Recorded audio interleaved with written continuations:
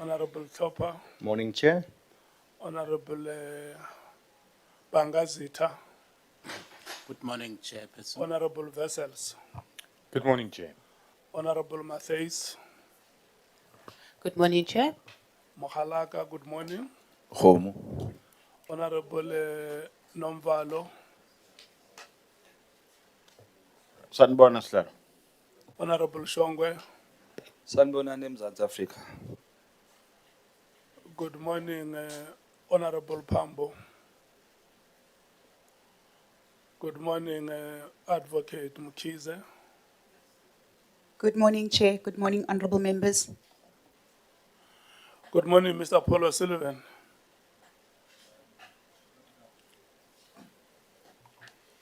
Good morning, Chair. Good morning, Honorable Skosana.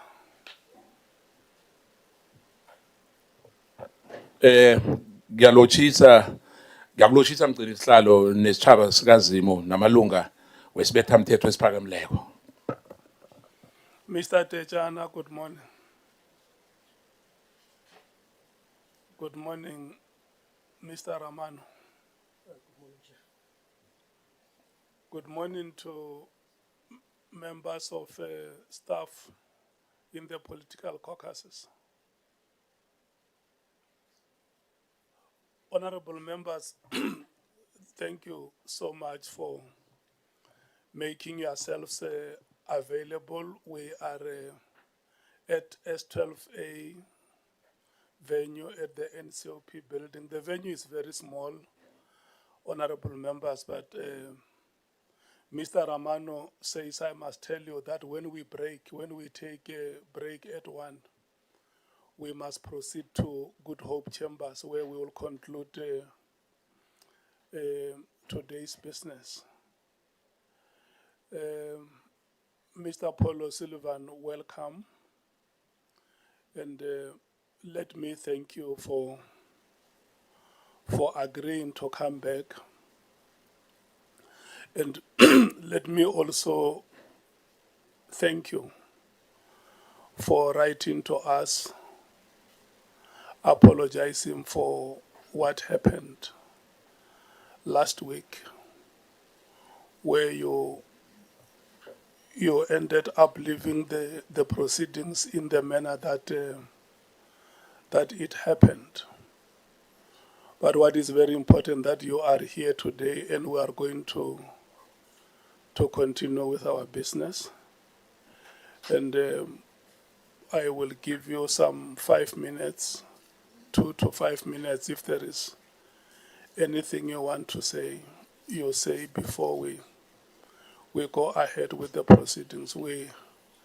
Today we are going to allow the members to interact with you and thereafter give to the legal team to conclude their business with you, and we should be able to release you.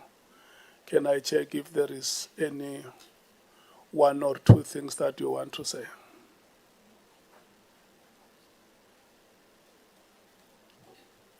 No, thank you, Chair. I'm just happy to continue to complete this exercise because it's been going on for quite some time now. Yeah.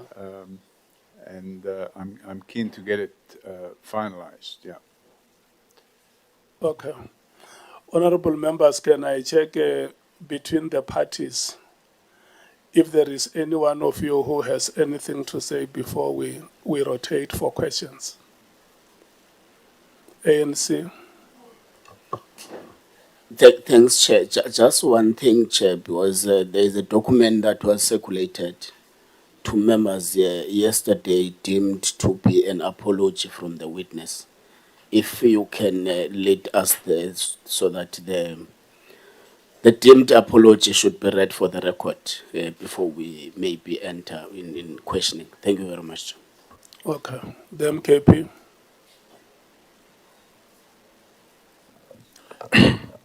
Thank you, Chair.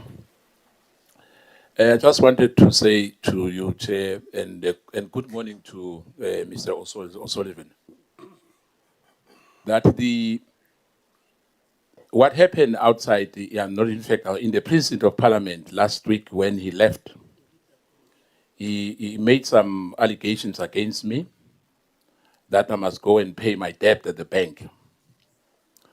Now, I have to say it here, that at a later stage I'm going to show you and him, he must retract that as aspersion, casting aspersion that I'm owing 600,000 because that money was paid and the proof is here, it was paid last year. So for him to point a finger at me and say, when I'm saying to him, you are running away, he said, I'm running away from the bank. You know, I just want him to be prepared for that because the issue which he was talking about was done and dusted. And in fact, Chair, if you're running a business, if you know what business is all about, there was nothing sinister of one owing or having a judgment or whatever, because it was a default judgment. But that judgment, which is talking about, is history. And I've got proof here that money was paid. When he was doing interviews on NCA, he was asked several times on a daily newspaper, he mentioned that 600,000. And I want to just say to you, Chair, the proof is here, so I want him to apologize and retract that statement. Okay. And yeah, the Bible, thank you. The DA. Thank you, Chairperson. I will reserve in the question time for Okay. our statements. Thank you. The EFF. Thanks, Chair. We'll wait for the questions. Okay. The IFP. Well, thank you, Chairperson. We will be actually waiting to interact with the witness. The through PA. voices. Thank you. The FF plus. Thank you, Chair. Nothing for now. Okay. When we circulated the letter that Mr. Paulo Sullivan. You don't ask me, Chair, but I have nothing Honorable to say. James, like, I'm sorry. yeah, Chair. Look, I must apologize. You know the seating arrangement today. I'm always looking there. I'm looking for you there where I know it to be your usual spot. I'm sorry. Apology accepted. Thanks, Chair. Yeah. Anything that you want to say? No, nothing for now. Thank you. Okay. Honorable members, yesterday when the apology was circulated, we said that there was a part in the apology that included confidential information, which the witness has requested that it must stay between us and him. And I'm saying to Bonani that if that apology has to be put on record, you may not have to be surprised when certain parts of that apology are not being read here publicly. Is that okay, Mr. O'Sullivan? Sorry, what's the question, Chair? I'm saying that in the letter that you wrote to us, you requested that there was some part which was confidential. Yeah. Because it contains your personal records. And you may not want, personal details, which you may not want them to go out publicly. Am I representing you correctly? That is correct, Chairman. Thank you so much. Maybe even without reading that letter into the record, is it not better when you say it yourself? You say it the way you want it to be said. I think it will be better that way if you say it yourself. Thank you, Chairman. Is it working properly? Yeah, we can hear you. So it's a lengthy document. The beginning of it, it's an affidavit under oath. It says, I, the undersigned Paul O'Sullivan, state under oath as follows. The purpose of this affidavit is to deal with my apology for and reasons for departure from the ad hoc committee on 2026-02-26. I unreservedly apologize to the Speaker of the National Assembly and all Member of Parliament, including but not limited to the Chairman and members of the Ad Hoc Committee, for departing from the Ad Hoc Committee at 13:15 on 2026-02-26. The circumstances leading to my departure can be described as follows, and then that I explain a number of confidential Yeah, reasons why it was necessary for me to leave. yeah. So that's the apology I gave, Chairman. Thank you so much. What we will do, honorable members, because this is not a housekeeping meeting, the apology has been formally presented before yourselves. And then at your own time, in your own meeting, you can look at the apology and decide whether you accept it or not. But the witness, what he says is that he is unreservedly, I heard you using the word unreservedly, apologize for what happened on that day. I'm going to allocate you members. Each one of you, I'm giving 20 minutes because I'm understanding that you are not meeting with the witness for the first time. This is the fourth time today. So I'm going to, maybe let me check first. Who are the members who still have matters that they want to raise with the witness? ANC 1, 2. DA is 1, is Honorable Top. From the ANC is Honorable Sangoni and Honorable Ngola. From the DA is Honorable Topa. From the MKP is the 3 of them. From the EFF is the 2 of them, Honorable Malema and Honorable Matthews. And then we have Bangazita. And then we have Vessels, Honorable Vessels and Honorable James. Honorable Kola Barnett, are you triggered?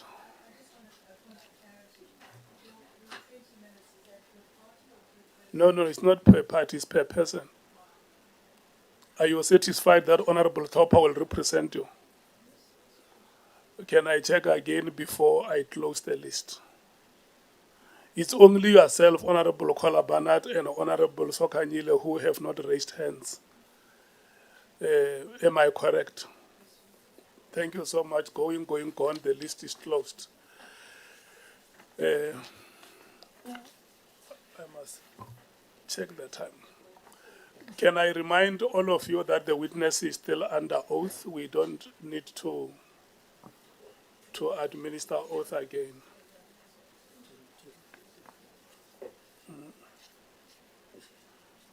What is the time now? Yeah, Honorable Sangoni.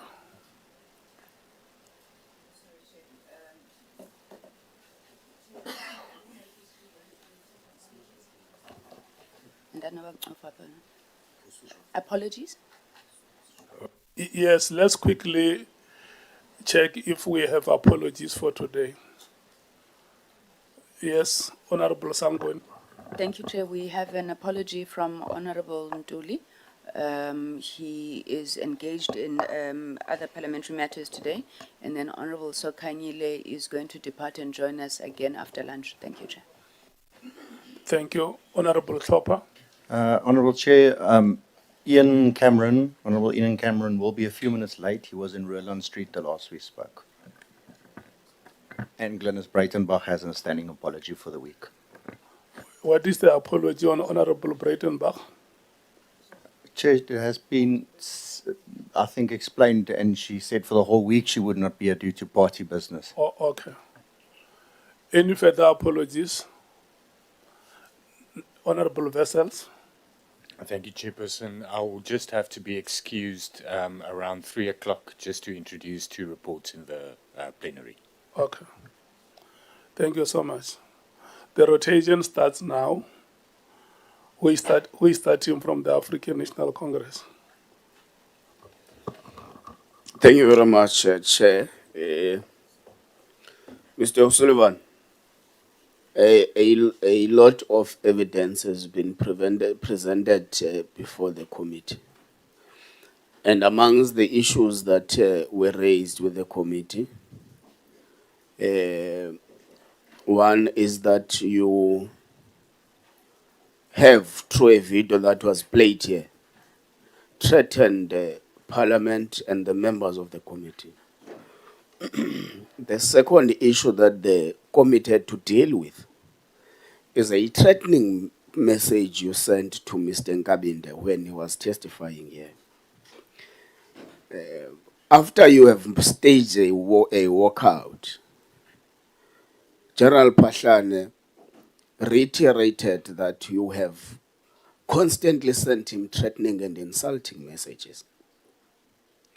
Yesterday, a prosecutor that prosecuted a case against you, Advocate Mashuka, showed us numerous threatening and insulting messages you sent to him when he was a prosecutor in a case against you. Why are you this bully? Why are you this bully? Why are you this bully? Bully. Yes. Why? You don't know. I can't explain. You are just bully without any explanation. You just bully around people. You threaten them. You threatened, according to the evidence that was delivered to us yesterday, Advocate Mashuka, that you are going to send him to jail. You later, after he's arrested, are going to go after his wife. You are going to ensure that his house is taken to auction. You will buy that house in auction and you will sell it for profit. Why are you bullying people around? Where do you get this authority, you and you alone, to bully people around? Sorry, Chairman, it might be seen as bullying on my part, but it needs to be taken into context with the unlawful conduct of those people against me, which included dragging me off a plane in front of my minor children, assaulting me, detaining and torturing me for 3 days, repeatedly raiding my offices, and all sorts of other extraneous activities, including falsely charging me and forcing me to stand trial on no fewer than 6 different trumped-up trials, 4 of which were acquitted. I was found not guilty. It forced me to spend 88 days in court of my own time and 140 days in preparing to spend 88 days in court. I had to move my family to the other side of the world for their own protection because people wanted to kill me, and that included police officers who were part of this whole conspiracy against me. So if my conduct was seen as bullying, it was a response to the outrageous and egregious conduct of prosecutors and police officials who acted unlawfully as they were part of the state capture project. They wanted to silence anybody that was exposing corruption. So that really is the very simple answer for the alleged bullying. But to be frank with you, the criminal justice system, as we know, is still captured. And the cases I've opened against those people are still gathering dust, save for the cases I've opened against Pahlane, because he's now on trial for, I think, plus minus, I don't know the exact figure, but plus minus 300 million rand. And if I hadn't have opened the case against him, I think he would have probably gotten away with it. And if I hadn't have stuck to my guns, and if we look at this in perspective, I opened the case against General Pahlane in February 2016. And by October 2016, no investigation had been done whatsoever, apart from the investigation which I carried out at my own expense, on my own risk, to identify witnesses and take statements from them, because IPID was captured at that stage. Okay. So I'm sorry it's seen by certain people as bullying. It's certainly seen by the people who attacked me as bullying, but what they failed to do is point out, while they're describing my bullying, the unlawful conduct that they carried out against myself and my family. And Okay. yeah, that's it in a No, nutshell. that's fine. Even so, there is nothing that gives you a right to insult and threaten people. And for that matter, the evidence that is before us is that there is nothing wrong we have done as this committee. There is nothing wrong Advocate Mashuka did, but you sent him threatening emails. But let's part that part. Let's pass that part. So, was the braai about a braai or about a book launch? Are we talking about the braai in December 2016? Yes. The braai was a year-end braai, and invited to that braai was a journalist who wrote a book, and that book was distributed at the braai, and also distributed at the braai was a document which is actually in part of my bundle called Joining the Dots. Unfortunately, whatever else took place at the braai is a complete misrepresentation. I was only there for an hour and a half to 2 hours, and then I left because I had to go to the airport. I was flying overseas. So it was a braai and a book launch and the handing out of a document called Joining the Dots, Chairman. Okay, if so, why was it highly confidential? If it's a braai and a distribution of copies of a book written by one of your own, why was it highly confidential? It wasn't confidential, Chairman. The only thing that was confidential at the time, and this is a fact, at the time there was an attempt to murder myself, and at the time I didn't want anybody to know where I was. So the only thing that was confidential was the fact that the braai was taking place and that I would be there. Bearing in mind, by that stage, I'd already survived something like 6 or 7 attempts on my life in the prior 3 years to that time. Did you buy Rodovan Krisha's house? No.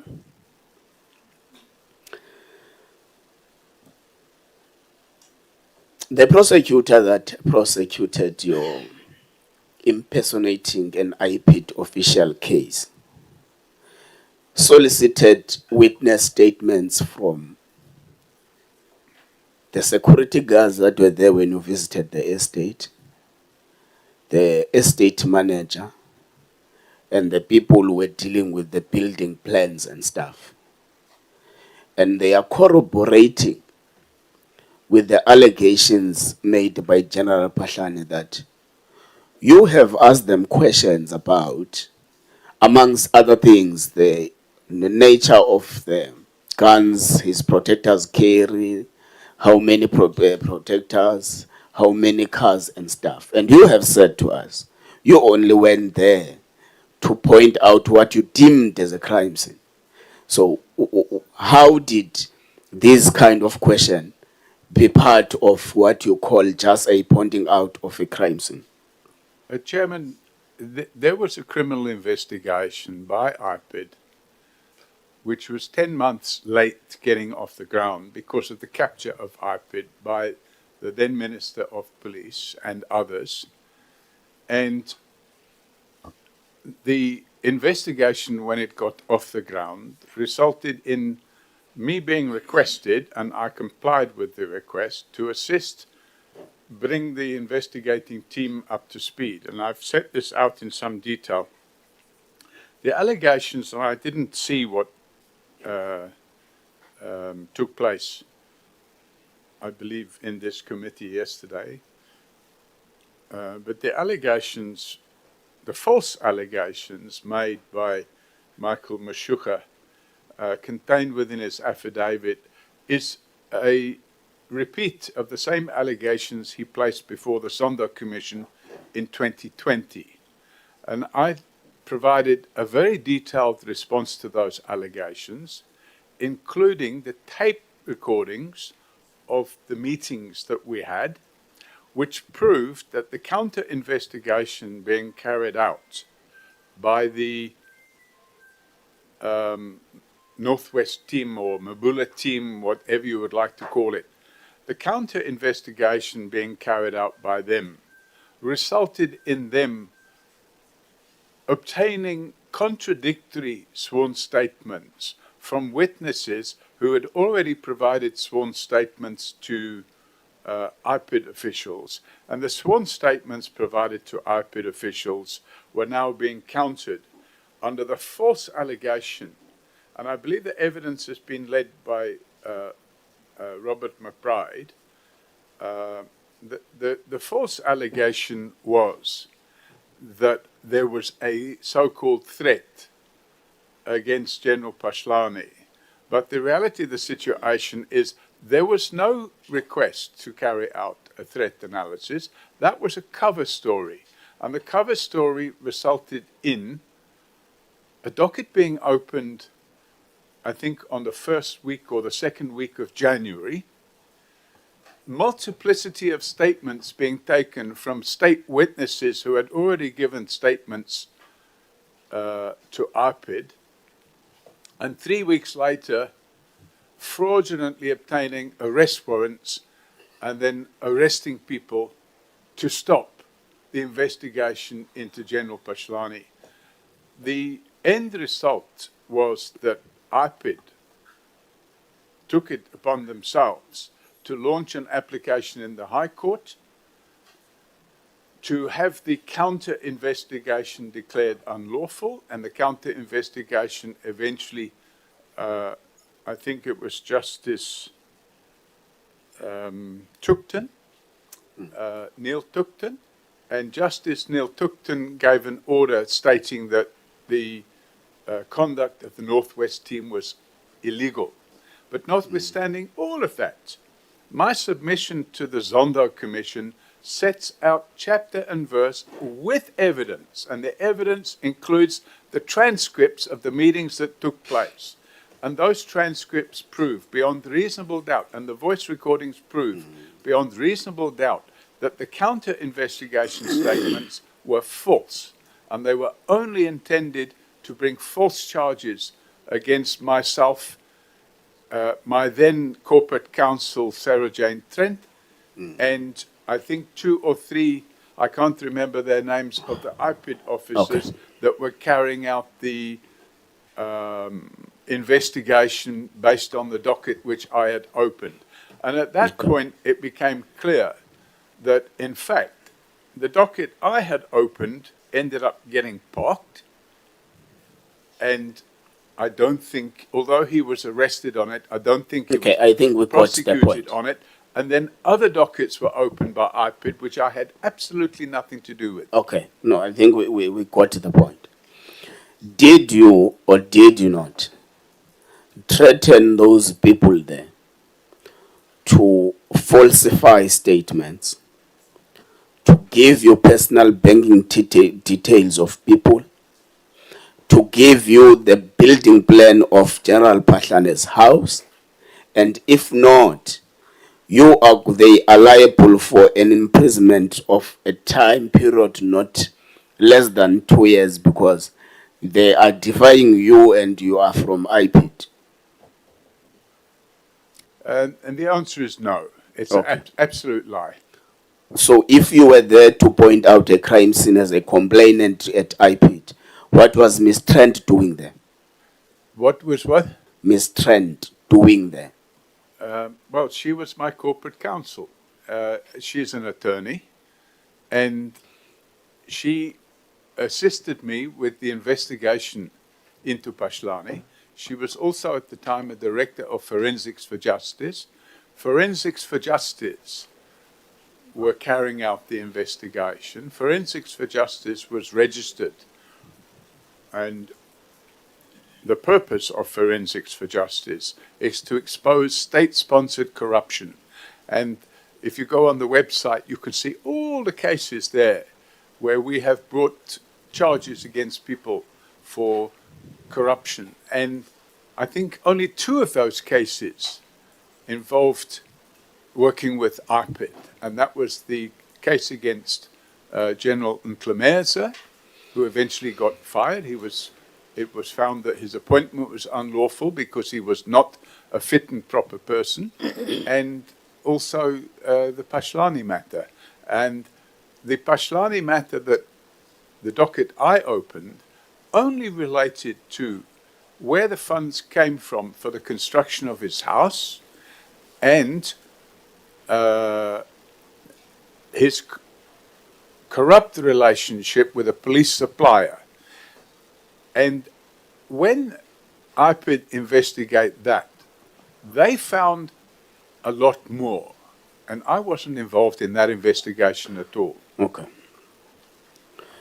Let's go back to your walkout, The what? your march out. Mass house. What? When you stood up and left in Parliament. Do you understand that you took an oath that you are going to answer fully and satisfactorily?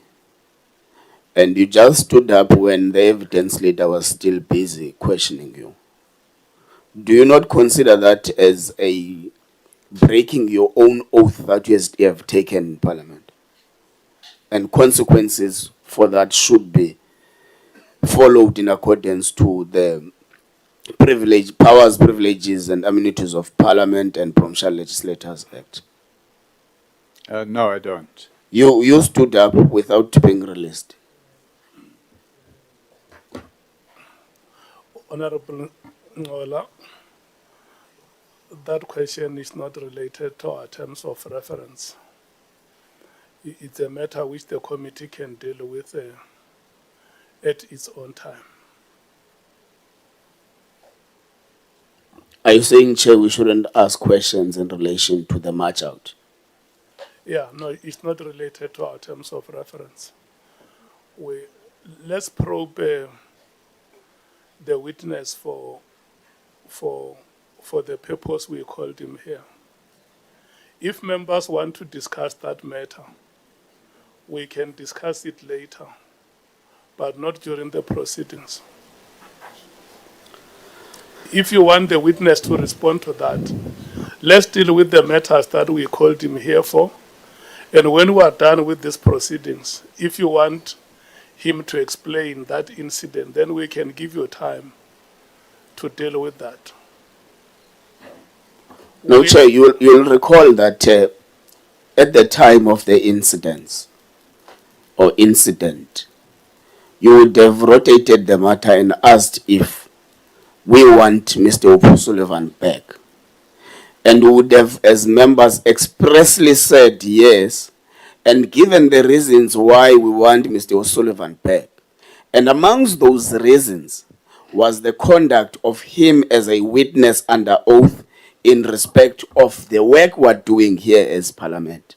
So I don't understand now if we are not going to go to that extent, Chair, because we have expressly said amongst the reasons we want him back is that the way he has conducted himself in this work we're doing is actually relevant to a sitting of this. That is exactly what I'm saying, that for now, use your time to ask him questions. When we are done with this part, we will give you a chance to ask him questions on that matter. That's fine, Chair. I'm happy to It must be a separate item. Okay. That's exactly what I'm saying. That's fine, Chair.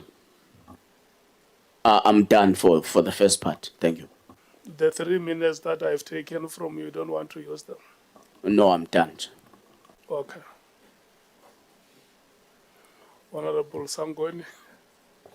Thank you very much, Chairperson. Good morning again, Mr. O'Sullivan.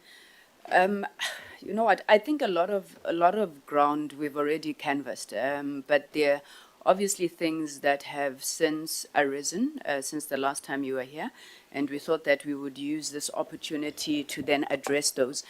Now, just this morning when you arrived, you said SAPS is still captured. Who has captured SAPS right now, according to you? Chairman, I've set this out in my affidavit in some detail. And I remain of the opinion that certain senior management within the police, specifically within crime intelligence, and the police commissioner himself, they have a lot of questions to answer. And I'm not Parliament, but somebody somewhere needs to be asking those questions. And the type of questions I'm talking about are set out in some detail in my affidavit. And I have gone over it already. If you require me to go through it again, I'm happy to do so. But I remain of the opinion that if you can open a docket in South Africa and 3 weeks later get warrants of arrest for 2 people or 4 people who are exposing a corrupt police chief, that's proof that the state is captured, that the police and the prosecution service is captured. And then when those people get arrested in breach of a High Court order that says that I may not be arrested, and by the way, I spent over R500,000 to get that High Court order.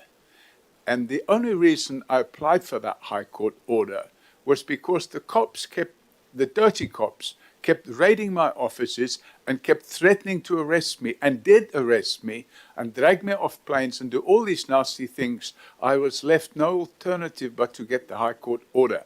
Having obtained the High Court order, we have video footage of this Northwest team arresting me and my attorney reading the High Court order out to them and them saying that order doesn't apply to us.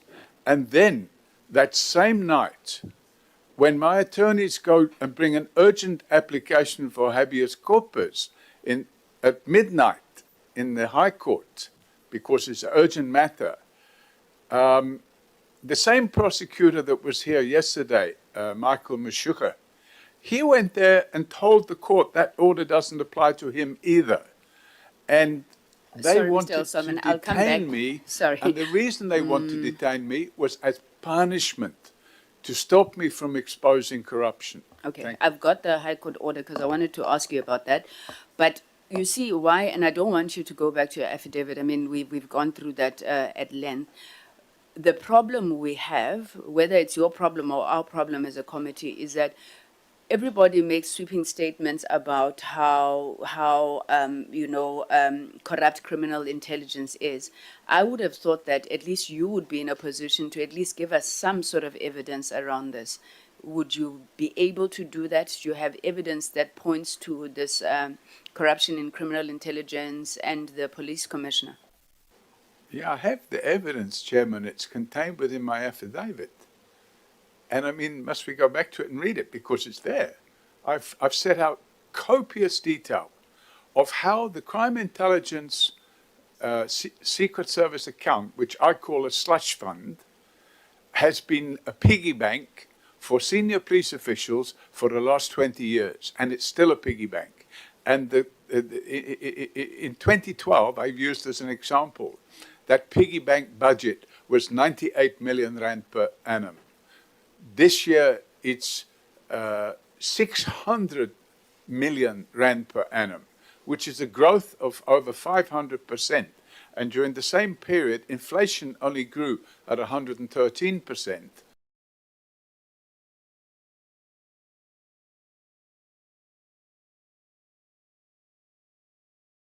And then you end up with a situation where... And so Advocate Mashuka contends that you have contravened both the National Prosecuting Authority Act as well as the National Credit Act, and he sets out why. So I'm going to start with the National Credit Act. He's talking about your ability and consistent obtaining of personal credit information, amongst others, financial information of private citizens. Now, you are not authorized to have that information, do you? Chairman, that's not correct. If you look at the Act, and I don't have the Act in front of me because I didn't know this question would be coming. If you look at the Act, it makes it clear that the information can be used for fraud prevention and fraud investigation purposes. Now, fraud and corruption are pretty much the same thing. Quite often, Chairman, a person is charged with fraud and corruption or just fraud.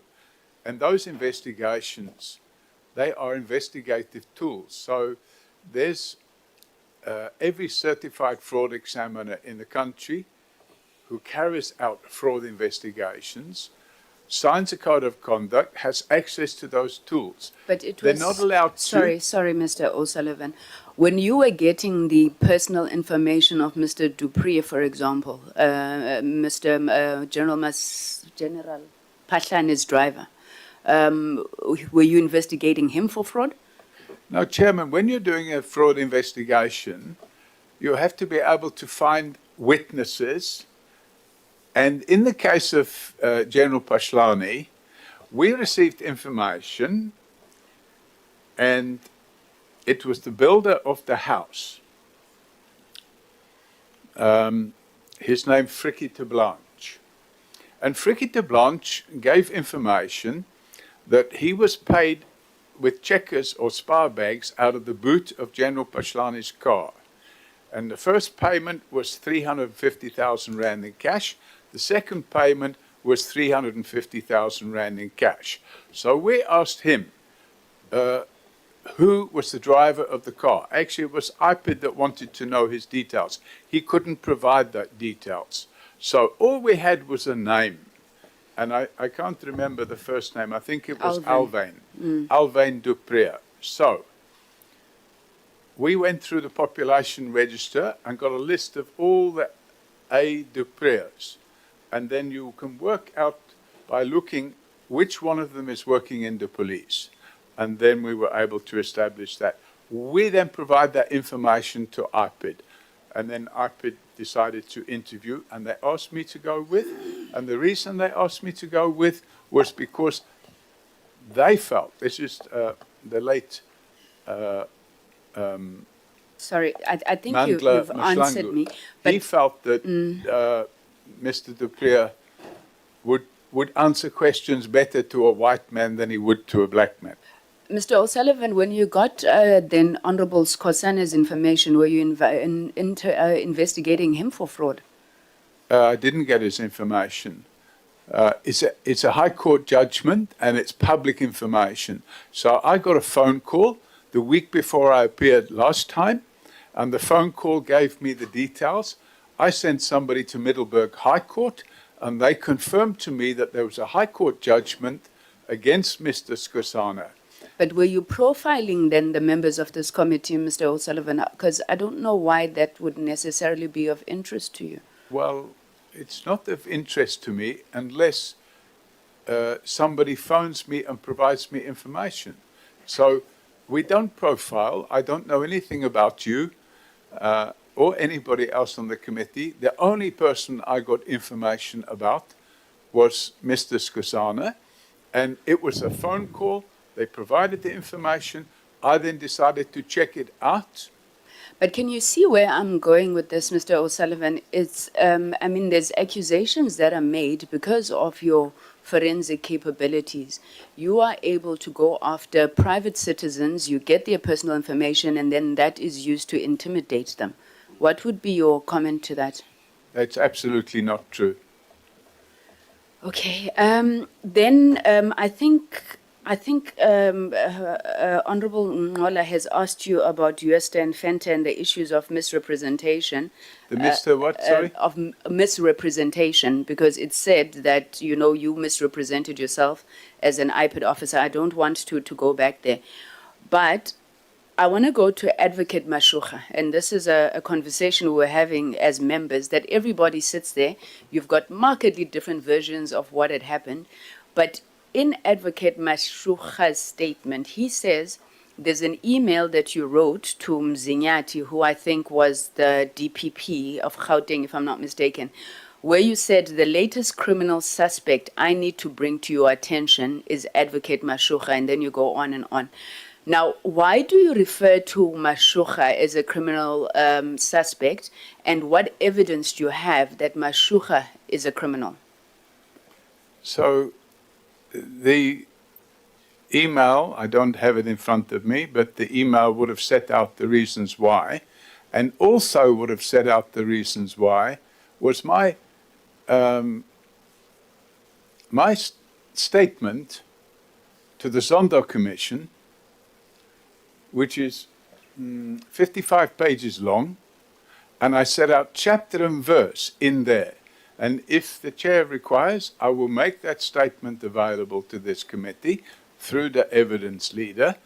And that statement sets out chapter and verse that Michael Mashuka perjured himself by lying through his teeth to the Zondo Commission and to the court, where... Without going to the statement, sorry, Mr. O'Sullivan, without going to the statement, but I mean, when you say he's a criminal, can you just, is it a crime of perjury, or is there anything else that you are accusing Advocate Mashuka of? My allegations were perjury and defeating the ends of justice. In relation to the case that he was prosecuting you for?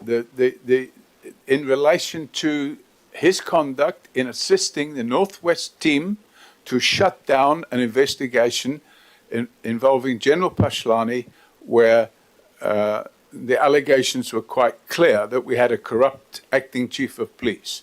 Now, if you have a corrupt acting chief of police, it doesn't take long to figure out what's going to happen to the criminal justice system. And in the case of General Pashlani, the evidence against him is overwhelming. I think he's arraigned on 2 or 3 different trials. By the way, we had nothing to do with those investigations at all. That was other work that IPID did. I had no knowledge of that. But in my affidavit to the Zondo Commission, I set out to prove that there were 5 lies that Advocate Mashuka made in order to obtain warrants of arrest. So that means he fraudulently obtained warrants of arrest for one reason and one reason only, because he was part of a conspiracy to shut down a corruption investigation. Okay. Your High Court order, Mr. O'Sullivan, so you go to court, you say that you're being harassed by the South African Police Services, I'll assume. And you, I'm sure amongst your prayers, you ask for 48 hours notification before an arrest. Is my understanding correct in terms of what you asked the court for? I mean, I think I'm struggling to understand why a court would grant a citizen such unprecedented, in my view, leeway to say the cops cannot touch you in any matter in perpetuity. You must be given 48 hours notice. Could you take us through how that would have come about? Sure. Chairman, this is a very simple one to explain. This took place in September. The application was launched in September 2016. Now, prior to September 2016, I had received multiple breaches of my constitutional rights by dirty cops being directed by various parties, and those parties included the then head of DPCI, Major General Mkhwanazi, the Gauteng head of DPCI, Major General Mokotedi, and the acting chief of police, General Pashlani. Now, in my affidavit, I set out chapter and verse as to why that court order was necessary. Because the harassment, we asked for an undertaking, we were given an undertaking, and a week later, the prosecutor said, no, I'm not honoring that undertaking. I'm going to arrest your client again. So then we went to court. And in fact, we didn't ask for that court order. What we asked for was that for any alleged offense that took place prior to, and I think the date was 1st of June 2016, for any alleged offense prior to the 1st of June 2016, I not be arrested at all, but I be brought to court with a J175, which is a summons to attend court. And the prosecutor made it clear that no, he'll arrest when he feels like it. Now, that's contrary to prosecution policy. It's contrary to the rules, and it's contrary to the Constitution, because arrest is the last means to get a person to court. You can summons a person to come to court. Now, why would you arrest a person except, and by the way, there's 2 DPCI judge reports as part of my bundle. And in those DPCI judge reports, the second DPCI judge report, which they took 3 years to investigate, they found, and it's in my statement, they found that the conduct against me was a massive violation of my constitutional rights. And if you look at the letters from the prosecutors, they made it clear that the intention was to arrest at any cost. Okay. So there was clearly a conspiracy to shut down the corruption investigations we were busy with. Okay. So, Mr. O'Sullivan, you do agree, though, that there's now the special dispensation that is created for you and arguably you alone.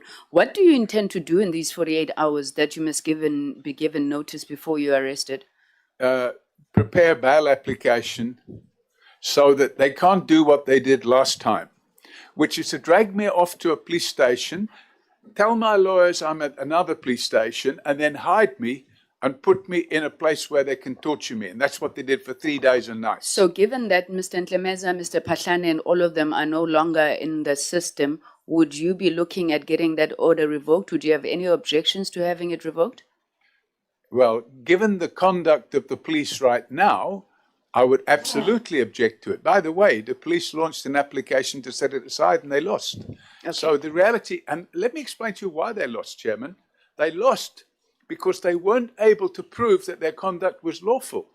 So you cannot have police deciding, let's punish this guy by arresting him on a Friday afternoon and keeping him until Monday. And while we keep him, we'll hide him somewhere. No, that's what the apartheid police were doing. Okay.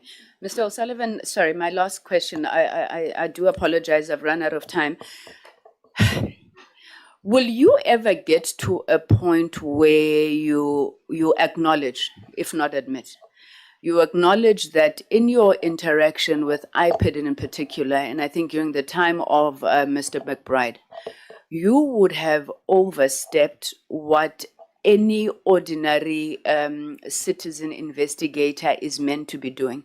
You were sharing phone numbers, ID numbers, forensic details, all sorts of things that you should not be having, in effectively ingraining yourself within IPID and IPID machinery. Advocate Mashuka contends that that is the reason why you paid for Mr. McBride's legal fees, so that when he gets back, you are embedded within IPID. Do you still maintain that you have not overstepped your the legal framework in which you are meant to operate as far as an investigator is concerned who is outside IPID, because you are not an IPID member? No, of course I'm not an IPID member, and I never held myself out to be an IPID member, Chairman. And as far as making a contribution to legal fees, I didn't pay the legal fees, I made a contribution. What we had at that time is we had a captured police service, we had a captured prosecution service, and state capture was in full swing. And while But then it- did you not then capture IPID? Pardon me? Did you then not go and capture No, IPID? absolutely not. In fact, the reality of the situation is that when I didn't just, by the way, make a donation towards the legal fees of Robert McBride, we also made a donation, and I know they've disputed it, but it's a fact of life, and I've got the proof. We made a donation, I think, of 100,000 rand to the Helen Suzman Foundation. The reality of it is that the only possibility of starting somewhere to uncapture a captured state, I saw we weren't going to get anywhere with trying to uncapture the police.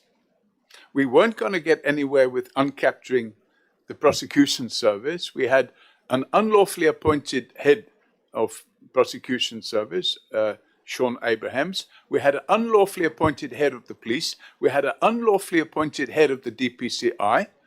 We had an unlawfully suspended head of IPID, and the acting head of IPID was in cahoots with the criminal syndicate that were involved in state capture. So I was quite keen to see Mr. McBride back at work, and hopefully, you know, it was kind of the last chance of trying to do something to save this country from going down the drain. And when I got involved with Mr. McBride, which was at the end or beginning of November 2016, I took that involvement through, by the way, I was overseas for Christmas, but I took that involvement through till probably the end of January. And then I said, I've done enough, I'm stepping back. And that's exactly what happened. And if that's capturing IPID, that is a dream. It's the opinion of the Northwest team and their captured prosecutor. And it's the dream of Mr. Pashlani, and it's the dream of Mr. Nkabindi. And if you really want to get to the bottom of things, you must try and work out how all these witnesses miraculously appeared here with this single narrative that actually Paul O'Sullivan is the head of state capture, not all these criminals. Okay, final question. So what is your relationship now with our law enforcement agencies? Are you still embedded, my word, are you still embedded within the system? And why did you feel the need, all the way from London, I think you were at, I'm not sure, to come out and blast General Nhlanhla Mkhwanazi the way that you did after his press conference? I think at some point he even sought to sue you, if I'm not mistaken. Sorry, I didn't hear that. Okay, first thing is your current relationship with law enforcement, and then you went out and you attacked General Mkhwanazi after his 6th July press conference. Why did you feel the need to do that? If I'm not mistaken, and you were not even in the country. He threatened to sue you, the way insults flying left, right, and center. What is it about that triggered you so much that you felt the need to do that? Thank you, Chair. Thank you, Chairman. Can I answer that?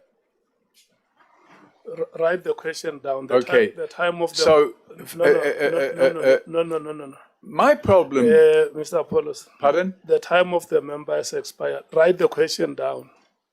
Oh. Okay, I'm finished now. She will write it down. She will remind you later during my time. Now is the time for other members. Her time has expired. The MKP, listen here. It's now 11 o'clock. You are going to share the hour between the three of you. 20 minutes, 20. If you speak for 20 minutes, it's not my problem. So you give each other 20 minutes. 20 past, 22, 11 o'clock. Your time starts now. Yeah, thanks, Chair. Chairman, can I just ask something first? Can we put this screen up here? Because I'm not able to turn. I have a spine problem and I cannot turn and look this way.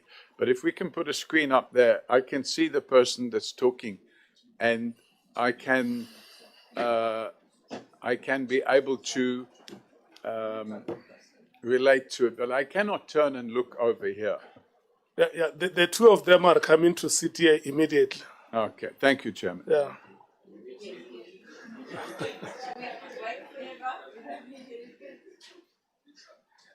Yeah, I want you to look at each other in the eye and smile with each other.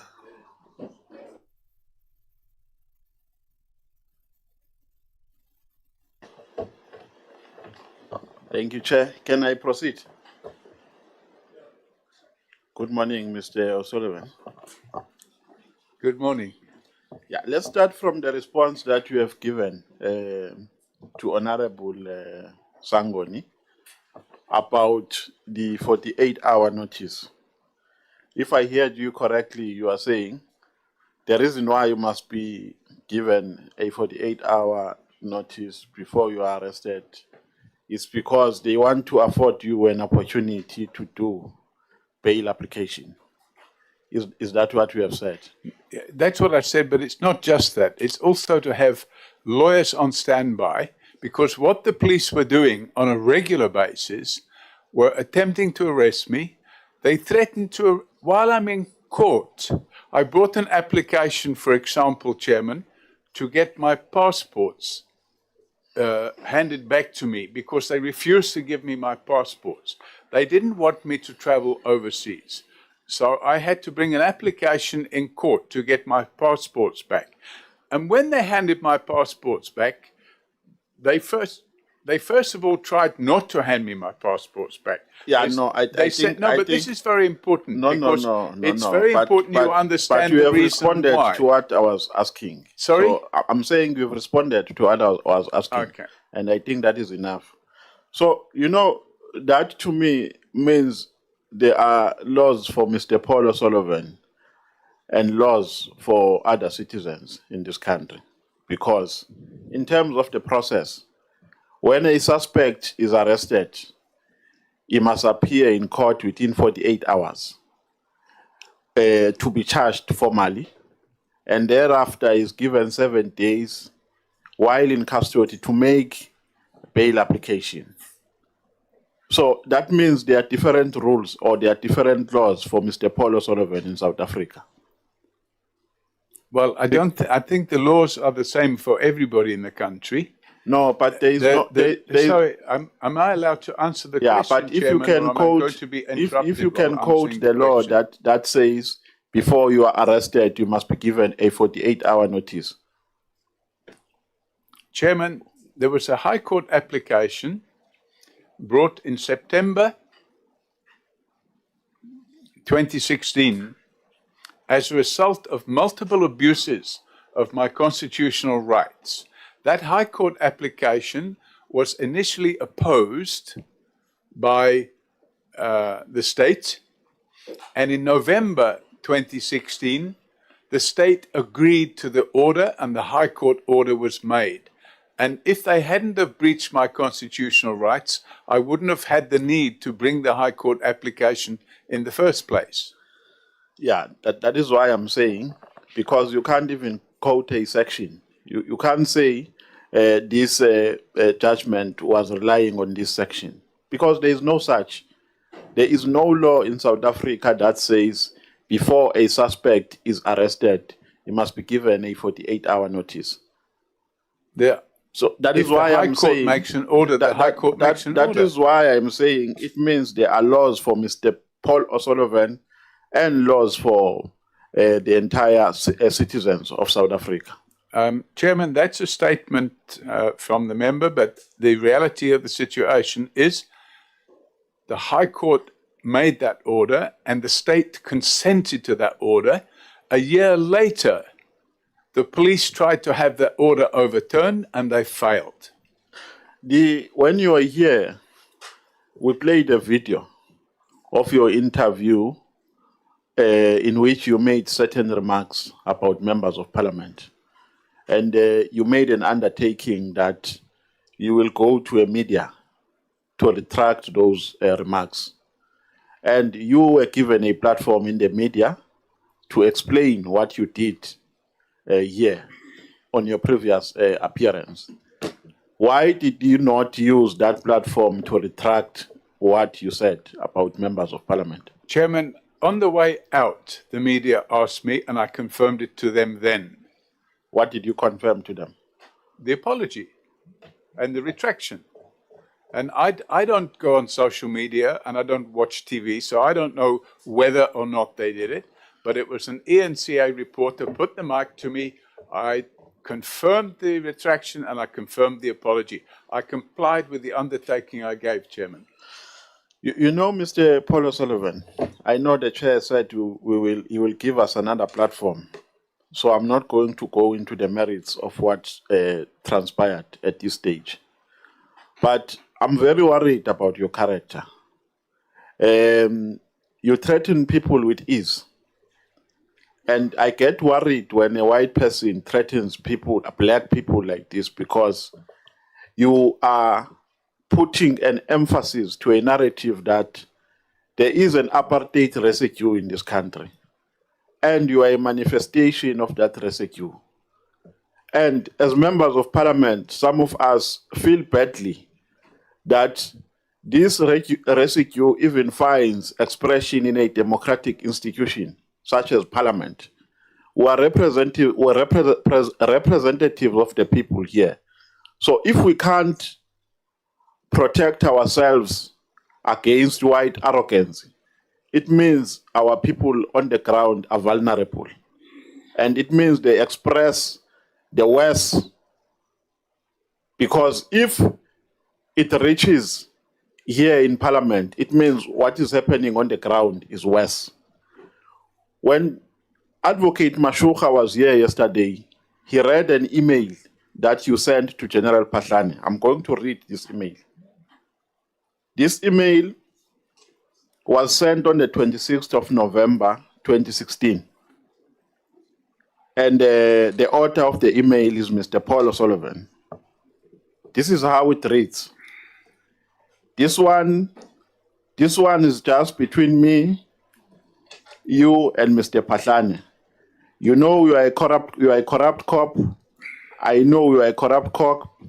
Figgy knows, your wife knows, Yola knows, Henry knows, and soon the whole world will know. When I send you to prison, and you know I will, you should not blame me. Blame yourself for being a dishonest piece of rubbish. I'm going to enjoy putting you away, and when I'm done with you, I'm going after your wife. Then I'm going after Nhlanhla, and then Mokaketi. When I'm going after Nhleko, or then I'm going after Nhleko, then I'm going after the boyfriend of the Ling twins. And whilst I'm going after all of you, I'm going to send Moon to prison. Then your house and assets will go under the hammer whilst you and your wife are in prison. I will do what I did to Krishi. I will buy it on auction and sell at a profit. Stop me if you can, you low down piece of rubbish. Do you know this email? Sounds familiar. Is it appropriate for you to address people like this? General Pahlane this time, was he not a commissioner? He was an acting commissioner. Yes. Pardon? Sorry, Mr. Am I not allowed to answer? You the are question? allowed, but on my guidance. Okay, so I mustn't answer. You the are, question. but on my guidance, I'm asking you questions. No, but, So you are not Chairman, going to prescribe to me how you should answer. Chairman, You are allowed, but on my guidance, I'm asking you questions. I need to request. Or both, switch off your microphones. Yeah. Yes, the question is one. Listen to me carefully, please. May you please have a cordial conversation. Yeah, the conversation on my side is cordial. There's nothing. You know, sometimes it appears rude on my part when I come in and say the time has expired. No, the conversation is cordial. May you please use your time fruitfully. Mr. Paul O'Sullivan, is it appropriate for you to write this kind of an email to an acting national commissioner? Given the circumstances at the time, it was more than appropriate. This is in the week when I received a death threat, which we trace back to a police official connected to him, and Nhlanhla Mkhwanazi received a death threat. He was subsequently murdered. Given the circumstances at the time, it was entirely appropriate, Chairman. So it's appropriate to you to say to a man you'll go after his wife.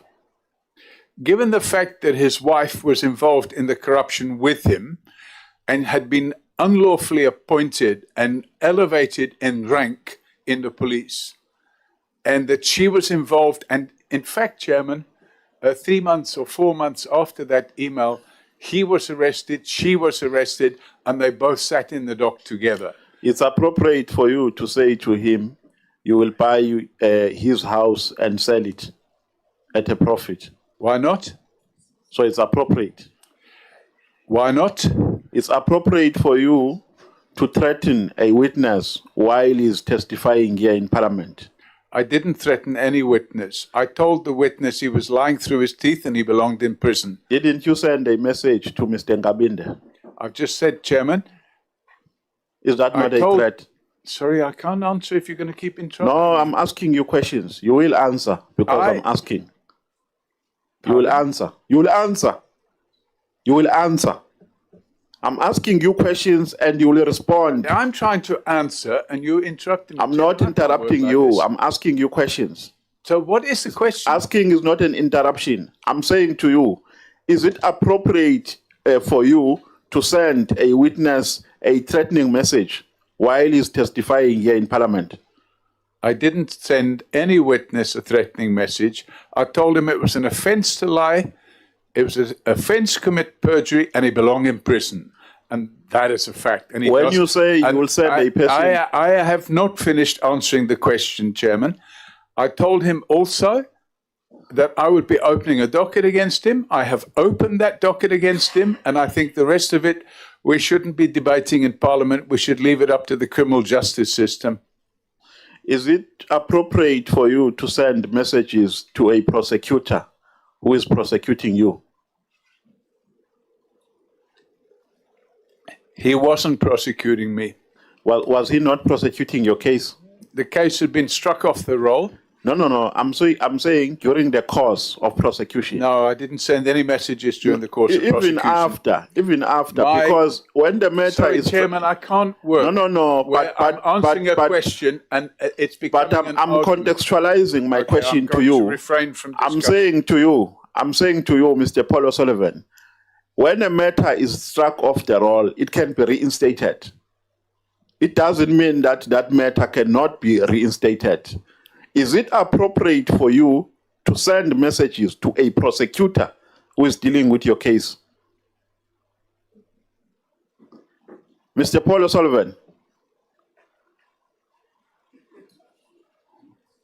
Chairman, I'll answer a question if I'm allowed to answer a question. You are allowed. You are now allowed. You can respond. You see, I'm being interrupted again. You are allowed to respond.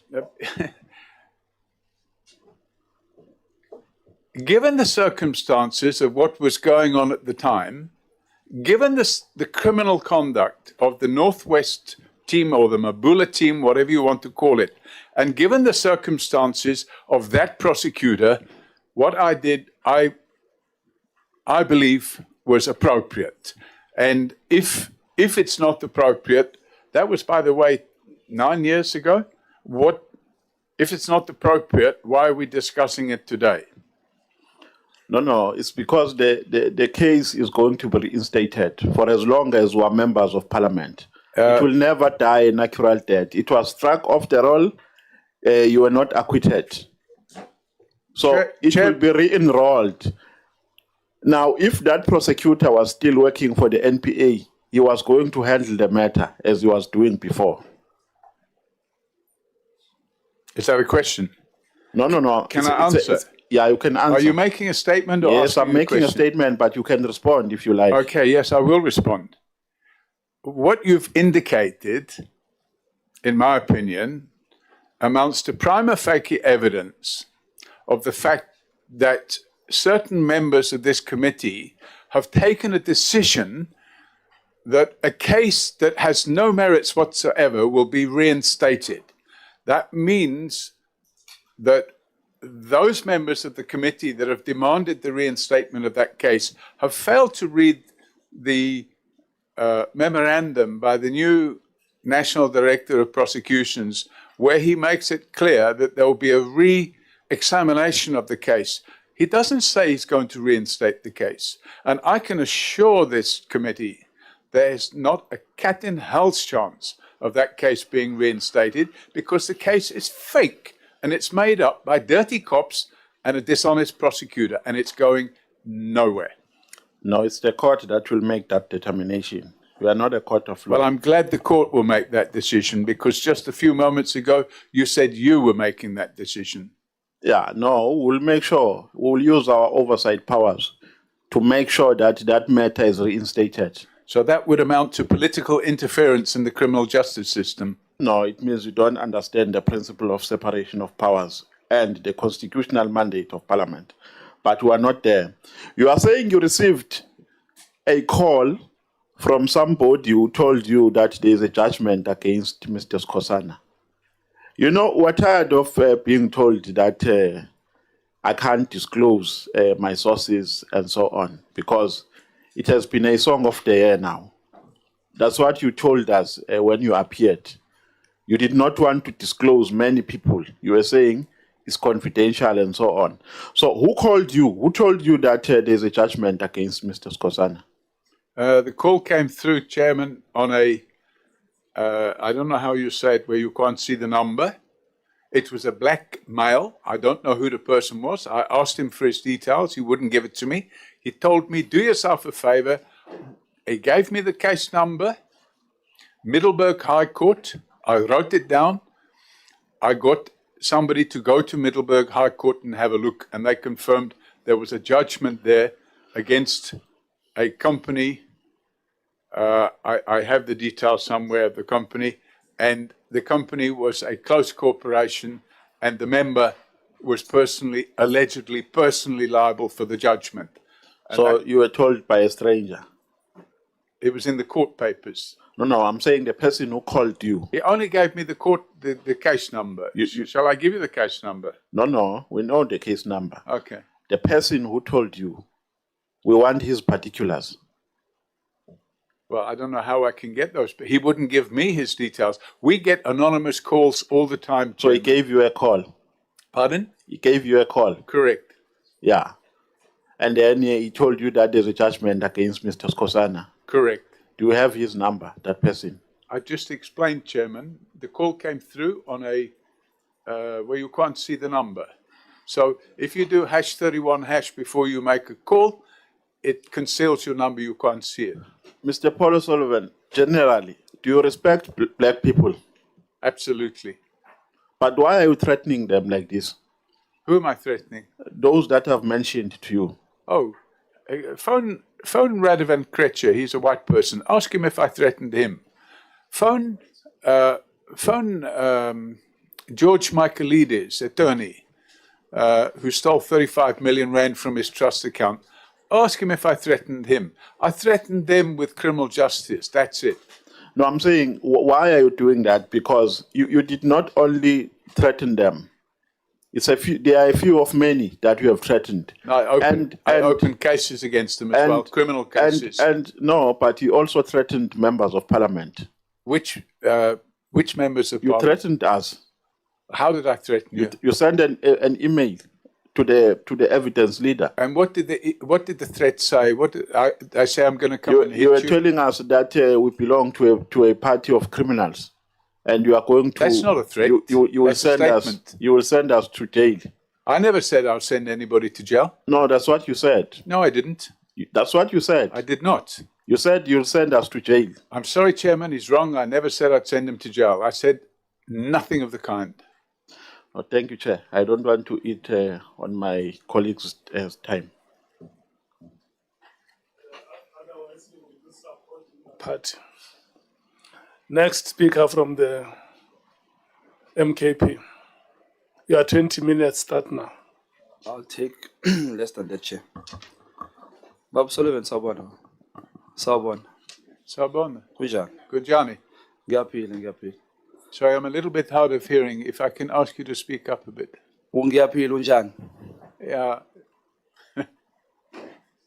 What can I say? Sibong.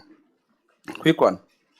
You stated somewhere here, you said, if it wasn't for you, Pahlane would walk away with crime. You just said that earlier on. I said if I hadn't have opened the case against him, he would have got away with it. So you admit you're the one who opened the case? I've stated it in my affidavit that on the 25th of February 2016, I opened a comprehensive criminal docket against General Pashlani, having spent several months investigating after receiving information from whistleblowers who came forward and provided me with evidence. So can you, in South African law, open a case against somebody and then be an investigator at the same time? So, I've made it clear. If I look at my statement to the Sondo Commission, I make it clear that opening a docket is different if you're the victim of a crime. Now, for example, if somebody breaks into my office and steals my computers, it would be inappropriate for me to do anything more than an internal investigation and then open a docket. When it comes to Forensics for Justice, which was a charity that was formed for the purpose of investigating state-sponsored corruption, I formed a team of people that could investigate and did investigate and provided those resources to the state because the state is under-resourced when it comes to investigating that type of crime. May I interject you? Pardon me? May I interject you? My question is it allowed in South African law to open a case and be the investigator at the same time? The question is it allowed in the South African law? It happens all the time, Chairman. No. The question is, did it happen before? Did it happen at... I'm only asking, yes, is it allowed in the allowed. South African law to be an investigator, at the same time be the person who opened the case as a civilian? Yeah, it's allowed. No, it's not allowed. It's allowed. No, we'll argue that later. That's wrong. The Rodovan Creature's house. Yeah. Are you staying there? No. Did you stay there? Pardon? Did you stay there? Never. Have you been in that house? I've been in it. Doing what? Having a look. Just a look. Had a bride there. Had a bride there. Uh-huh. On what conditions were you having a bride there? Pardon me? On what conditions were you having a bride there? Who authorized you to have a bride there in that house? Well, the owner of the house. Who's that? A company. Whose company is that? Pardon? Whose company is that? It's not my company. Whose company is it? I don't Who's know. the owner? I don't know the name of the owner now. How were I you believe invited by a person you don't know? Pardon? How were you invited by a person you don't know to a braai? Sorry, Chairman. I wasn't invited. You went to a braai. Can I finish answering? Time. So, I wasn't invited. I got hold of the company that purchased the house. Yes. And I can't remember his name. I got hold of the director and I said, can I come there and have a braai? Who's that owner? Pardon? Who is that owner? How did you get hold of that name? That person doesn't own the house anymore. It's owned by somebody else. It's fine. I'm not asking who owns the house now. I'm asking who is that owner?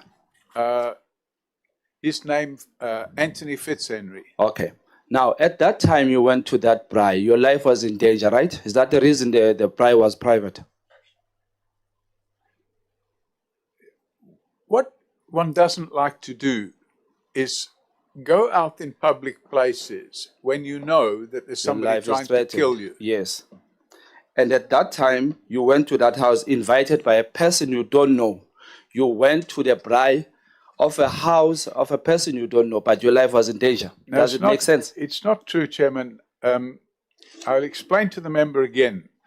I got hold of the owner of the house and I asked him if I could use the house for a braai. I wasn't invited. Did you know the business owner? Pardon? Did you know the business owner? Were you friends?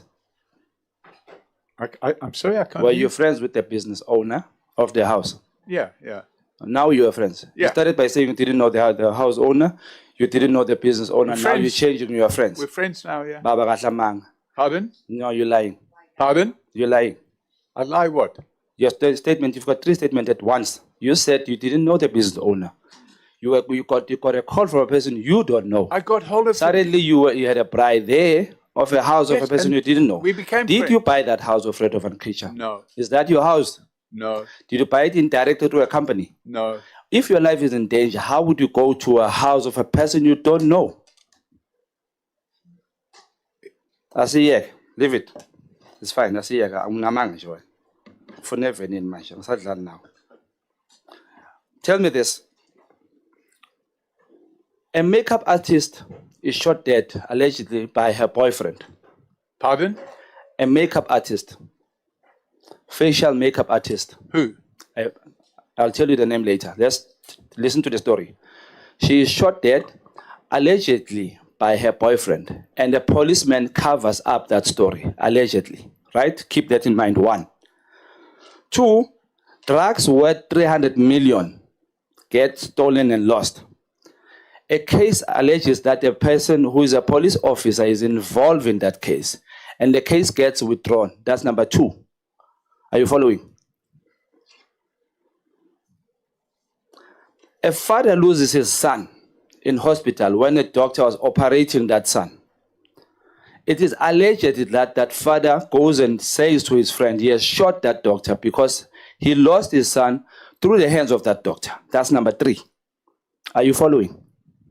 I'm trying to. Okay, very, very well. You're doing very well. It is also alleged that cigarette smugglers, cigarette sellers, and all that get cases covered up by the same police officer. Now, the most amazing thing is this. This police officer owns multiple franchise of business, lucrative businesses.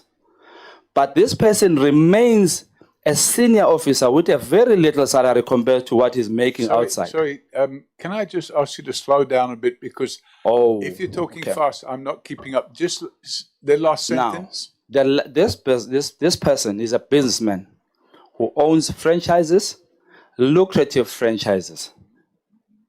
But he remains a police officer. Like McDonald's or something like this. I'll mention the businesses later if I have to. This person remains in the police leadership. But you, as a lover of South Africa, never investigates that person, Farouz Khan. We can't even get the name here in Parliament to get that person to come here and answer for his question. It's apparently he's being covered up and protected. Even by us now, they say we are protecting him. We can't get him here. Why didn't you investigate Farouz Khan, but you went for Patlane, whom you do not have a single evidence of what he has done? Your statement sitting there in front of you doesn't have an ounce of evidence about Mr. Patlane. Why did you leave Farouz Khan out? Chairman, there's probably 1 million crimes going on in South Africa, and you can ask me the same question, why I didn't investigate them. Let me just put the following to you. Forensics for Justice is a registered non-profit organization, non-profit company, NPC. It has limited resources. If nobody came to us, by the way, with all this talk about the makeup artist. But you do know Khan, right? I've met him You know twice. Sibia, right? I've met him several You know times. Mandla, right? Who? Mandla Mahlangu. Yes. Mandla Mahlangu has a 7 million rand plot. Has a house in Savannah with a salary of SAPS. Why would a police officer, why would a person who owns so much businesses continue to be a police officer when he can open that space for people in South Africa to get a job, who has multi-millions of businesses, sits there and it doesn't catch your eye? Allegations of 300 million of drugs, that doesn't catch your eye, but Patlane's house catches your eye. 80,000 rand sound catches your attention. Aye, Bob Sullivan. You are silent. Sorry, Chairman, is that a question? It is a question. I'm just curious on how do you pick who to attack? Pardon? How do you pick? How do you identify who to attack? Why would you leave Mandla? Why would you leave Farouz Khan out and just go strictly for this person, Upatlan, for 80,000 rand? for a sound system that has proof of payment. Your statement doesn't even have one single evidence of Patlani. I'm even thinking that Patlani was at this dismissal of his is also something that we need to look at. Uyangizwa yazi. Uyazi uyangizwa ngempela. Akasezwa mase khuluma mina manje. Okay. No, I will end here, Chair. Thank you. So the reality of the situation, Chairman, it's not a case of what catches my eye. If somebody comes to us and gives us information that, in this case, it was a Brigadier Munsami in the police who came to us and explained to us in some detail about how he believed there was corruption going on with General Pashlani. As far as you mentioned Feroz Khan, I had a tip-off about Feroz Khan. And when I investigate that tip-off, I found that the tip-off was false. So I called, I didn't tell Feroz Khan who the tip-off came from, but I called Feroz Khan and I sat him down and I explained what the tip-off was, and he gave me and that was like 5 or 6, maybe more years ago, and that was the last time I saw him. Now, at the end of the day, we can't just say, oh, something catches our eye, so we must go and investigate it. We're not the state. We're a charity. And we don't have limitless resources that we can run around. But Mr. Sullivan. And do all these things, when in fact, when somebody comes to us with prima facie evidence, we then have the ability to investigate something, and we investigate it. I don't know what you're saying. I'm saying you must know our South African language. You've been here for 40 years. You must know simple things. You say you love South Africa, right? Wait. It doesn't make sense that Mr. Patlani has paid for that sound system and has proof, but you continued with the case. But you're saying with Farouz Khan, you got a tip off and you just let it go just like that. No. In fact, unfortunately, you've completely misinterpreted the statement, which is included in my bundle. What evidence does your statement have on Patlani? Just one evidence. You know, Chairman, I can't but I'm only asking, while you are I'm just talking on top of you. You can answer. You hear me? I cannot answer one question. Oh, Lord. Or while I'm answering it, I get another question. So the reality of the situation is that the evidence in the Pashlani case that we investigated, the sound system was less than 1% of the complaint.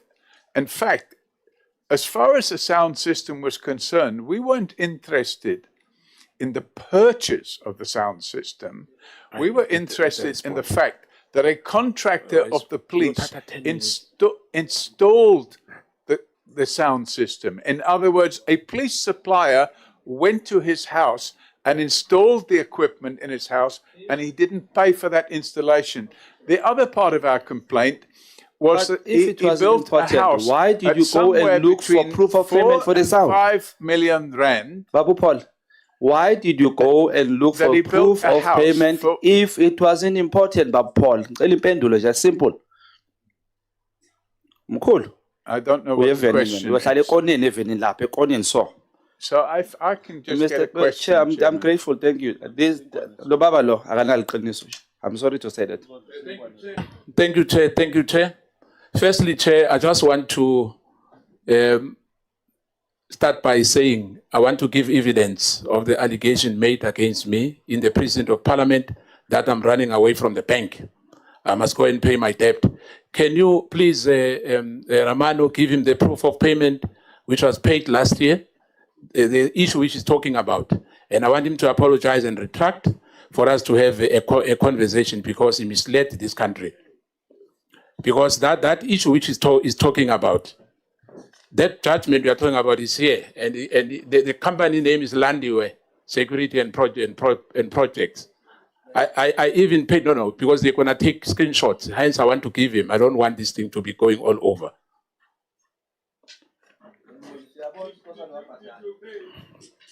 No, he must be himself who said that. It should not be me. That was a judgment. That was a payment. So you've misled the person who called you, whoever he is, misled you. The payment, total payment is 642,000.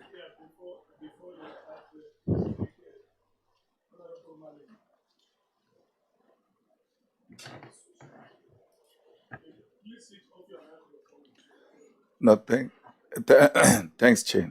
I don't know which part of our investigation this one falls under, where a member of the committee produces evidence. I thought it should be the other way around, because we shouldn't create a wrong precedence of the committees to follow where things are done like we're in a schoolyard, school kids accusing each other of this and that and having to prove to each other about this or that. I think just saying the allegation was a lie and so on and so forth is sufficient than to produce evidence to a witness about personal matters. And even as that this should not be published, and tomorrow we're going to see it out there. We will not know how it got out there. But the fact that it passed through this passage, it will also have implications on us. Thanks. That is a valid point, Honorable Malema. I think you wanted the witness to know that you, as he instructed you last time, that you must go and pay your debts. You want him to know that you have paid. You are in good standing. Thank you, Chair. Like everyone in the country who run business, you will understand that. But what I'm saying is that misleading this parliament was completely out of line. So I just want him to retract that. Thank you. Yeah. Mr. Paulo Sullivan, do you see the proof of payments? Switch off your microphone, Jali. Do you see the proof of payments by... Chairman, what I see is I see some documents which are a bit fuzzy, but it appears to be proofs of payment. Yeah. I also see a document which says judgment by default, 25th of September 2025. Yes, what we are saying that you must not read that because it's personal and confidential. Okay. It's for your perusal.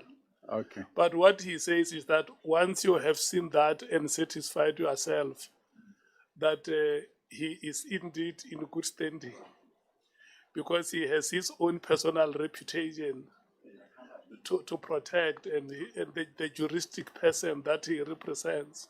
First of all, Chairman, I didn't... And that your statements have gone viral. Yeah.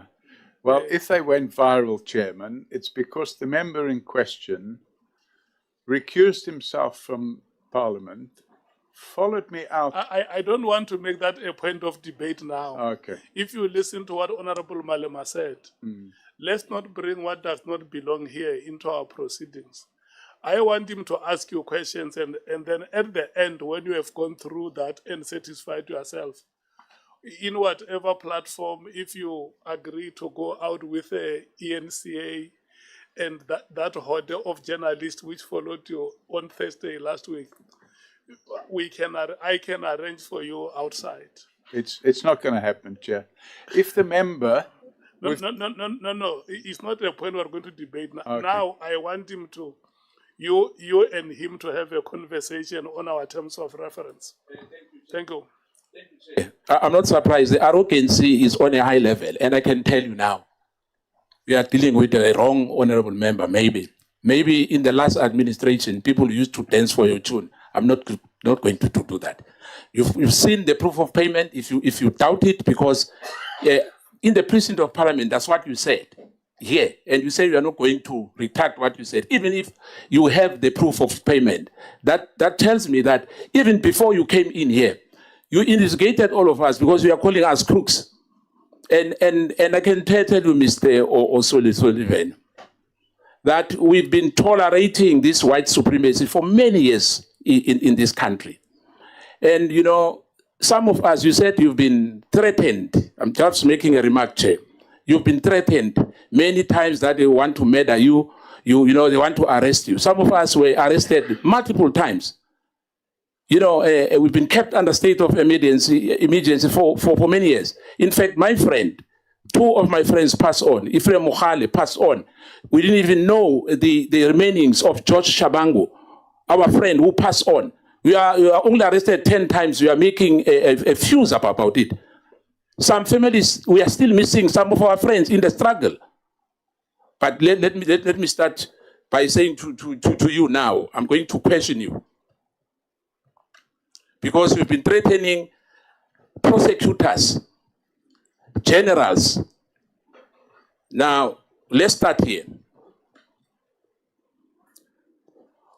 On the knowledge allegation of these syndicates we are talking about, you stated that you have no knowledge of the allegation made by Lieutenant General Mkhwanazi regarding a criminal syndicate infiltrating law enforcement structures. Given your extensive involvement in investigations relating to senior SAPS official, can you explain why would you have no knowledge whatsoever of the alleged network or individuals identified in those allegations? Chairman, it's like asking somebody why they don't know about this or why they don't know about that. The reality of the situation is that until I heard the mention of the name Kat Nhlanhla, I'd never heard of this person before. I had no knowledge other than what I'd read in the media about his involvement or alleged involvement with some extraction system or scheme. It wasn't a matter we were investigating. We had no knowledge of the inner details of that system. What I did, however, have knowledge of was Lieutenant General Mkhwanazi's involvement in trying to unlawfully pervert the course of justice when it came to the IPID investigation in respect of General Pashlani. And evidence has already been led. And I suggested in one of my earlier emails to this committee that the committee should in fact call Humbalani Kuba, who is a senior IPID investigator, and let him explain to this committee how it was that he came to meet General Mkhwanazi in 2017 and be escorted into a hotel room. Escorted into a hotel room. Chair, please, can I need your indulgence, taken away from them, and then to be told that he needs to come over, like Cedric and Kabindi has done, and become a witness against IPID because they want to stop the Pashlani investigation. Chair, can you please help me? The last time I've asked again, because we are not on a lecturing room here. The question is simple. If that's the case, have you opened a case against General Mkhwanazi? Yes or no? A case was opened way back against General Mkhwanazi. Against all the people. No, I'm talking General Mkhwanazi. Leave the other people. The case wasn't just against. No, I'm talking about General Mkhwanazi. I don't talk about Kuba. I'm not talking about any other person. My question is simple. Have you opened a case against General Mkhwanazi? Correct. Thank you. Now,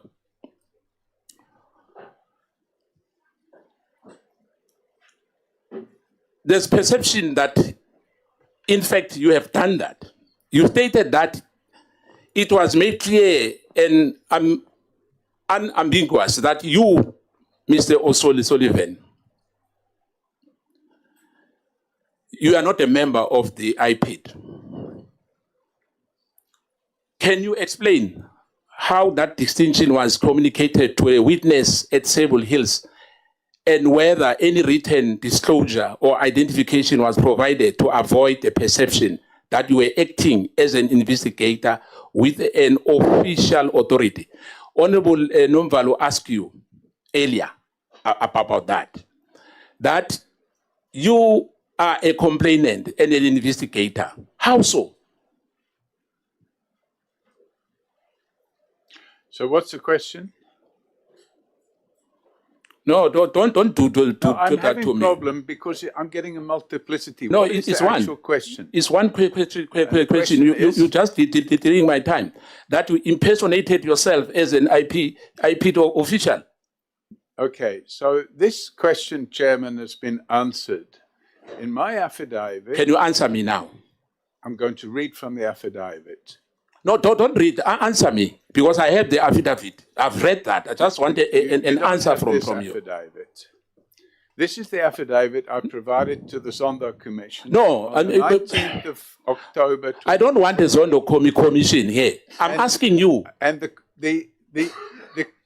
the point I'm pointing out here, and I'm referring to the... But please don't take me to Zondo commission that fast. I'm referring to the affidavit of Michael Mashuka to the Zondo Commission, and I refer to it with the headline, Lie to, O'Sullivan expressly held himself out as an IPID investigator. And I stated under oath, this lie is easy to prove. One only has to have regard to the transcripts of the meeting with Jooste, that was Mr. Chris Jooste. It is clear from the transcripts that despite the lies peddled by the Mabula squad and Mashuka, I at no point introduced myself as being from IPID, let alone expressly held myself out to be from IPID, as Mashuka fraudulently claims. How does Mashuka then contrast the exculpatory evidence emails I had with Jooste on 2016? Mr. O'Sullivan, I've got that. I'm saying to you, please, if Zondo Commission calls you again, please go and explain to them. I'm asking you here, as a member of this ad hoc committee. My question was very simple. If you don't want to answer, it is fine. But reading that is not going to take us anywhere. Now, I'm going to ask you again. Your interference of evidence in your WhatsApp messages, in annexure, the CCTV photos are not important and cannot remove it from the statement. Who gave you the instruction on what authority was the evidence alleged to be removed? You remember the story about the CCTV one at the Sable Hills. I don't understand. Okay, let me lead you. In the email which you wrote, 26 December 2016, you said, like Honorable Nombalo said, you'll bring Mono and yourself to prison. You were threatening Patlane as well, and you're threatening Advocate Mashuka. Can you confirm whether this communication was received and whether it was reported to the authorities? Which communication? I'm saying to you, you know, there's attachments here of emails. Are you denying those emails? I can't see these emails. I don't have them in front of me. You don't have those emails. Evidence leader, he says he doesn't have those attachments which Advocate Mashuka gave us yesterday. You'll make them available. In the same correspondence, you warned that your wife and associate will be targeted next. That's what you responded when Honorable Nomvalo asked you. I'm making a follow-up now. Did you interpret this as an intimidation or aiming at influencing the investigation on your conduct? No, definitely not. Why were you threatening them? As I explained before, given the criminal conduct of both the Mabula team and Michael Mashuka, it was appropriate to take steps to notify them that I wasn't going to tolerate their nonsense. Now, the rubbish which you spoke about here last week, you were saying that there's rubbish when we're asking you, and you call us names. I'm going back to where I said the CCTV issues, because there was a removal or exclusion on CCTV evidence formally recorded in the investigation file. And my question, and who authorized it? Did any investigator or official attempt to alter witness statement or evidentiality material relating to the CCTV footage? Or you don't know anything about the issue of CCTV? Yes, in fact, that was also covered in my statement to the Zondo Commission, where Mr. Jooste was sent a draft statement. And when he wanted to sign the statement, he asked if he could remove from the statement the reference to the CCTV footage which he had given to Pashlani. And Nhlanhla Mkhwanazi, who was present, he said to Mr. Jooste, you may remove it from the statement. So it wasn't anything to do with me at all. Chair, just before, because I've got 9 minutes now to go, I want us to play a video because we have a dishonest criminal fraudster with the so-called forensic for justice. There's not justice at all. That so-called forensic for justice, for me, is forensic for fraud. Okay, can you please play that clip? Microphone. You see, what we will not accept here is both of you, Mr. Apollo Sullivan and Honorable Skosan, if you are going to use those words, criminals and fraudsters, to describe witnesses before us here, that cannot be accepted. We are probing allegations, and both of you must refrain from using those words to describe any person coming before us, or to describe any person against whom allegations have been made. Yeah, but Chair, those words were used by some of the honorable members from the DA, and it was not an issue. They were never called that they must stop that. I can play them for you if you want to, unless it's exclusive. I'm astonished that he's saying it's also well known to. No, it's fine. It's that clip.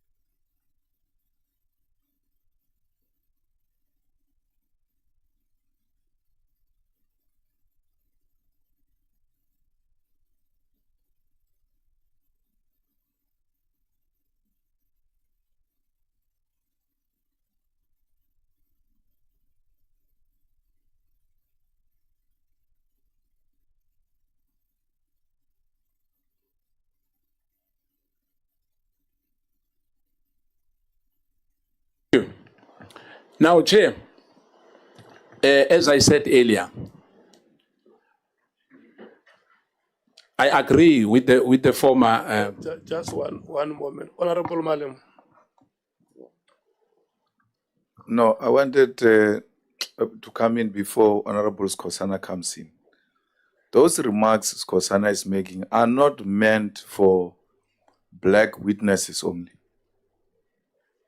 It was said to Ket Matlala, and we all allowed it. We all did. And no one, not a single one of us, raised an objection. And for me, it's not a conclusion necessarily.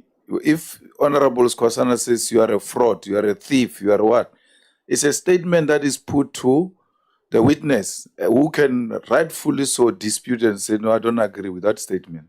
And we proceed like we did. I mean, Matala was called all sorts of names, and he said, I'm not any of the things you are saying. And we all proceeded. It's on record. So it shouldn't be that Paul or anyone else comes here and it gets to be treated differently, because he calls people crooks, he calls people all manner of names. And he must be made to test his own medicine. Thanks, Chair. No, this is what I'm saying. I was addressing both speakers, both himself and Honorable Skosana, because Mr. Paul O'Sullivan has repeatedly, orally and in messages that he allegedly sent to people who appeared before us as witnesses, have called them as such. And even in today's proceedings, he repeatedly made those claims that people are criminals.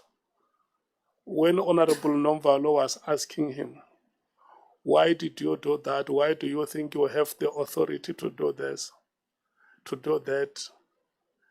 He tried to give a context that criminals were trying to do this and that, and I did not have a choice but to do that. And that's exactly, I want him, in particular, and Honorable Skosana, to know that as a committee, we have not reached a stage where we are convinced or we have assessed evidence to say somebody is a criminal or is involved in criminal activities. We are still probing, and I just wanted to put that message across, including you, Mr. Paul O'Sullivan. Can you proceed, Honorable Skosana, to ask questions? Yeah, but Chair, Honorable Malema is correct. Those words were used, but there was no. You never said anything when those words were used. But be that as it may, I'll continue. So, Mr. O'Sullivan. You think I'm protecting him? Yeah, that's my feeling, Chair. You know, that's my feeling. Let me tell him here in your presence, Mr. Paul Robert O'Sullivan, I'm not protecting you. Thank you, sir. Now, I just wanted to ask you, did you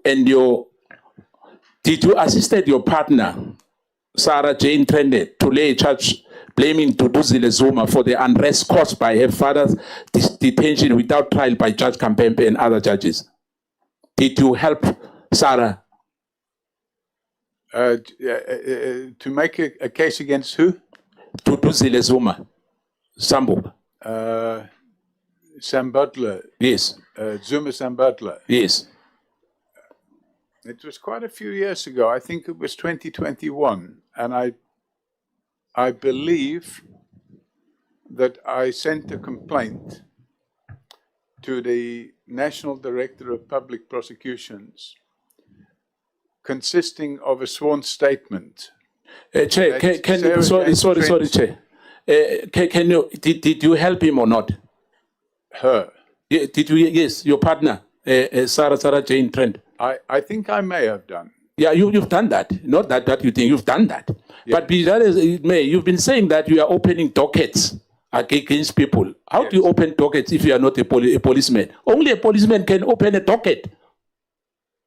I'm sorry, Chair, but the gentleman's understanding for the law is factually incorrect. I know, I'm asking about the docket. How do you open it? Because you are not a policeman. You go to the police station. And open what? You A docket. complete all the documentation and you No, submit no, it. I'm talking about a docket. You said you are opening dockets. Correct. You can go and open a case, not a docket. It's only a policeman who can open a docket, Mr. O'Sullivan. They register the docket No, on the system, on the cash system. I'm saying, unfortunately, you've been playing with our justice system in this country. You are law unto yourself, and this must stop. And we are going to open a case against you.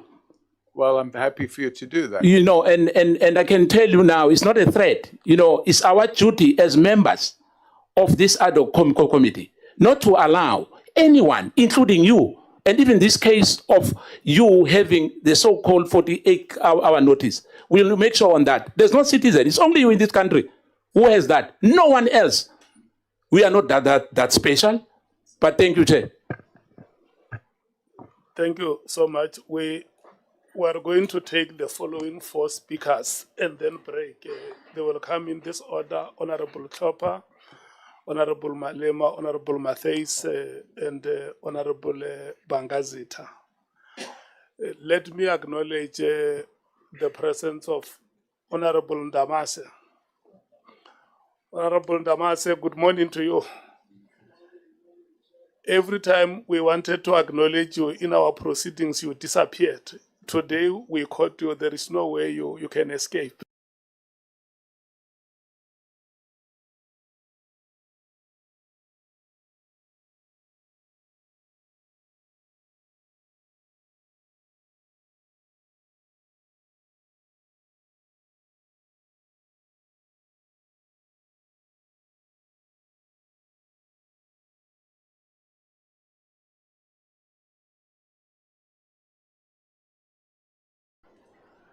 Thank you so much. Not limited to Advocate Mashuka. And Mr. O'Sullivan makes it extremely difficult for this committee to ascertain what is true and what is factual, considering that we don't have a forensic investigator at our disposal. When Honorable Mola asked about Critch's house today, you denied buying the house. Let me pose it to you differently, Mr. O'Sullivan. Did you buy the house in an auction? So I bid at the auction for somebody else. So, yes. And you put that same house in the market in January. No, I didn't put the house on the market. The owner of the house put the house on the market. So you were bidding in the case. Pardon me? So you were just bidding in the case. You were not using your own money. It wasn't for yourself or any other business that you own. That's correct. My opinion in your view, sir, is somewhat split, considering your conduct statements and your evidence. Firstly, I have respect for you, for your age and your experience, and it comes with a lifetime of work. Few people reach a stage in life where they've spent so many years involved in matters of justice and crime. And I think that in itself, Mr. O'Sullivan, does deserve acknowledgement. But where I do find myself in conflict is when I read some of the words you have chosen to write, and it has already been spoken on today, and subsequently threaten people who have appeared as witnesses and who have also testified before this committee. Some of the emails that were placed in front of us are just plainly rude, and they're threatening. They do not resemble what I would expect from a routine professional engagement. And while I appreciate your defense to bullying, as that is your view, sir, it is still no way to conduct yourself, especially when speaking to the NPA, who were prosecuting. And because your threats may be construed as interference with the independence of the NPA. If you had to threaten the evidence leaders and the members of this ad hoc committee in a similar manner, I'm sure you do not believe that this House would allow it. At the same time, what is also clear, and it is consistent, that you have pursued corruption with determination. I think you have said so almost in every email that you have sent. So your effort is also not undeniable. However, it becomes difficult when the same pursuit of justice is accompanied by language that undermines your own credibility. And so when emails cross the line into threats and personal attacks on one's family, it risks bringing your own reputation into disrepute. And that is something, Mr. O'Sullivan, I cannot agree with you. Now, I will say this, it is entirely possible that many of the things you say, the suspicions and the allegations that you raise in those emails, do maybe contain truth. It's not for me to judge whether the person is guilty or not. However, they might contain truth. And it may be very evident that what you wrote about some of those individuals, that they are indeed hiding something, which in my opinion is something that I believe. And if that is the case, it should not come at the expense of your improper conduct and decorum over the years in the emails, in this house. And perhaps it's part of the environment that you've worked, that you need to appear to be tough. But there's a very short distance, Mr. O'Sullivan, between demonstrating toughness and becoming unnecessarily rude, or overreaching the limits of what one is permitted to do. And I think that is a fact that binds everybody in this room, as we are all bound by the same rules and regulations. Being direct is necessary, Mr. O'Sullivan, but by being direct can quickly become threatening, and being firm can quickly become attacking. Mr. O'Sullivan, you are entering a stage in your life where many of us are taught, and I'm sure many of us in this room will agree, that a person deserves a measure of respect simply for the years that they have lived and experiences they have gained. I've also seen that some people here have spoken to you with extreme disrespect. There has been name-calling, insults, and comments that are plain defamatory. And in my view, Mr. O'Sullivan, it's also morally wrong and completely indefensible. At the end of the day, sir, you are also somebody's father, you are someone's brother, friend, maybe you have grandchildren. But with equal respect, sir, when one speaks to others in the same harsh manner that we have seen in some of your emails, it becomes difficult to separate the two. You have in many instances been on both sides of the fence. You have dished out, Mr. O'Sullivan, and now you have also received. I have no doubt that, like many people in this room, that are passionate about removing corruption from our institutions, the goal is shared by many of us. But there are rules to be followed, Mr. O'Sullivan. And there are standards of conduct that must be maintained. Passion for justice cannot replace discipline in your behavior, in the language you choose to use, and how you approach people. And that, sir, is the balance I struggle with when I look at your evidence before this committee. You find corruption and wrongdoing on one hand, but then on the other, you front as a white man, and those were your words, sir, to access places like Sable Hills, and you take pictures of people's houses, and you question and interview people. And unfortunately, Mr. O'Sullivan, it is a fact that I battle to reconcile. But I thank you for coming back to this committee, despite all the issues and medical issues and so forth. And I thank you for your time. Thank you, Mr. O'Sullivan.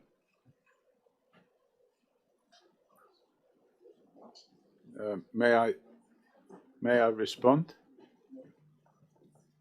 Yes, Mr. O'Sullivan, you can make a few remarks in respect of what Honorable Klopper was saying. Yeah, obviously with the benefit of hindsight, it's very easy to change history. It's not easy to change history. When you're fighting evil, sometimes you have to put on a cloak to make yourself look a lot tougher than you are. Especially when you've got problems with people trying to murder you, people trying to arrest you falsely, people sending out somebody to kill your family because they can't get to you. So you have to, unfortunately, fight fire with fire. And whilst I regret that some of the males may be seeming to be threatening or rude, sometimes it's necessary to bring the battle to them that will leave no stone unturned to shut you down and put you in prison and drag you off planes, assault you in front of your children, raid your offices on multiple occasions, and have prosecutors that magically whip up arrest warrants within 3 weeks of a fake docket being opened. So, yes, it may look like they were rude and insulting. And sadly, I have to admit they were intended to be rude and insulting, because I wanted to bring the fight to them and show them that I'm not going to be a walkover. And unfortunately, sometimes they will just show you what they've got there. But what they won't show you is how they have connived behind your back to pull off the things that they pulled off, which included dragging you off at 220 kilometers an hour with handcuffs on so tight behind your back that you can hardly move, and putting you in a cell with raw sewage running across the floor. And when somebody comes to bring you food and comfort items, the other 17 members in the cell share it out amongst themselves. It leaves you knowing that if you don't fight hard, you're going to lose. And unfortunately, unfortunately, it was necessary to take those steps. And if I had to do it all again, I might have done it slightly differently. I probably would have done. But the benefit of hindsight is that I realized that if I didn't fight hard, I would be dead, or my family would be dead. I had to move my family overseas for their own protection. And I apologize for being rude and taking the fight to them. But I realized that if I didn't, they would have beaten me and they would have got away with what they were doing. And it wasn't done for any other reason than to demonstrate to them that I wasn't going to be walked over. I wanted them to be aware of the fact that I was onto them. So, yeah, thank you for that.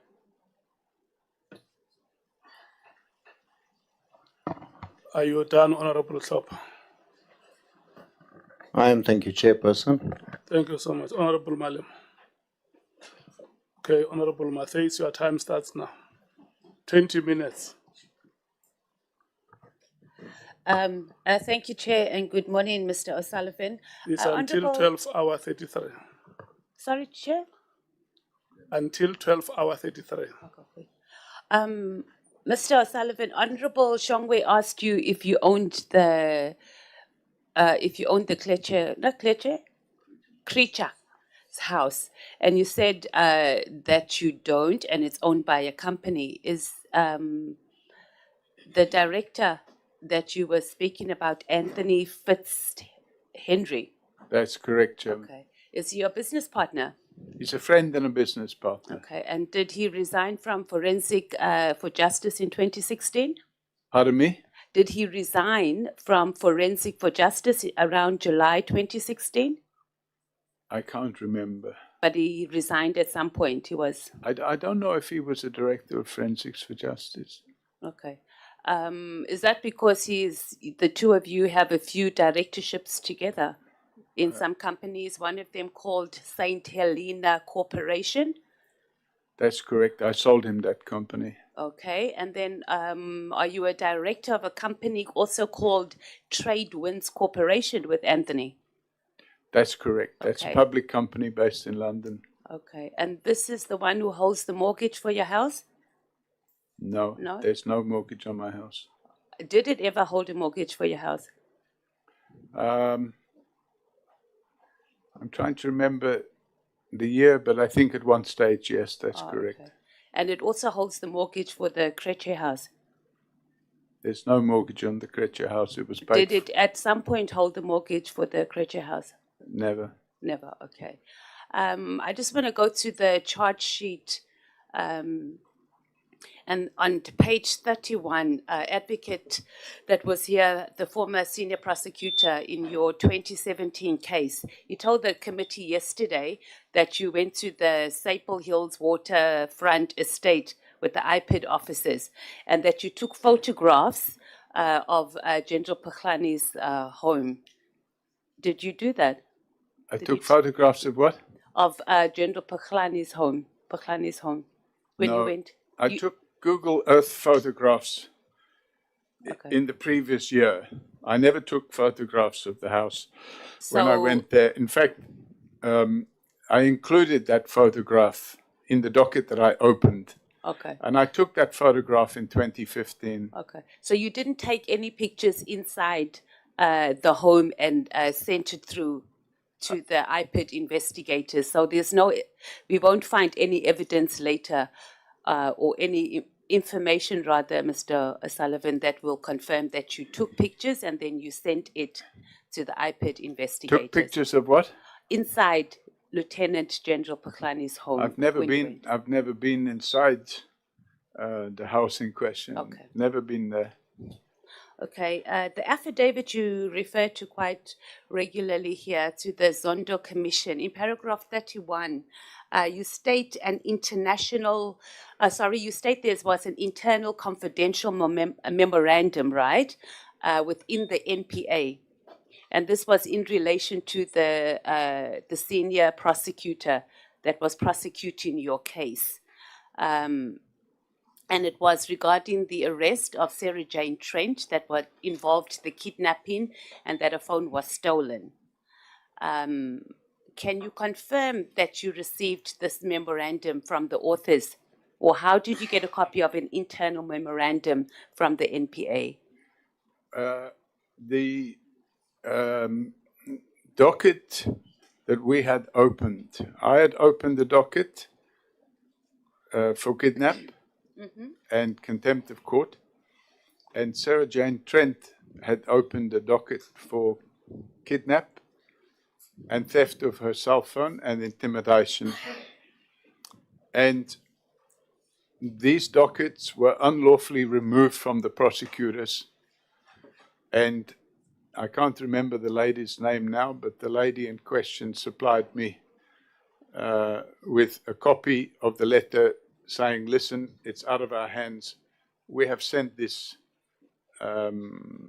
docket to, I think it went to Sean Abrahams or somebody else, I don't know.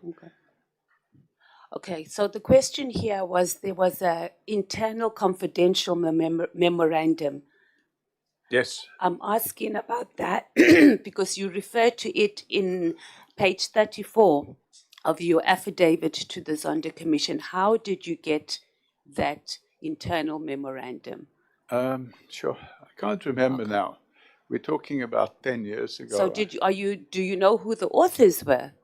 I can't remember their names. There were two deputy directors of prosecution. No, the authors of that internal memorandum. I'd have to look at my statement to find their names, but I believe there were two deputy directors of public prosecution in Pretoria. Okay. Well, do you know if they were members of AfriForum? I haven't a clue. Okay. We're going to talk about the Barkhuizen matter. Do you remember? Do you recall that? In 2015, did the family request or did you assist the family? Oh, I can't remember the lady's name. Mrs. Barkhuizen was murdered. Mm-hmm. And her husband, George Barkhuizen, was initially convicted of her murder. Were you involved in the investigation? In fact, the family came to us. Mm? They came to. It was a pro bono case, so the family didn't have any money, mm-hmm. and their complaint was that Mrs. Barkhuizen had been murdered.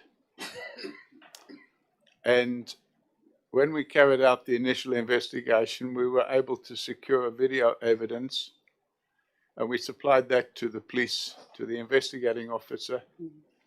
And then Mr. Barkhuizen had appointed an attorney.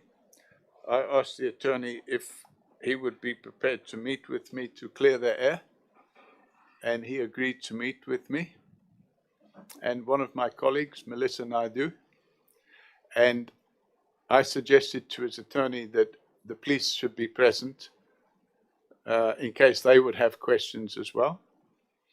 And we sat in a plus-minus 3-hour meeting. And at the end of the 3-hour meeting, the police decided to arrest him for the murder, and he was charged. Okay. And when the matter went to the High Court, I was subpoenaed as a witness. So too was Melissa Naidu. And we gave evidence. And at the end of the High Court trial, he was convicted. I can't remember. I think he got life in prison. And he took it on appeal about 2 years later. And I believe the appeal court overturned his conviction. Okay. So you were, from what you've just explained, that you were working with the police in this investigation? So any investigation you do, especially a murder, you have to work with the police. You can't carry out the investigation on your own. So what we did, we carried out our own investigations, and the information that we obtained, we supplied it to the police. So we didn't investigate with the police. We carried out our own investigations, and we were able, for example, I got 25 volunteers, and we searched the whole area of ground near the house where the murder took place. And we did more than that. We knocked on the doors. The police didn't have the resources. We knocked on the doors of every single house in the street where the murder took place to see if anybody heard or saw anything. And we were able to get some video footage from one of the houses, which was then handed over to the police. Okay, thank you, Mr. O'Sullivan. So on that case, you confirming that you were present at the Oakdean offices when I think it's Wademan, who was the investigator, conducted the search. And you conducted the search with her on around the 3rd of July 2015? Yeah. Do you remember? I don't think we carried out. I think the police carried out the search. We didn't. You weren't there? I don't recall being there when the police carried out any search. I want to go to the actual, the George who was convicted, and he took the matter on appeal and it was overturned. The judgment is 8 pages, and the judgment, the judges make quite scathing remarks that the primary witness, his initial statement was changed, and he also refers to the private investigator. You don't remember any of that? I have no knowledge of that. I think there was another private investigator involved. The family involved another person. But they also summoned you in the primary investigation. So you're saying that after... To the trial? Yeah, so yes, during the trial... the other person was summoned as well. Oh, not summoned, subpoenaed. Okay, so you were summoned to the trial. No, I wasn't summoned. I was subpoenaed. Oh, sorry, I beg your pardon. You were subpoenaed to the trial. Mm-hmm. There was also, to your knowledge, another private investigator that was subpoenaed to the trial. I think there was a lot of people subpoenaed to the trial. No, I'm asking about a private investigator because the judgment... I believe that I believe there was another, I don't know who his name was. I believe there was another private investigator that the family went to. So the family wouldn't have told you that they have you, because if they didn't have money, how would they have gotten two private investigators? I believe they got, so we didn't do it as a private investigator. We did it as a pro bono case through Forensics for Justice. The reality of the situation is they'd been to somebody else. They had paid that person money, and I don't know what happened there, but apparently they hadn't got any results. I don't know what happened. Okay, so there were two private investigators, yourself and somebody else who you don't know, but you continued Just to investigating. clarify, we weren't private investigators. We carried out a forensic investigation. Okay, no problem. So you're saying that the High Court judgment, where it talks about specifically about the private investigator who was with the colonel who was investigating, and they got the primary witness to change their statement, was not referring to you. Definitely not. I never got any witness to change any statement. I wouldn't do that. That would amount to defeating the ends of justice. But I'm just saying this judgment says that, but you disputing that the three judges who made this call and quite scathing remarks, which will make the judgment available, was not referring to you as the private investigator, because you only... I haven't seen the judgment. Okay, we can make that available. I'm just asking, but now it's only after when I brought this up, you said that there was another private investigator. I think we knew all along that there was another private investigator, and it was in the media that there was another private investigator. But I can't remember. We're talking about more than 10 years ago. I can't remember. I would have just thought you would have said that when I asked initially that you did the work pro bono, but the family had already paid for another private investigator. You didn't ask me that. No, I didn't, but you mentioned it when I brought up the court judgment. But no, we can move on. That it's not a big deal. We can get clarity from the court as well on which private investigator they were referring to in that judgment. Are you registered with the Private Security Industry Regulating Authority? I am, yes. Okay, which company? How many companies are registered there? Because we couldn't find details. It's there on the register. I beg your pardon? It's there on the register. I'll call it up now okay. if you want. And then there's a code of conduct. Are you familiar with it for those that are registered or private practitioners, private security practitioners? So if I can explain to you, the Private Security Industry Regulatory Authority, my registration dates back to the 90s, and I've just kept the registration going, but I actually don't perform any security work. So I'm not even obliged to be registered. So who regulates your work as a forensic investigator? The Association of Certified Fraud Examiners. Okay. And there's a code of conduct. Is that in South Africa? Correct. Okay. Let's talk about the PPP investigation you did for the ANC. The what investigation? The COVID-19 PPE matter involving the 125 million rand. Yeah, we didn't do the investigation for the ANC. Who did you do it for? I can't remember the gentleman's name. Was he an ANC member? Was he the MEC of Health? That's it, MEC of Health in Gauteng. He approached us. But he is the ANC, okay, yeah. Yes, but we did the investigation for him in his personal capacity. Oh, in his personal capacity. Correct. Because he was charged. Pardon? Or did you do the investigation for him because he was charged for corruption in the scandal, or how did it come about? No, he wasn't charged with corruption. Mm-hmm. The allegation was that he had allowed, if I recall correctly, that he had allowed employees within the Department of Health in Gauteng. And he asked us to do the investigation personally, so it wasn't done for the ANC and it wasn't done for the Department of Health. And our investigation identified the individuals within the Department of Health. And we then handed that investigation to him, which he then went and gave to the police. Okay, and Dr. Bandile Masuku, is that the name? That sounds familiar. How did he find out about you, or how do you know? Did he approach you? I don't know.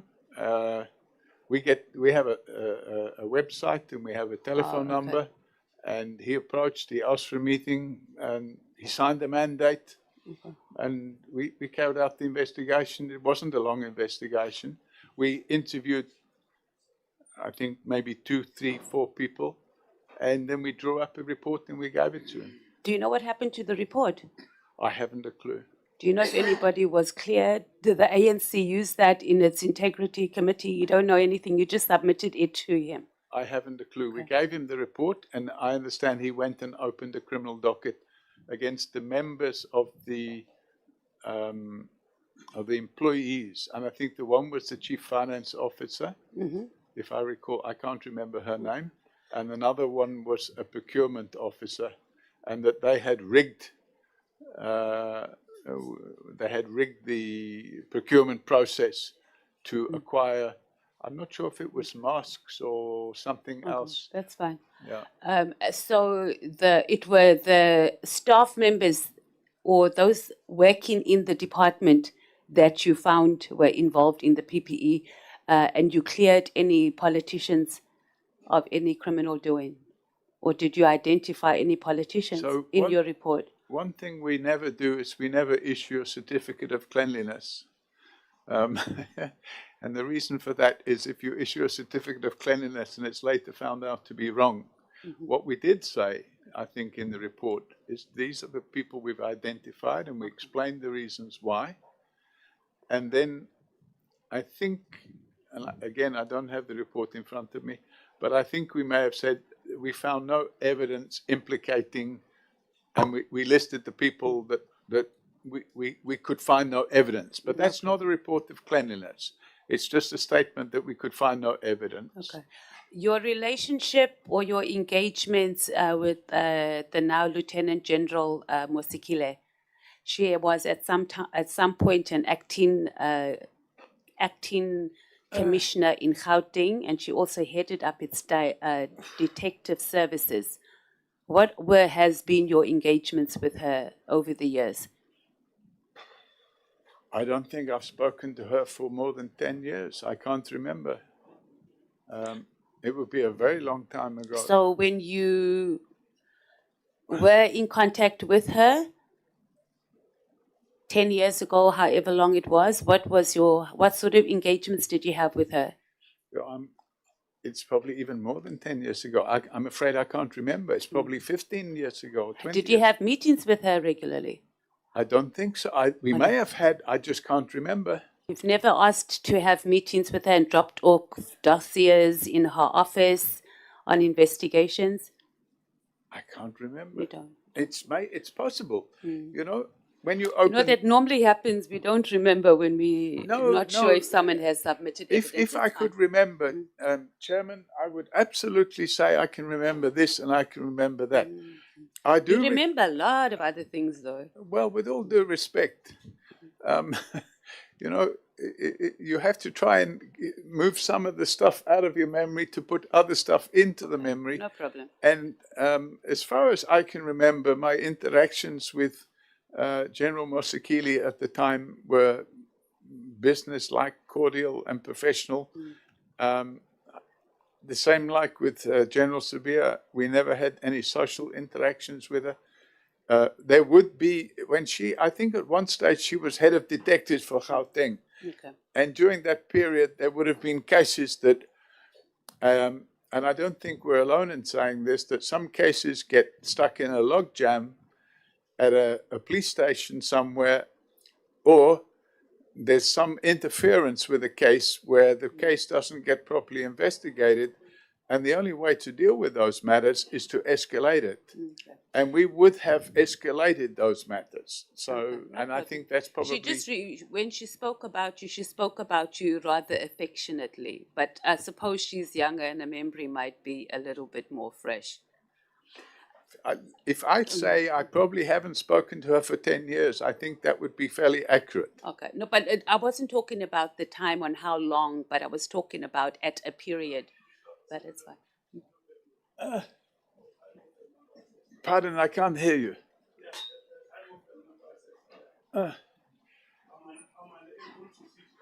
Sorry, Chair, this chair is grossly uncomfortable. Next, Honorable. No, she's continuing, sir. She's using her minutes. She's in charge. She's using her minutes. I mean, She's in charge. Okay. thank you. I'm almost done anyway. Just on General Mosikile, there's an email, but it's unconfirmed yet, and we are getting clarity on this email, where she recommends you to do this investigation for Dr. Masuku. Like, highly recommended you. Would you be surprised if she would do something like that? Chairman, I would have no knowledge of this email. Okay. I can't remember why Dr. Masuku came to us. People come to us and they ask us to do an investigation. The first thing we do is the normal FICA checks and stuff, and then they sign a mandate and we get on with the investigation. Okay, completely understand, Mr. O'Sullivan. It was just quite a big case, so I thought it would be something that would be entrenched in your memory, but that's no problem. Let's talk about, apparently, and you'll tell us yes or no, there's a download or an existence of some proof of payments amounting to 200,000. And this reflects payments that were made towards McBride's legal fees at some point. Are you aware of anything like that? Chairman, I think I already gave evidence that we made a donation to, and it was just a contribution. I believe the legal fees ran into millions, but we donated 200,000 rand. So you are confirming that? Okay, no That's problem. correct. And you personally authorized those payments towards the legal fees? That is correct. In fact, we paid it to the attorneys. Okay, no problem. We're just going to go back a little bit when you applied for your permanent residency in South Africa in 1989. And in that application, with the information we received from Home Affairs, and I hope the evidence leaders circulated that bundle because we put it in the group a while ago. But in that bundle, we do have some copies. It's just two of the documents we're going to refer to. You declared that you owned two houses, one in the United Kingdom, which was still under mortgage and being paid, and then another house in South Africa. And you said you had very little cash in hand. And then there's no record on this application of multiple properties or significant capital investments. Is this correct? No, so that would have been the properties in my personal name. Oh, okay. No that wouldn't have dealt with institutional. Okay. So when you submit applications to Home Affairs, it's my understanding that you would state that this is my personal and these are. So you didn't provide the information to Home Affairs when you applied for your permanent residency to state that you also had these are the companies and these are the properties that I have. I can't, we're talking You can't remember. Okay. 40 years ago, I went and I sat and they wanted accountants' records, audited accounts and so on. And if I have to look for them now, I don't think I'll find them. Okay. Okay. Because Home Affairs file doesn't have anything that indicated that you had more than two properties and one was under investigation. Under investigation? Sorry, not under investigation, that you had any other properties that just indicate one was under mortgage. I had multiple properties. So. Well, you didn't declare that to Home Affairs when you applied in 1989. I absolutely did. Yeah. Oh, you did. Yeah, okay. But they weren't in my name. Okay, but you declared them that. I declared all my assets and liabilities. Okay. So I think we must note that for our evidence leaders and our legal team that we get clarity on all the documents. They have provided it to us, but we must get it officially via the committee chair on what's information, because what we have, it's not showing that. And then just quickly, and on our last point here, would be in 1991, there was a motor accident judgment in the UK. Dr. R. Finn.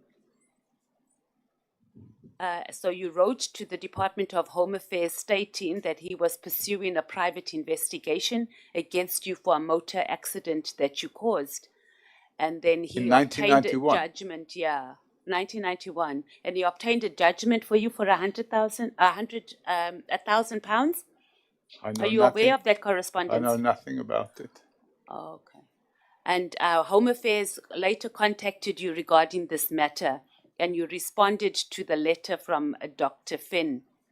I don't And even you know who listed this your- Dr. Fenn is. You don't know? No. Okay, so that's also something we must note and follow up and get clarity on the Home Affairs files. But in the meantime, we do have those few documents. I'm done. Thank you, Chair. And Am I allowed to get copies of these documents? So you didn't hand over those documents of Home Affairs that we posted 2 weeks ago? Thanks, Chair. How many minutes?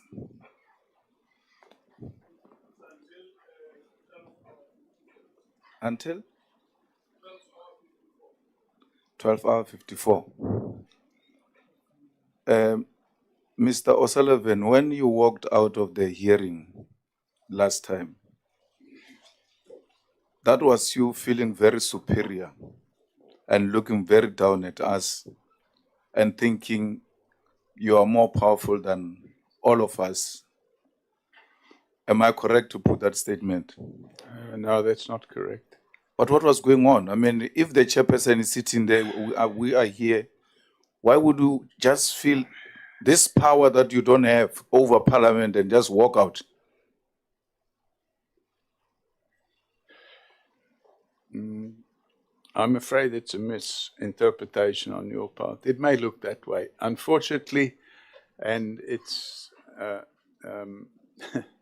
it's very unfortunate. My health isn't good, and I'm already now starting to feel quite a bit of pain sitting here. Honorable And I really don't think. Mr.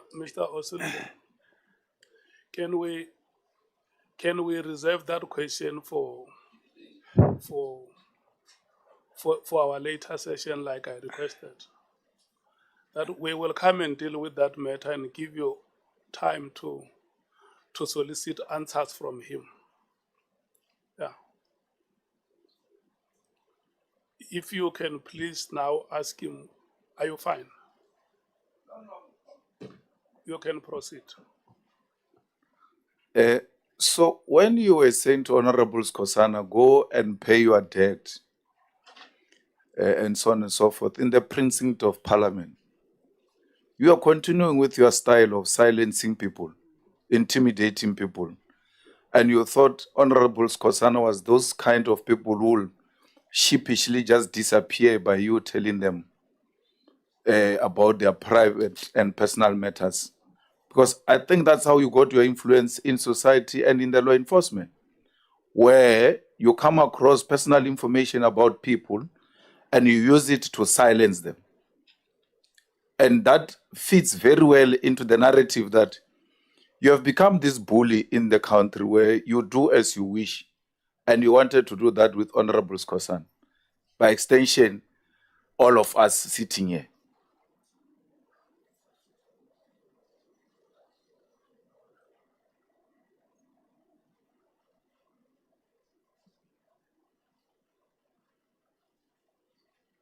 Chairman, I didn't hear there's no question, it's just a statement. Yeah, it's not only, we don't Should only I ask respond to questions, we this- also make should I statements. respond to the statement? Okay. You know, Chairman, when I left last week,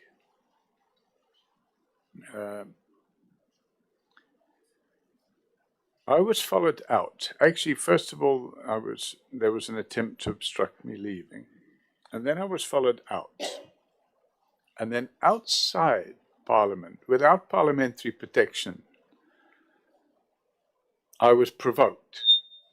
I don't know what it's all that squeaky noise. Outside Parliament, I was provoked. A statement was made in front of the glare of the media. He's a spy, he's running away. Look at that spy, he's running away. And I pointed out to him, very simply, I said, you're not in Parliament now. You don't. I don't know what's the squeaky noise. I said, you're not in Parliament now. You don't have the protection of Parliament. It'd be better if you just go and settle your debt with the bank. And that was it. That's all I said. And it had nothing to do with bullying or trying to silence. If the member had not have been insulting me outside Parliament, I would have not said anything at all. But unfortunately, by that stage, I had heard enough insults. Mr. O'Sullivan, just for your information, Mr. Skosana was still in Parliament. This is a precinct of Parliament, and all his privileges and yours were prevailing at that moment. So Parliament does not necessarily mean me and you sitting under this building. It means the whole precinct. And so if we're going to take that discussion further, at least have that understanding. But I want to ask a different question.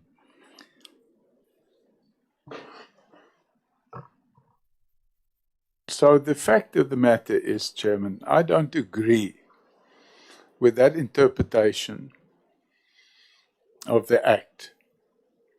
I believe that Act applies to a sitting, either a committee or a parliamentary process. I don't believe it applies to the car park and the whole of the precinct. It's like saying, oh, you're in Cape Town, you can say anything you want.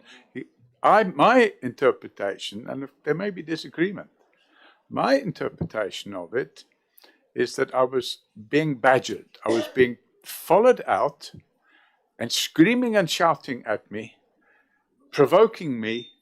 And if that wouldn't have happened, there would have been no comment about go pay back the bank, or it's better if you go and settle the bank, or whatever the words were that I said. So I'm not accepting that you have parliamentary privilege everywhere. You have here, yes, you can call me all the names under the sun, and I have to sit here and tolerate it. But once you step outside, you're no longer having the protection. That's my interpretation. And if I'm wrong, then so be it. But the point is, I responded, and I'm, based on the information I had available at that time, I was just responding from my stomach and my heart, not from my head, because I was just tired of all the insults that I'd received that day. Were you friends with is it Anthony, the one who bought Cratcher's house? Because earlier on when Nomvalo asked you, Honorable Nomvalo asked you, the first impression you created was that you don't know the person who bought the house. It was bought by the company. Later on, I went to have a braai. I called the director of the company, and so on and so forth. And when members pursue you, it looks like you always knew this person, even when you were buying the house. Even when you went for a braai, you knew the person. Am I correct?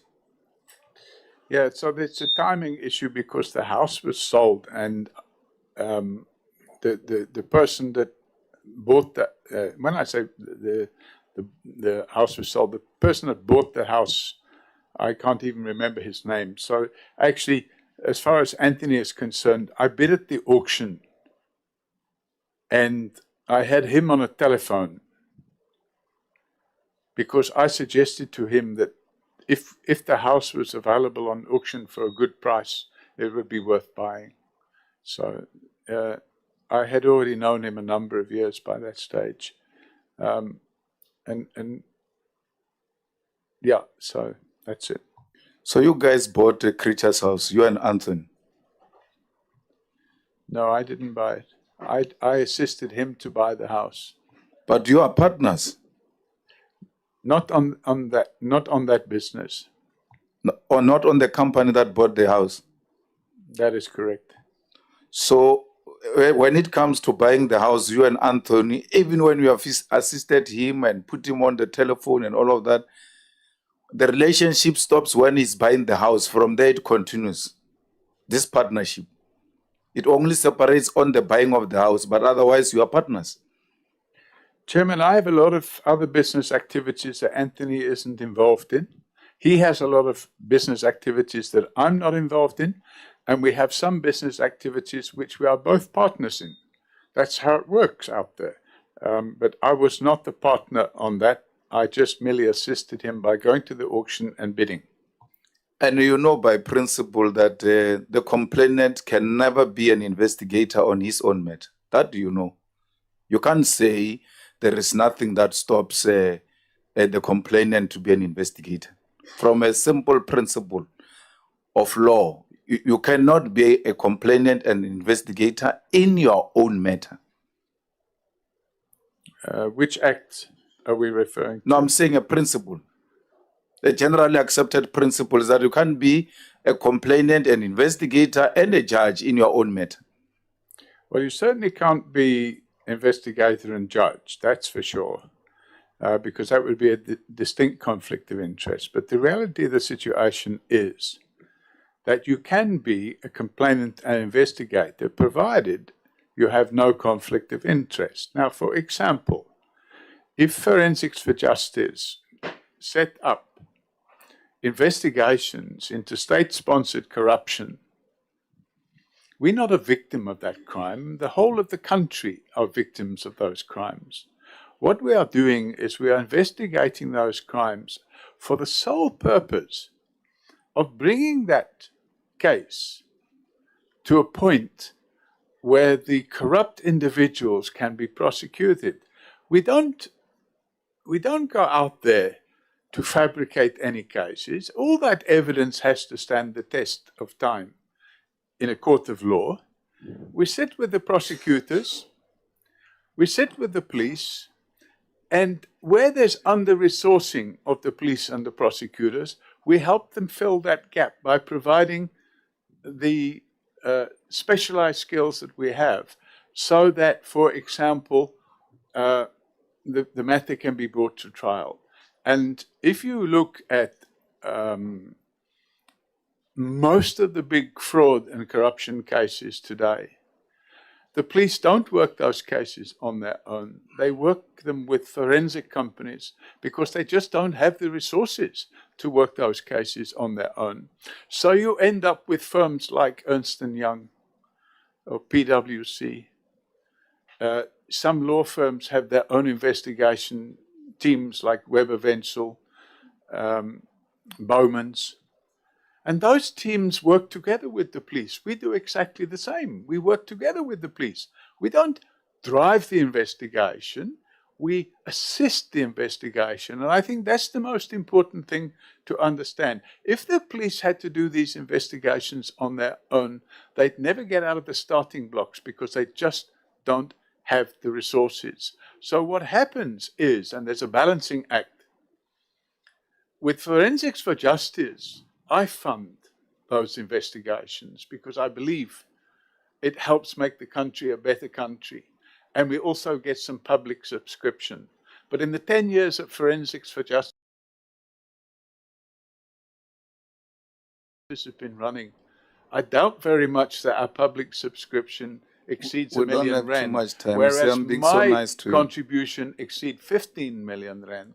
So I try to do it. Yeah. It's my way of putting something back into the community. That's fine, but you just answered it. You are not investigating. You are assisting the investigation because you know for a fact that you cannot be a complainant and an investigator at the same time.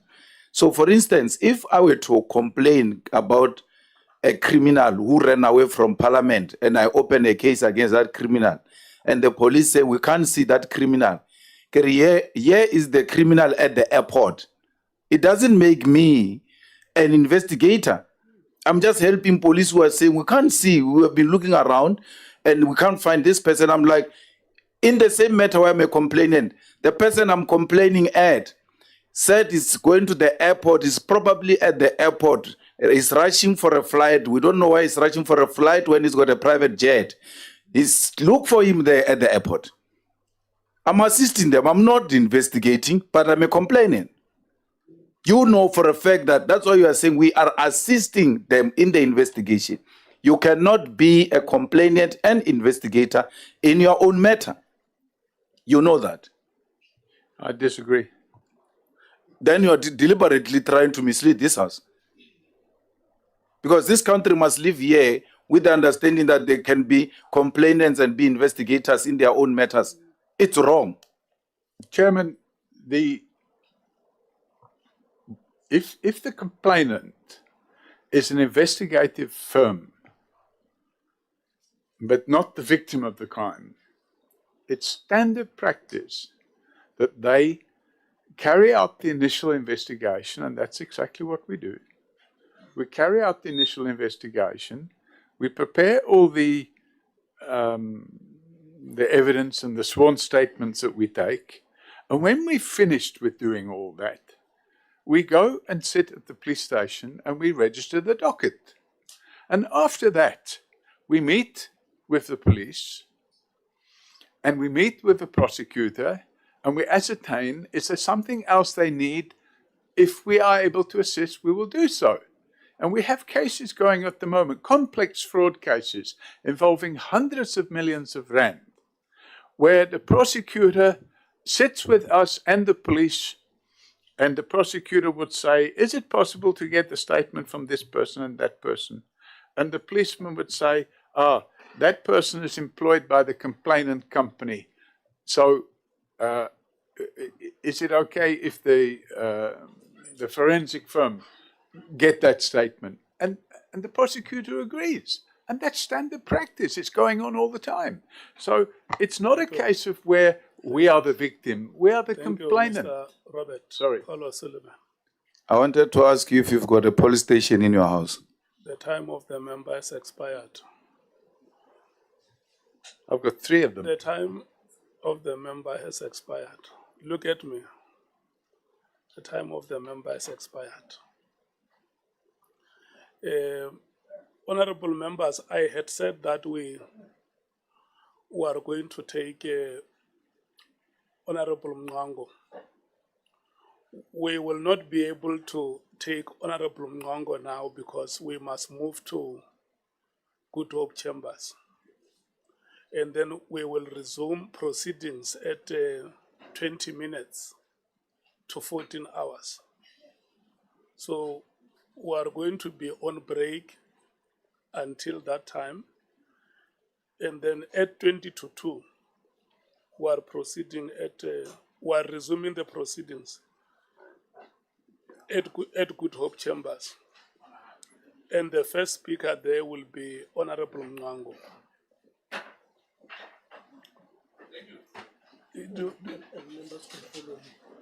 And Ramano says members can follow him.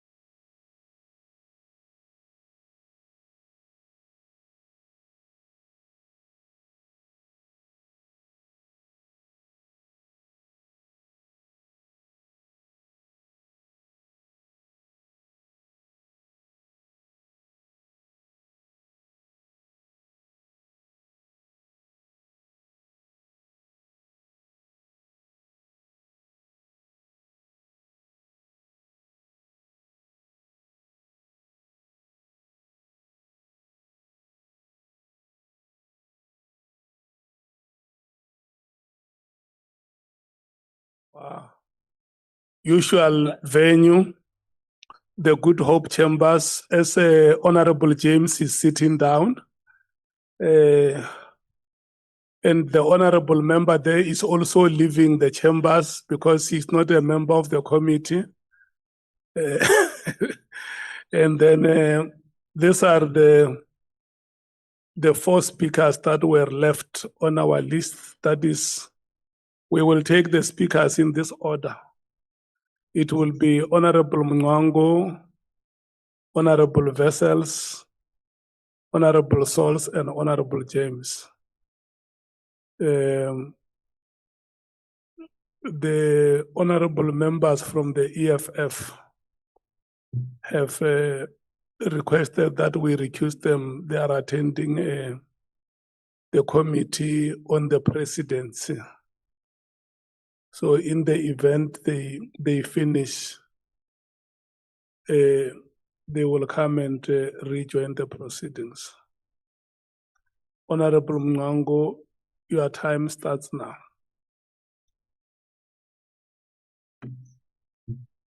Thank you, Honorable Chairperson. Good afternoon, Mr. O'Sullivan.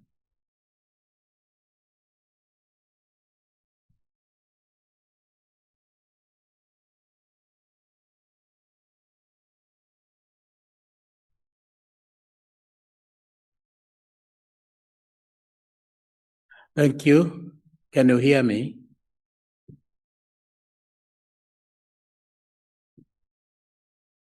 One, two, 1, 2, 1, 2. Thank you. Mr. Sullivan, do you still call yourself and those that work with you as quote unquote corruption fighters?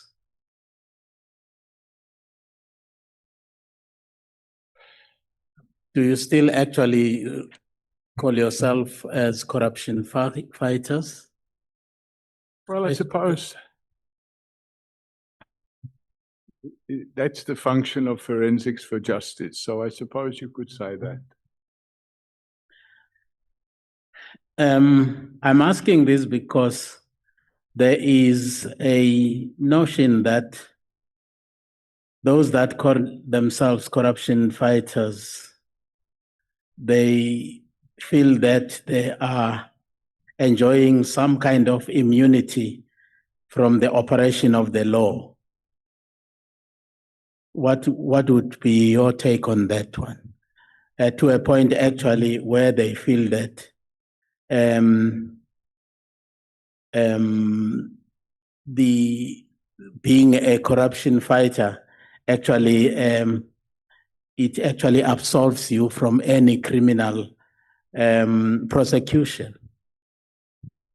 Well, if that is the case, I've yet to see the evidence of that because, as I said previously, I spent 88 days on 6 trials and 140 days preparing for that 88 days on 6 trials. And of the 6 trials, I was acquitted on 4.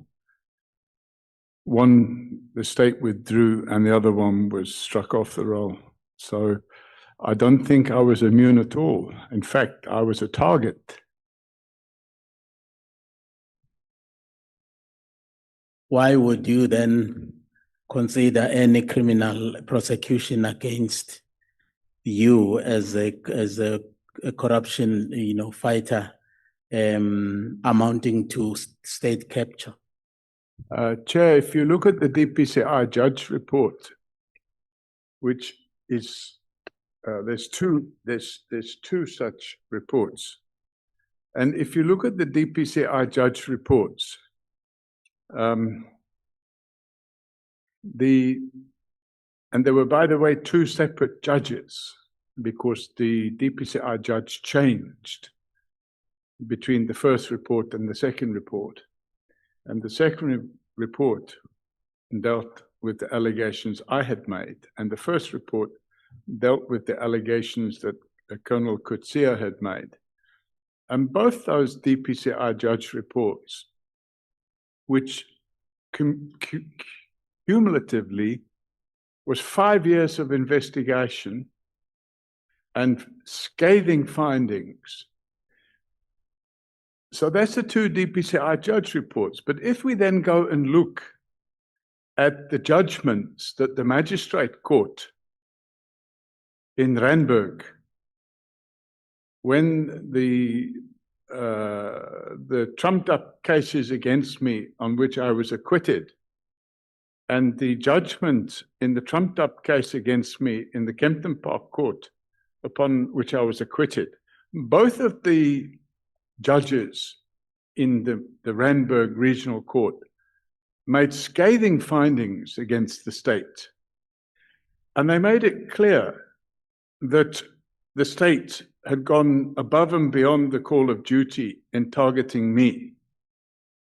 And the Randburg, the Kempton Park magistrate also made scathing findings against the police for targeting me. So I think those judgments are a matter of fact, and they speak for themselves. Well, thank you. Let's look at the Camille Drift matter. Are you familiar with that? I am. Yes.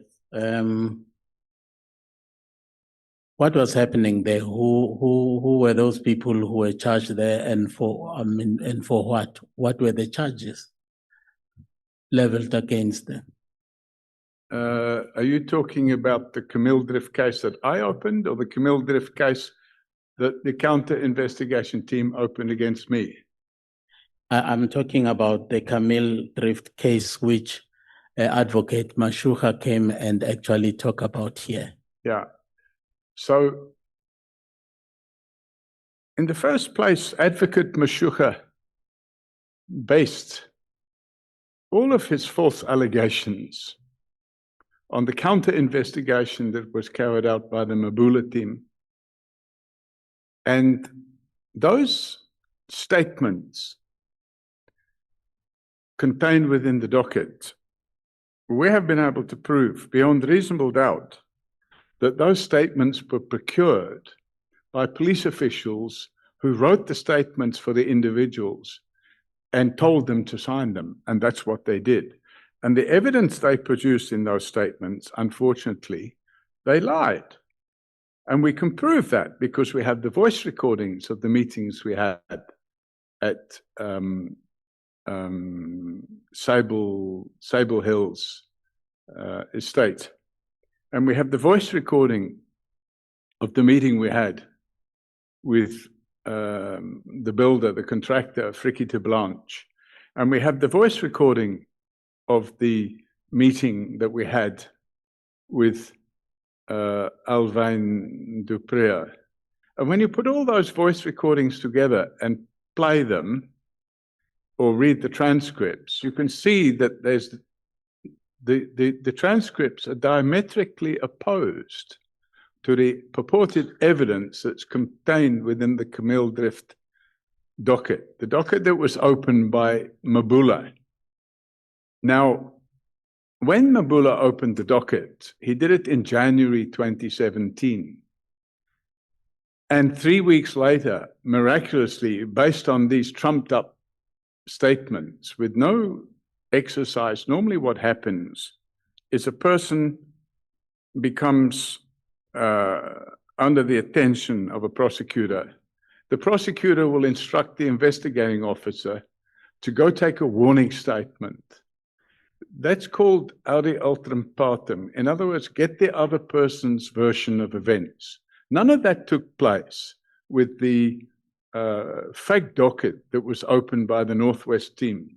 In fact, that docket was open for one purpose and one purpose only, and that was to interrupt and stop the investigation into a corrupt acting chief of police, namely General Pashlani. How far is the investigation on that docket now? Where is it now? Where is this case now? The docket was struck off the roll 9 years ago. and it's only been resuscitated. And actually, the case itself hasn't been resuscitated, but the docket has been brought back to be looked at and assessed as a result of the interactions between certain members of this committee and the new NDPP. And I wrote to the new NDPP, and he supplied me with a reply. And the reply made it clear that all the matters that I had raised in that reopening, or it's not the reopening of the docket, but the reassessment of the docket. What I, in fact, said, I don't know what happens when I lean like this, it makes a noise. When I wrote to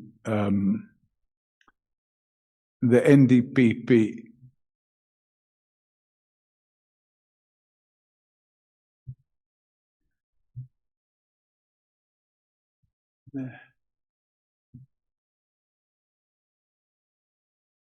when I wrote to the NDPP, I asked him to take into consideration a whole lot of other cases which had not been considered. And those cases, it's 1, 2, 3, 4, 5, 6, 7, 8, 9, 10, 11, 12, 13, 14, 15, 16 other dockets, which are directly related to the cases that we opened against General Pashlani. And the Director of Public Prosecutions wrote back to me. And when he wrote back to me, Thank you. he made it clear that all of those would be taken into account. Now that you have actually mentioned the dockets that were opened against General Pashlani, I was actually going to ask you whether you are familiar with the group that called themselves Security WhatsApp Group. And and if so, what is the relationship between the Pashlani task team and the Security WhatsApp Group? When Mr. Kabinde was here, he made mention of the existence of a Pashlani task team. Are you familiar with those two groups? I'm aware of what happened. I didn't have WhatsApp, but I'm aware that a WhatsApp group was formed, and it was called Security.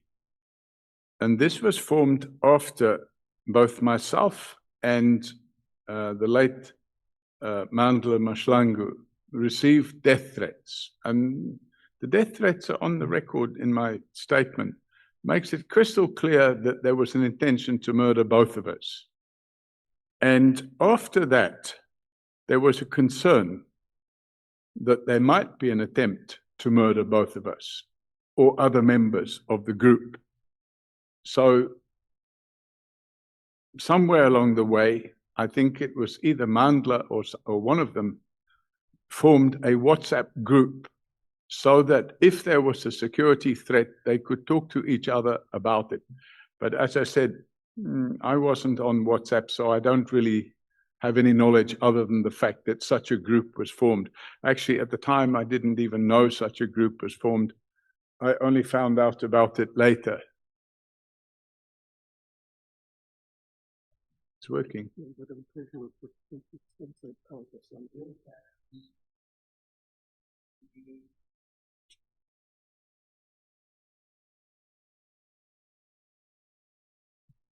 I don't know what to do.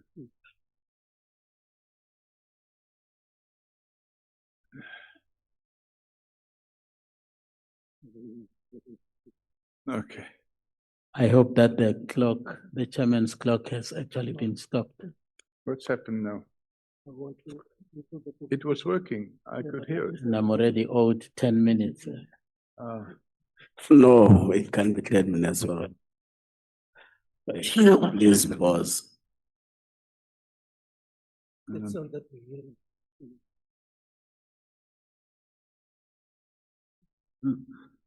Oh, No, okay. pause on. Remember, when he speaks, there is a sound that goes like twee, so they are attending to it. Are you done now? Thank you. You can proceed on.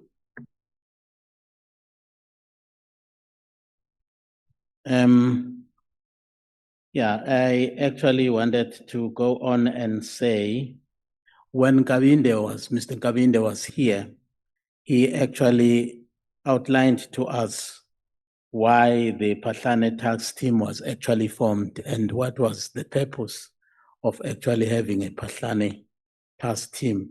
One, to ensure that Pahlane actually goes to jail. And secondly, to ensure that General Pahlane is not confirmed ultimately as the National Commissioner of the Police. And he goes on to say that the braai, the gathering that you prefer to call a braai, or others call a book launch, Mr. Kabinde, when he was here, he said it was neither of the two, but it was a meeting which was ostensibly called and convened and coordinated by Ms. Trent to actually concoct ways to ensure that General Pahlane does not ever become a national commissioner. What would you say to that? Because Mr. Kabinde said you actually convened that meeting and it was coordinated. Invitations came from your partner, Ms. Trent. So, Chairman, of course, this would be the same Cedric Nkobindi who was offered the job at the rank of brigadier in the police for turning against the IPID investigators and fabricating these stories. So other than to say that, you know, Mr. Nkobindi and the truth are very big strangers, everything he told this committee was a lie, and he knows it was a lie. I don't know what's happening. This thing is falling off. So I'm absolutely convinced. I've got it now. It's all right. I'm absolutely convinced that Mr. Nkobindi was part of the conspiracy, part and parcel of the conspiracy to derail the Pahlane investigation. And he made it clear by virtue of his conduct. And how a person can 1 minute be an investigator with IPID and the next minute be working with the team that's trying to derail the investigation into the acting commissioner of police.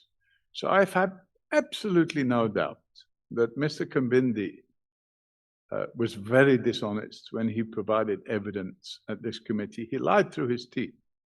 And he forgot to mention that he was offered a job as a brigadier. He forgot to mention that Humbulani Kuba was also offered a job, I think, as a major general or a lieutenant general. And all they had to do was turn into witnesses. By the way, according to Humbulani Kuba's statement, he said that General Mkhwanazi told... Thank you so much, Mr. O'Sullivan. Thank you so much, Pangazita. Chair. And we take Chair. honorable vessels. Chair. Maybe before that, just to let you know that there's been a problem with the mic of the witness. So Honorable Mwango had to pause for that mic to be fixed, so the secretariat fixed, so the proceedings were stalled. Wow. But it was about two minutes. Yeah, I have given him those 2 minutes. The 2 minutes have been given. Thank you, Honorable Chairperson, even though I want to say it was more than 2 minutes, but No, it's fine. Mr. O'Sullivan, there is an observation which was made by Advocate Mashuka yesterday when he was here. He said, and I quote, "In my opinion, there was evidence of a sustained, continuous, unlawful campaign to target Patlane and other victims. Trent, O'Sullivan, and IPID officers were an enterprise. They even had a WhatsApp group formed during the investigations against Patlane. What would be your take on that one?" Well, everybody's entitled to their opinion, but that opinion is a dishonest opinion. Advocate Mashuka knows that I wasn't on any WhatsApp group, and I never formed part of any WhatsApp group. So for him to say that I was part of a WhatsApp group is a total lie. Secondly, the miracle that we saw in the criminal justice system, where somebody opens a docket the second week of January and the first week of February, arrest warrants are issued. It just didn't happen on any other case in this country, that an investigation can be completed and a docket registered and arrest warrants issued without even the alleged suspects having given their version of events. So the whole thing was a complete setup. And the setup included all the people of the Northwest team, who, by the way, I understand, had regular meetings with General Pashlani, and that included regular meetings with Michael Mashuka. And it's sad, but the reality is that there was absolutely no case to answer, and there's still no case to answer.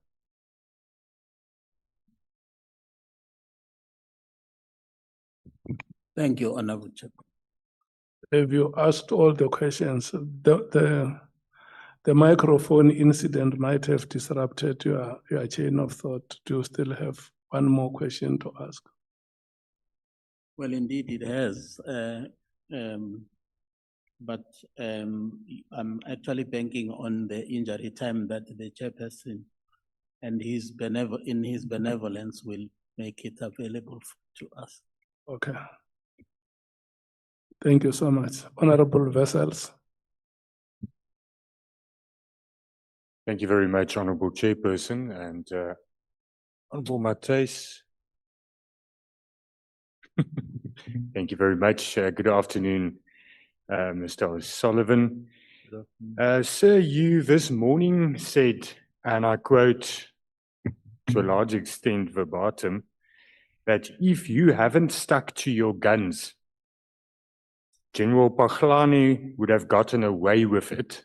And the "it" refers to the corrupt activities, the alleged corrupt activities. But I do want to refer you to an email that we were provided with yesterday. And I think you have been made privy to those emails. It's, if I understand it correctly, the first email that you sent to General Patlane, and it was on the 12th of February 2016. And in that email, you address it to the Dear Acting Commissioner of Police. I'm not going to read everything, but you then say that I always thought you were straight until I saw how you were helping Mono. Then I started looking into you and I found out that you have skeletons in the cupboard too. In fact, more skeletons than Celebi had. You obviously know what you've been up to for the last few years. No one knows better than you. Now I know too, and that's after only a week of digging into you. And then you fix this problem with Mono and Creature and fix it now. Or you'll go the same way as Celebi. That's a guarantee. You fix Mono and Creature, and I will lose interest in you. If you don't, I'll be all over you like a bad-fitting suit, and so forth, and so forth.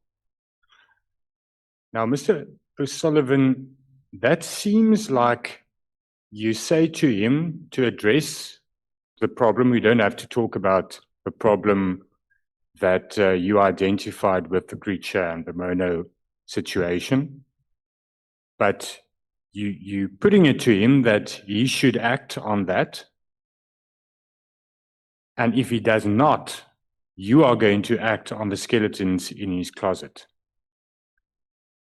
So that does not seem as though you found out about this corruption and you made it your mission to get him to be held accountable.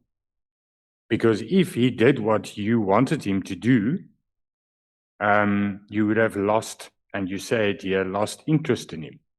So can you comment on this email? Yes, thank you.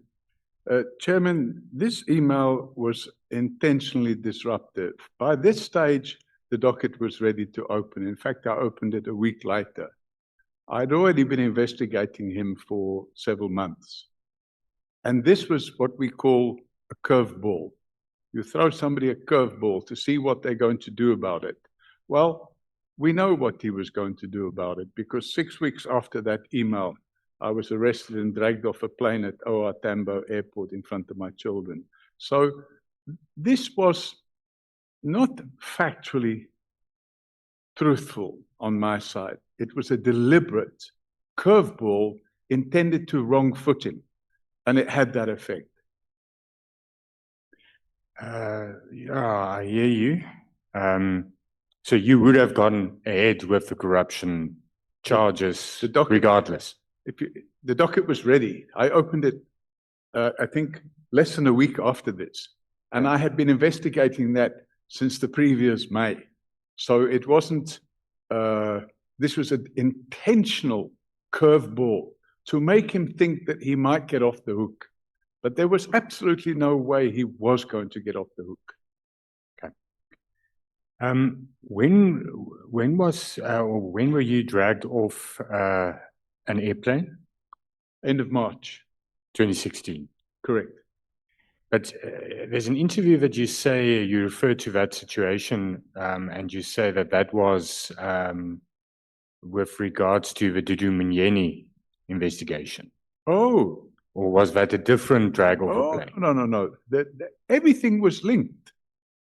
All of it was linked. So what happened was, and of course there will be members here that will disagree with this, but what happened was, the then president appointed General Pashlani as acting commissioner of police. And by the way, he sat as acting commissioner of police from August 2015, when General Pieka was suspended.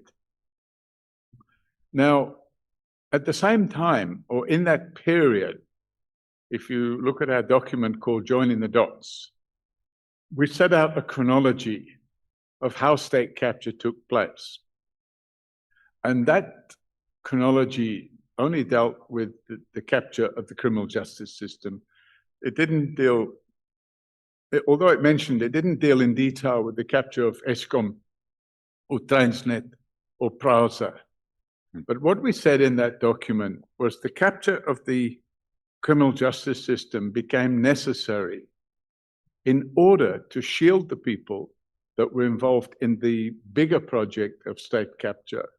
So they had to have, and I think we've said it in the Joining the Dots document, that if we'd have had an effective criminal justice system at that time, state capture would not have taken place, because good cops at the head of the police and the head of the prosecution service, the whole lot was captured. So the courts found that the appointment of Mokotedi was unlawful. The court found the appointment of Nhlanhla was unlawful. The court found the appointment of Sean Abrahams was unlawful.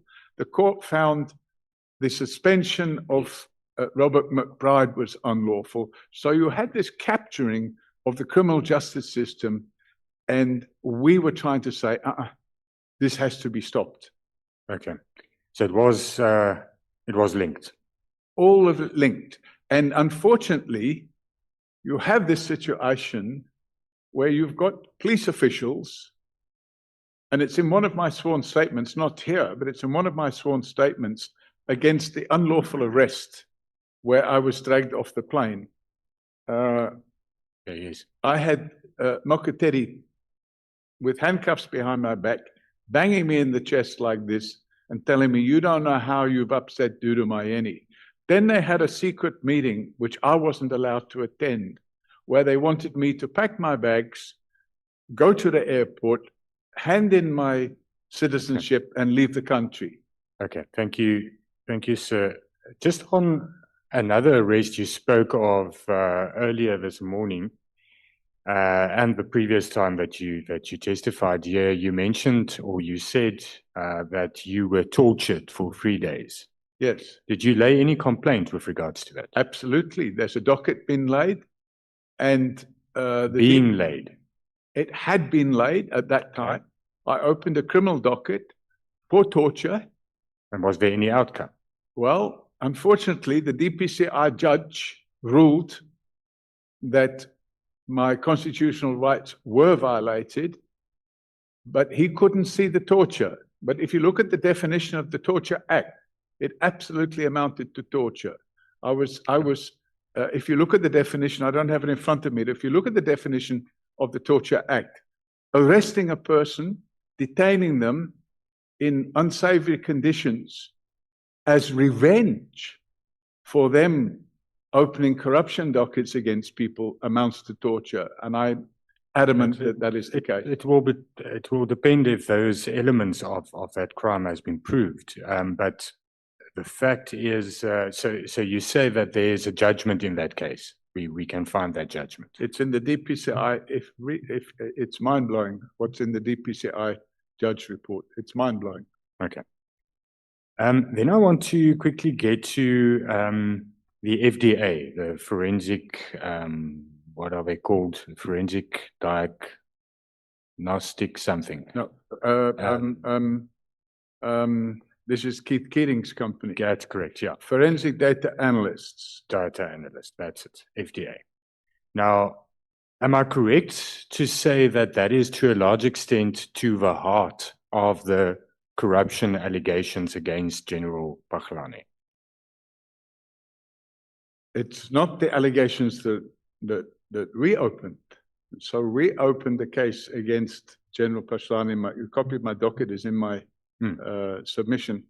The docket I opened was that he had taken money, cash, from a police supplier who supply squirrel hair fingerprint brushes, yes, and the powders and the chemicals for crime scene management. But you also referred to Keith in your email correspondence with the prosecutor and with Sean Abrams and so forth. Later I did, because you only had to see what was coming out in the media. Very serious articles. In fact, I saw it along with the members that were present at the police portfolio committee meeting, where they put up a presentation. IPID put up the presentation. Correct. I wrote to Parliament and I asked for a copy of that presentation, and I got it.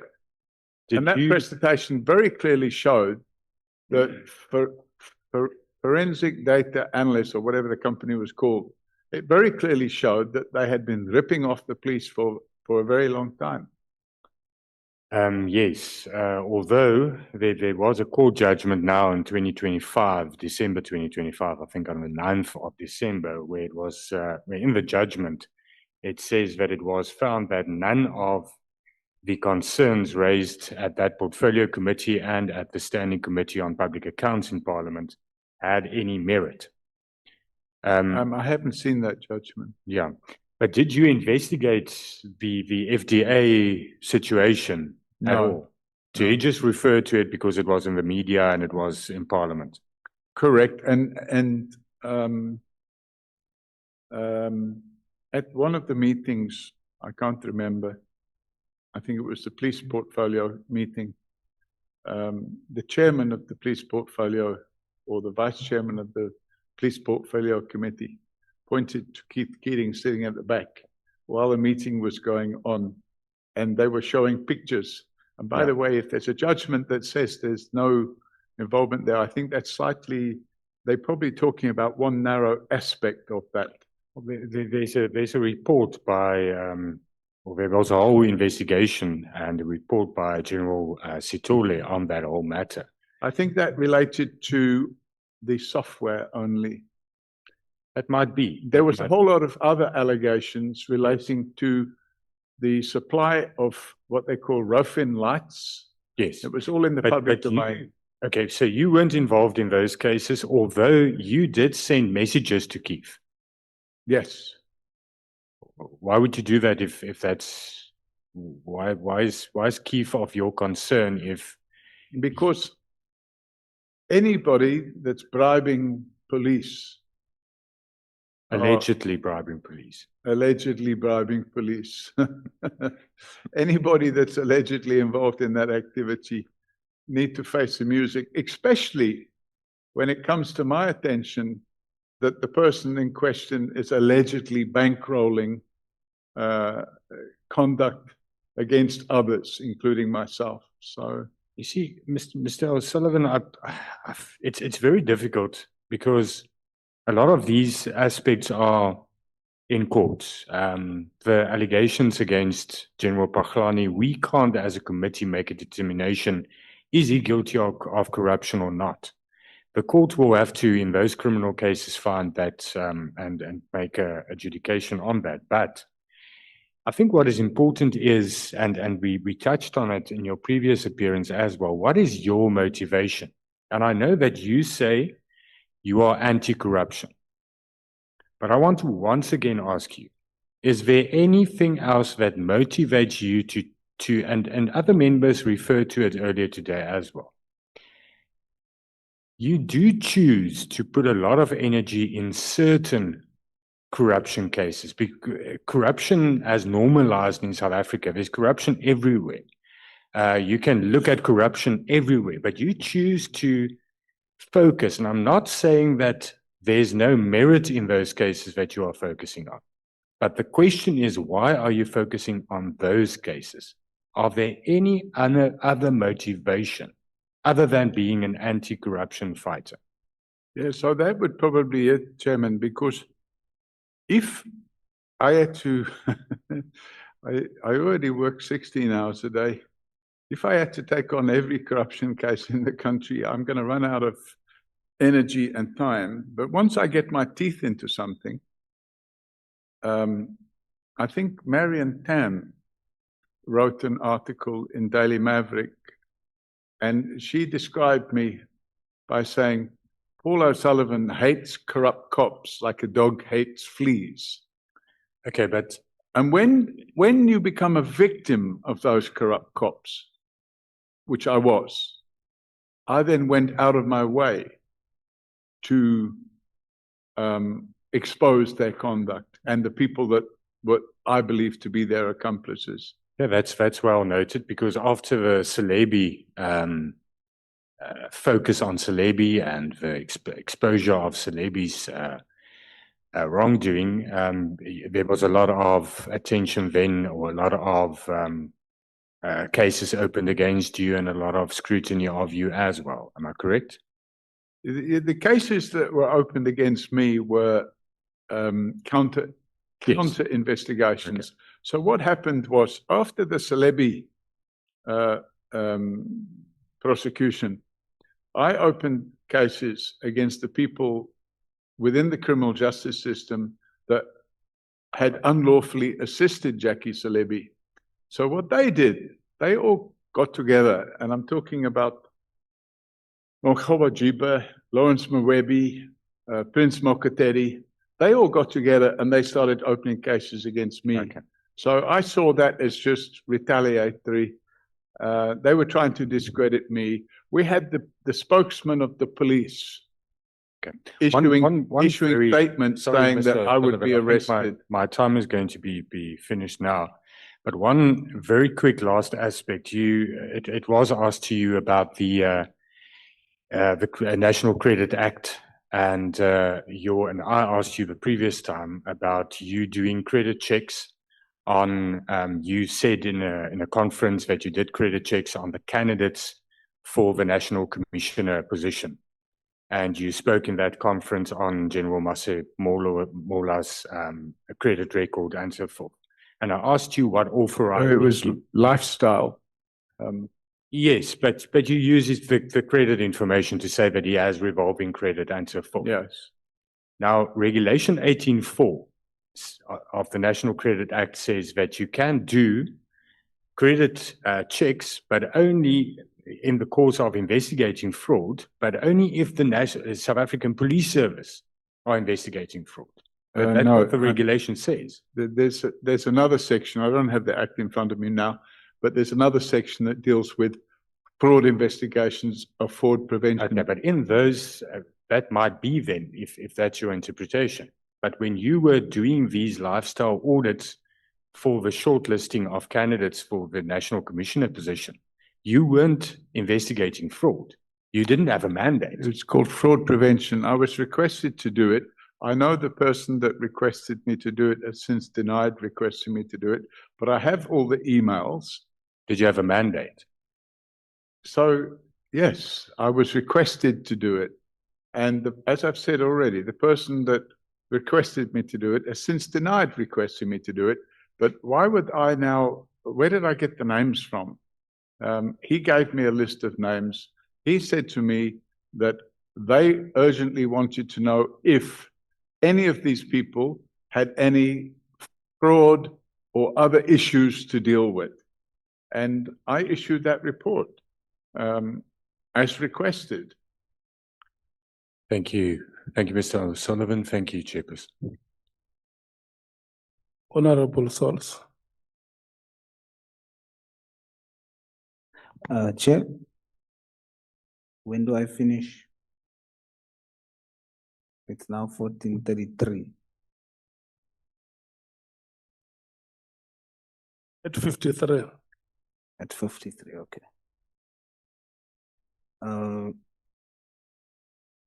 Mr. O'Sullivan, good afternoon. Good afternoon, Mr. O'Sullivan. Hello. Let me start by saying I maintain my stance about you. And your heroism cannot be disputed or erased from written records, even by all the emotions. But your holes must also be tested. And that is why we are here today. I too have holes. As a matter of fact, I have a lot of holes. So we've heard testimony yesterday about those holes. And so I'm going to ask you questions on clarity to test whether this is true or not.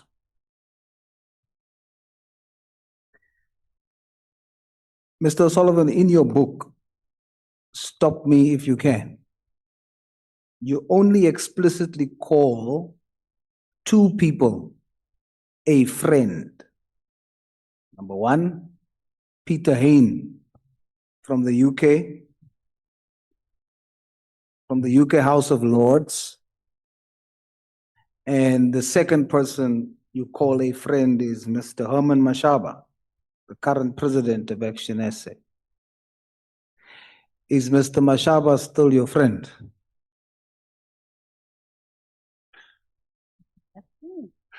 It's a very hard question to answer. Let's say we've had words, but I think you can't ditch a friendship of many, many years overnight. So we've had words, but I still consider him my friend, and I still consider his wife, Connie, my friend. Of course, he's no longer my political friend, but I would say he's probably still my friend, yes. Does he feel the same way? Have you done something? Why would your friend, through his party, want to show the world that you are corrupt? What do you call it? False narrative. If somebody wants to paint a picture, and I made the point quite strongly that if you're going to go and support somebody who may be engaged in criminal conduct without realizing that the person you're supporting may be engaged in criminal conduct, and then when you point out the obvious, now the only way they can retaliate is to accuse me of being involved in criminal conduct. And I just simply say, well, come with the facts. I've heard people saying that I'm embroiled with drug cartels. What a lot of rubbish. You know, when you make statements like that without any factual basis whatsoever, I accept that if you're going to be a corruption fighter, you're going to attract a lot of negativity. And I accept that that goes with the territory. And I accept that sometimes the methodology I use to fight corruption would be classed as having holes in it. But at the end of the day, if I look at the record and the success rate of the people that are now facing or already face the criminal justice system are in prison, I'm satisfied that we won a lot more cases than we lost. Yes, I'm the first one to accept what's in writing about the heroic acts. Today, we're just zooming into the holes. Are you saying with your response, you pointed out something to Mr. Mashaba, and that's the reason why he is, as you say, pushing a narrative? Actually, Mr. Mashaba didn't push any narrative at all.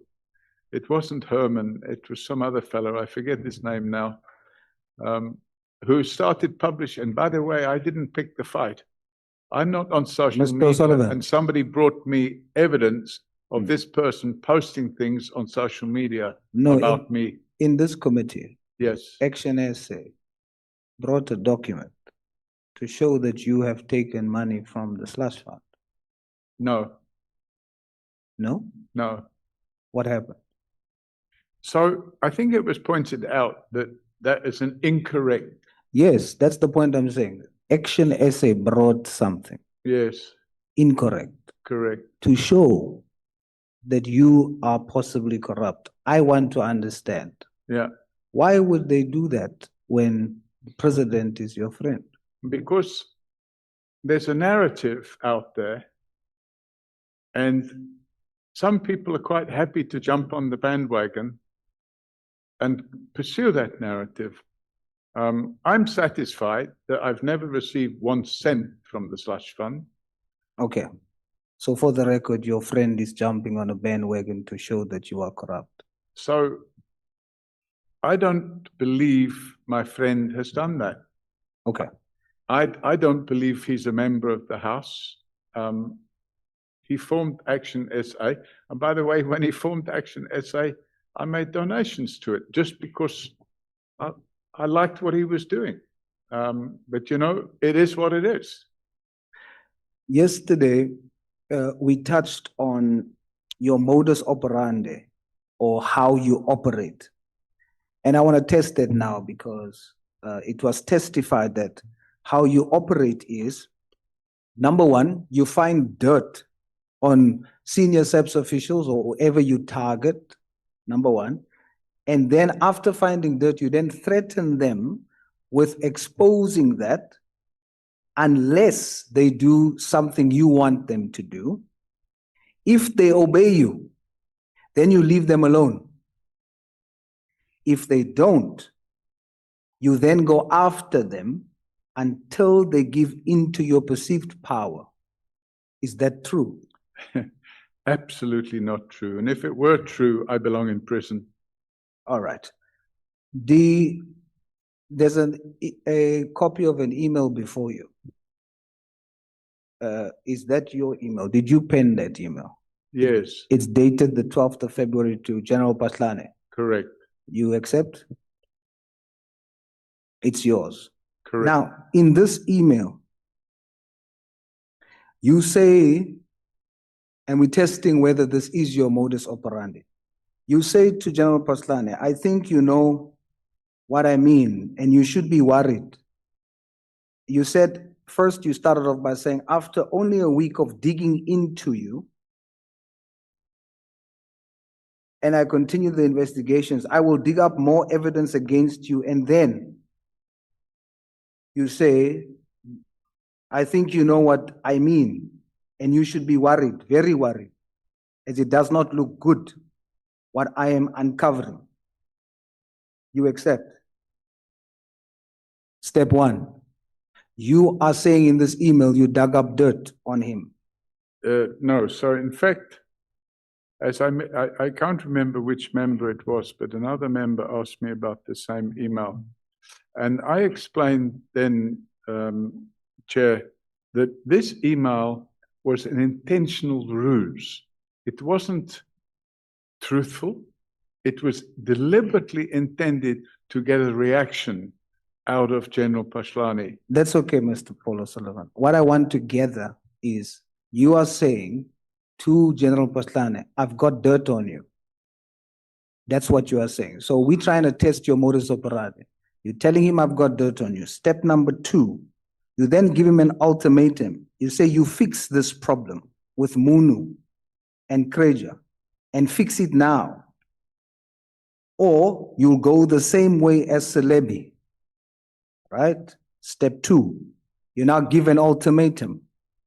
Step three, you say you fix Munu or Kreja and I will lose interest in you. You do what I want, I will lose interest in you. If you don't, I will be all over you like a bad fitting salt. If you try any dirty tricks as your predecessors, I'll eat you for breakfast and still be hungry afterwards. This shows step by step a modus operandi.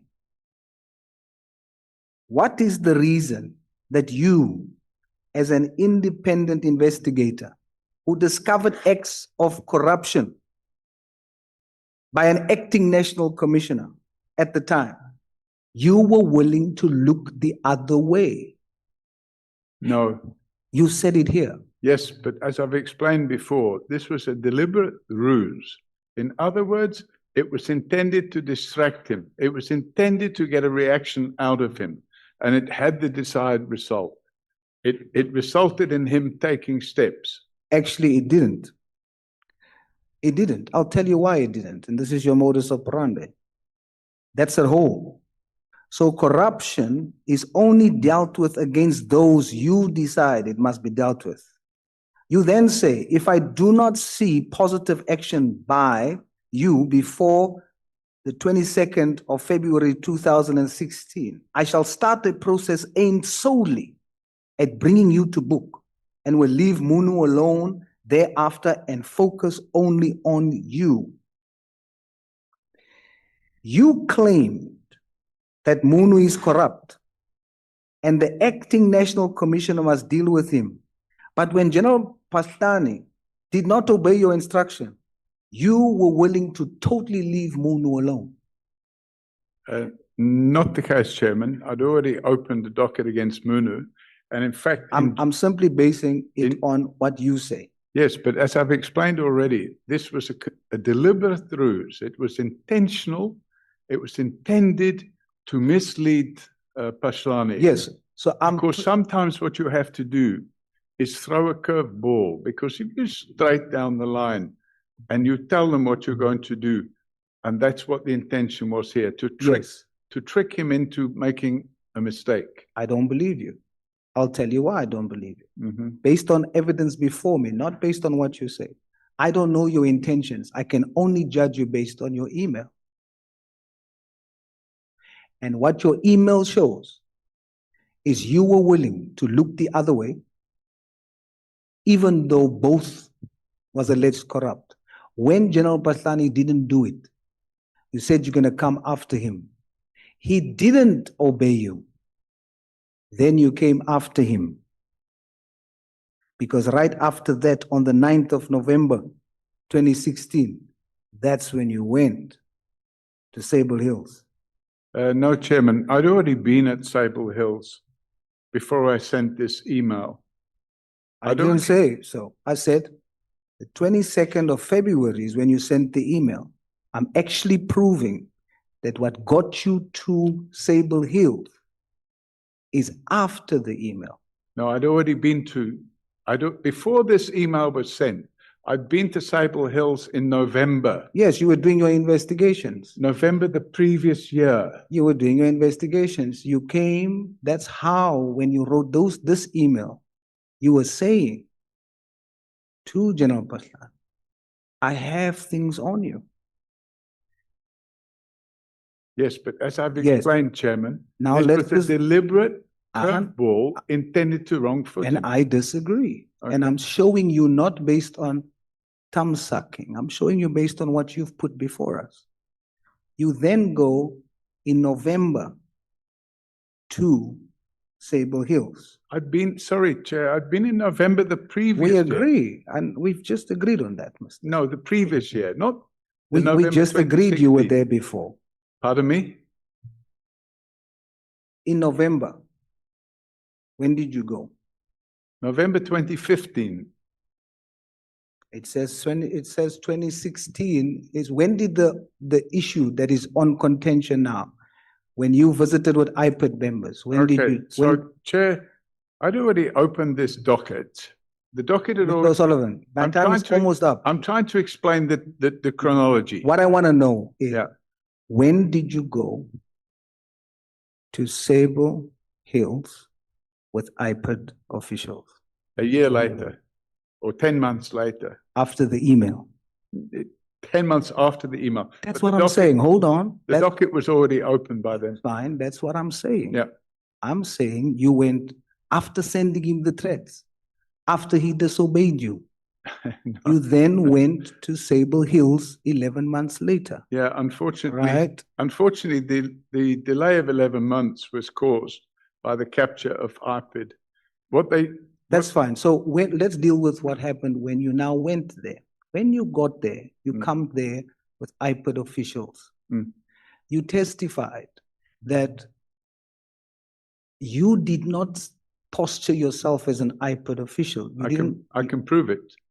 Yes, I know you can prove it. What I want you to prove is, you did not say with your mouth, I am an IPID official. You didn't say that. No. But did you say with your mouth, you are not? I gave my business card. I'll give you one. It shows exactly who I am. To whom did you give it? To the people at Sable Hills Estate. And I sent an email. Mr. Sullivan.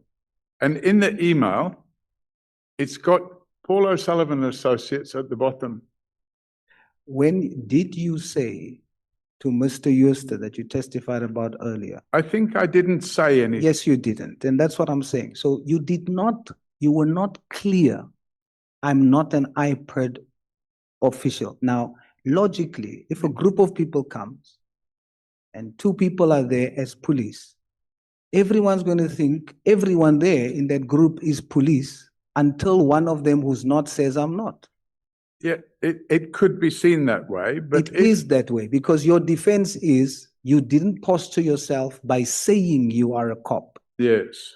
But we are saying you also didn't expressly say you're not. And because you didn't, there's an open possibility that it could have been perceived as you are. That's the reason why they responded to your questions. Why, who questioned Mr. Euster? Who responded? Who questioned Mr. Euster? Nhlanhla Mkhwanazi and myself. So he answered you because he viewed you as a police officer. I don't believe so, because I look at it. Did he say to you he doesn't believe? Because he never said it. I never said it. his affidavit said, his affidavit said, you looked, your posture was like a police officer. No, but this is the You affidavit. had a firearm. This And is and when he looked at you, he was convinced you were a police officer. No, he wasn't. Are you speaking for him now? He said that under oath. He said it under oath because he was forced to say it under oath. Did you have a weapon? I always carry a weapon. So he saw the weapon. You were with police officers. He perceived you to be as such. Okay. Do you have the estate file of ERF, whatever that is, of Sable Hills? Do you have the estate file of General Mkhwanazi? No, IPID took that file. How did you get it? I didn't get it. They took it. Did you visit Mr. Jooste together with Mr. Nhlanhla on 18 November? Yes, I did. And at that meeting is when you and Mr. Nhlanhla produced to him the certificate or the notice to produce evidence. That was what Nhlanhla Mkhwanazi did. And it is on that time that, based on that notice, that he gave the estate file to IPID in your presence. Yes, Chairman, I need to bring into account here, and you need to consider this.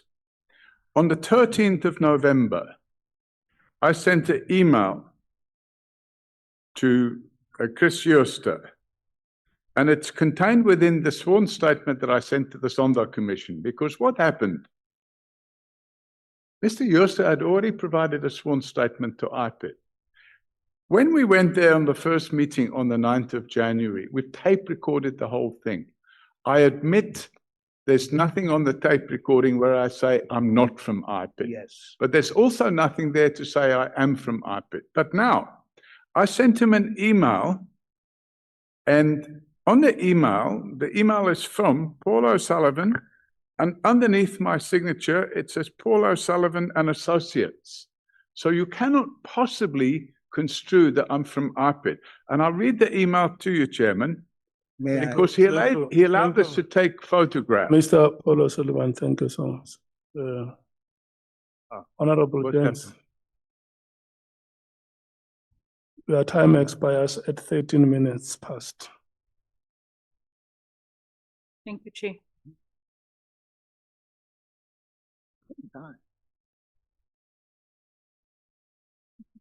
Mr. O'Sullivan, you previously stated before this committee that you hosted a book launch.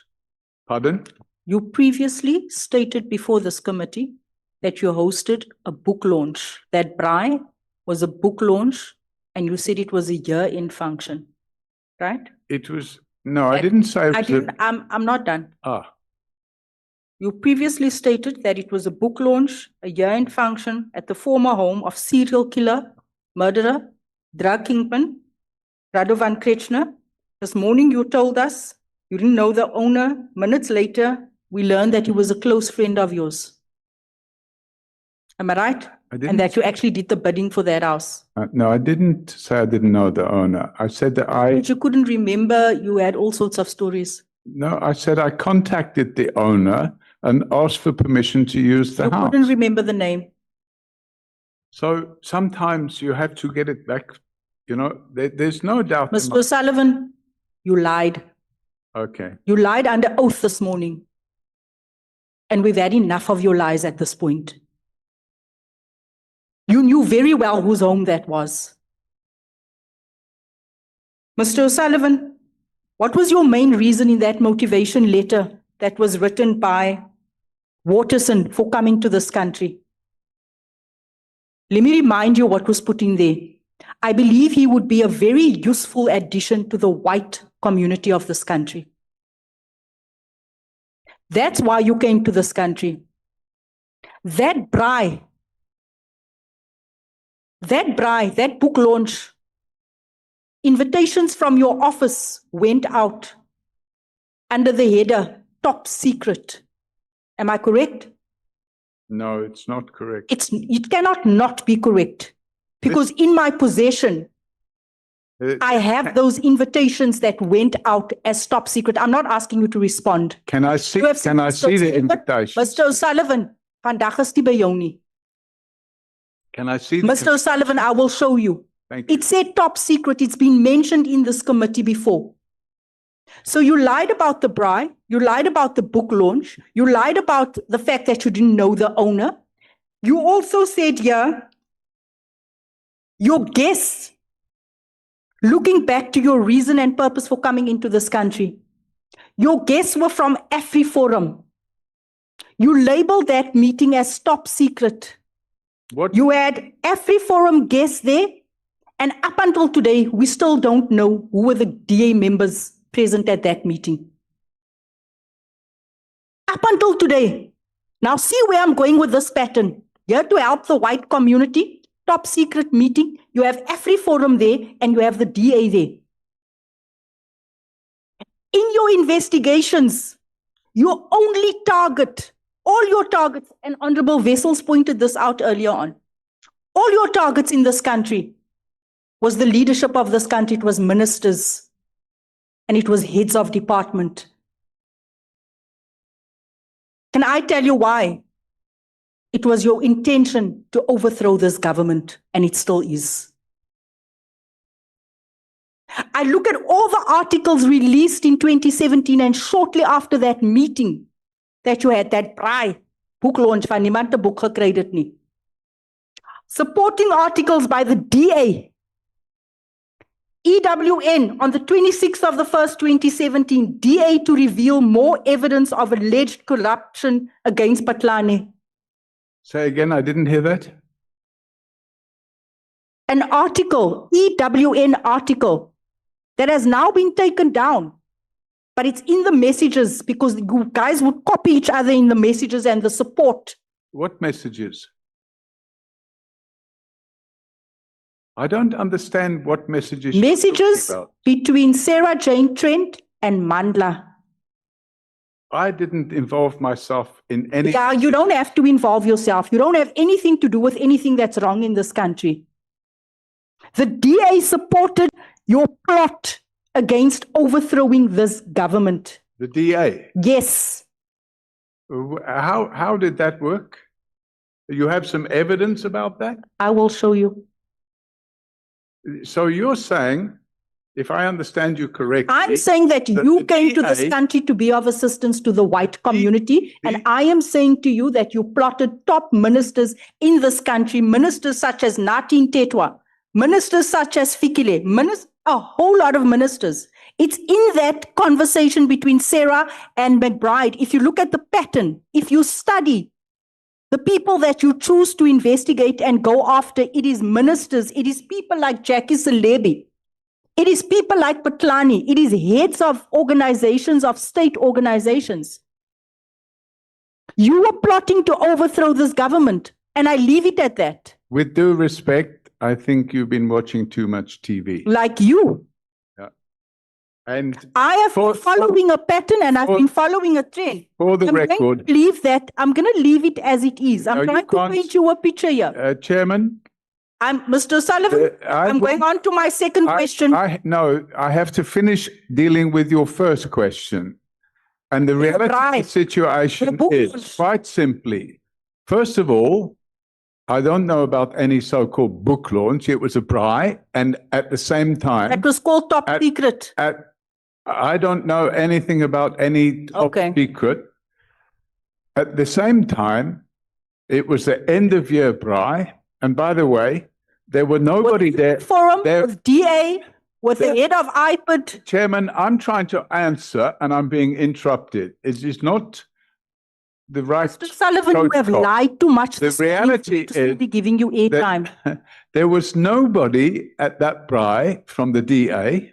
There was nobody at that braai from AfriForum.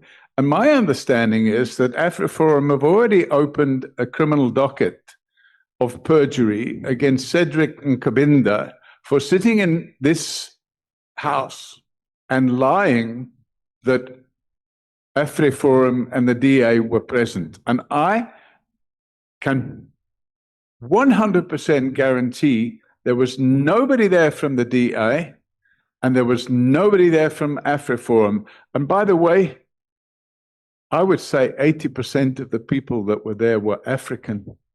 So From SAPS, from state organ that was helping you to plot against General Patlani. Chairman, I'd like to move the on member now. is making this up as she goes along, and it's a farce, complete farce. Making up anything. Absolutely. I keep saying when I ask questions, it's not because I don't have the answers, or it's not because I do have supporting documentation. Well, perhaps I can have the evidence. When you stated this morning, you also again lied, and this is why my patience is up with you. When you stated this morning, you do not require SIRA membership, right, as a forensic investigator. That's right, you said you don't.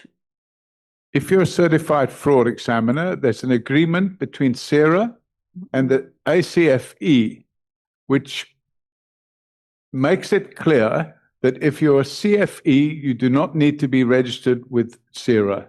However, because I've been registered with SIRA since 19 whatever, I can't remember the year, I've kept my membership going in case, just in case, I decide to involve myself in security company activities. But I'm not involved in any security company activities. Mr. Sullivan, and I do not. Mr. O'Sullivan. Let me finish answering, please. Mr. O'Sullivan, I'm done. I would like to finish answering the question because you're making false allegations and then you're preventing me from answering. The reality is that there's an agreement between ACFE, a written signed agreement, which was approved by the minister, which makes it clear that if you're a certified fraud examiner, you do not have to belong to SIRA. However, I've kept my SIRA membership going just because, but I don't need to. I don't need to be a SIRA member.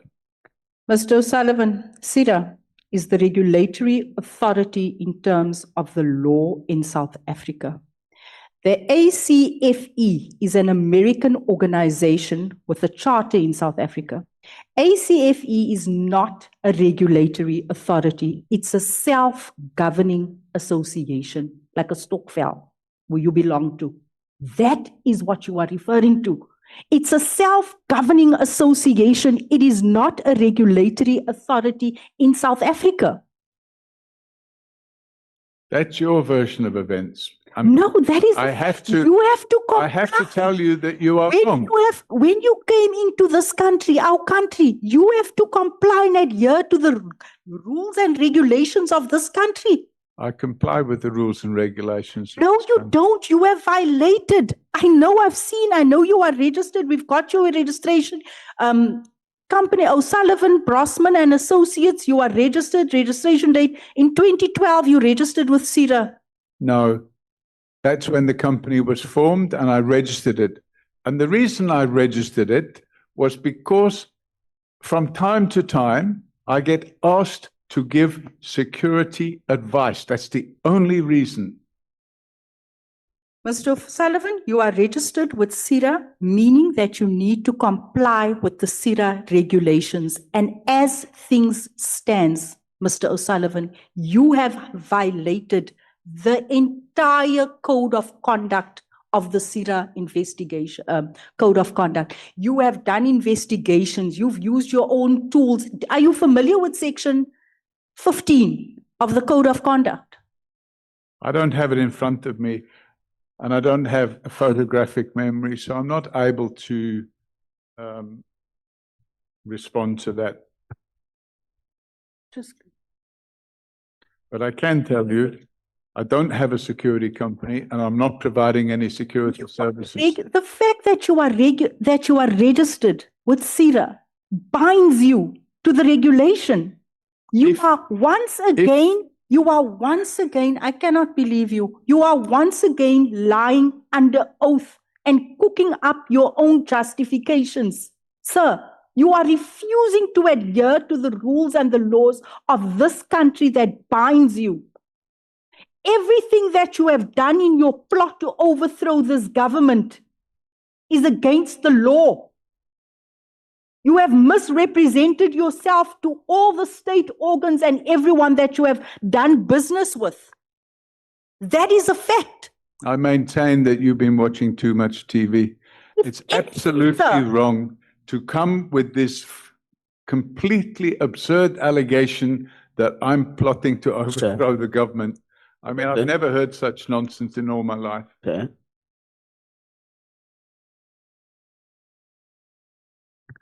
Honorable Ngola. Chair, I'm rising on a serious point of order. I have been observing how the witness, it's for the third day today, responds or disagrees with sentiments put to him by members. In the 3 days that he has appeared, whenever he disagrees with what the member puts unto him, he refers the member to be watching a lot of TV, trying to insinuate that what the member may have been saying is fictitious. Even when it is fictitious, there is a respectful way of disagreeing with a member in whatever is put before him. I think it's time, Chair, that we reprimand the witness not to behave like this. Thank you so much, Chair. Honorable Skosana. Thank you, Chair. Much of the things Honorable Ngola has covered me. We just wanted to raise that this belligerent of the witness before us cannot be tolerated. He's treating us with disdain. This attitude, which I've spoken about earlier, has to stop now, Chair. You know, I think it's high time that he respects this parliament. You know, for him, the only person who's right is only himself. Everyone is talking rubbish. Everyone is nonsense according to him. Hence, I said what I said earlier. When you deal with criminals, you must deal with criminals. Thank you, Chair. Mr. Paulo Sullivan. Chairman, I must sit here and be called day in, day out, a criminal, a thug, a white supremacist, and I must just keep quiet about it. I'm just saying, I won't say she's watched too much TV. I will say, what you're saying is not true, it's fictitious. Thank you, Chairman. So you are withdrawing the statement that I withdraw the statement that the member watches too much TV, and I replace it with what you're saying is false and fictitious. And you also apologize for having made that statement. Of course, Chairman, I always apologize. Can we proceed? Chair, I'm going to conclude at that because I don't think it's even worth our time further probing Mr. O'Sullivan. I'm actually glad that it's come to an end. Again, I'm going to put it to you just today, because I actually thought today you'd come and you'd come clean and you'll just respond. You lied about the purpose of the prize several times. There was inconsistency. You lied about knowing the owner of the house. You lied about having interaction with Khan. You said you just met him once. Recently, have you been having meetings at the residence at the Moti offices with General Sibia and Mr. Moti? No, I've never had. In the last 2 months, you haven't met any one of them. I've not had any meetings with General Sabia and Moti at Moti's offices. So that's also another fictitious statement. You lied about not being obliged to Sira. You just lied the entire morning. Mr. Sullivan, I say this and I want to put it on record. Every organ, state organ, if anything, when we make our submissions and write recommendations at the end of this, should be barred from working with you. You have misrepresented yourself to this entire country, operating as an alleged forensic investigator. I leave it at that. Thank you. Am I allowed to respond, Chairman? You are allowed to comment on the statement. Thank you. The Constitution of the Republic of South Africa would make the claim that you are now putting forward unconstitutional. And I deny categorically that everything you've said is true. I've done my best and gone out of my way to use my memory as best as I can and recollect events over many, many years. This letter that's been handed to me now, I've only seen it for the first time. I've never seen it before, and this 44-year-old letter. So at the end of the day, I cannot say that I came here to overthrow the government. Clearly, my record, if you go on our website and you look at all the other work we do, other than corrupt police officials, and you look at the work that we do there, at the moment I've got somebody that has a community property association where members of the community property association have stolen hundreds of millions of rand, and we've taken that case on voluntarily to help them get their money back. And those are not white people. They're poor people living in rural areas, Chairman. At the end of the day, I do the best I can. I'm not perfect. There's nobody perfect out there. And one thing I can say, with my head held high, I've done my best to try and make this country a better place for all citizens. Oh, okay. Thank you so much. Thank you, honorable members. Can I check Mr. Paul O'Sullivan? Pardon? Are you good? I'm uncomfortable. I'm very much in pain, Chairman. But I'm listening. Oh, okay. There are numerous witnesses who have come before this committee and have made statements or claims of your involvement or interference in the work or the operations of IPID and the SAPS. Is it your submission before this committee that all those statements or claims are inaccurate? Chairman, I stand by the submission that I've made to the commission, to the committee, with all the evidence, and I believe that the evidence speaks for itself. Over 36 years, I have done my best to help in the fight against crime, and like any other situation, some of it might have been imperfect, but where I've made mistakes, I've tried to rectify them. I have in no way, shape or form attempted to take over IPID or to take over the police or to overthrow the government or to possess or own any instrument of government.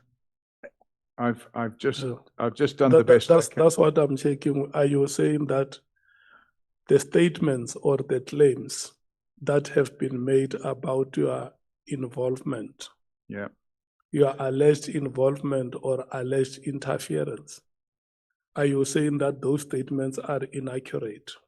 100% inaccurate. And what they've done, Chairman, is part of a narrative to, in my opinion, this is my opinion, if I'm allowed an opinion, it's part of a narrative to distract the attention of this committee away from its real terms of reference, which is to get to the bottom of who is currently capturing the criminal justice system. And I can tell you for certain it's not Paul O'Sullivan.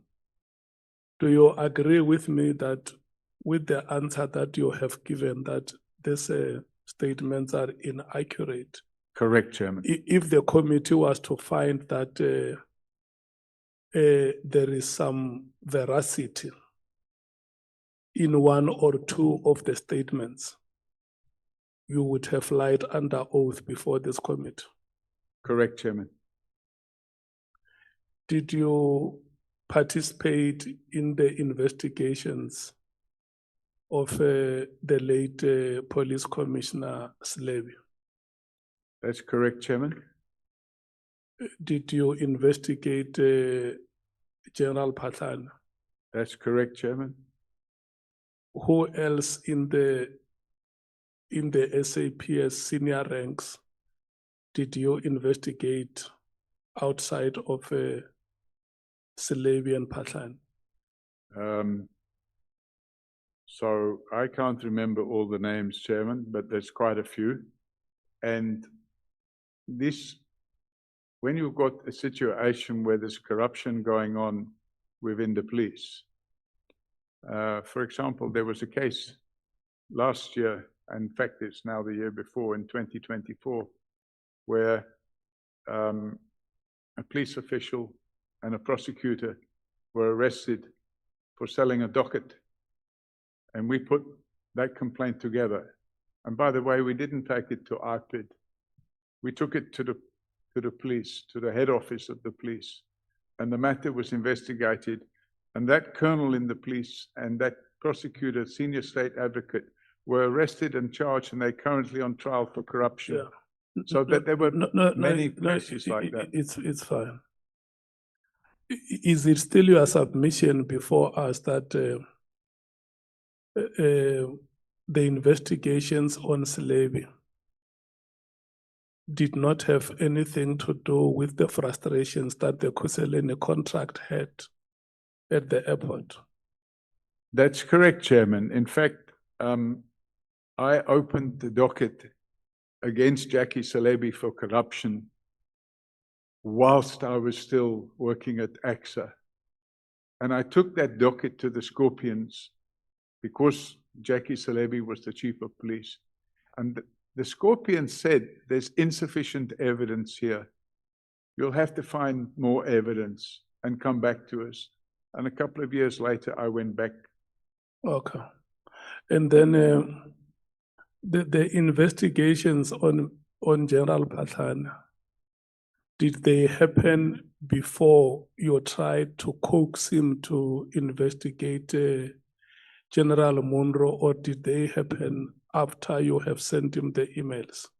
Before, Chairman. And if you have a look at the statements that are contained within the docket, you will see that I had already been at Sable Hills estate and obtained evidence before that time. But unfortunately, IPID was paralyzed for 10 months.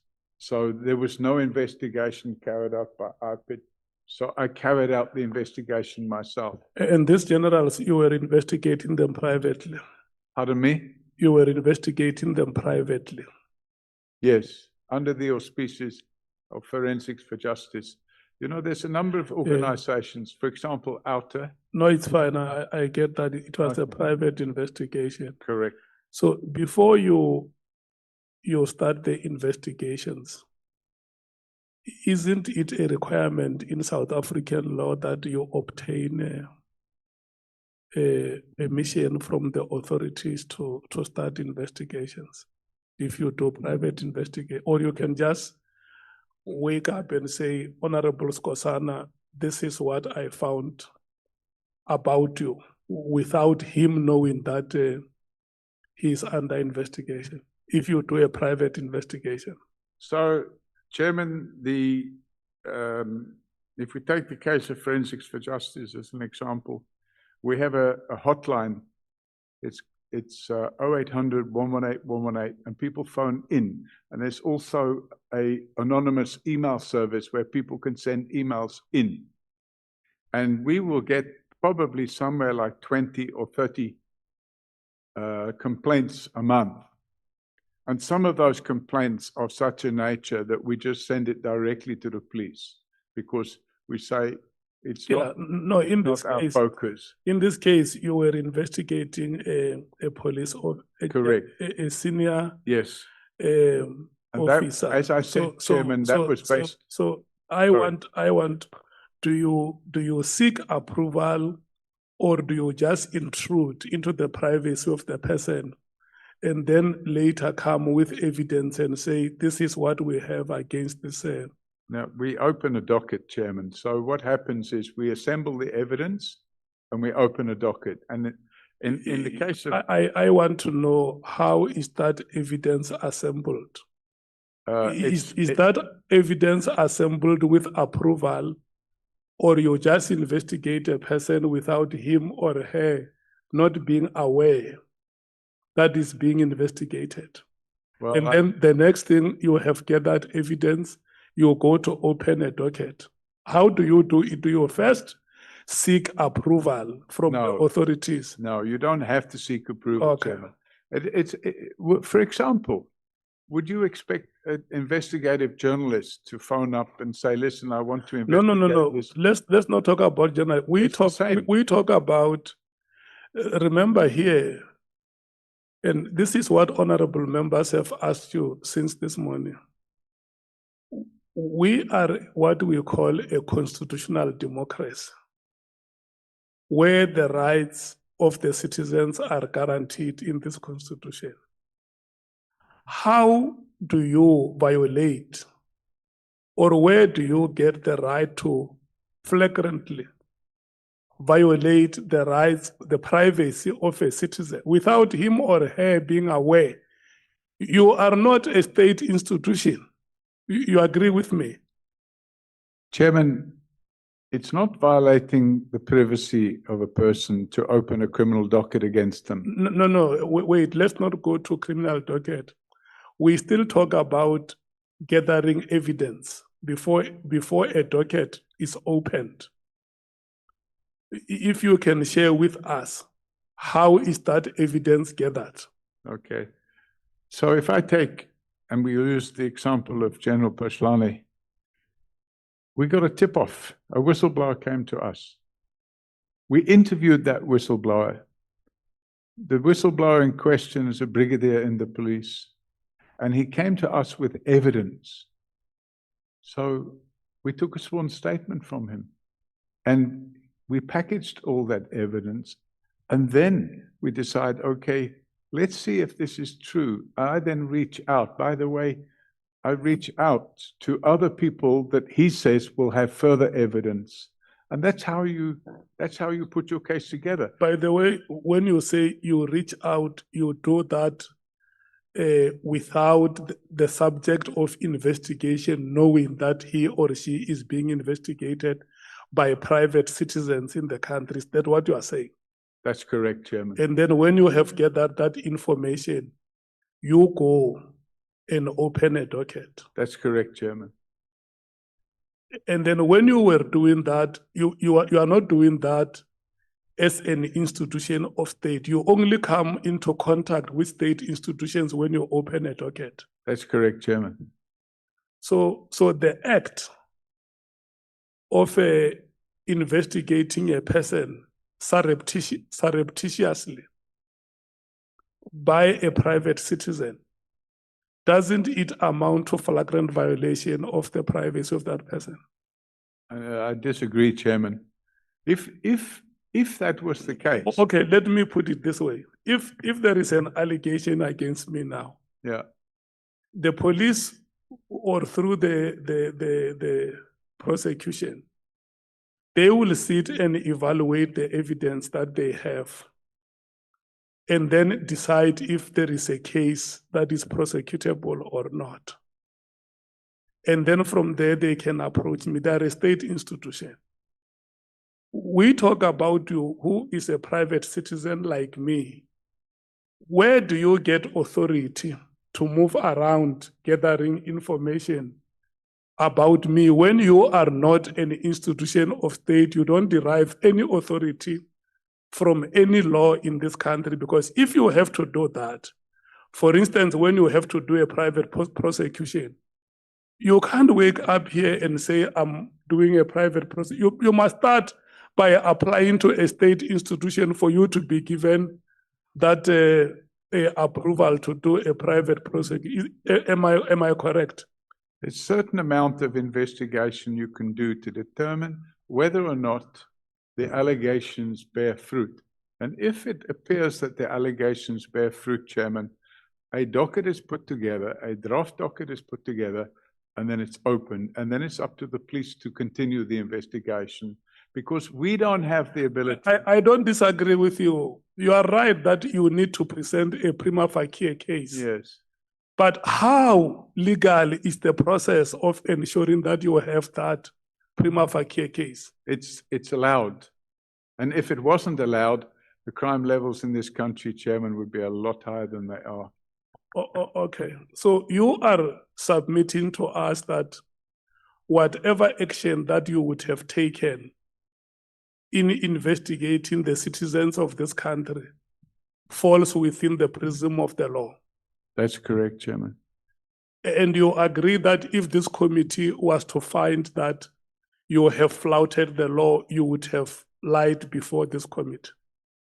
Well, I have to see what it is that they say, Chairman, but I don't agree that if the committee does that, I've agreed that I've lied. No, I'm saying, you are telling us now that all the actions of investigating the citizens of this country, your actions fell within the ambience of the law. Correct, Chairman.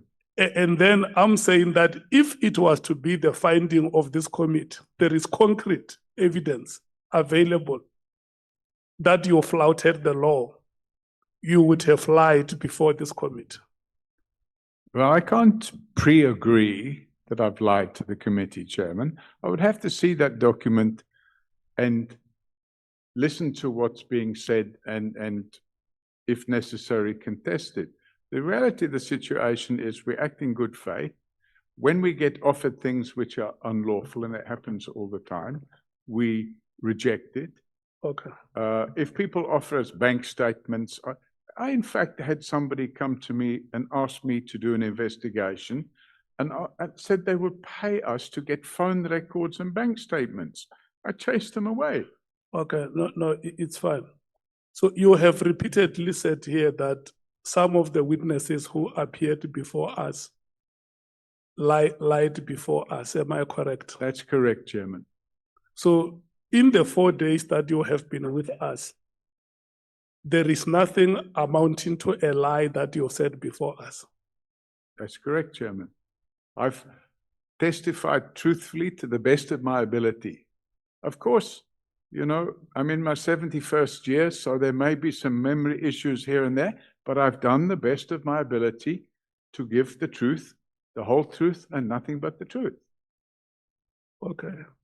Advocate Mashuka was here yesterday. He told us about a polygraph test payment that was made by you. Did you ever pay for a polygraph test where is General Mkhwanazi? General Mkhwanazi was supposed to be one of those people going for the polygraph test, and he withdrew when he heard that the test was being paid by you. Did you pay for that? Chairman, you would have to go back and examine the radio interview where Mokotedi made an allegation that I was in a process with, and by the way, his allegation is completely mirrored by what Cedric Nkabindi said. But his fake docket, which he had opened against me, alleged that I sat in a house in Bedford View with the DA and AfriForum and Robert McBride and others, and we talked about overthrowing the government. So I said on the radio, we're prepared to take polygraph test, and we're prepared to pay for the polygraph test, so that he can't say, I'm not going to pay for the polygraph test. So I said to, and I was overseas at the time, and I said to my finance lady, contract one of these people, the polygraph people, and pay them to do those polygraphs. And as it turned out, he didn't go for the polygraph. What the committee wants to know is We paid for the polygraph. Did you pay? Not me, the company, the Forensics for Justice paid. Is your company? It's the non-profit company. Is it your company? It's not owned by me. If a non-profit company you have but trusted, I was the founder. Are you involved in that company? Yes, I'm the founder of that entity. And do you know what we call the South African Council of Civil Investigators? Sorry? South African Council of Civil Investigators. I don't know.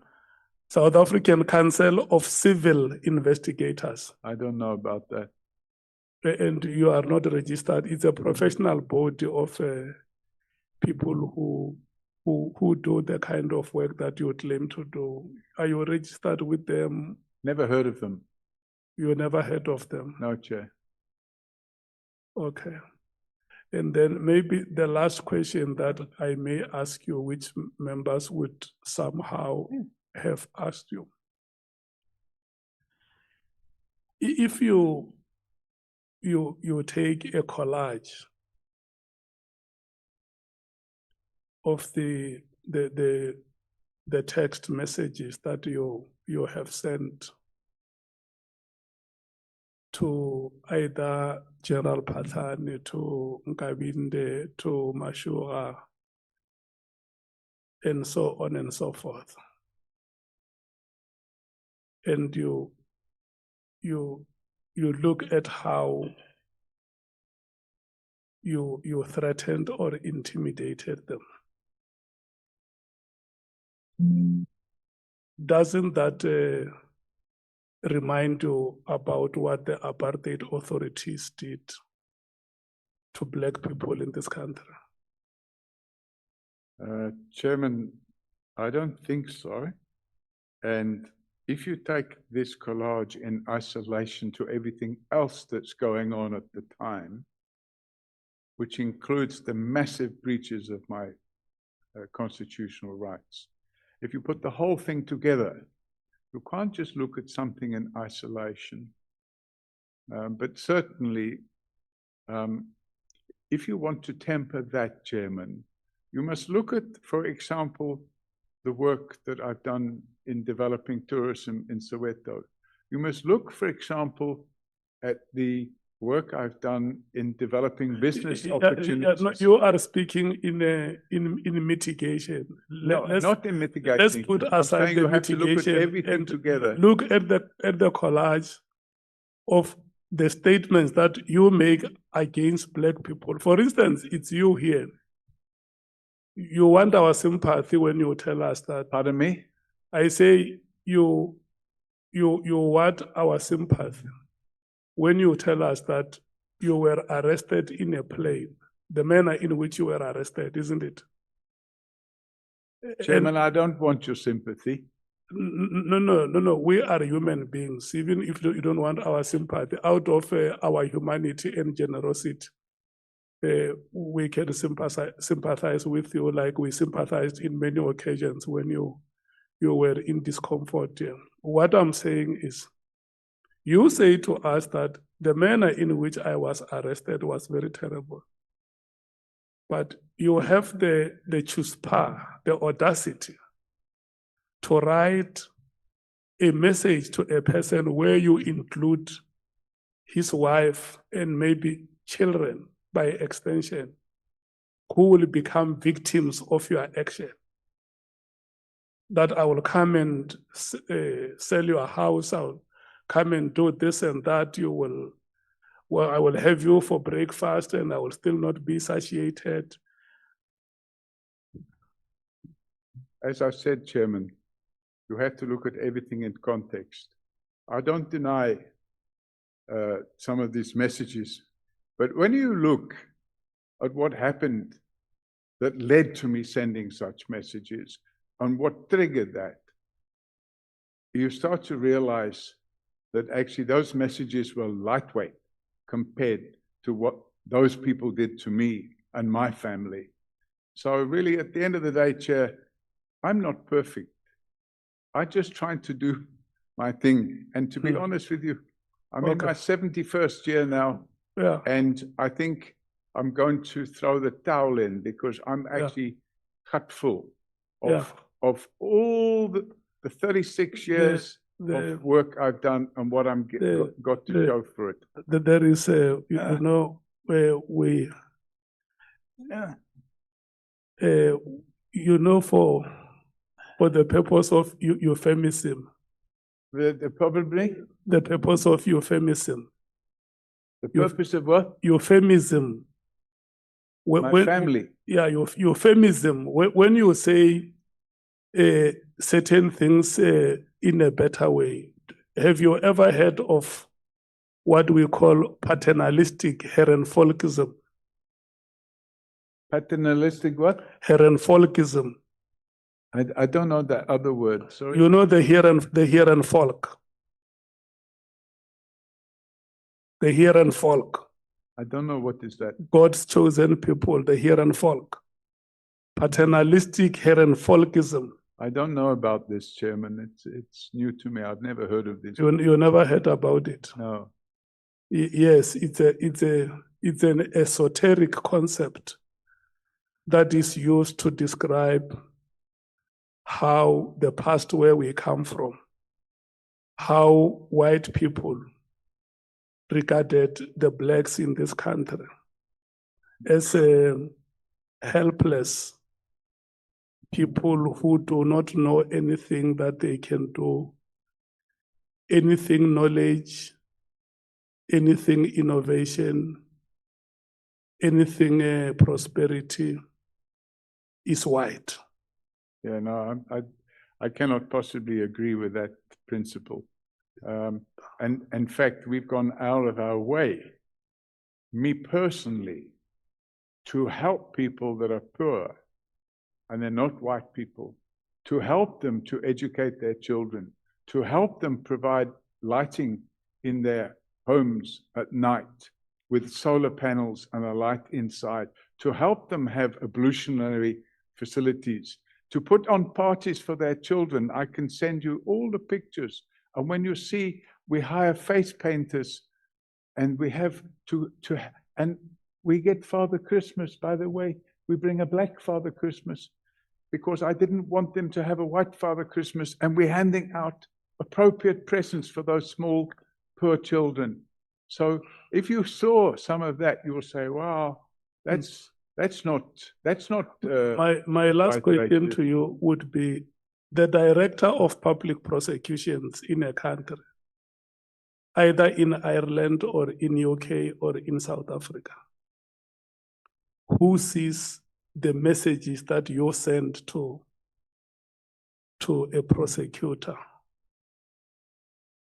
or a minister of police who sees the messages that you send to their generals or to their police officers, or a president of a country who see those messages that you send to the people who serve in the government which they lead? What should be their attitude towards such messages?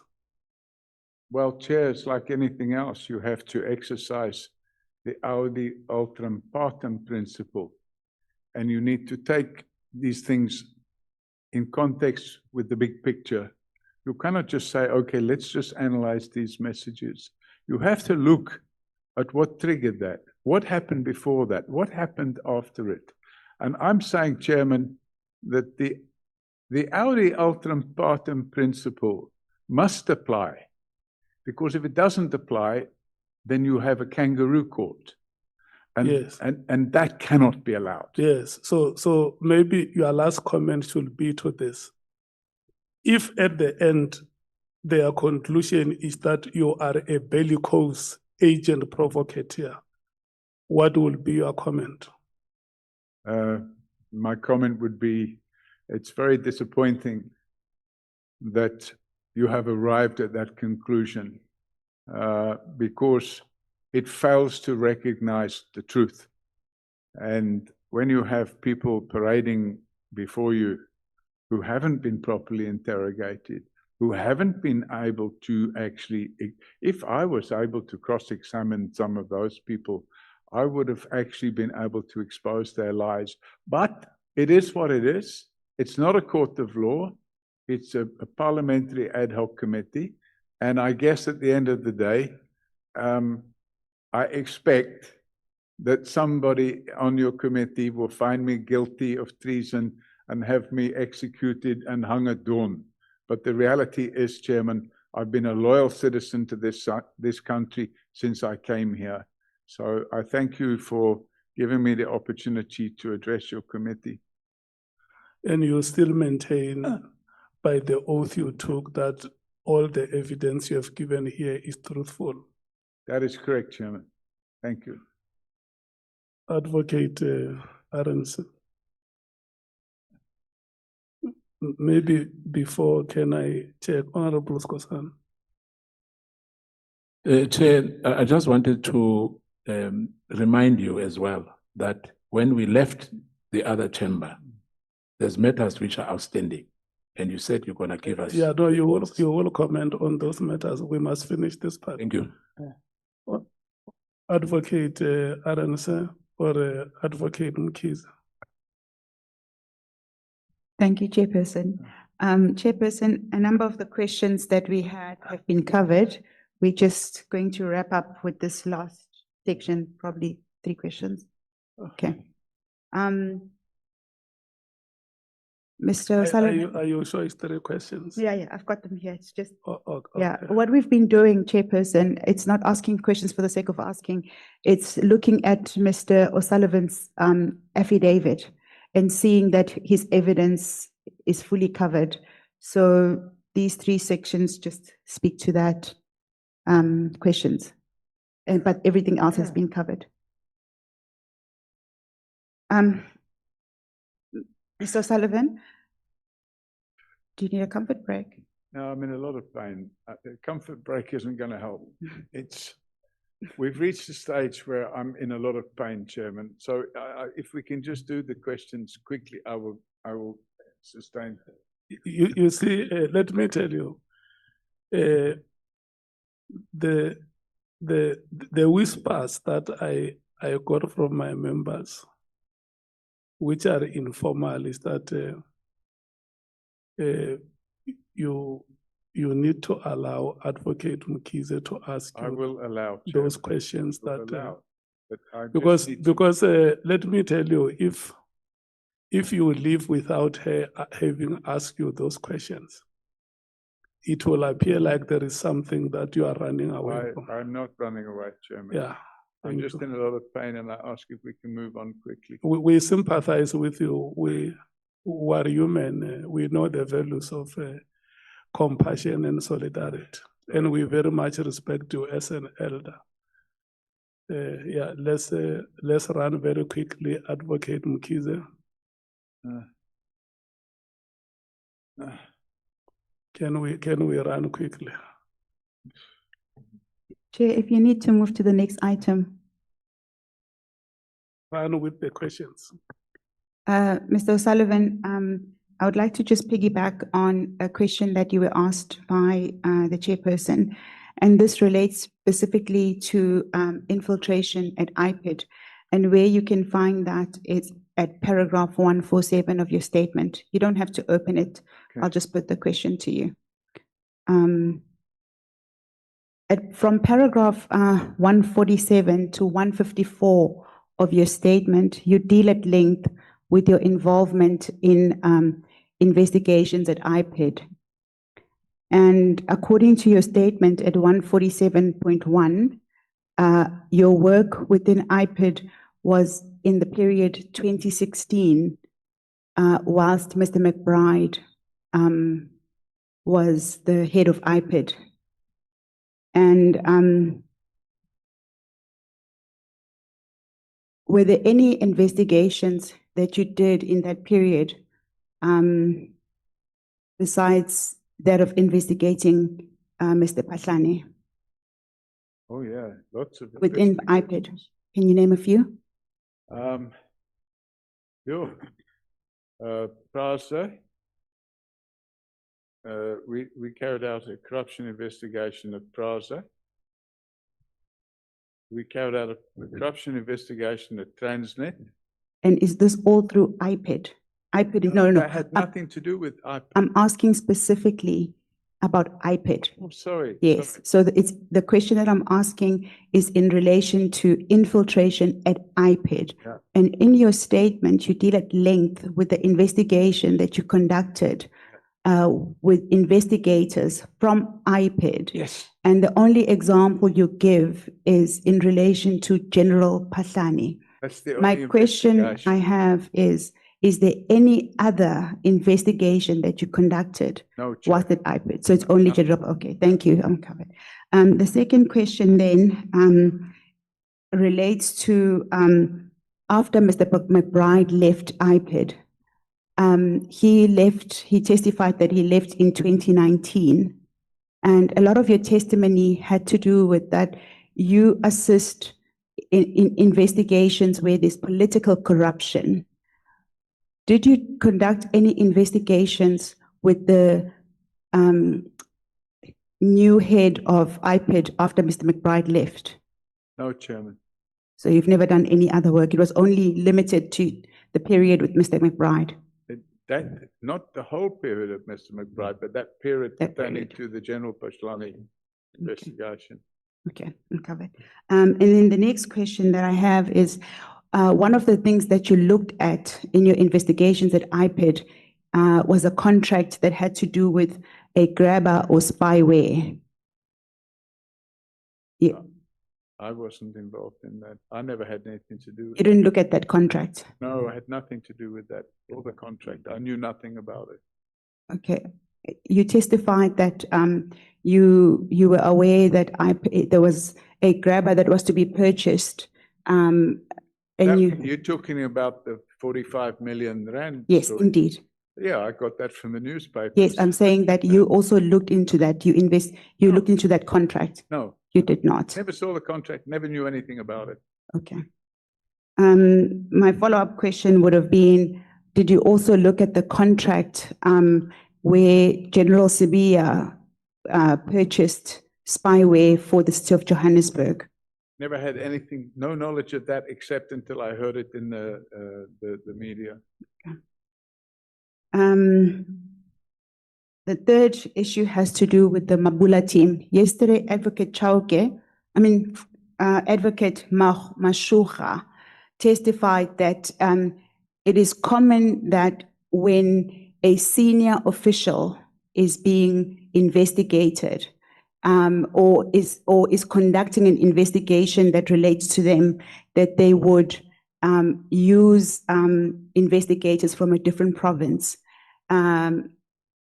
General Musikidi also confirmed that juniors don't investigate seniors within the rank. So my question around the Mabula team is, you say that it was unlawful for the Mabula team to do the investigation on behalf of General Patlani regarding his Sable Hills home. And the two generals, the general that testified, as well as the advocate who's in Mashuka, they both testified that there's nothing uncommon about that. That is exactly what happens. You assemble a team from a different province in order, because of the sensitivity of that investigation. Do you have any comment to that? Well, I think it's possible, but my comment wasn't about where they were from. It's about what they actually did. And they went out with a counter investigation. So they were only set out to stop the investigation into General Patlani. That was their only purpose in life. And in order to do that, they targeted everybody that was involved in the investigation. However, what they were dealing with was in relation to your investigations at General Patlani's house. So it was very related. It was not remote. So I made the point, Chairman, that they created a fictitious story that there was a threat to a security, and that's what launched the investigation. It later transpired there was no threat to the security, and in fact, a report had been issued that there was no threat to the security. So what they were really doing was a counter-investigation aimed at destabilizing the investigation against General Patlani, and unfortunately, they succeeded because he wasn't eventually prosecuted on that. He was prosecuted on some other cases which we had nothing to do with. The last question, thank you that you are still seated. The last question is regarding Mr. Chauke. And Honorable Vessels asked you about the work that you did having been commissioned by Advocate Chauke regarding the National Commissioner. That would have been the lifestyle audit that you conducted to provide a report whether to see that the candidates that were up for nomination were suitable to be the National Commissioner. The brief was not to see if they were suitable, but to determine whether there were any skeletons in the cupboard that could cause problems later. Okay. And the only thing that I seek to do with that is that you've given evidence to that effect and that you had a brief. Who was the brief from? Bajani Chauke. Bajani Chauke. I've made point of the fact that he's since denied it, but the reality is there, and I've got the emails. Are you able to provide that email to us? He didn't ask us in writing. I sent the report to him, and I said, as requested, yes, here's the report. Are you able to provide that report to us? I can forward it to you. Thank you. I think I may have forwarded it already, in fact. Okay. Thank you. Okay. Thank you, Chairman. Chairman, thank you. I am in a lot of... Thank you so much. Let's do like this. No, there is one last matter. Please, just bear with us, Mr. Just one last. Can I see? I'm allocating one speaker per party. Oh, they're there. Yes. No, That's how we're going to deal. Can I see if you want to, because listen, honorable members, Mr. Paul O'Sullivan has sent us his apology about. I'm in a lot of pain, Chairman. A Yeah. serious amount of pain. Yeah, no, we agree with you. In part, Honorable Nhlanhla and Honorable Malema have spoken to some of the issues they want to raise with you. Can I identify members who want to speak on that item? Honorable Nhlanhla, Honorable Nombalo, Honorable Bangazita, Honorable Malema, Honorable Sols. 5.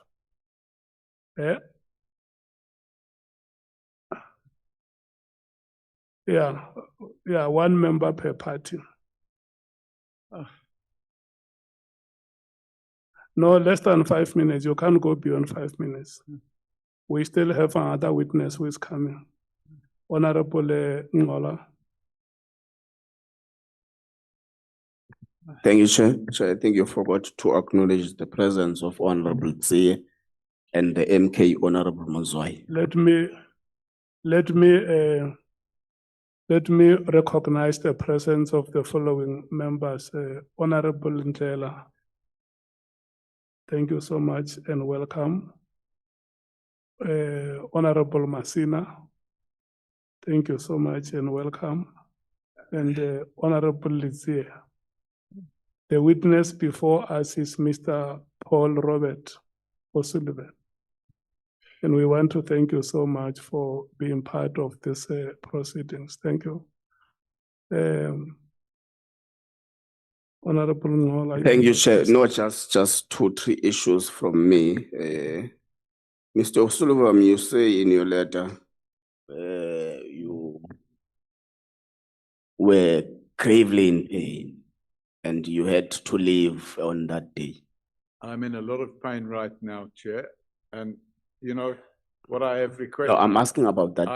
Yes, I've requested that my medical condition be kept confidential, but I was in a lot of pain then, and I'm in a lot of pain now. Yes, that's why we have kept it confidential, and that's why we only Thank use pain.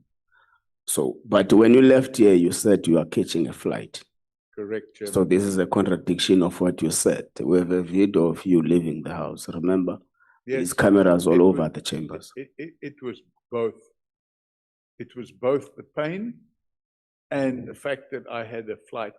And we can go into detail, and we'll be here for another. No, but why is the flight matter not properly covered in the letter of apology? I disagree that it's not properly covered. Oh, dear. I'll read what it says here.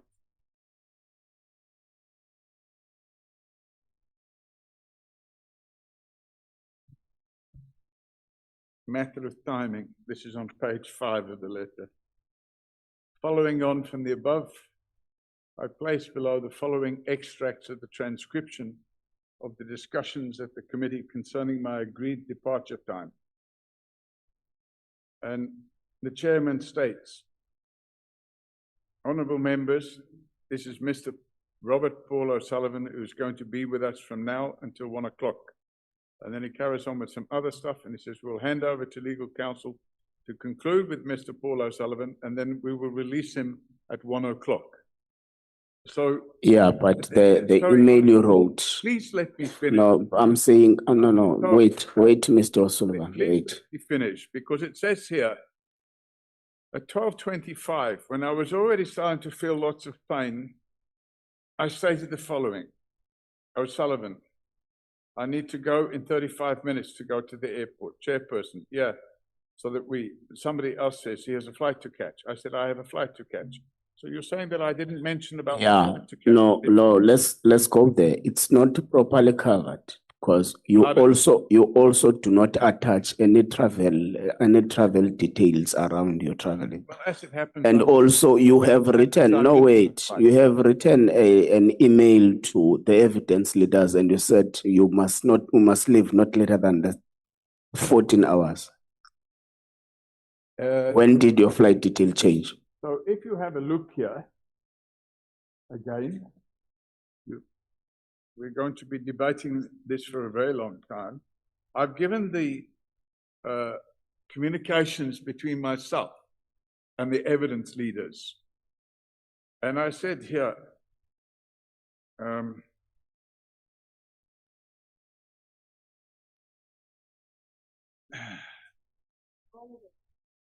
good morning. And this is now the message I sent to the evidence leaders on the 26th. Good morning. And the good news is that I managed to get a few hours sleep, and I will see you at 0900. I need to leave no later than 1400 for the airport. Exactly. Let me finish, please. Underneath that, I said NB. There was a typo in that message. It should have read that I needed to be at the airport by 1400, which would have meant leaving by 1300. No, it is my take that the typo explanation. Mr. O'Sullivan, you know you have been reprimanded since this morning that you don't have to shout. I know, I'm just in a lot of pain, Chairman. Yeah, we understand, but just for you to say it the way you have said it now. I'm sorry. Apologize. Look at him in the eye and apologize. Look at me, please. I am sorry. Thank you. Is your last minute? Yeah, it's my last point, Chair. Look, my view is that this apology is just a damage control for the mess you have caused for yourself, because even the pain you are talking about, you'll recall that in the first appearance, we had allowed you to go because you were in pain. So it would have been sensible for you to raise the same concern with the chair, then we would have made the same arrangement. So there is no such a thing as a pain. You are just doing a damage control for what you have done. And in our view, you were completely in contempt of Parliament, and therefore you are going to suffer the consequences of your actions. Thank you. if you can create space for the conversation to have eye contact. Yeah, no, thank you, Chair. No, Chair, I think as the first point, I agree with the latter speaker. Mr. Paul O'Sullivan, what you have done has never been done even by the state president. Even when the president is under a hostile environment in parliament, they've never done what you have done to us because they understand the constitutional mandate of parliament, and two, parliament is the highest organ of state. So you did the unprecedented. The apology that you wrote to us, I agree with the latter speaker that is nothing but a concerted effort to escape liability for your actions. And that apology can never be enough up until you apologize to South Africans, because Parliament is a democratic institution which is constituted by representatives of the people. So you provoked many South Africans on that day. You did not only provoke us, because this is the people's parliament. We are here for the people who are carrying the mandate of the people. So we'll never accept any clandestine apology. An apology must be submitted to the people of South Africa, not to us.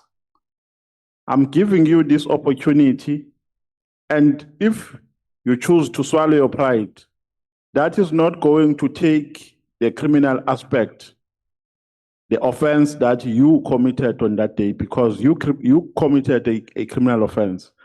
But now I'm giving you an opportunity to swallow your pride and apologize to South Africans for undermining their institution like you did.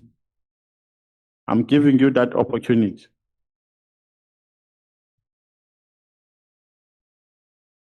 Chairman, I made the apology in writing. I read out that aspect of it this morning. I'm happy to say that I apologize to the whole country, not for undermining Parliament, but for leaving at the time I did and in the manner in which I did.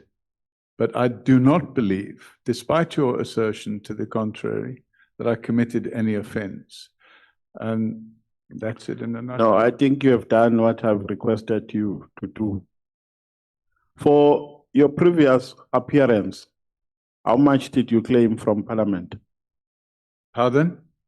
For your previous appearance, I think you are appearing for the third time now, correct? Yes.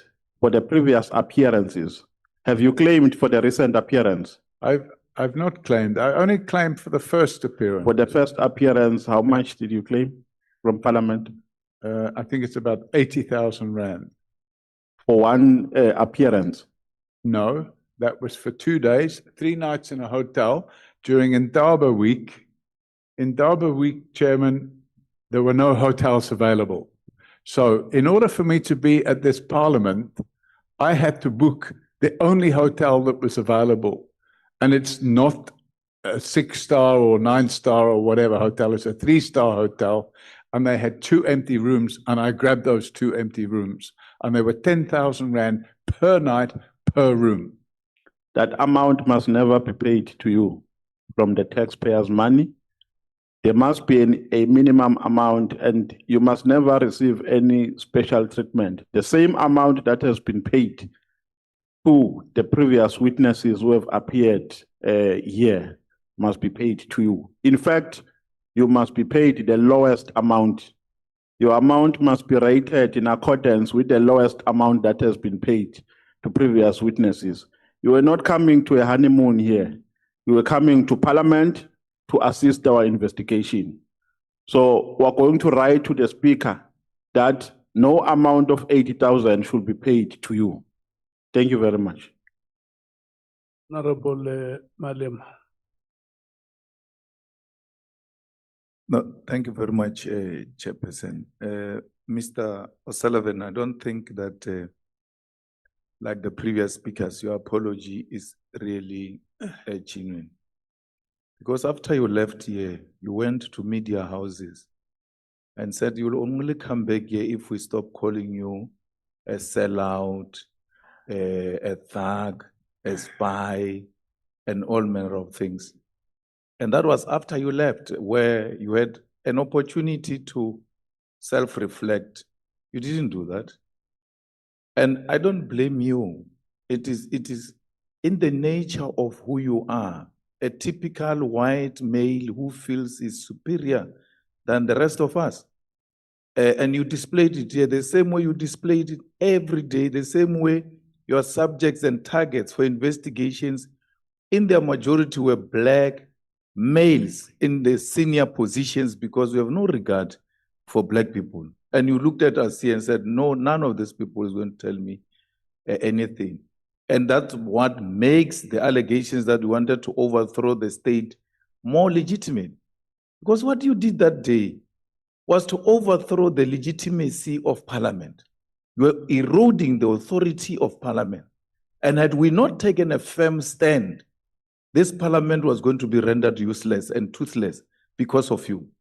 And if this parliament is not going to act on you so that no molecule after you comes to repeat what you did, no one must ever, ever come to this parliament and behave the way you behaved. And we can only do that if we act on you and act on a white male who behaves like he's untouchable.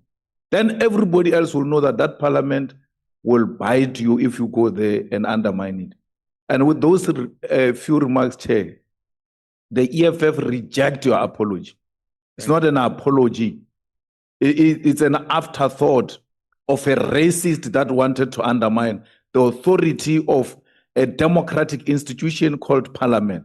And you wanted to erode its authority, and you successfully failed. Because we'll never allow that.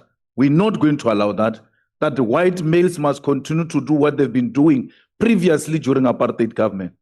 You displayed white arrogance, white supremacy, and we watched it in action.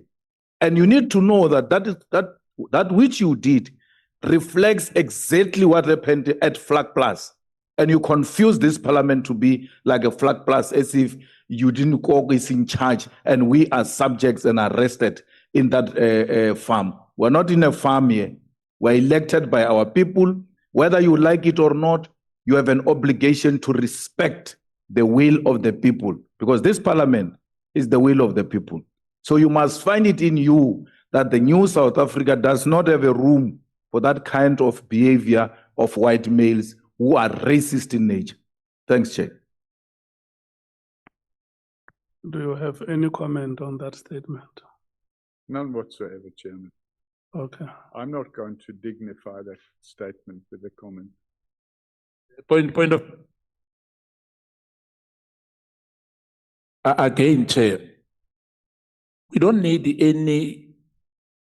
anything that this arrogance again is saying is not going to dignify what? What are you going? What are you not going to dignify here? No. Being called a white racist. No, yeah, racist, yes. No, wait, Honorable Skosan. Wait. No, but he must retract that, Chair. What he said to the honorable members? No, wait. What do you mean when you say you are not going to dignify? You mean that the statement that the honorable member has made is undignified? Absolutely undignified, Chairman. What moral basis do you use to determine that the statement is repugnant? I totally disagree with being called a white racist. Yeah. Apartheid. Is it difficult for you to say, I disagree with your statement, and to say, I can't dignify that statement? Okay, I disagree with that statement, Chairman. Okay. Honorable Bangazita. Well, thank you, Honorable Chairperson. I think my colleagues actually have covered me substantially on what I had wanted to say. Safe to say that there is also an aspect which actually leaves me very much concerned. When Mr. O'Sullivan actually referred to all of us, members of parliament, as crooks. I know that he tried to apologize on that one, on that comment, but it's lingering in my mind because it was, to me, an expression of his innermost, thinking about what he sees in front of him as members of parliament. To him, he does not see members of parliament. He sees, a group of crooks, as he actually had said. And I really take great umbrage at that. I'm struggling to forgive him on that one, unless I see genuine retraction of that statement.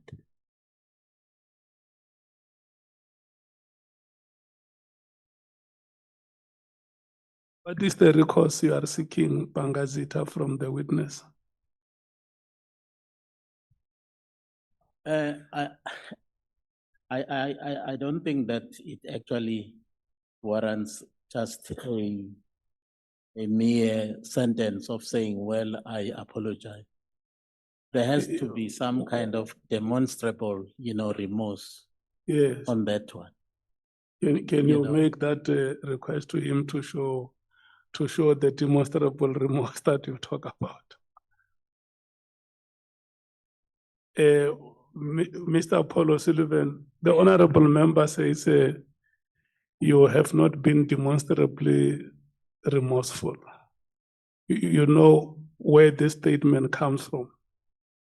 When we met with you last week, it was raised here that you have called members of parliament crooks, and during the proceedings you later said some. And the reason why he's saying it is that after you left the proceedings, when you did an interview with ENCA, you said, after you have apologized, when you got out of the door, you apologized, like you made an undertaking that you'll apologize. But then after apologizing during the course of the interview, when there was a horde of media houses around you, you said that you apologized because you wanted to make peace in the house. And then further went on to say, I don't have time for crooks. I have a plane to catch. I wasn't referring to members of the House as crooks, Chairman. Who were you referring to when you said, I don't have I time? can't remember at the time, but if it's been read that I was referring to members of the House as crooks, then absolutely I retract and apologize for that, because it wasn't. That's exactly what I'm saying, because you were with us. Yeah. You say, I don't have time for crooks. Yeah, I think somebody I have a comment, plane to Chairman. catch. I think somebody made another comment, Chairman. That is why the honorable member says now, because we are here, all of us, you are not saying it to the media. Nobody must hear you out of context. You just look at them and say, Honorable Souls, Honorable Malema, Honorable Mattheys, Honorable Mwango, up to Honorable Sokanyile. Here you say, I want to apologize for those statements, because he says there is no demonstrable remorse. Chairman, if it's been read that way, I absolutely retract and apologize to everybody for that comment. Thank you. Okay. Honorable Souls. Mr. Sullivan, when you walked out in the last meeting was obviously very disappointing. Furthermore, after that, you wrote to me 3 emails. In one of the emails, you spoke about my colleague and shared with me the membership declaration form. of Honorable Skosana. And I'm sure you wanted me to deal with it here. Secondly, you shared with me, you praised me, and then you shared with me you joined the ANC and left when President Zuma became president, and then you joined the Democratic Alliance, and you're no longer sure about them, so you're choosing to vote for the mighty Patriotic Alliance. Now, the reason why I never responded to you is because I wanted to do it face to face. I wanted to let you understand. The reason why I didn't respond to you was two things. One, I wanted to preserve the integrity of this committee and show you that even us has integrity. Two, I wanted to show you that I'm a little Busman boy that doesn't need affirmation from anybody. And I'm not doing what I'm doing for claps. Mr. O'Sullivan, I want to remind you all the good work that you've done. Your arrogance and display of arrogance takes away from the focus on what you really do. But it's your choice. I urge you again, put your breastplate of righteousness in place. I leave you with this scripture. Pride comes before the fall. Thank you, Chair. Okay, thank you so much. Look at me, because I'm now going to be biblical. Last week, Thursday, when you left the proceeding, 3 times I called you, and you thrice ignored me. 3 times. Mr. Paulo Sullivan, Mr. Paulo Sullivan, Mr. Paulo Sullivan, 3 times being called, thrice ignored. Do you want to apologize to the chairperson for not having heard that? Absolutely, I didn't hear it, Chairman. I'm sorry. The microphone, they say they can't hear you. I absolutely didn't hear you calling, Chairman, so I apologize for not hearing you. Okay. Look, we have come to the end of the proceedings, and I'm going to give you a chance now to say something between 1 and 5 minutes that we are concluding these proceedings in a very ceremonial way. And I want to hear what is your feeling. What is my what? Your sentiment. My sentiment, Chairman. Yeah, what is it that, I mean, from the first day you came here, remember when before you came here, there was a lot of furor between you and us. Hey, I will not come there, I will not appear before this and that. So now we are at the end of the proceedings. We have had 4 days with you. And today we have an opportunity to conclude the proceedings the way we are doing now. And it will only be fair if there are members you want to thank the legal team, you want to thank so and so, you want to thank Bonani, it's your opportunity. Okay, Chairman. Yeah.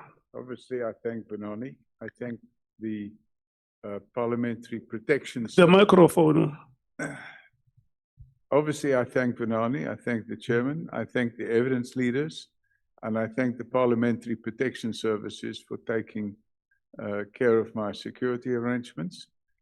And really, Chairman, at the end of the day, I believe that you have to carry on with your work and produce a report and do what you want to do. But it would be totally misguided to say that I've captured the criminal justice system, or that I tried to overthrow the country and all those other things. But be that as it may, I can't stop you from doing what you have to do. And I would thank you for now allowing me to go because I'm in a lot of pain. Thank you. Thank you so much. Honorable members, we are going to do this. We are going to take a 20 minutes break as we prepare for the next witness who will come here at 20 minutes to 5. And I'm going to request Mr. Paul Robert O'Sullivan and Honorable Mantla David Skosana to walk each other outside, hand by hand, side by side, walk, stepping toe to toe, so that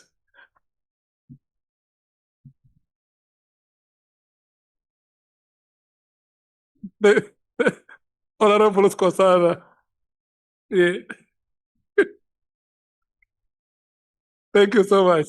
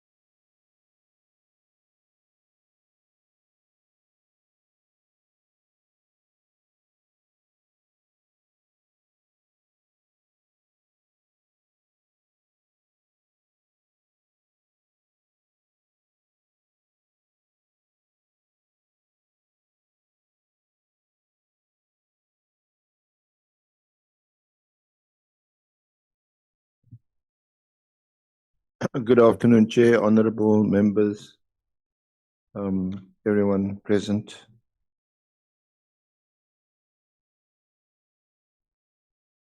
Ms. Sarah Jane Trent, welcome.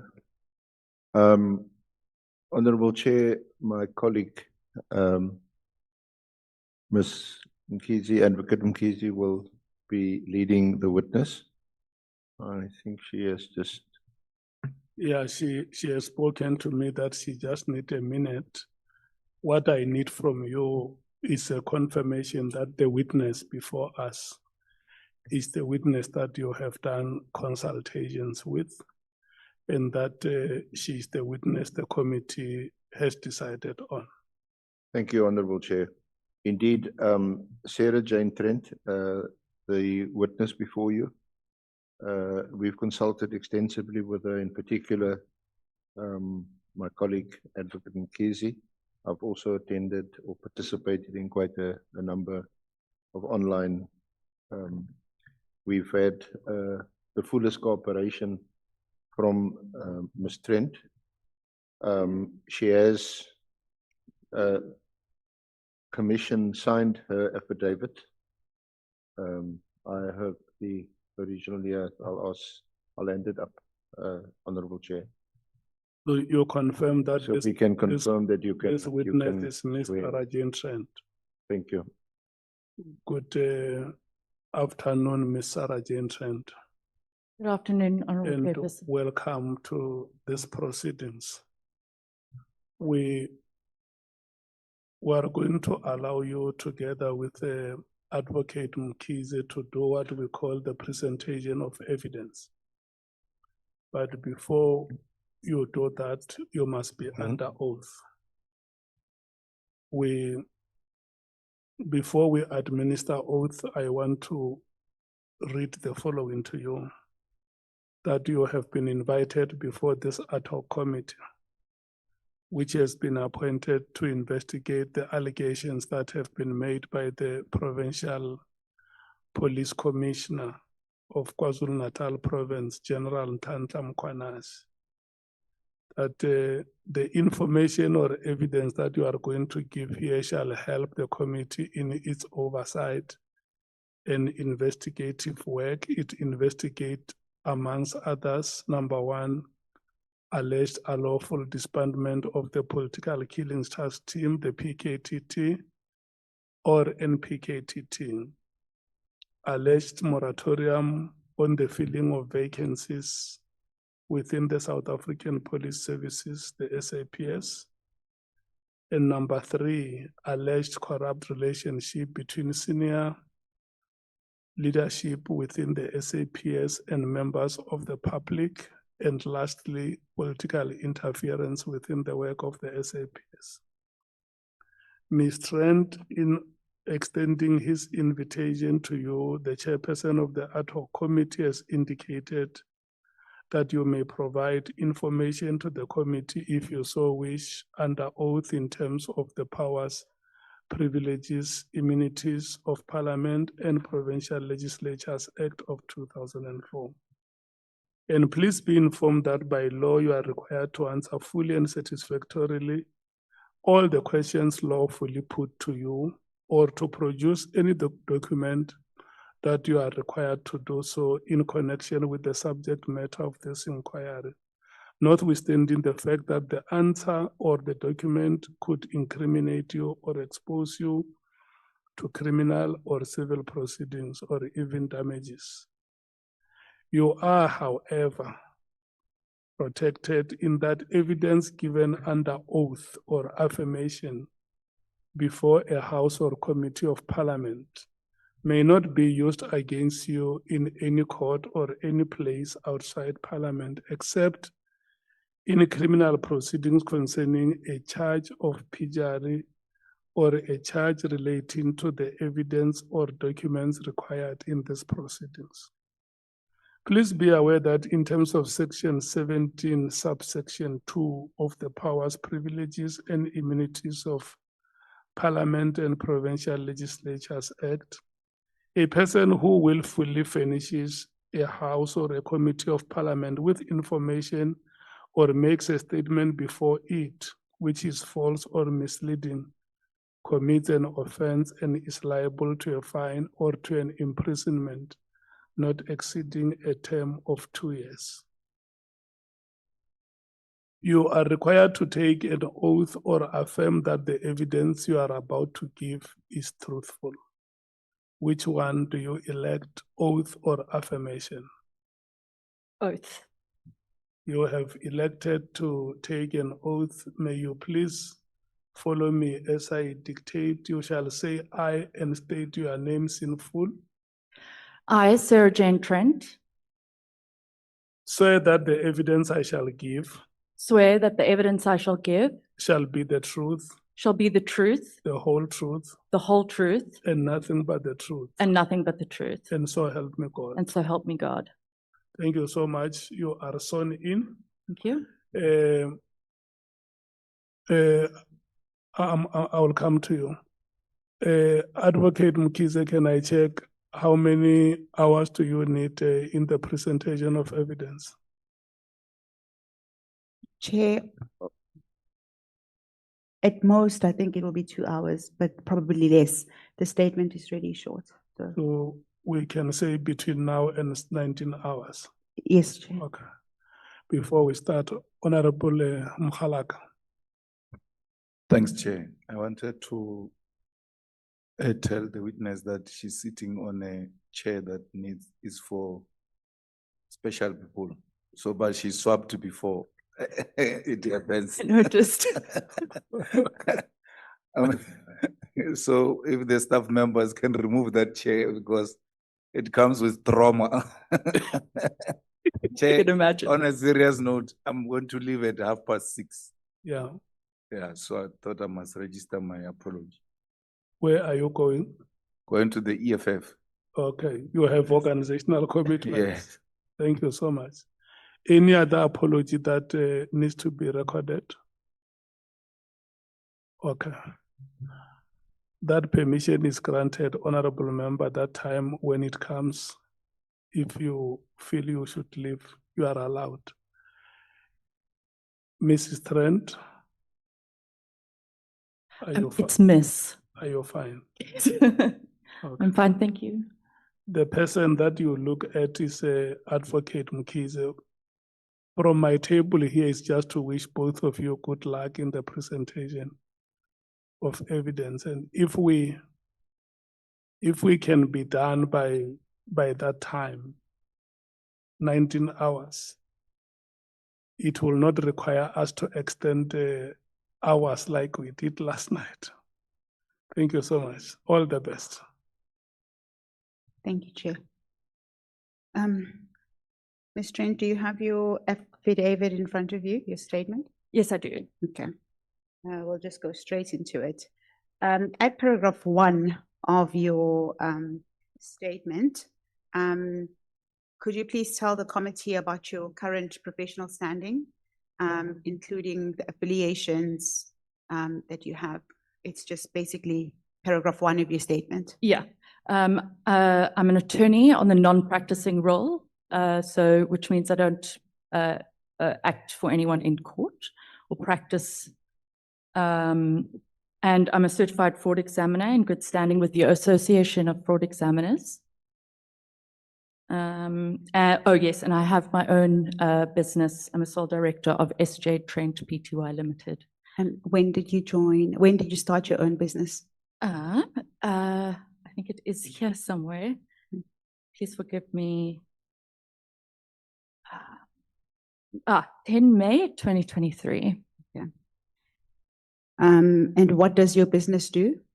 I provide services as a certified fraud examiner, which is if a client comes and they've got an issue with fraud, theft, some legal issues that where they need someone to look into it and see if there's any relevance or prima facie, if they have a prima facie case. So, for example, the client wants to, in a civil case, wants to know whether it's reasonable to go to court to continue suing someone, but they want to know, do they have the funds, or if you suspect that they are laundering money in order to evade, I would then have a look and investigate that and give them an opinion of whether they have a case or not. That's just one small example. But yeah, sorry, I'm rambling. I will try that's not fine. to do that. That's sufficient.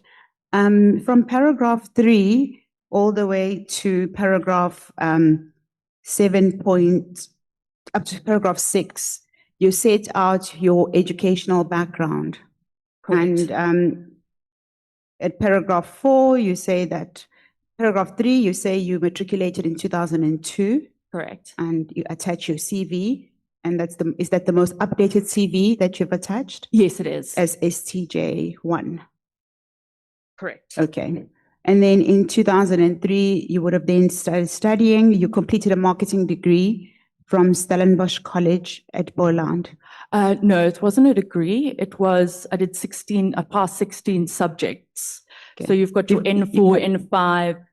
So it was basically a 16 subject merit certificate, not anything to. Equivalent to a diploma, possibly. Possibly. Okay. That's why I put merit certificate instead of diploma, because it's technically not. Okay. But then you subsequently studied toward your law degree. Correct. And you obtained that in 2013. And that's at paragraph 5 of your statement. Correct. And then you then started articles at paragraph. It's much later in your affidavit, but what I should do is, just for the sake of completion, is at paragraph 7, you detail the various certificates that you obtained after obtaining your LLB degree. So that would be 7.1. You became a certified fraud examiner. Correct. Which you've somewhat explained, and it deals with what you do in your current business. Correct. Okay. And then you've also done the usual courses that are done as a person who's doing articles, article clerkship, articles to become an attorney. So that's detailed at 7.2. Sorry to interrupt. This is actually, I think they brought in this new rule where all advocates and attorneys have to do this course. Okay. So this is what this is. When I was an article clerk, I did I think it's legal practical training. Yes. Yeah. So. Okay. And then finally, you say that in April, you completed a course in evidence for decisions from Harvard Kennedy School. Correct. Okay. And then we are now at paragraph 8 of your statement. And that deals with the background, your career background. You started working in 2008, and you did various jobs from 2008 up until 2011, when you then officially started your articles. Correct. Or I went to a law firm. Yes. And that's because you were, you say that at paragraph 8.3 that you were working while you were studying. Correct. Okay. So from paragraph 8.3, you say that in July you joined John Walker Attorneys to assist with the Pomodzi Group. Can you explain what your role was there, and how did that role turn into your training? Okay. As quickly, as short as possible. Yeah. We are at 8.3 of your statement. Okay. So John Walker Attorneys, the law firm, acted for the liquidators of the company, and I apologize. There shouldn't be PTY Limited after Pomodzi Gold. You know, I've been objected. So it was actually a public company. There was the insolvency issue and liquidation of Pomodzi Gold, and they needed someone to do quite a bit of the grunt work, carrying files, going through information and sorting it out. So I I had the online interview, I think it was on the Wednesday, and I was on a plane the next day. It sounded like a really good opportunity. And so it started off in the inquiry. You have all the bank statements, and my principal, John Walker, said, make this make sense, go through it, and that's what I did. So I followed the money in a sense, and that's, I think, where I got that, I found that sort of hunger to investigate or look into things more than the legal work or in a law firm. So that's. Yeah. And then you subsequently did your articles. Yeah, sorry, yes. Yeah. Then John Walker offered me to do articles with him and to stay on, and that's what I did. And then I did 2 years there. When did you leave? It was, I know it was around 7, 8 April. I want to get that. I think I have I put it in here? Which you at 8.3. 8.3 of your statement. Oh, is it not here where when I left?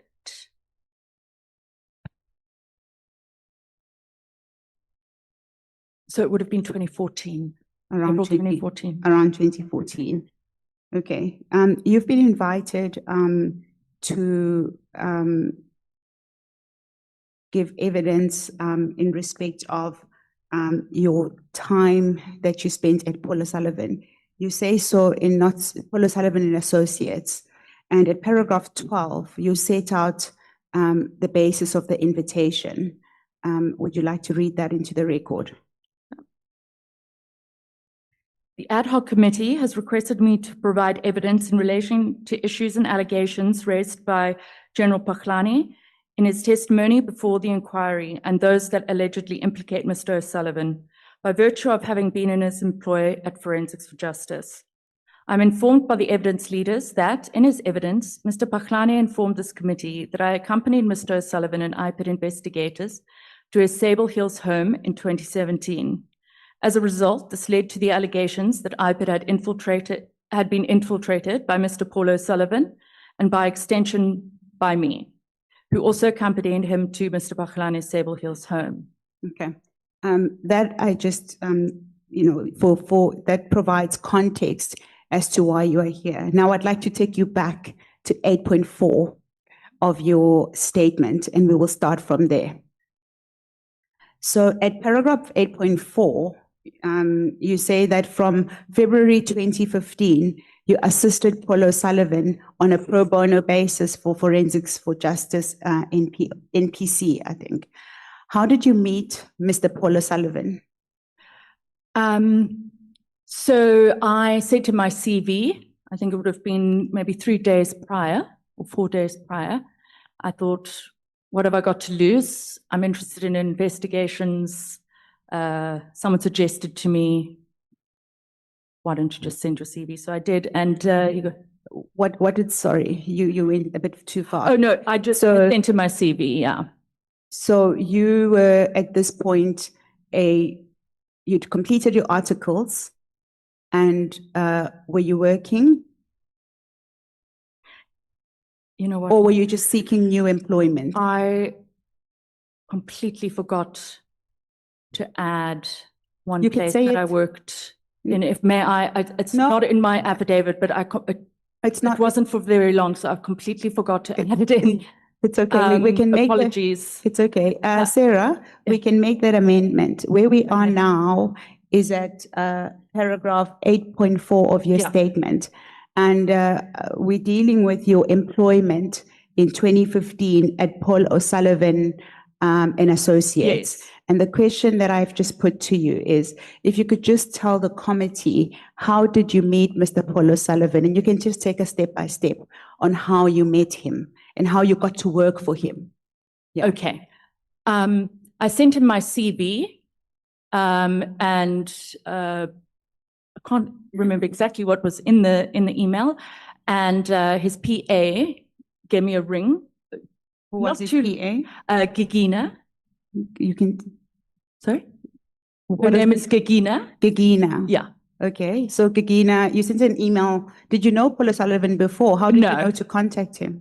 I'd had coffee with a friend of mine, and I was saying, oh, you know, I really like investigating. It's in a law firm, you know, I don't think it was a good fit for me. And she said, well, why don't you send your CV to Paul O'Sullivan? And at the time, I didn't have a job and doing free online courses in a coffee shop. So I thought, well, I've got nothing to lose. And so his PA called me and said, can you come on Saturday morning and meet Paul? And so I did. And he said, well, he doesn't have, not looking to employ anybody, but he does have certain pro bono work that he does. So he would sort of, if he needed me to do anything, he would pay me an hourly rate. I didn't work from the office. It would be from home, and then I would send him what I'd done and the hours that I'd done. And then Okay. So my next question to you is, if you could just then maybe describe the work. Did you join him immediately after you met him that Saturday? No. Were you meeting him for the first time? I'd met him for the first time. Okay. And then when did you join after that conversation, after that first meeting on the Saturday? So if it was the Saturday, then we had another meeting the next day on the Sunday. And I can't recall exactly, but you know, it would have probably been like a briefing on, you know, what I would do. And then the Monday, I think, was the 2nd of February. And so I had, you know, what I needed to do. And I think at some point I went to the office either that Monday or that week to meet the staff and be introduced. But I didn't go into the office every day or anything. Okay, so please describe the work that you then undertook for his organization and its mission and what it basically stood for. That you can find where we are now is at 8.4 of your statement. You don't have to remember at the top of your head. Sorry? I'm saying you're at 8.4. I'm just directing you where we are. Yeah.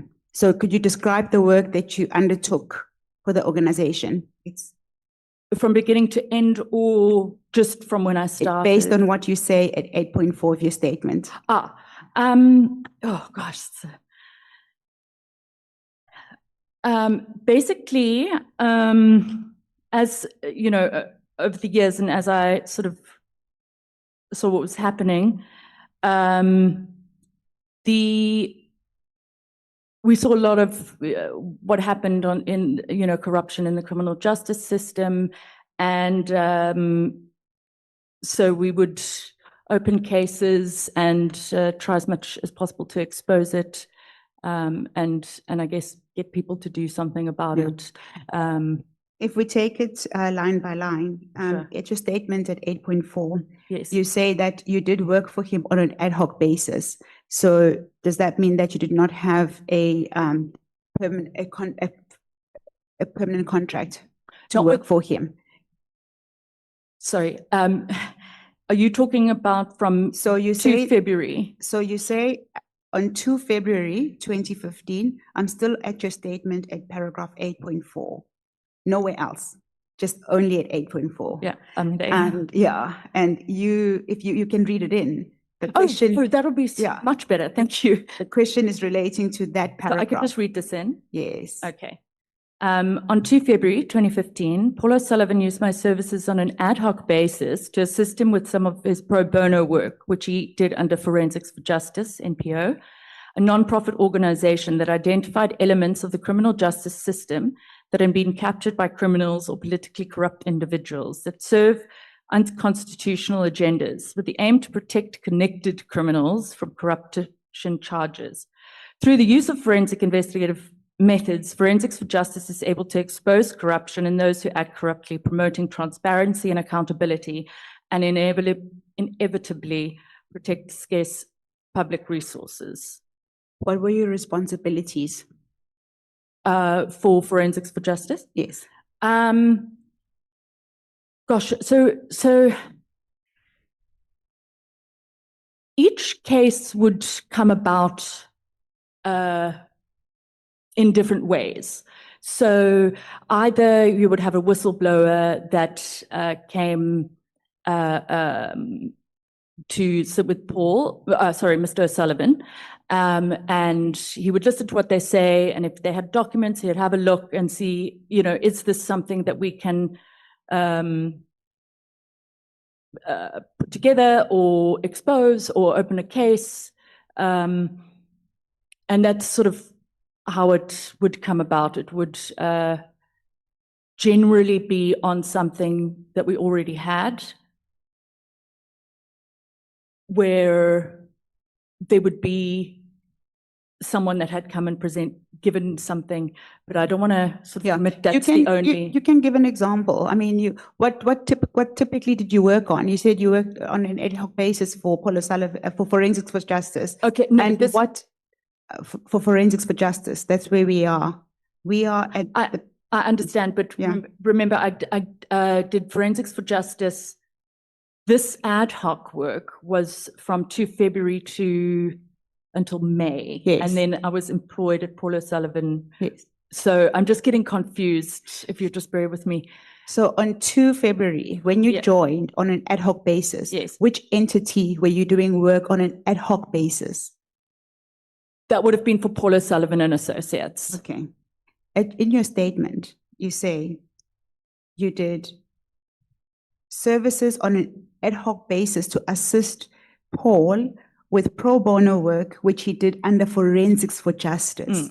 Yes. So you've read that into your statement. Yeah. And my question is, just typically, what kind of work did you do? Give me an example of, if you can give the committee an example of what work was being done by you on an ad hoc basis for Forensics for Justice.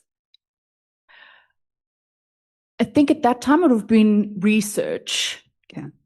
So when you joined. Yeah, because I wasn't able to access certain things. So it would have been research or putting things into a spreadsheet or something like that, Okay. And you then subsequently, we're now at 8.5 of your statement, because we're moving step by step. You then subsequently, on 1 May 2015, officially joined Paul O'Sullivan and Associates. Is it fair to say that what you had been doing earlier for the first 3 months was perhaps on a probation of sort? Yes, okay. I would say that. Okay. So then when you joined Paul O'Sullivan Associates, PTY Ltd, correct. What sort of work were you doing there? What was, like, just typically give us an assignment that Paul O'Sullivan and Associates would do. And if you could also make a distinction between the work that was being done by Paul O'Sullivan and Associates versus what was being done at Forensics for Justice. All right. So there were 2 other directors at Paul O'Sullivan and Associates who were running their sort of own project, so to speak. So I was sort of if they needed anything, then they could ask me. So it would be research or putting a document together. It was almost like a candidate attorney kind of a job. And then on the Forensics for Justice, it would have been the same thing. So if I was asked to do something, so I didn't have my own case or anything like that. It was research this or put a file note together I don't even think I sat in meetings at that point. Okay, but you were already a certified fraud examiner. That's correct. On the 1st of May 2015, yes. No. You were not? No. Okay. You testified that you were interested in forensic work and your friend told you about Paul O'Sullivan and Associates because you had already been doing fraud, like that kind of work. Well, had you received a certificate? Have you done the course? No. No. Okay. I just found it more interesting, and it was something that sort of stimulated my brain a bit more. And can't really explain it, but so. So at that point, essentially, you had joined without having done the exam yet, and you were basically doing work on an ad hoc basis, similar to a candidate attorney, whatever was required in the firm, research, you would basically take care of it. And you didn't have, what was your specific role? Sorry. Your position. It's all in my affidavit. Yes. We are at 8.5. Legal, it was legal researcher was the title that I was given on the. Okay. So because you make a distinction between these two entities, your monthly salary, once you became permanent, who was it paid by? Paul O'Sullivan and Associates. Paul O'Sullivan, okay. And the work for Forensics for Justice was purely pro bono? Correct. Did you have to record your hours? Correct. Okay.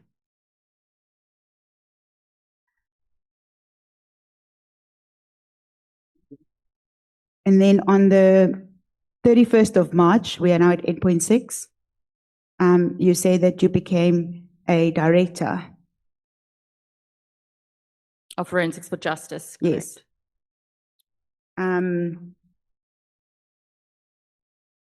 So how did that move happen from you having been doing work on a pro bono basis for Forensics for Justice, and then you became a director a few years later? Mr. O'Sullivan asked me if I'd like to become a director of Forensics for Justice and Paul O'Sullivan and Associates, and I accepted. I'd been there for 6 years, so I think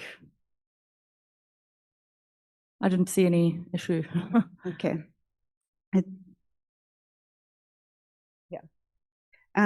We can now move on to the business of the day, which is why the committee has invited you to come and give evidence. We're going to jump a few pages, just a couple of paragraphs, and those paragraphs basically deal with what the work of this committee is, as you would see at paragraph 15.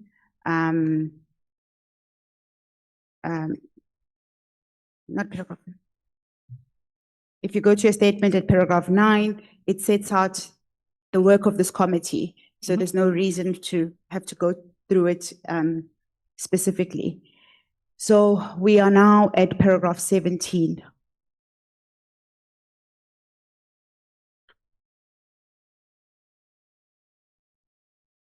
Yes. Yeah.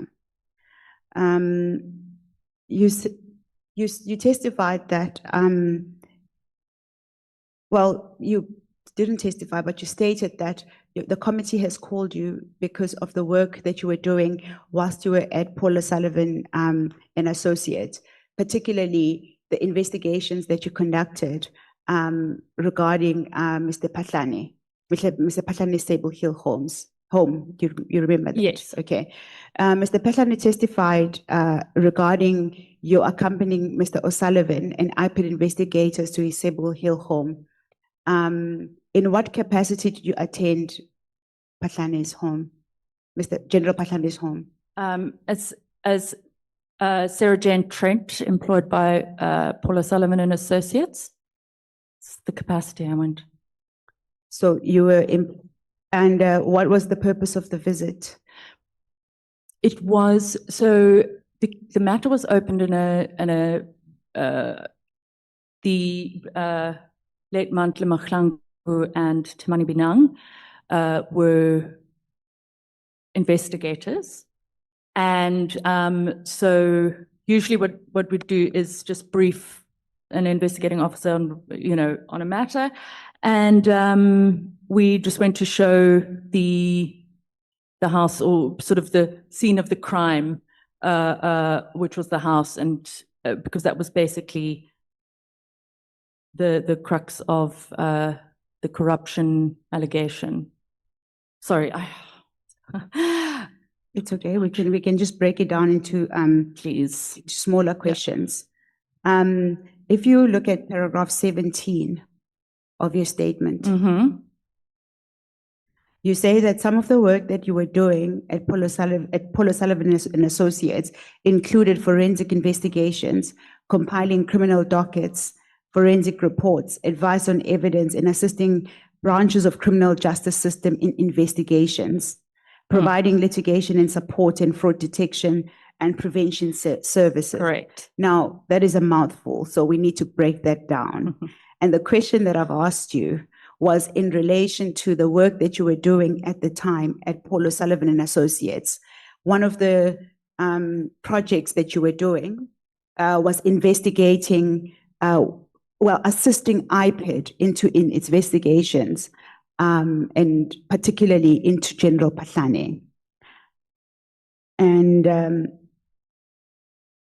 the question that I have for you is, at paragraph 18, rather, let's not have a question first. At paragraph 18, Yeah. it's headed Investigations into the previous acting commissioner, Police General Pahlane. Correct.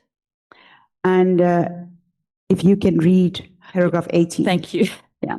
Sorry if.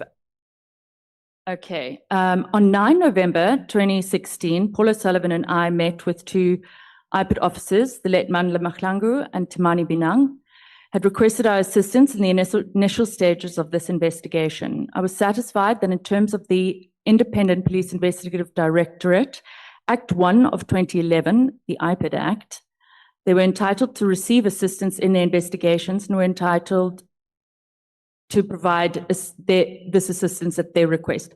This included informing them if and when we had any new information, carrying out forensic report checks on persons of interest, desktop research, and consulting from time to time. And then I set out the section. Okay. If you can just perhaps pause there, and then now we'll take it step by step. Okay. Now that you've remembered what you said, that statement. Yeah, if you could just remind me to read from here. Okay. Otherwise, I'm just wasting everyone's time mumbling. Okay. So earlier in paragraph 17, you tell us that you were assisting various branches of the criminal justice system. Which branches particularly were you assisting? So if I can explain, so when we assist a client or in a pro bono matter, we open a docket, and if there are certain people that we think might have information or a witness, we'll give them a call and say, look, we're investigating this, or we'll have people come to us and open the docket with the police, and then you get obviously a CAS number, and an investigating officer is then appointed to the case. We then contact them and say, look, if it's a client, we'll say, we've been mandated to do this. Please let us know if there's anything you need from us. We are whatever, and the same thing with the Forensics for Justice work. So when I say branches, it would be, the NPA, it would offer assistance, but not guide them. Okay, so you did work for the NPA. That's the one criminal system, the one just. Okay, and what else? Which other government or law enforcement entity did you do work for?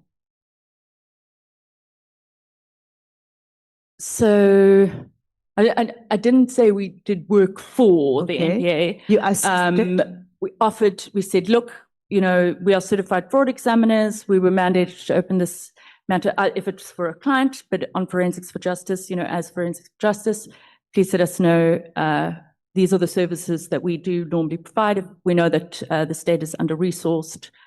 Okay, while still on that example, on the NPA, not that you did work for them, you would assist them. So you introduced yourselves as an entity that does forensic investigations.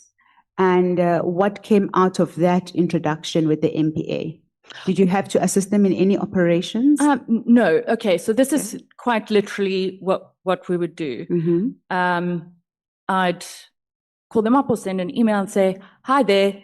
If it's a client, we're mandated by the complainant to assist in the investigation up until the time we need to open the docket. We are certified fraud examiners. And if you need any assistance, please let us know. That's pretty much exactly what we would say. And then what would and then NPA follow up. Yeah, what would When I say the NPA MPA, it say? would be, that's exactly what it was. Okay, let's work on an example, taking it step by step. So you would then approach the NPA and say to the NPA, we offer these services. We have a client. We can assist. No. Okay. We never, no. Okay. Quite literally, hi, we've assisted a client or as Forensics for Justice to open a matter. We have the capacity to do these things as certified fraud examiners. If you need anything or feel it is appropriate to ask, please let us know. Here's our card, or, quite literally, that is it. I would, it wasn't, we want to run the case or Yes, no. I haven't said that you. Sorry. I'm also not insinuating that. I'm just trying to run with your evidence, as you said. So I'm just piggybacking on what you've said earlier. And where I am now is that if we can just park at the example of the NPA, because I'm just looking for an example, right? And so you've testified that you would approach the NPA, and if I can read your words verbatim. We've assisted a client to open a matter. We have capacity, and if it is appropriate, please let us know how we can assist. The next question I have for you is, what would then come out of that offer? Nothing. Normally, I mean, I've done a lot of cases, but just on the NPA. Because I want us to just use the one example. I'm going to go to the next one after this. So on the NPA, what would the NPA then say as a response? I recall the time of it coming.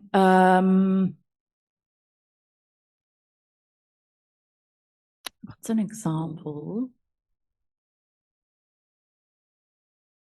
So while you think about it, this is all in line with what you've said at the previous paragraph, that you were assisting branches of the criminal justice system. And, and so the statement is quite vague, and it doesn't actually detail. I'm just asking about that. Like, if you can just give examples of the branches of the criminal justice system. Okay, and then with that you assisted in investigations.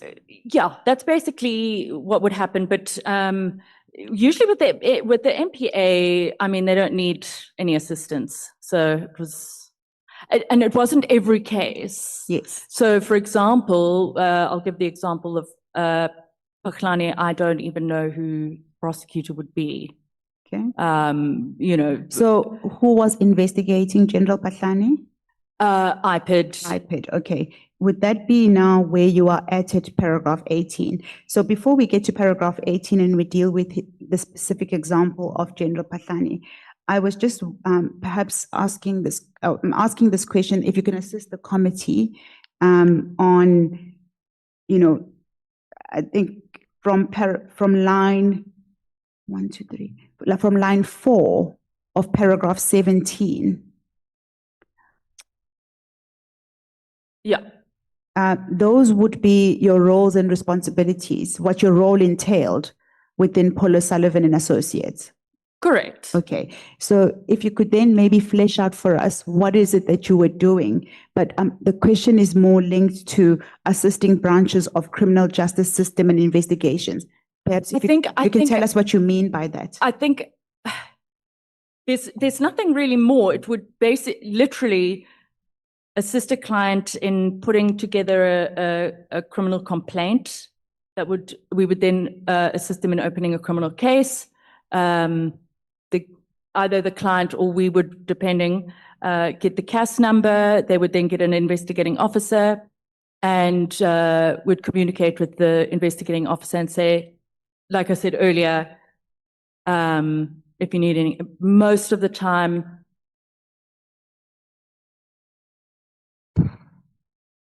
yeah, okay. Not really. Maybe you can just list them without giving examples then. You can just list the different branches of the criminal justice system that you assisted. So SAPS. SAPS, yeah.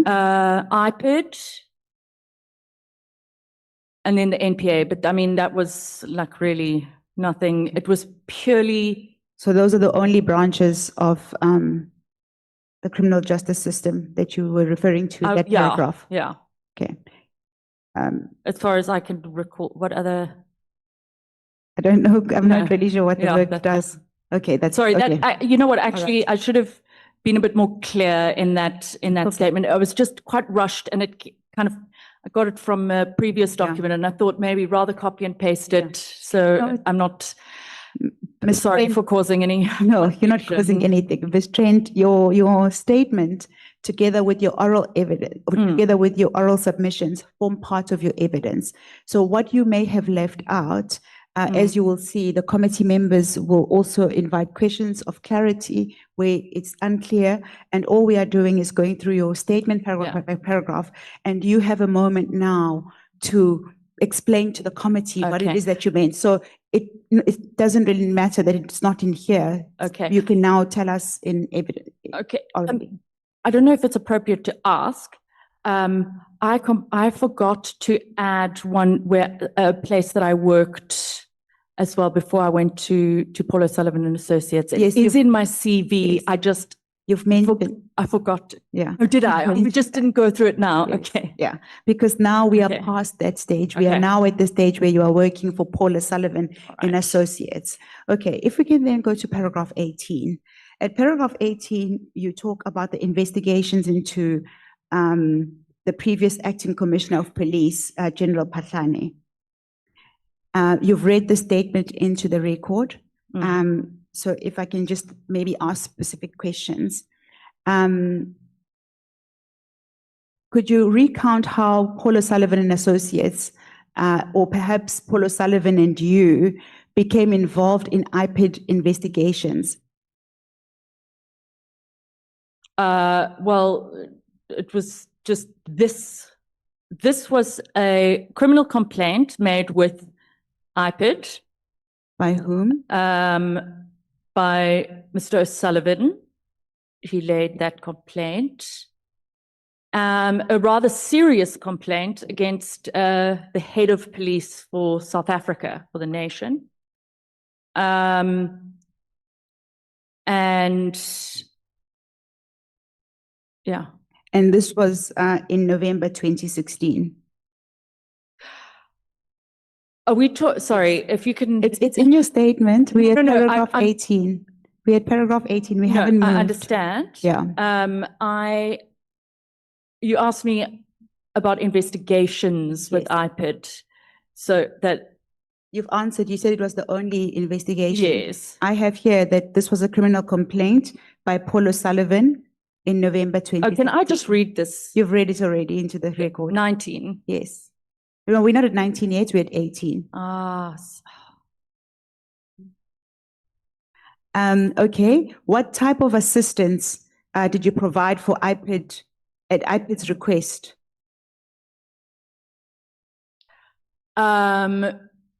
We did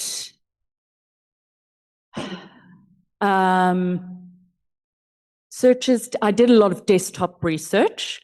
So, and then it would be a sort of a file note on media articles or social media things, or go on Twitter and see what's happening. And it would be just a file note, and I would then send it.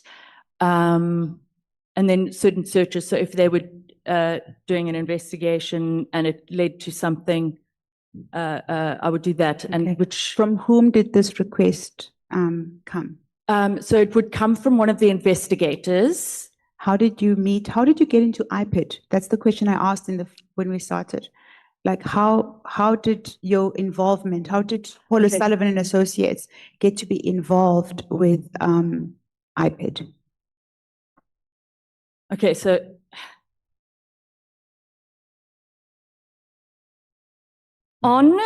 in February 2016, Paul O'Sullivan, under the auspices of Forensics for Justice, gave a complaint to IPID. I was involved in some of the interview with the whistleblowers and that. And then I believe nothing happened at that time. And when Mr. McBride got back to IPID as the ED, I went to meet an investigator that he'd appointed, the late Nhlanhla Mkhwanazi. Okay, before you met Nhlanhla Mkhwanazi, how did it come about that you knew that Mr. McBride had not been at IPID and he now was back at IPID? Like, I just want you to just tell the story of how did Forensics for Justice or Paul O'Sullivan and Associates get involved at IPID? Like, how did you meet? Can I ask a favor? Yeah.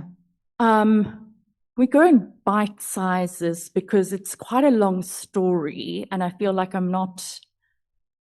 It's your evidence, Ms. Trent. You can take it. I'll switch off my mic. No. I'm not saying that at all. I'm not saying I don't mean it in a bad way. I mean, you need to give your evidence. Okay. And then when Mr. McBride was back, and knowing that he, had a reputation for, being against corruption, Mr. O'Sullivan said that I should give Mr. McBride a call and ask if we can chat to him about our docket against Mr. Bakhlani at the time. And he said, no problem, you can meet the investigating officer. So it's Mr. O'Sullivan who introduced you to Mr. McBride. Did you know him prior to asking you to call him? He knew him, but I don't know for how long or what the relationship was. Yeah, just whether he knew him. Okay, so you then called him when he was back to basically get to investigate, to assist in the investigations of General Bakhlani.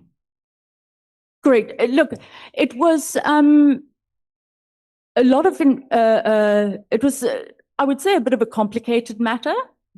So what we usually like to do is meet with the investigating officer and go through what we've done and put in the docket when we've opened the docket. So we'll say, okay, go through the statement and the evidence and everything and sort of brief them on it. Okay. So then you called Mr. McBride, and what happened next? Did he invite you for an interview? I mean, a meeting? You can just tell the story. Then I can't remember I don't remember how I got to the meeting. I just remember I went there and he said, this is Nhlanhla Mkhwanazi. He's going to be leading the investigation. Hi, nice to meet you. And then I left. Mr. O'Sullivan was not there. Okay, so that's how you would have met Mr. Mkhwanazi. What was Mr. Mkhwanazi at IPID? I don't know that they have ranks or anything like that, but he was a senior investigator. I think. Senior investigator, okay. So in your statement, you say, now at the end of paragraph 18, you say, I was satisfied that in terms of the Independent Police Investigative Directorate, Act 1 of 2011, they were entitled to receive assistance in their investigations and were entitled to provide this assistance at their request. In terms of which provision exactly? You say in terms of the IPID Act, which? Yes, this section. Okay, you can tell us which one, and you can read it in, the one that you rely on.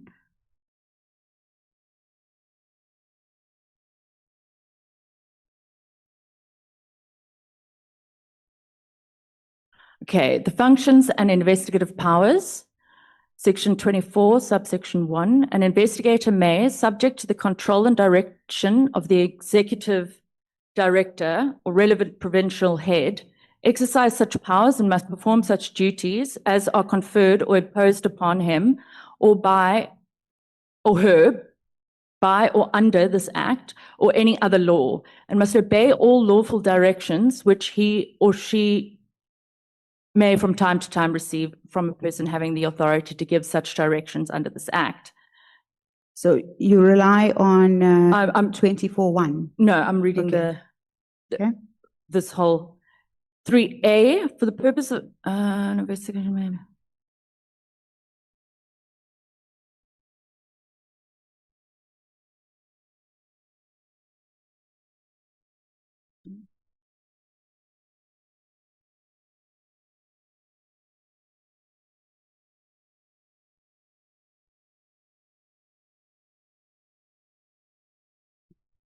Yes, Ms. Trent, you can continue. Oh, You okay. were- 3A, for the purposes of conducting an investigation, an investigator may direct any person to submit an affidavit or a firm declaration or to appear before him or her to give evidence or to produce any document in that person's possession or under his or her control, which has a bearing on the matter being investigated and may question such person thereon. 3B, an investigator or any person duly authorized thereto by him or her may request an explanation from any person whom he or she reasonably suspects of having information which has a bearing on a matter being or to be investigated. So, Ms. Trent, are you basically testifying that you're relying on section 24.1, 24 subsection 1, 24 subsection 3, B, and 4, those provisions? That's what you rely on for being able to assist a law enforcing agency? Correct, at their request, yes. Okay. And it's all those provisions that you rely on?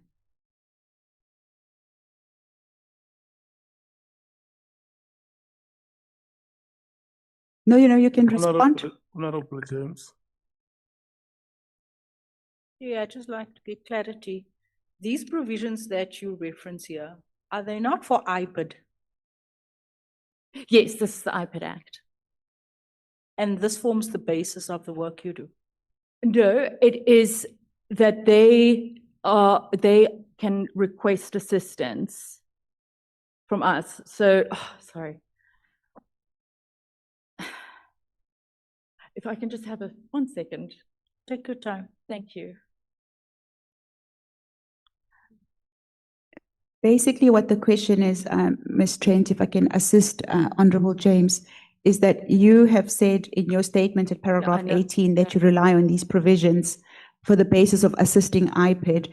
And the question is, which provision exactly do you rely on, and why is it applicable to you or to Paul O'Sullivan Associates to be able to assist in IPID work? Yes, that they believe that we can No, assist. no, the provision. Yeah.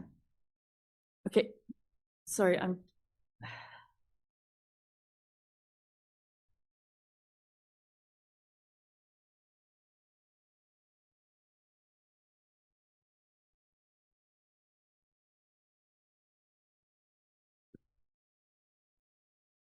Take your time. So, Perhaps Honorable James, Chairperson, Honorable James has asked the question. Can we perhaps continue and then give the witness an opportunity once she's had a time to think about it? I'm fine with that, Chief. Let's move on. Thanks. No, Chair, we're not moving on, Chair. We're not moving on. She must point in this thing that she has attached here, where they say IPID can ask for assistance. She must go there. This was attached by her after reading it and after being a non-practicing attorney. She told us it's that. So she should know how you quote the law. She must go to where it helps her, because there is no such a thing here. so if I, Are you able to respond to the question? sorry, I'm unable to concentrate.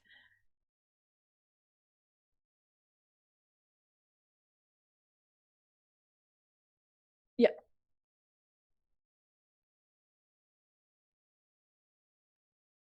Are you perhaps at 3B of the provision?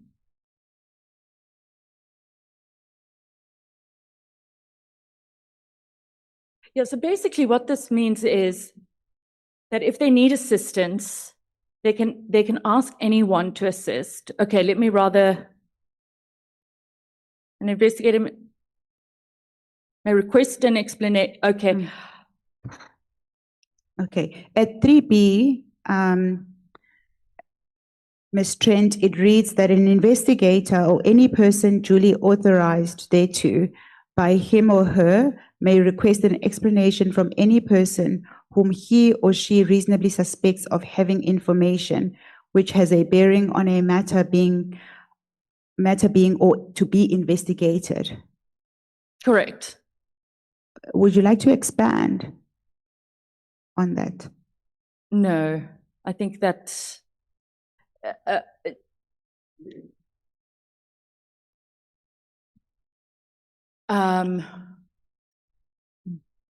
Have some water.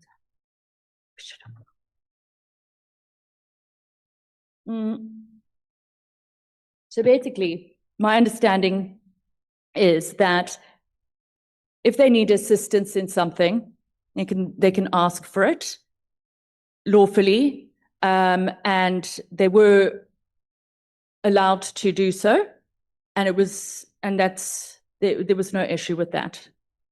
Okay. Perhaps it will become apparent as we move on. We are now at paragraph 19. Just Okay. wait. The two honorable members there, Honorable James and Honorable Malema. Let me take Honorable Malema first. Now, I want us to agree with the witness that what she has quoted here is not helping what she's saying. She says they can ask for help legally and all of that. It's a matter we can debate.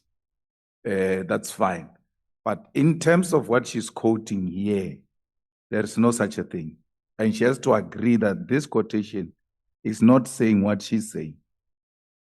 But that legally they can ask for assistance, maybe the way Advocate Walo is saying it, as we go along, it will come apparent that they can ask for such a thing.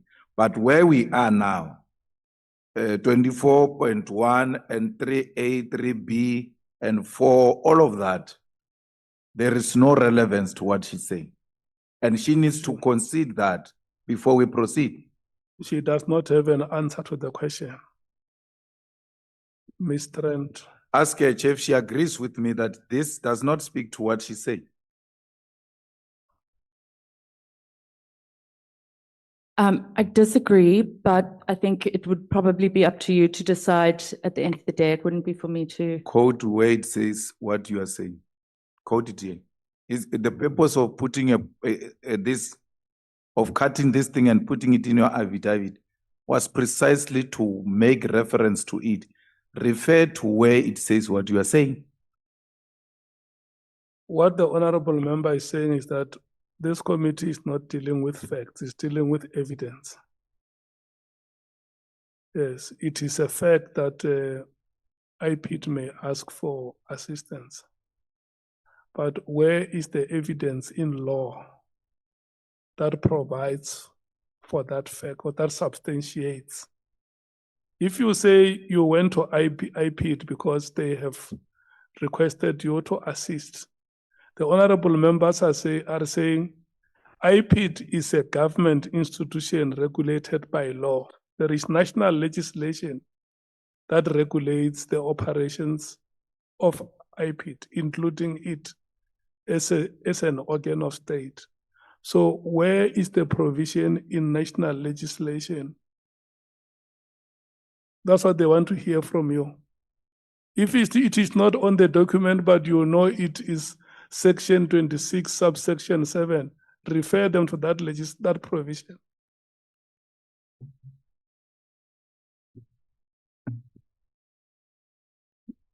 Would you like an opportunity to respond? Honorable James, do you want to make an addition? No, Chair, I'll get back to this when I question, ons kan nie bloed uit 'n klip uitslaan nie. Ms. Trent is unable to answer and respond. Let's move on. Yeah, before Honorable Ngola. No, Chair, I was going to say even, I think completely Section 24 of IPID Act is irrelevant to the point, but even the subsection 3B that she's relying on explanation is also irrelevant, but we can expand that when it's our turn to ask questions. Yeah, but before we proceed, can she concede that she does not have a provision in law to back the fact or the statement that she made here?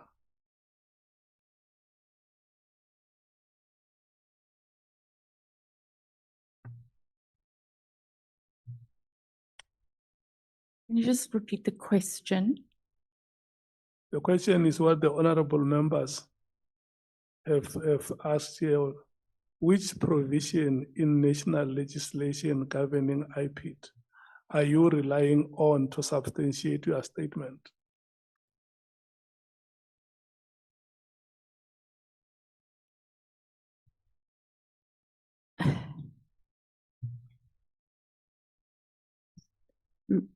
Are you able to help Advocate Mkhize? Ms. Trent, what the chairperson is asking you is, at paragraph 18, you say that you were empowered, well, not empowered, those are not the words you use. Let's use the words that you use in your statement. At paragraph 18 of your statement, you say you were satisfied. Third line, you say, I was satisfied that in terms of the Independent Police Investigative Directorate Act, that when you say they, you mean Mahlangu and Binang. Those are the investigators from IPID. And you say they were entitled to receive assistance in their investigations and were entitled to provide this assistance they request. So my understanding of this paragraph, you can comment from this. My understanding of this paragraph is that you're saying once you met with Mr. Mahlangu, you satisfied yourself that you were able to assist with the work of investigations that they were doing as investigators at IPID. And for that, you rely on the provisions that you've pasted at page 9 of your affidavit. Now, what the chairperson and the two honorable members have put to you is which provision exactly were you satisfied with that you could, which provision do you rely on for the basis of being able to do these investigations based on what you've pasted based on the provisions you've set out at page 9. And there are four different sections that you set out. Is there any specific one that you remember right now, or would you like to deal with that as we go along? Or are you conceding that these provisions do not apply to you? As I understand, this is that if one of the IPID investigators requested assistance, that it would be lawful and that we would be able to give assistance. And that, and I interpreted from the purposes of conducting the investigation may direct any person. Where are you reading from? From 3A. Yes, you may continue.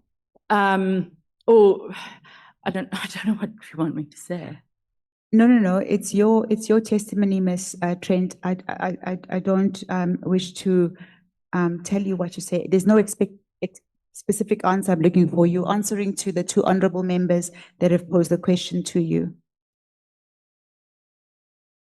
It's a question of clarity. Okay. They're trying to get clarification on whether you still rely on these provisions for the work that Paul O'Sullivan's and associates conducted with IPID. Are these the provisions that you rely on? Yes. Okay. So if you say you rely on these provisions, which one? What I've put down here. Okay. Would you like to expand No. I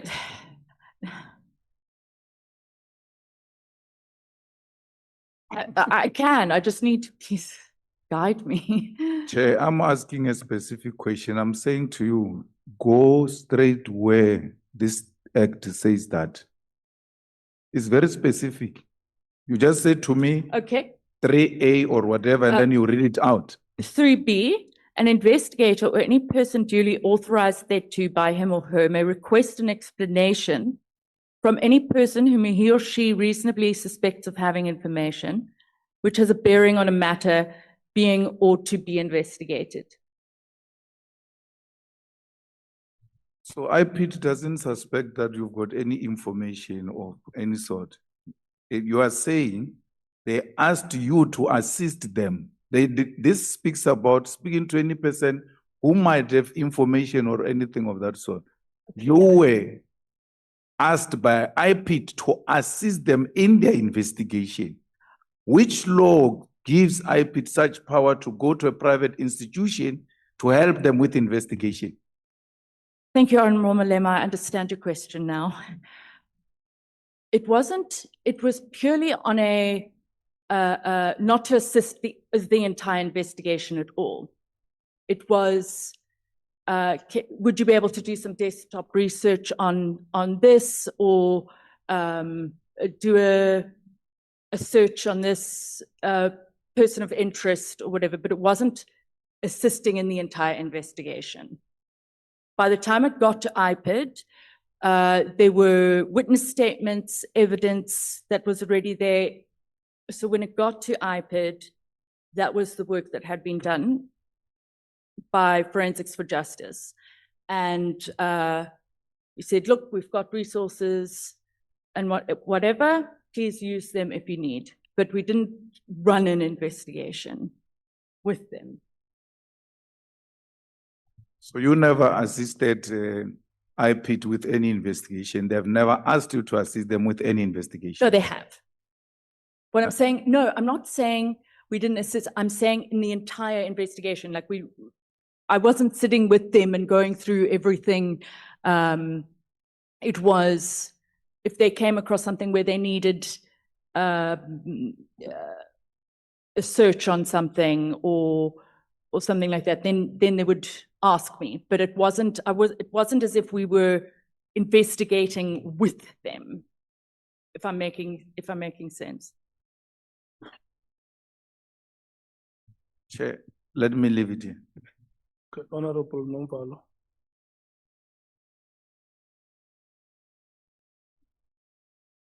Yeah, no, thanks, Chair. No, Chair, I was going to say that maybe the witness is failing to adequately explain the kind of assistance that was requested from them, because I understand the frustration of honorable members that the Act, in particular Section 24B, talks about an explanation that can be requested by an investigator to a person whom they believe to be in possession of a certain information.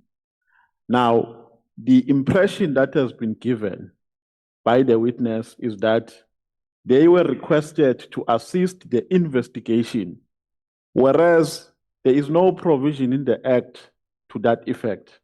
The only provision is a provision of requesting for an explanation. So I just wanted to say, Chair, maybe the witness must clarify what kind of assistance was requested from you by the investigator. Sure. Sorry, I understand. I'm just trying to think. Okay, so if I needed to run a search, so if something came up in their investigation, on, for example, a company. No. Let's not be all over the place. Here, you are approached by Mr. Mahlangu and Mr. Pinang, and then they say they want you to assist them in carrying out an investigation. What did they specify? I'm trying to assist you here. Did they specify that we want you to assist us on A, B, C, D, E. And if they did, what did they say?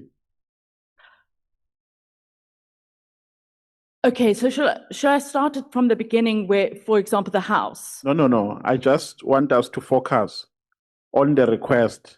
What is it that they wanted you to assist them on? Not a lot. For example, I think I answered that. If they came across, so they carried out the investigation. When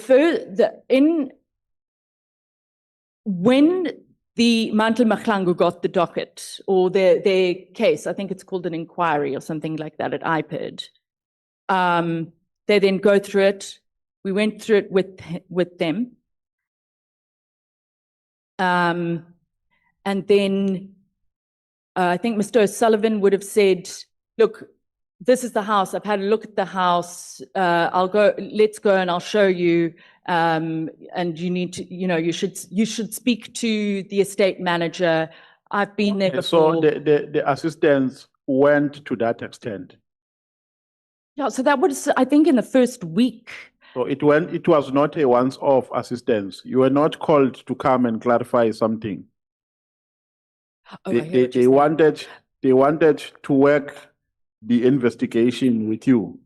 Oh, no. So in the criminal or in the complaint to IPID that was made, there was a Google Earth history analysis on the property and the extent of when it was built, and there was a Okay, no. I don't want to eat on her time. Let me close it like this. They did not call you to give an explanation. This was pretty much, it was, well, this is No, but accompanying them is not giving them an explanation. You are assisting them when you accompany them to a particular address.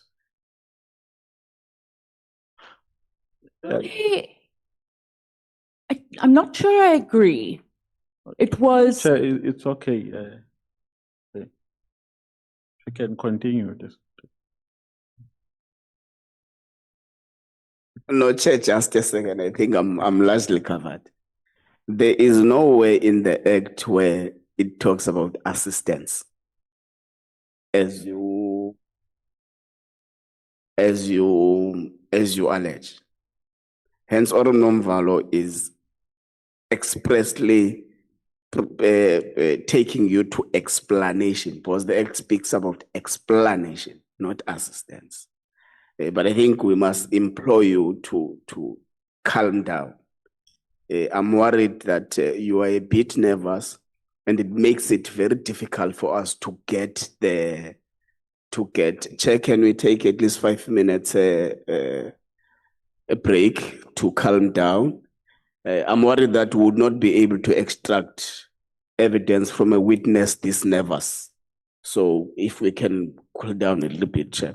Thank you so much.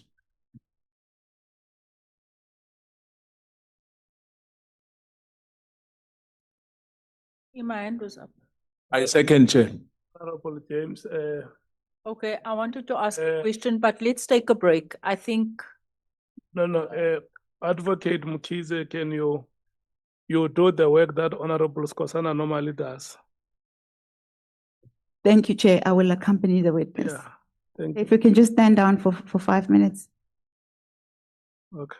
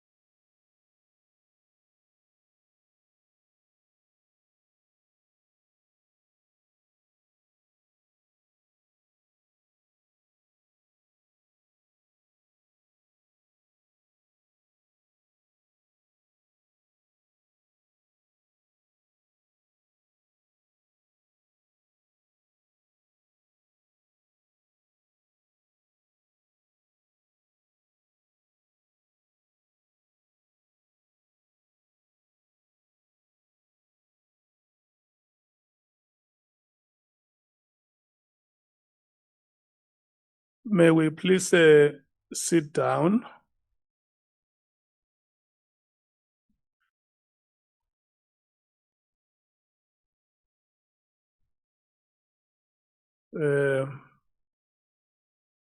We are going to allow Advocate Mkhize because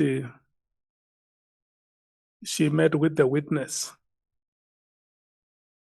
to present on how the witness proposes we must proceed.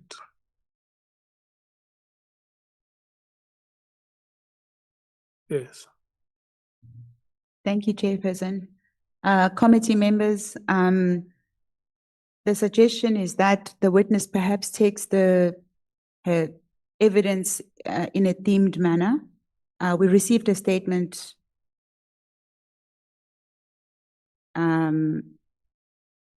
I'm abandoning that point. We are proposing that she takes her evidence in a themed manner. So she will just tell a story. She will be asked a question to deal with the work that they did regarding General Pahlane, and then she'll just take the theme in that way and just give oral evidence in essence, without relying on the statement. And she will just tell a story and questions can be asked as she goes along.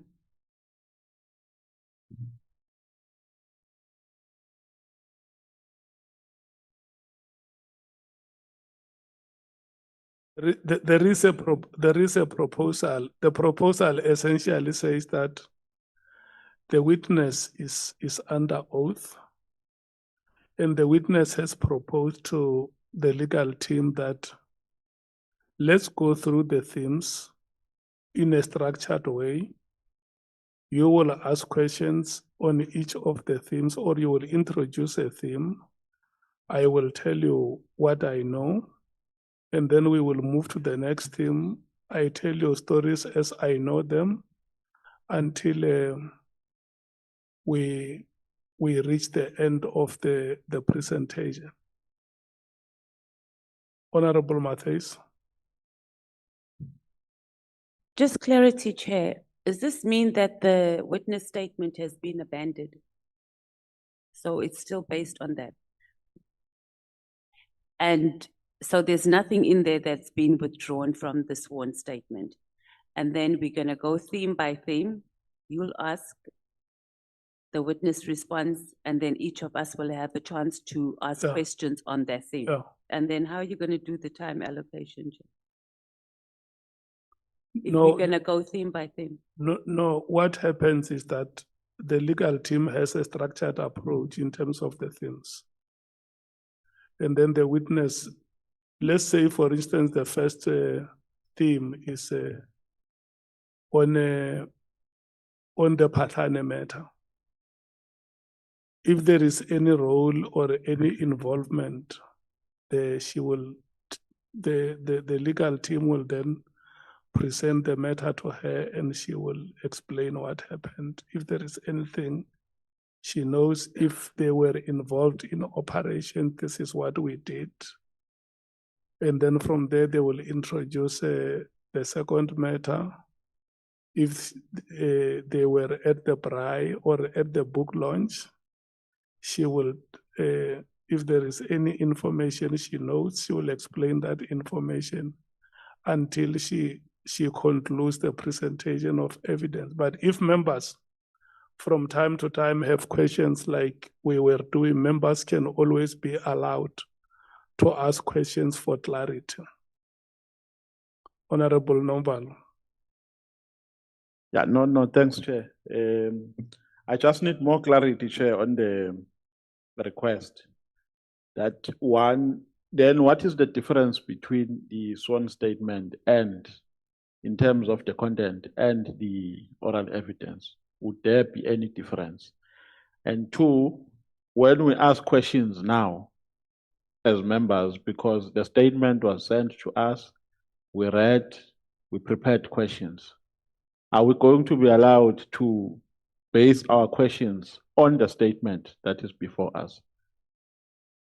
And three, what if now when she presents her oral evidence, we identify some discrepancies or some contradictions between what she tells us and what is written here on her statement?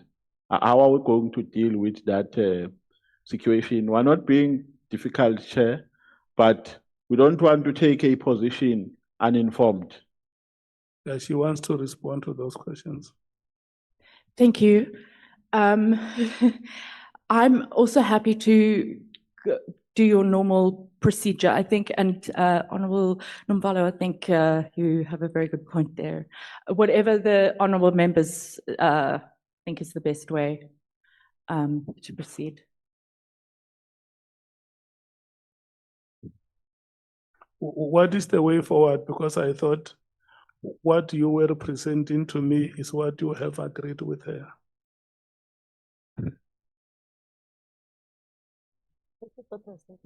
Chairperson, let's take it again with the witness and continue with the statement. We'll just read in what she said in her statement, and where there's questions on each paragraph, we'll take it that way.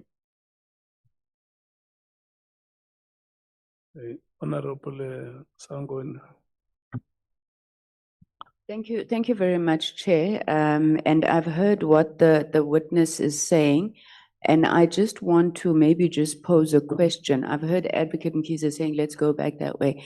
Mr. Trent, are you comfortable with that statement? Do you own that statement? I do. So all of the issues within that, you are fair with them, you are able to speak on them, because we struggled a bit at the beginning. Yes. So you're confident to go through it. Thank you, Chair. Maybe then that's the way we proceed. Honorable Shong. No, Chair. Thank you. Sir, this statement, how many times have you written the statement?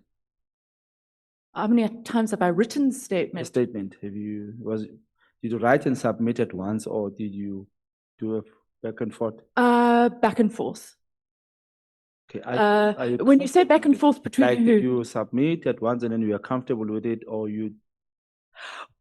So I consulted with Advocate Mkhize, Yes. and she then started to draft the affidavit. I accepted her assistance. Yes. And then a couple of nights ago, I received her draft, which I then worked on, and I've just been sort of going through, seeing what's relevant, what's not relevant, that would assist the committee members. So this is you. This is my statement. Completely yes, you. completely my So statement. the proposal by chair, is it your proposal or the chair's proposal? Because it seems like there was a proposal and then you are not with the proposal. You are No. for the normal procedure that we normally do. Which is it? Whichever the honourable members would prefer to do it, I think. Would you prefer, if I'm a propose something different, that we keep quiet and you tell us everything, you confess, then we just let you go? Don't you think that would help you? I can do that, yeah. Hmm. I don't know. But are you going to tell us everything though? I don't know. I'll tell you everything. You seem too nervous. You see, I don't know how to say this, but I'm worried that you might, when we start questioning you, you might not give us exactly what we want and you might be too emotional. So I think it will be best for you to just maybe tell the truth on what you know. Because our aim here is not to make fun or embarrass you or anything, but it's to find the truth. You In might have fact, been. what you are suggesting is what the witness has offered to do. Yes, Chairperson, Say, Okay. my say suggestion, Chairperson, is this. I think that it would be quite overwhelming for any person, including myself, to have to make a speech off the cuff. And my suggestion is that we continue with the statement of the witness. The witness did rely on that provision, but she may have been mistaken to rely on that provision. but we can proceed to talk into the matters as to why we are here, which speak into the terms of reference. And she will answer the questions that honorable members have as we go along. But I think that it may be helpful to, maybe even for me to deviate from the planned questions and just for the witness to speak into her statement. She can read it in. What do you suggest, Advocate? To use the statement as a guide for the witness, and she can read her paragraph into the statement, into the record, and we can then field questions that way.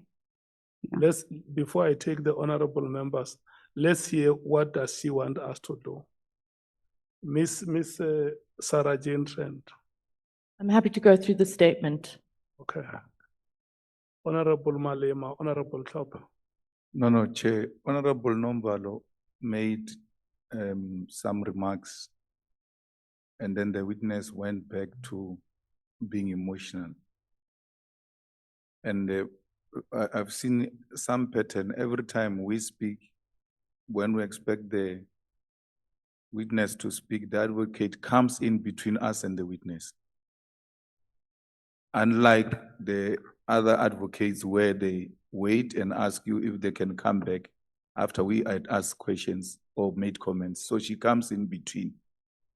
Because that comment made by Honorable Nomval, had the advocate kept quiet and allowed her to comment on what Honorable Nomval said, would have gotten somewhere. Instead, the advocate came in between without giving her the necessary opportunity.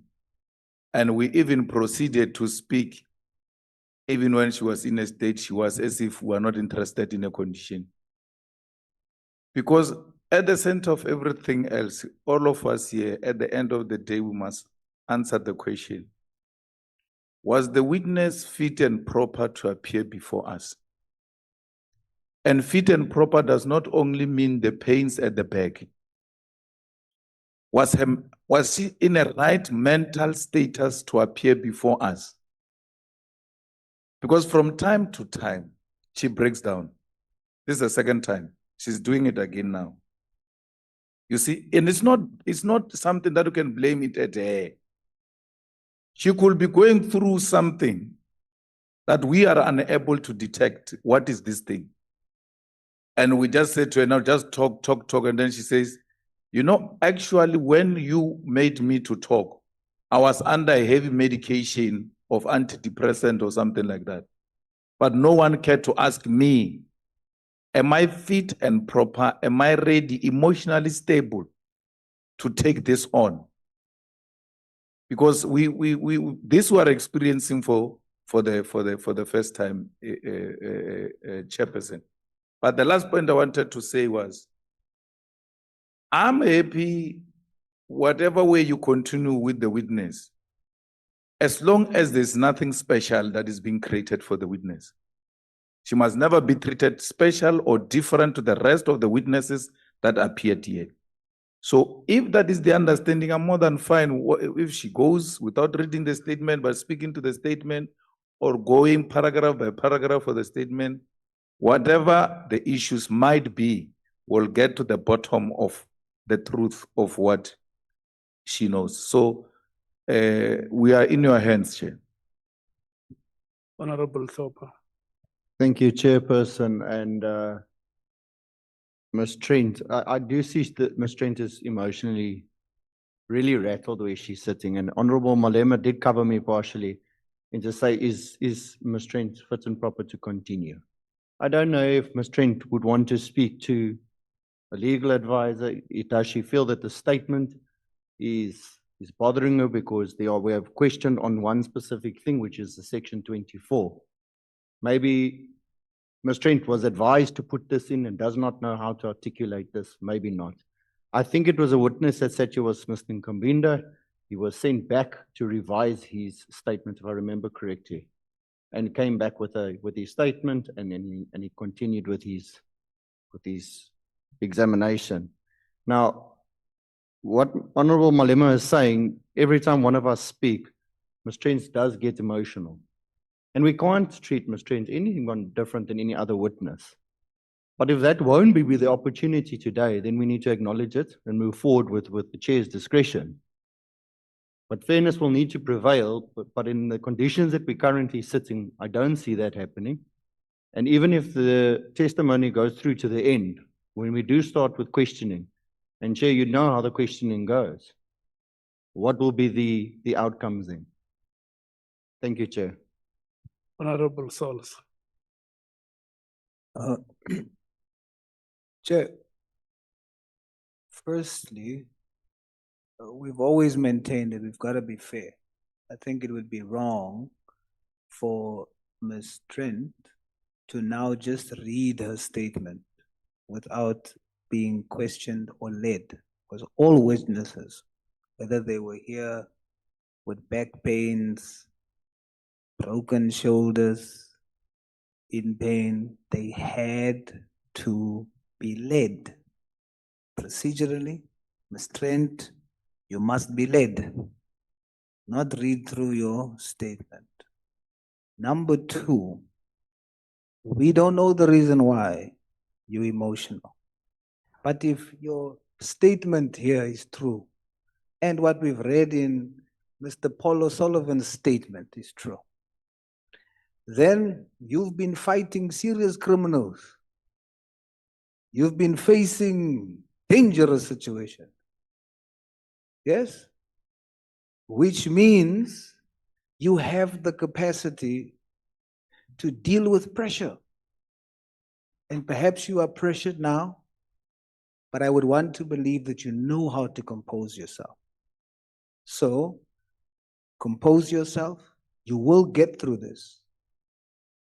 I can only give you what I always give as an antidote. It's a scripture that says, look at me. Look at me, Trent. Miss Trent, look at me. Don't worry about them laughing. Look at me. It helps me. I'm a nervous wreck. That's why I sit here with this thing. It gives me courage. I don't take it lightly. People laugh at me, it's fine. The scripture says, the truth shall set you free. Forget about the gymnastics, being cornered and all that. Calm down. Speak the truth. And like now, if you are not sure about that answer, simply speak the truth and say, I'm not sure about that. Move on. But from me, you are a crime fighter, corruption fighter. I'm not going to believe that you cannot go through this process. You understand? All right. Honorable Skosan. Thank you, Chair. Good afternoon, good evening, Ms. Trent. Good evening, Honorable Skasana. I'm not sure whether the question, but I think my question you must not misinterpret it. Sometimes people will be saying we are too harsh. We are not harsh. I want to ask you a simple question. For this purpose, before honorable members here, are you fit and proper for you to be able to go through this submission which you gave us? Do you mean fit and proper sort of psychologically? In whatever way, you know, for you to be, because if you keep on breaking, it's going to be very, very, very, very, very difficult, because we have not started asking you anything. Yeah, I thought I was.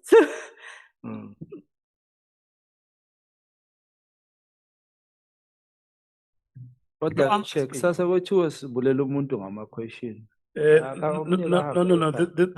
This is what we must do. Look. Wait. Honorable members, wait. Can you listen to me? You know, when I go out to speak to the legal team and the witness, I'm representing you.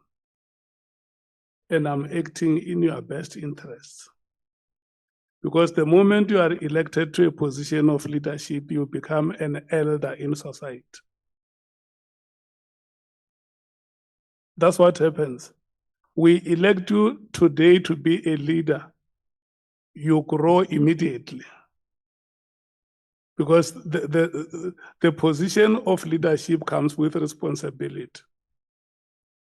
And the reason why all the things that you are saying, the questions that you are asking, all of them, they relate to the proposal that Advocate Mkhize has made before you, because the intention was to help the meeting to move forward. And that is why she would not divulge some of the details here, which are not meant for public consumption. And the witness has said, look, here I am, this is who I am. I want to cooperate with you, give you the information that you want to hear. I propose we can go in there. If you allow me to speak, we can be structured in terms of the statement. And I tell you what I know.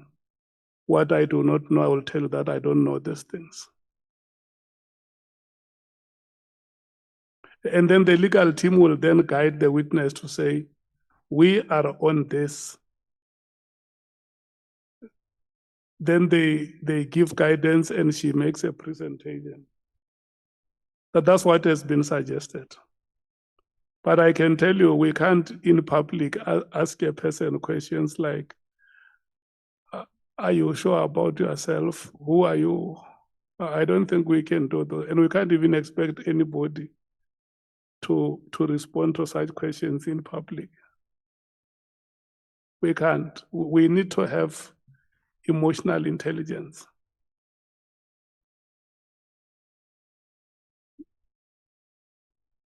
Honorable Skosana, and then Advocate Arens. Chair, I think I'm not sure if members will become comfortable. Perhaps the evidence leader must start questioning and we don't ask anything until the evidence leader is finished. Maybe clarity, we will get it at a later stage. I'm not sure, but I think my proposal will be that one. We just deal with the presentation of evidence. Yes. Yeah. That's my proposal. Thank you, Chair. Okay. Advocate Arensa. Thank you, Honorable Chair, honorable members. We just got a message, a request from Ms. Trent's attorney to have a word with her, if it's possible. Where is the attorney? Well, he's not present. He's obviously watching and is concerned about his client. I've got no idea what he wants to talk to her about. No, that attorney. But it may assist. That attorney does not have a local stand here. You know our terms of reference. When we are here, we speak with the witness. It's us who said that an attorney cannot speak in our meetings. If we are going to have a request from an attorney, that is going to be problematic. What we can do, we try and move. If there is a requirement for a break, she can request a break. Yeah, but we can't present a matter of the attorney in our proceedings. The only person who matters here is our witness. I'm going to try the suggestion that Honorable Skosana has made and see how far we can go. Advocate Mkhize, let's continue. Thank you, Chair.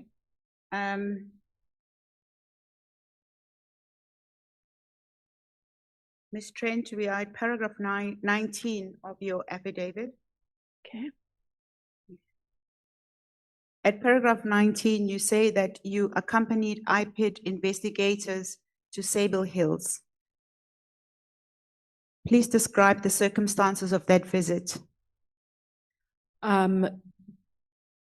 Paul and I drove in, Mr. O'Sullivan and I drove in Mr. O'Sullivan's car to outside the Sable Hills estate, where we met with the late Nhlanhla Mkhwanazi. And I think for the first meeting, Mr. Timani Bimnang was there, as far as I recall. And they were in a vehicle with only 2 seats. So it wasn't like a 4-seater it was just 2 seats. And then Paul said to Mr. Mkhwanazi, you can drive in my car, we can all fit into one car. What car? So you, Paul, and the 2 investigators Correct. traveled in Mr. O'Sullivan's car. From where? From outside the gate of Sable Hills. So, yeah. Why were you going there? What was the purpose of going to Sable Hills? We were going to show the investigators where Sable Hills and to show the investigators where Sable Hill? To go with them and also to see the estate manager so that to get the plans, because that would be part of the investigation. That's pretty much what happened. Oh yes, and then what were you investigating? The criminal complaint that Paul had laid with the IPID. What was the criminal complaint? Of corruption. I don't have it in front of me, yeah. So I'm just talking at the top of my head. Yes. So you don't have to use technical terms, but there was a reason why you were at the house. So you met the investigators, as you've testified. You met the IPID investigators outside the Sable Hills complex. Correct. Or estate rather, and the 2 investigators got into Paul's car, right. And you were going to enter Sable Hills. What was the reason for that? Because we didn't go in 2 cars. No. What was the reason for entering Sable Hills? Why were you there? To go and see the estate manager and to point out the Mr. Mkhwanazi's house, which was part of the investigation in that it showed that he had built a house so there was a lifestyle audit and a house that was built, and there was an analysis of that in the complaint.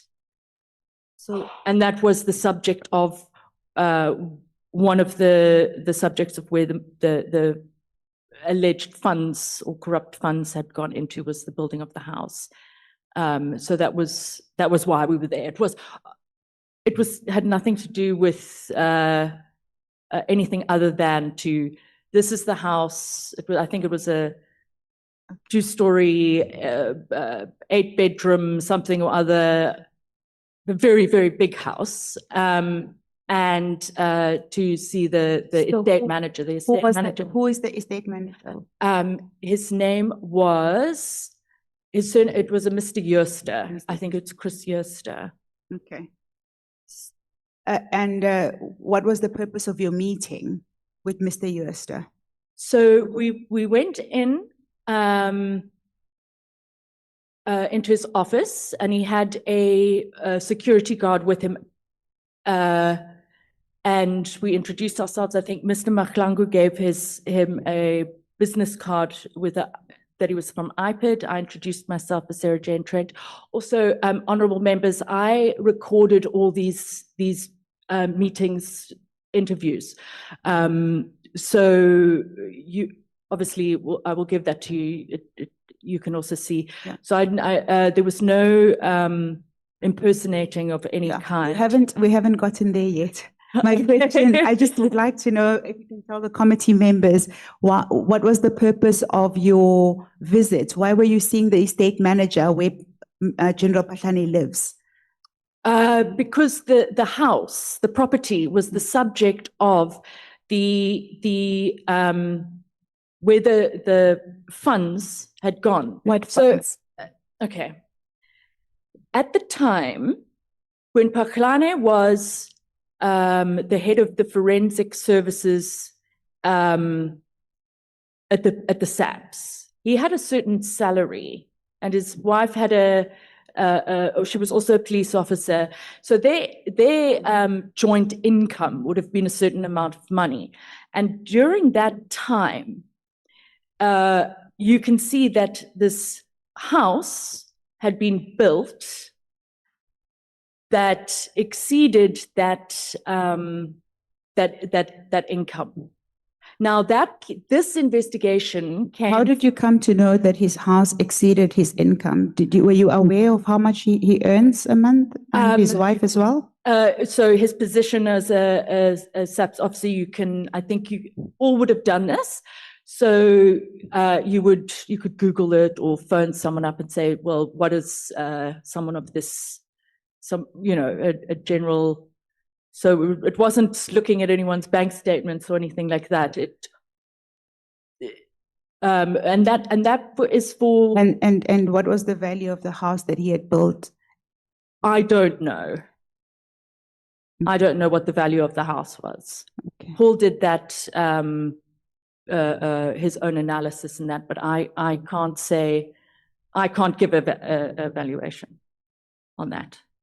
Okay. Just wait. So the purpose of the meeting was to discuss what with Mr. Jooste?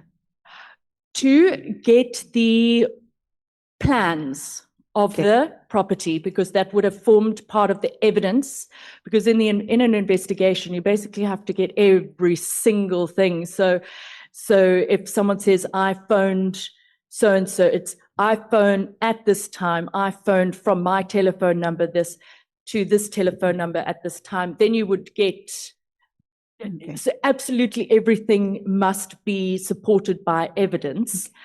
And that was one of the things, because the house was a subject of the investigation. And that was the purpose of going there. As Did you only meet with Mr. Jooste? Was there anybody else that you met?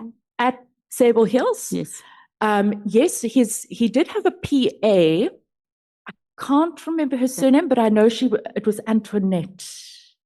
Okay. I think. Sorry, I probably should have Mr. Mashuka testified that Mr. Jooste, on that visit that you have just described, that Mr. Jooste and Antoinette Venter were compelled to sign statements prepared by Mr. O'Sullivan. Did you assist in preparing statements? Yes, but no one was compelled to do anything. Okay, you can take us through. What statements did you prepare, and why did you have to prepare statements? So, as a certified fraud examiner, you're trained on interviewing witnesses, taking statements, evidence, all these kind of things. So, we, before we open a case, we'll sort of call witnesses up or possible people and say, would you like to, we know that you might have information, can we come and interview you, and maybe you can give us a statement. So it would have been something like that. And we would have just typed it up. And as far as I remember, Mr. O'Sullivan emailed it to him and said, look, it's your statement, you can remove anything or whatever, but there was no compelling of anything. Yes, no. I just wanted to know for the committee to understand what the reason for the visit was, and what you've testified so far is that you went to meet Mr. Jooste and his PA Antoinette Venter to basically get plans for Mr. Pahlane's home. So why did you have to write statements? Did you get the plans? I believe so. Okay. So what were the statements? I don't remember what the statements were. It would have been, oh yes, okay. So the first one, I can't remember. It would have been evidencing whatever. But I remember the second time we went there was on the 11th. Mr. Jooste had advised that he had spoken to Mr. Pahlane, and Mr. Pahlane had told him not to divulge anything. It will obviously, to the honourable members, it will become clear if you look at the transcripts. You will see exactly what was said. And then I think that became a subject of a statement. Okay. And then that became a case of interfering, but I don't want to jump ahead. Okay. Advocate Mashuka yesterday Mm. testified that, you know, you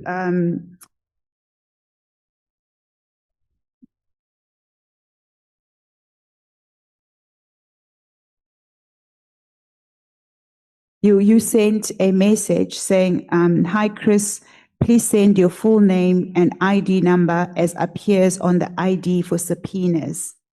And then you sent the statement back and you asked for a paragraph to be removed. So, sorry, can you just repeat that? Basically, he testified that, you know, in an email that you would have sent, you said that these statements that you are doing are to prepare subpoenas, and you subsequently asked Mr. Uester to provide his full name, his ID number, so that you could prepare the subpoenas. You said you assisted. Is that what you assisted with? Is there an email? I don't have the email So here with me. He testified. He said that I sent him an email asking for his ID number for subpoenas. Yeah. The question I'm asking is, the statements that you were preparing, were those in preparation for subpoenas, or were those just, what were the statements for? I cannot, on Chris Uester. Yes. Cannot imagine it being for a subpoena. Okay. I can't answer. It's too vague. If I can be shown, perhaps if you said I sent an email stating this, I would maybe be able to, because I don't know what he's talking about on a subpoena. Okay. We'll find the email and then we'll put it, we'll place it before you. I'd be in a better position to answer. Okay. Now we are at paragraph 20 of your statement.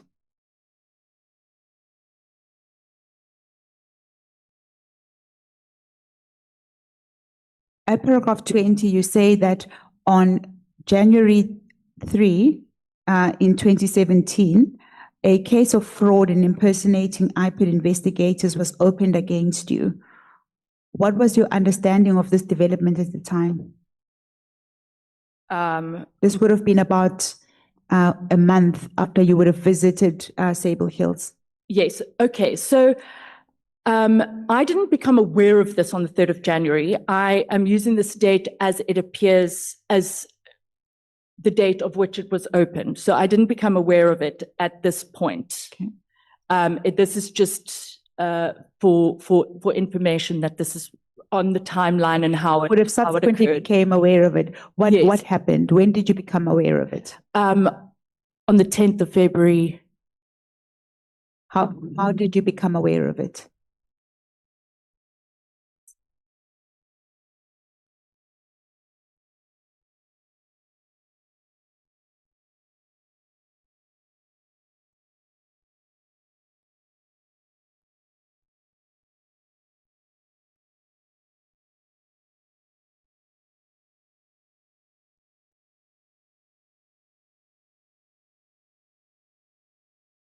So you had just mentioned. I just don't want to. You had just mentioned that 2017. That on the 10th of February 2017, when a massive group of cops and guns and cars came and abducted me under the auspices of arrest. And that's when I learned. I was told it was for pretending to be an IPID officer. You say you were abducted. If you could just turn to your annexure bundle, which is this bundle. Annexure ST7.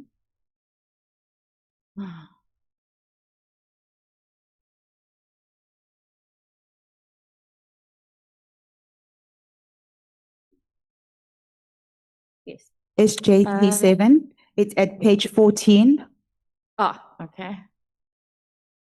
Yes, the arrest warrant. What is that document? This is what looks to be the arrest warrant for Camille Driftcast 12 of 01 of 2017. Okay. And in the middle of the section, it says that application is hereby made in the issue of warrant of arrest of, whose name is there? Sarah Jane Trent. You can read what's below. On a charge of IPID Act 2011, section 33(5), pretend to be IPID investigator, fraud. Okay. At the bottom of the page is a stamp, and it is dated the 8th of February 2017. Correct. And it is also signed at the section where there is where it's labeled magistrate. Correct. So you mentioned that you were abducted. Oh, yes. Okay. Or yeah. Yes. Would you not have been abducted by whom? Well, if we carry on going through it's a very long story, and I think I don't want to jump around. Just the name. By whom you mean? Yes, by okay, whom? so I didn't hear. Yes. I don't know. I think it was Brigadier Clifford Khorane, Colonel Ishmael Dawood, Brigadier Parasa Nkube, and Yanentebu Mabula. Okay. And others that I don't know. So they would have arrived on the 10th. You're going to tell the events, how they unfolded, but they would have arrived on the 10th of February to arrest you, but you used the word abduct, and I've just sent you, if you can give me a moment, I've just sent you to SJT7 at page 14, which is a warrant of arrest. Yes. Signed by a magistrate, stamped and dated 8 February 2017. Is there a particular reason why you use the word abducted and not arrested? Yes. So when an application for an arrest warrant gets to a magistrate, there would have been a docket is opened. It is then given to an investigating officer. The investigating that's appointed, they carry out some investigation, and a prosecutor is appointed to a docket, and that investigator will go and see the prosecutor, if it's a weekly thing, or I don't quite know how it works on their times. And the prosecutor will then go through the docket and say, okay, we've got this, okay, we need this. And then they'll write the next instruction on it. And in the docket, we'll have the affidavits or sworn statements and the evidence and the chain of evidence and everything. And those affidavits are obviously under oath, but you don't know whether someone's lying under oath or anything like that. So by the time, the prosecutor is then going on what is in the docket that the police officer has given. The prosecutor then says, well, looking at this, on the face of this, these affidavits and everything, let's go get, a magistrate might give us a warrant of arrest. However, there are different circumstances on this issue as well when it comes to the prosecutor, because we can get to that again. And then when it gets to the magistrate then trusts that the prosecutor is coming there with prima facie evidence, or on a believes the prosecutor of what they're saying, and they say, okay, no, that's fine. And the prosecutor I'm simplifying. So what? So I believe, and then I know that there were certain statements that were either coerced or people lied under oath. And the other thing is that So you say that you were abducted because you later found out some information relating to the charge and the docket and basically the process under which you were arrested. that as well is one one of them. We can move on. The other We can move on. Oh, no, You're think going to describe the circumstances. I was just asking you specifically why you used that word, but we're going to. There's another element, but I'm not going to go into detail. Is what happened on the arrest, which we can go into, but that was not a proper arrest, but we'll. Okay. So at paragraph 21 of your statement, we're just going to take it paragraph by paragraph, and you'll be able to unfold your story as we go along. So at paragraph 21, you describe this investigation as a counter investigation. Can you explain why you view this, why you view it in this way, and what you believe General Phahlane's intentions were? You can read. Okay.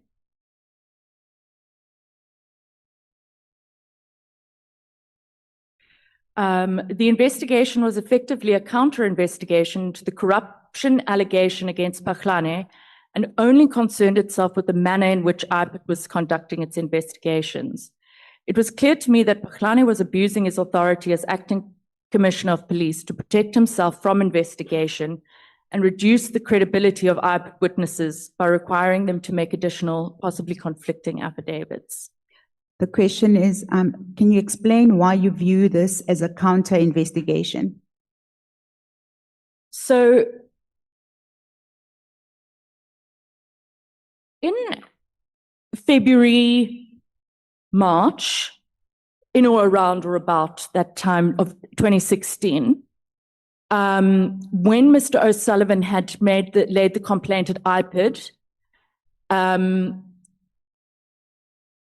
nothing had been done. But what we came to find later was that the then acting head of IPID at the time, Mr.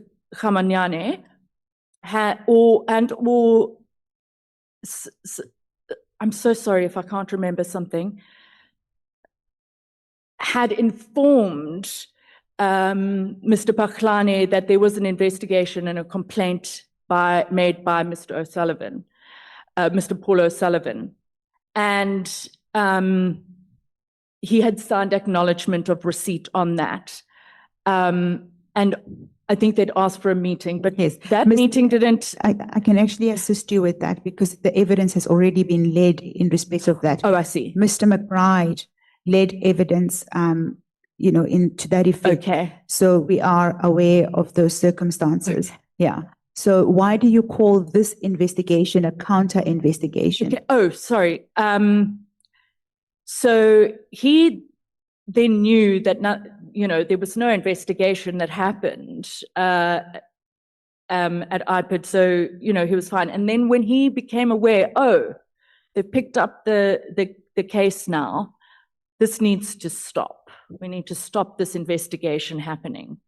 And he used the excuse of a security threat to then have me and Mr. McBride arrested, and we'll go into the circumstances of those situations and stop the investigation into him. So in essence, what you are saying is that because Paul O'Sullivan and Associates was investigating General Phahlane, he then launched a counter investigation and claimed that there was a security threat to counter the corruption case that you had launched against him, lodged against him, rather. Not exactly. It wasn't. So when I say the letter that went to Mr. Phahlane in early 2016, it was IPID informing Mr. Phahlane of an investigation or an investigation into a complaint made by Mr. Paul O'Sullivan. And IPID then once Mr. McBride had come back from his suspension, had picked up the matter, of course, because it's the National Commissioner of Police for South Africa. It's a serious matter. It should be investigated. And that's when he came. So it was IPID that was investigating. Forensics for Justice had done investigations and taken sworn statements from whistleblowers and received evidence, but handed it over to them. Okay. Yeah. So at paragraph 22, you say you were served with an application in the Pretoria High Court by General Patlane. And that application is in our bundle at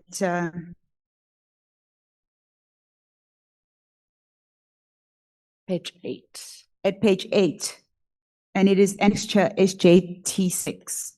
Is that the application that you are talking about that was served on you? Yes. Okay. And what was the nature of this application? So this, okay, can I just read it instead of? Maybe what we can do is highlight it because we're going to run out of time. Yeah. So in essence, the relief that General Patlane launched an application. The respondents is IPID, Mr. Paul O'Sullivan. You are cited as the third respondent, as well as a magistrate, Tsatsi. And it is a review, it's an application to review and set aside the search and seizure warrant, which was issued on the 29th of December 2016 regarding his home at Sable Hills at Waterfront. So when you went to Sable Hills, did you have a search and seizure warrant, or were you going for a meeting with Mr. Uester? Yeah, we were going to go and meet with Mr. Uester. We hadn't made a previous meeting, but it wasn't a search and seizure. No, it didn't need to have a search and seizure. So this application, there was no basis for it? No. In my opinion, it was in order to, he had to do what he needed to do to stop the IPID investigation, but it was one of, anyway, sorry, over to you.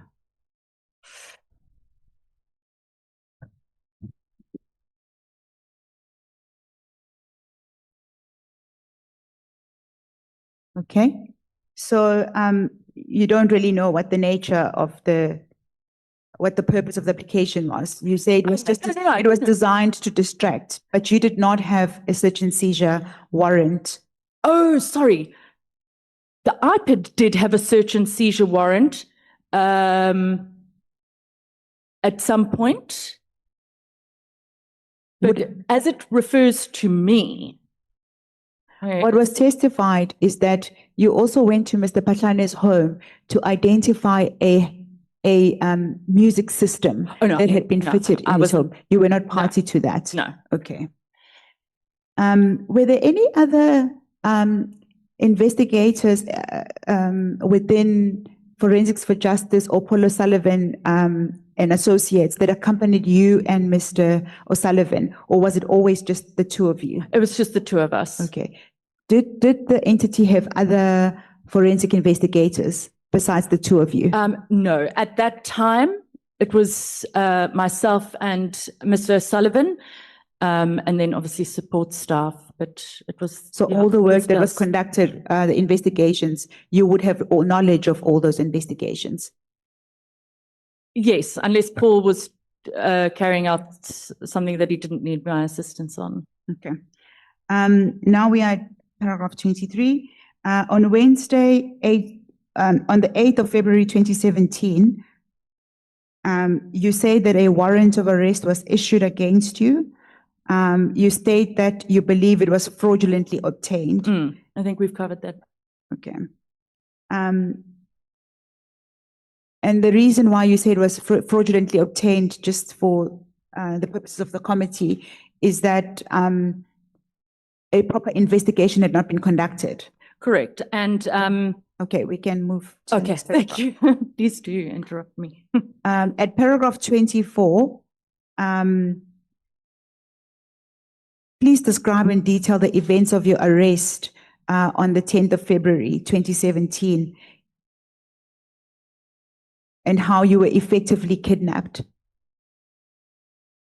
That should cover paragraph 24, 25, 26, and 27. Okay, so you want me to read this or to You can speak? You can Is it- read your statement or Okay, speak to it or elaborate.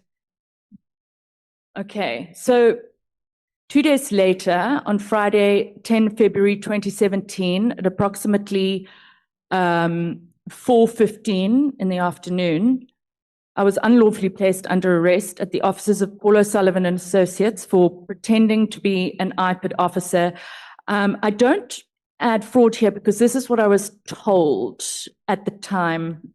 It is my view that I was effectively kidnapped owing to the circumstances of the incident. I've provided CCTV video footage of the events and asked that this be played to the committee.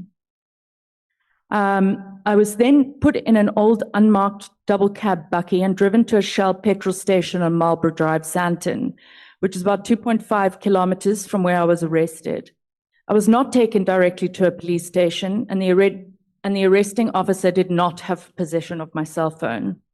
When I arrived at the petrol station, I had not yet been handcuffed. Colonel Ishmael Darwood told the police officer to cuff me. The police officer then unlawfully tied a cable tie around my wrists, as she did not have handcuffs. Approximately 1 hour and 40 minutes after I was abducted, Khurane, Ncube, and others unlawfully took me back to my office to steal my phone. I asked to see my warrant of arrest, and if not, that I wanted to call an attorney when we were still at the petrol station. They refused. And again, at the office, sorry, I've repeated something here. They aggressively refused to give or show me the arrest warrant. In fact, they pointed at me. It was not a nice experience. They did not produce any order allowing them to force me to open the gate to Paul O'Sullivan and Associates, to open my car, to search my car, or to remove anything from my car. I opened the garage door to the property as demanded by them, but one of the Mabula team accomplices, Lucia, I only know her as Lucia, opened my car and stole my cell phone. The phone was not placed in an evidence bag. The phone was not seized when I was arrested, as has been falsely claimed. The search and seizure of my phone took place 1 hour and 40 minutes after my arrest, with no search and seizure warrant and refusal to see my arrest warrant when I asked to see it. I was then taken back to the petrol station where we remained for a long time, with no explanation as to why I was forced to wait there. I then heard Khurane instruct the driver of the vehicle I was in to take me to Camille Drift police station. I was scared, as I knew that my legal representation would be at a Cullinan police station to meet me there, as I had been advised that that was where I was being taken. But instead, I was driven to Camille Drift police station, where a whole process of abuse of my constitutional rights continued. At approximately 6:20 p.m., 2 hours after my arrest, I was driven to the Camille Drift police station at times at a speed of 160 kilometers per hour on a freeway. I know this because I could see the speedometer. The driver had an R5 rifle across his chest and ate popcorn while driving. I was afraid we could crash at any moment due to the reckless conduct of the driver. When I arrived at the Camille Drift police station, not the Cullinan police station, one of the duty officers asked Khurane, "Is this Trent? People are looking for her." And I desperately, and I said, "Yes, I am. Please call them back and tell them that I am here." Khurane aggressively and unlawfully told the police officer not to call anyone, even pointing his finger at her. At approximately 7:15 p.m., I signed the constitutional rights form at the Camille Drift police station.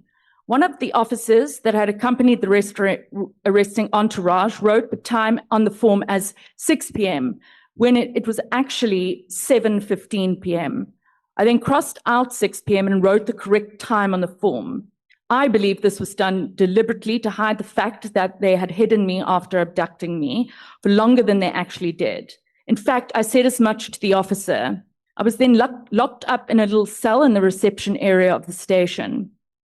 While still in the charge office, before I was detained in cells, a Colonel Mike Sales arrived at the police station and took possession of my cell phone from the arresting officers.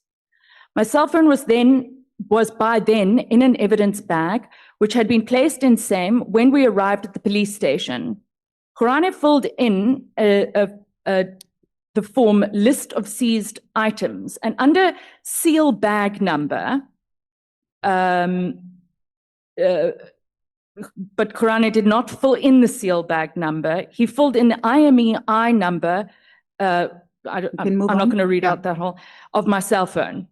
This amounts to a break in the chain of evidence. An extract of Khurane's statements states her cell phone, iPhone 6S with IMEI number, was handed in as an exhibit as per SAP 1340/49/2017 and sealed in evidence bag number. And I attach a copy of this statement and the list of seized items is Annexure SJT8 and Annexure SJT9 respectively. Thank you, Ms. Trent. If I could ask you to then turn to page 15 of the bundle.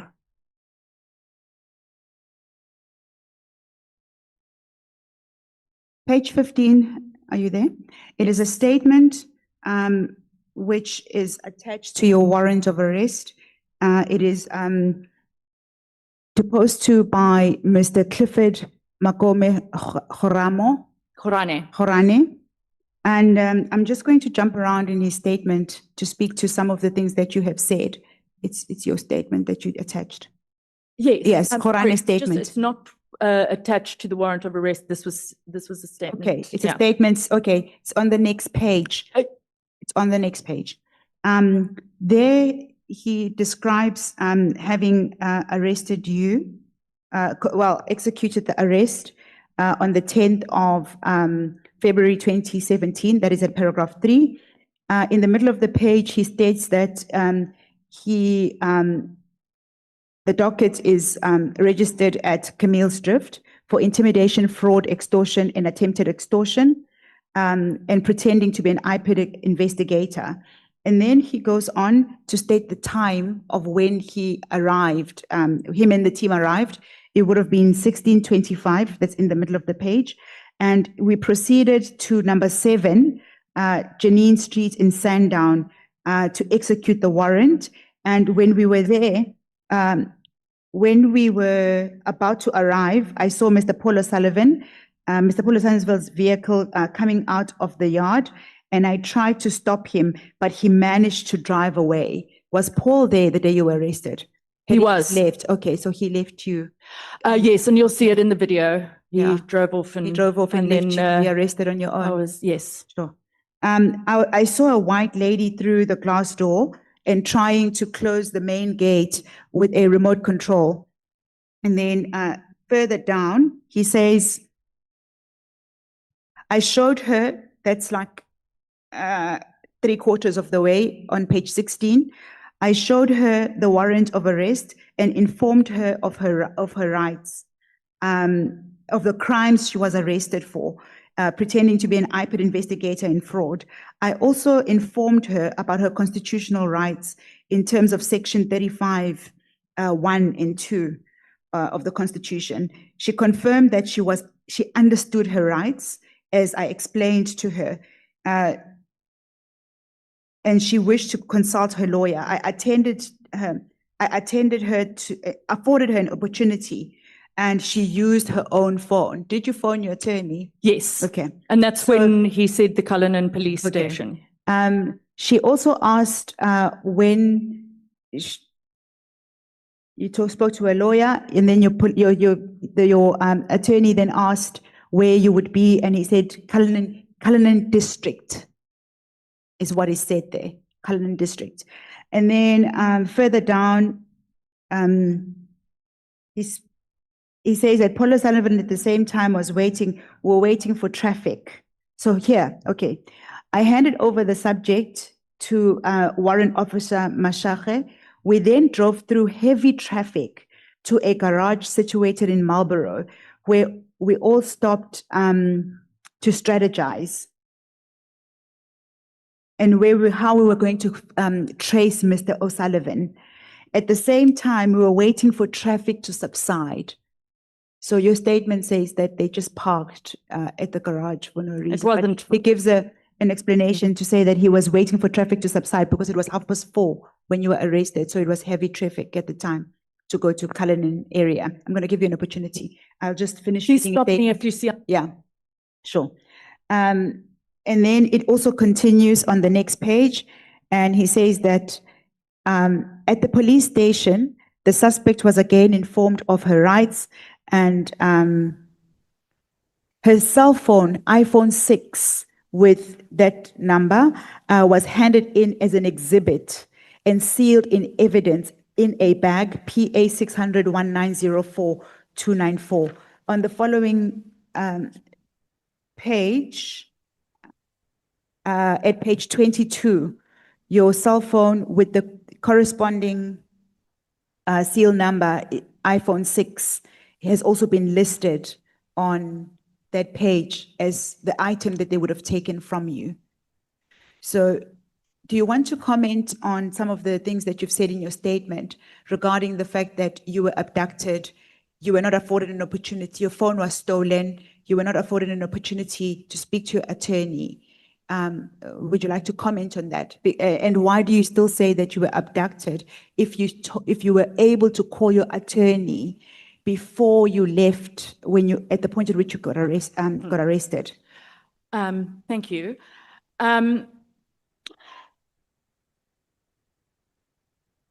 Firstly, gosh,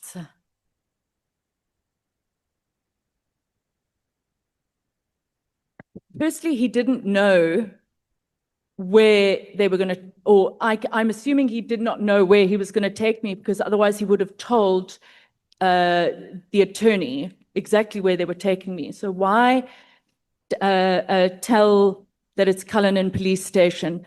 Because they only found, I'm going to digress slightly. Yeah. They found me at 10 p.m. because when I was in that holding cell, I heard the receptionist lady, sorry, who? Monica. And I screamed.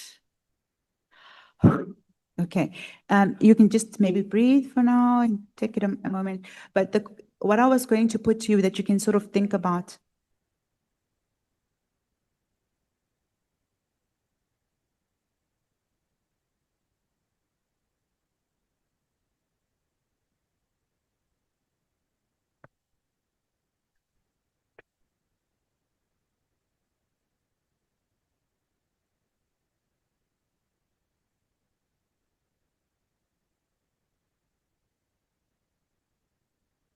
Ms. Trent, where I'm going with this is that this statement that you attached to your bundle from Mr. Clifford, I don't know what's his rank, Brigadier Clifford Horamo. He says that he was going to he told your attorney that he was taking you to Cullinan District. And your contention is that you were taken to Camille's Drift.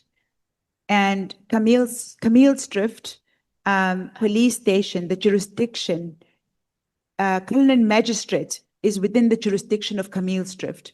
Why do you still insist that it was not the area where you were supposed to be taken, because Camille's Drift is in the Cullinan district? I'm trying to just understand. Thank you for clarifying that for me. The arrest warrant on SJT 7, page 14, it's very clear. It says the police station is Camille Drift. Chairperson. Chair, I'm worried now. Chair, sorry. Honorable James. I'm so sorry, Chair. We agreed earlier on that we won't interject, we won't ask clarity-seeking questions so that the witness can get through a statement without breaking down. We're not doing that, and the witness is still breaking down. And yet we have clarity-seeking questions. So what are we going to do now? Because we're not asking questions and the witness is crying and breaking down, and we're suppressing ourselves when it comes to certain paragraphs here that's really questionable, where we need clarity on, restraining ourselves, because really there are certain things I'm feeling pressed now to ask clarity-seeking questions.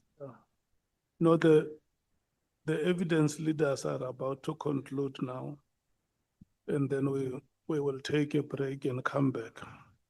Let's allow them to conclude.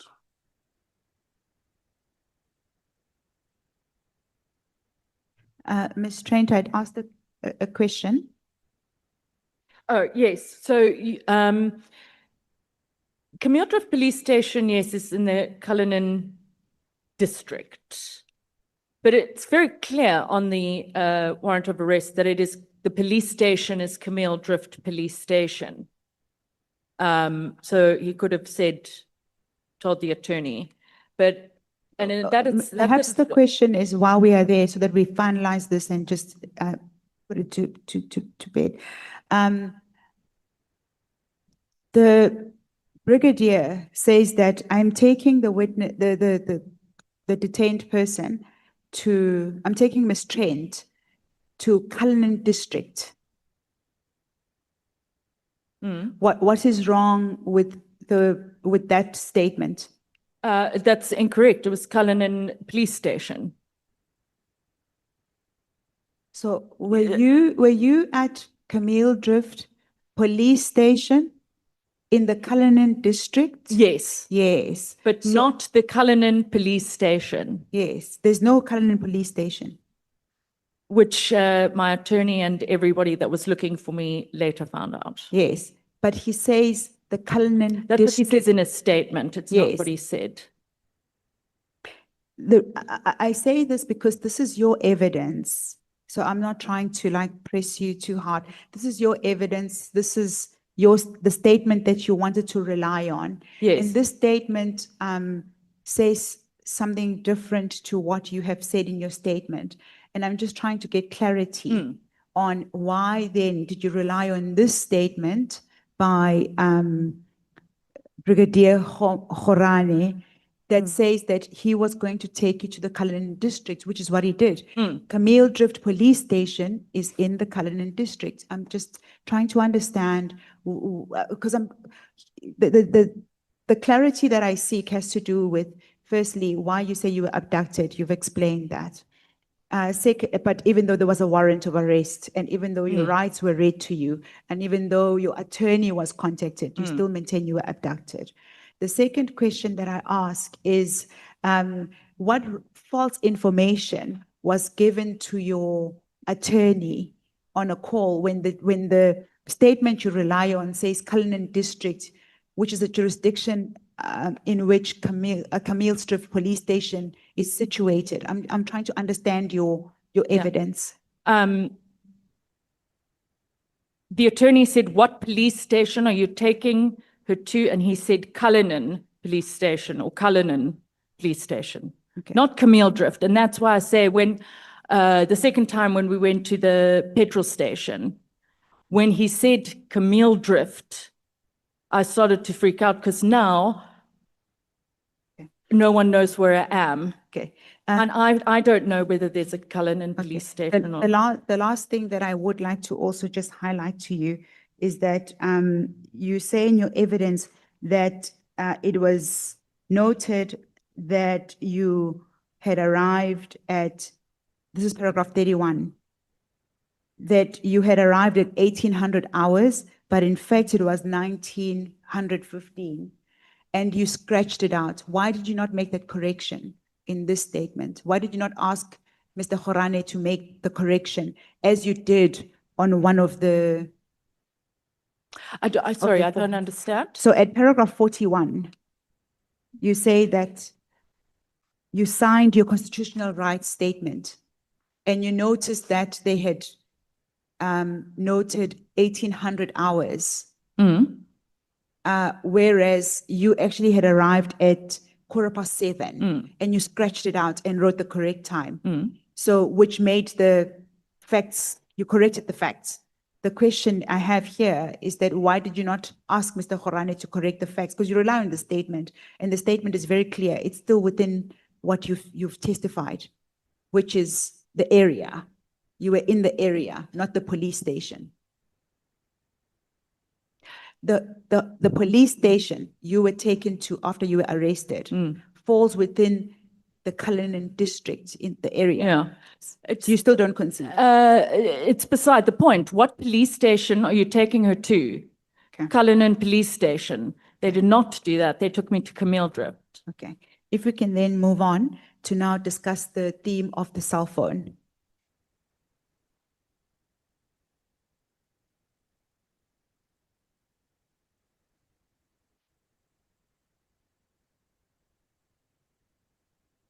At paragraph 34, 33, 34, and 35 deal with the cell phone.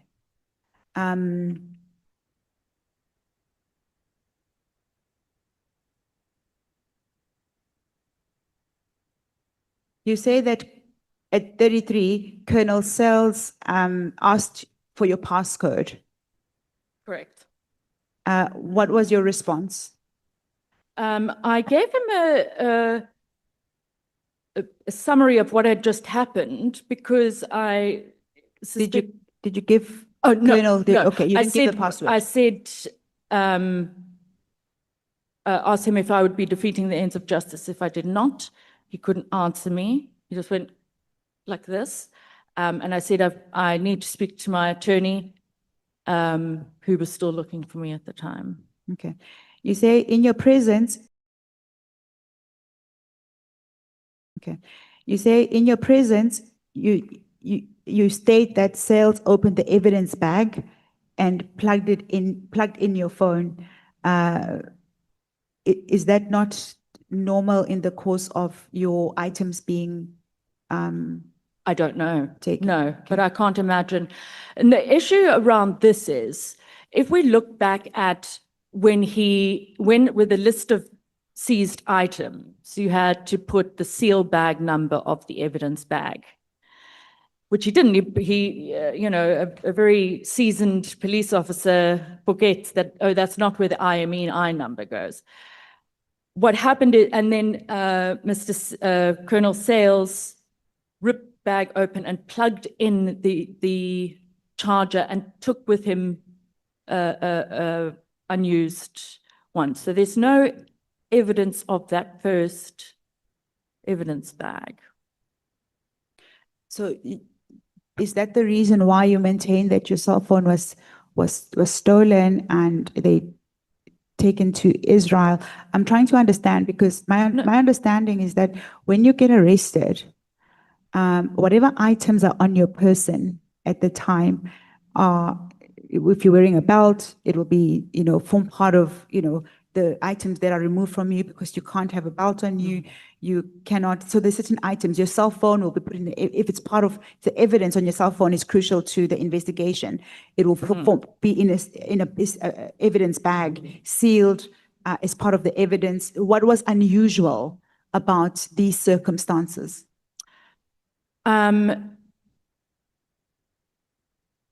They did not seize my phone.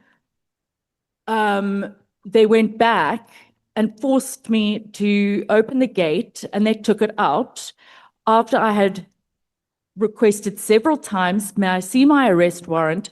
Does it provide for you having my phone? And if I cannot see my arrest warrant, I need to speak to an attorney. Why haven't you taken me to the police station? The other thing was, oh yes, when they arrived at the thing, they allowed me to log off my laptop, close my laptop. I was, why now all of a sudden we get to the police the petrol station, and then they go, oh, I don't understand. Okay. What would you like, what is your comment on, we now know that that cell phone was taken. It was taken to Israel. It was testified yesterday that it was taken to Israel, which is not an uncommon thing because at the time in 2017, the country did not have ways to unlock the phone so that they could bring it back into the country, so that it could be downloaded.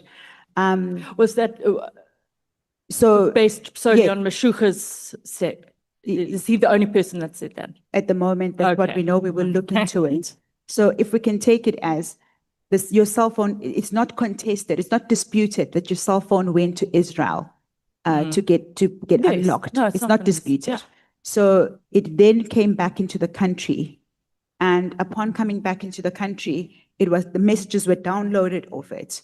You say that was unlawful. What was unlawful about that? Correct. They stole my phone out of my car. They had no right to it. They had no right to even download it. They had no right to it. I've read the statement into the record that when you were arrested, you used your own cell phone to phone your attorney.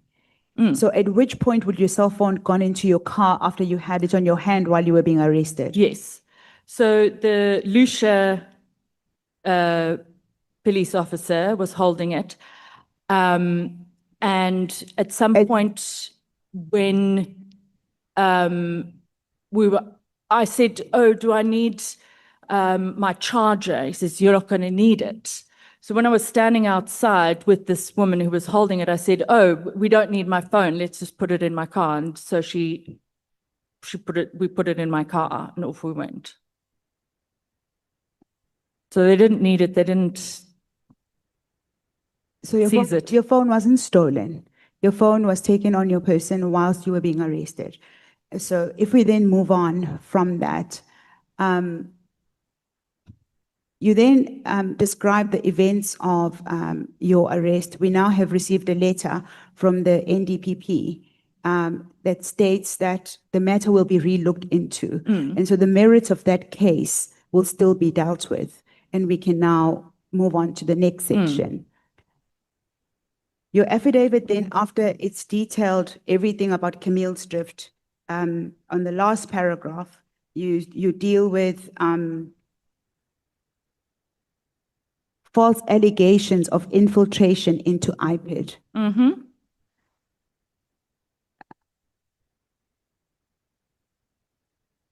You directly deny the allegations of infiltration into IPID. Can you state unequivocally your position on these allegations and why you deny them? There was no infiltration into IPID. I had no control over anything in IPID. Did you have, did you know the head of IPID? Mr. McBride. Mr. McBride, Yes. at the time. Yes. And you also were involved in investigations and assisting the work of the investigators of IPID. From time to time. From time to time. What was your relationship with Mr. McBride? We had a semi-social relationship, but nothing sort of serious. There was, we met for meals, not a lot. Yeah, so you had a relationship. Not a relationship. No, a semi-social relationship is what you have. I want to use your words. So with that semi-social relationship that you had, did you talk about investigations? We spoke about what was going on, the corruption that was going on in the criminal justice system, but not necessarily. You see, Mr. McBride wasn't doing any of the investigations himself. He was the executive director, so it wouldn't have been discussing the investigations. But it was a very long time ago. Yeah. What Mr. McBride testified is that he personally put together a task team and allowed Mr. Cedric Nkabinde to head up that task team. That task team was formed of two of the members that you spoke about, the investigators, they also form part of the task team. It was colloquially known as the Pahlane task team. Okay. And he was quite involved in following the work of the progress within that task team. That's what he testified. And Mr. O'Sullivan also testified that, yes, indeed, he had complained to Mr. McBride about the slow progress into the investigation of General Pahlane. So there was some involvement at a level that is not just as a senior, but he did have his eye on specifically that investigation. He testified to that effect. Now, my question to you is, as a person who had been part of that investigation, dealing with the investigators, what did you and Mr. McBride discuss in the semi-social? I can't remember. I can't remember. It was a very long time ago. Okay. So, and what kind of meal, what time of the, I mean, what kind of meals would you meet for? Dinner, lunch, breakfast? I mean, how often did you meet? And was it would usually be like a last minute in Joburg or something. I can't remember. Yeah. I remember once a coffee somewhere in Pretoria. I remember a dinner maybe in Sandton. Would Mr. O'Sullivan accompany you to these dinners and lunches? No, he didn't know anything about it. Okay.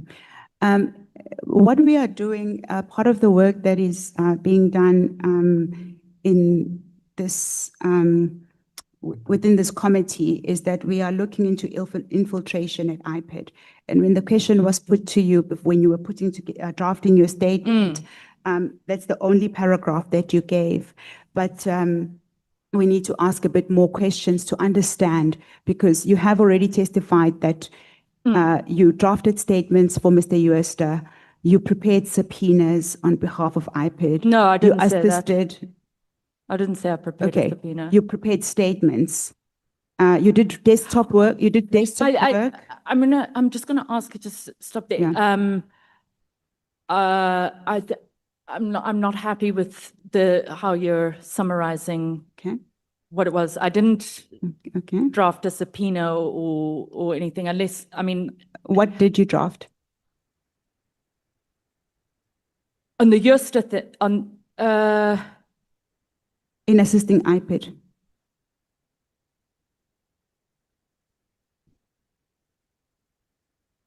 I don't think I did. I'm sure that there would be a record of that. So, but I know, because at the time it would have, I can assist you, Sarah. Yes. Here's what you testified. You testified that you assisted in drafting statements. You also testified that you did desktop research. You also testified that. Did I say I assisted in drafting statements for IPID? Mr. Uester was in an investigation into Sable Hills on behalf of IPID. You testified that that visit to Sable Hills was an IPID operation. You accompanied the two investigators, you and Mr. Paul O'Sullivan. If my recollection is incorrect, if it's incorrect, it's fine. You can correct it. Yeah. You can correct it. You can give your version. I think I've given my version. No, I'm just summarizing it because now we're dealing with. I understand, Mr. O'Sullivan drafted the statement of Mr. Uester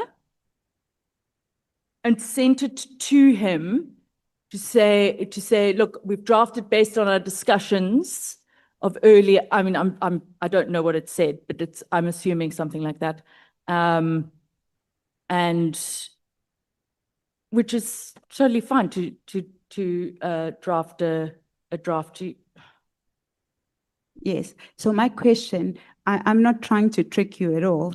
I actually am not. What I'm doing is I'm at the last paragraph. The last paragraph, as you can see, deals with a very important part of the work we are doing in this in this committee. Oh, yes, if I, And let me, maybe just to finish. So all you've given is you've just denied infiltration. And I'm asking specific questions and also reminding you of some of the evidence that you have already given. If my recollection of the evidence, I mean, it's on record, but if it's incorrect, I'm not making you, concede. You can give your version. But my recollection is that you said you assisted in drafting statements. I don't, Perhaps you can tell us what kind of assistance you gave IPID. we've done this already. Okay, so let me,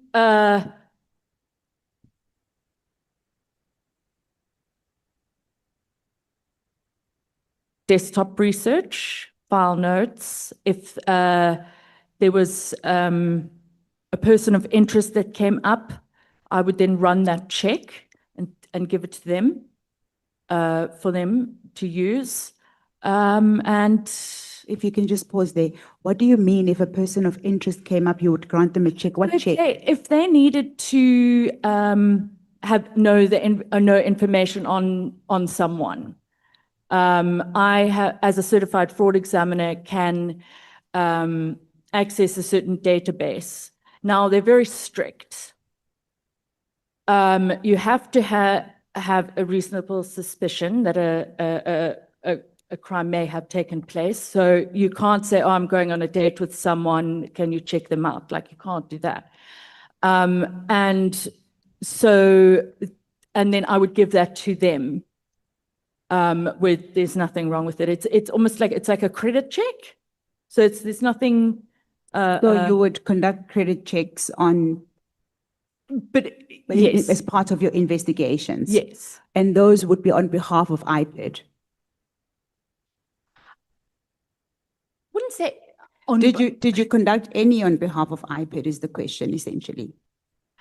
Can you explain what you mean by on behalf of? Because I think the reason I'm saying on behalf of IPID, in assisting IPID, because you couldn't have been doing the work that IPID is doing. So IPID would give you an instruction to say, as an examiner, I'm asking, I don't know. Okay. I'm asking you the question. The question is, how would IPID how would you execute the instructions on behalf of IPID in assisting them with the investigation work? Okay. Yeah. Okay. So there would be, I can imagine going through. I'm asking specifically around the credit checks that you said you were conducting, because that's where we were now. Remember, the other evidence is already in. We now know that the desktops, studies, you would do research, sometimes draft statements. We are now at the point at which you would conduct credit checks. So just limit the answer to just the credit checks. How did you have to do any credit checks on the instruction of IPID? That's the question. The request. On the request. And yes. Okay. So you would also conduct credit checks on certain individuals. I would download it, send it on. Okay. This work, was it only limited to General Pahlane, or did you do other work on an ad hoc basis that they would require? So usually in any of our investigations, we would, in our own investigation, before we'd open the docket, we would have done the searches like that as well. And for example, if I've got a client and I've done those searches as part of my investigation, I cannot give the client that information. So I'll give it directly to the police officer. Sorry, I've lost my place.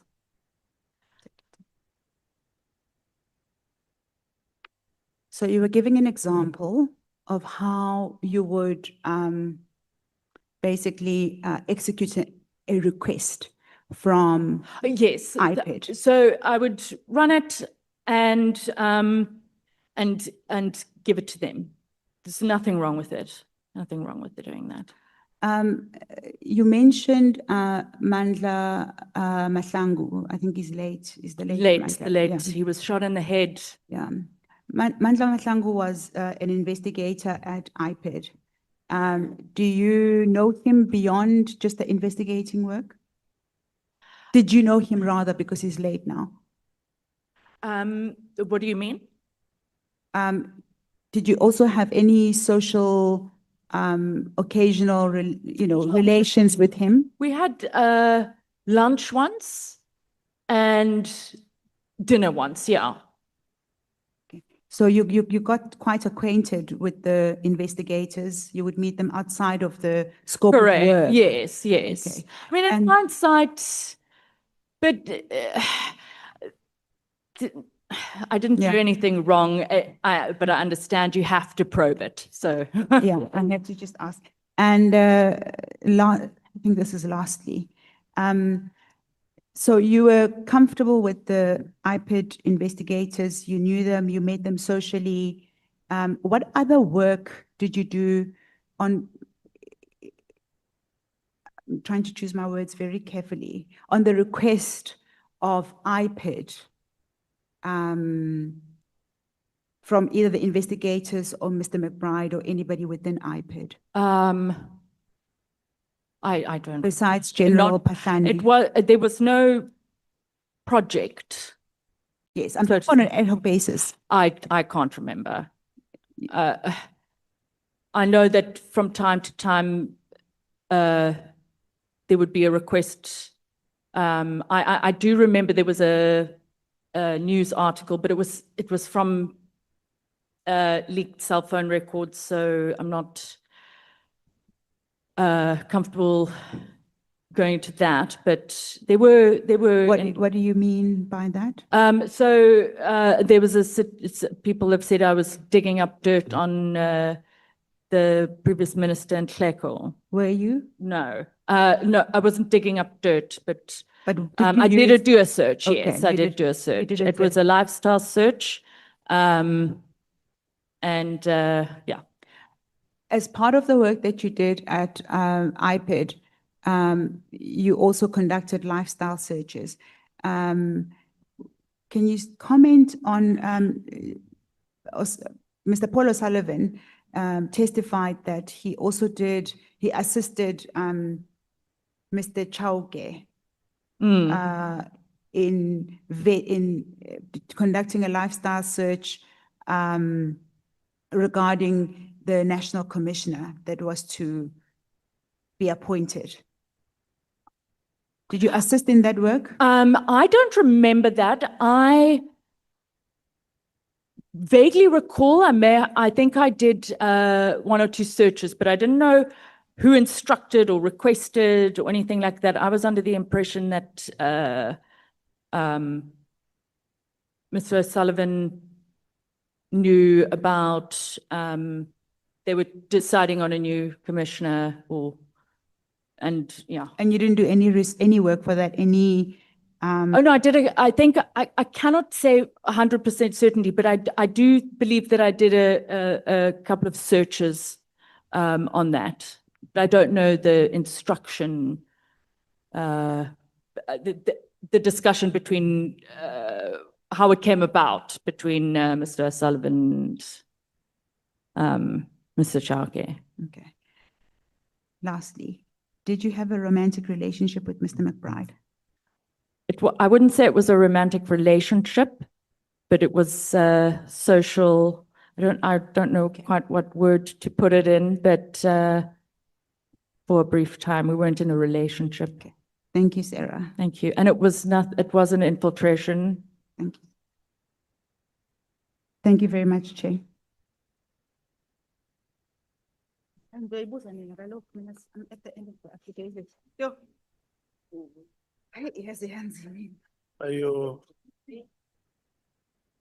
Are you done, Advocate Mkhize?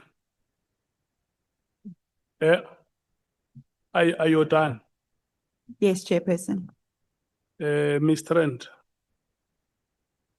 what is a semi-social relationship?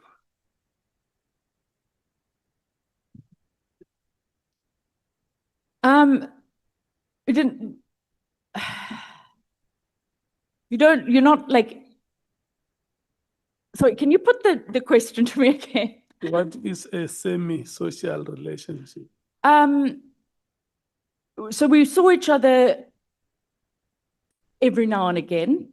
There was an attraction to each other, but there was no relationship that went on. But yeah, I don't really know how. Yeah, I don't know how really more to explain. But it wasn't some sort of I love you and I'll do anything for you and what do you need me to do for you kind of thing. It was what it was. Yeah. What do you mean? You are like friends with benefits. Are you allowed to say that on national TV? Chairperson, I don't mean to interject while you're speaking, but I think there's new language for that. It's called situationship. Oh, yeah, no. We are old. We speak Shakespearean English,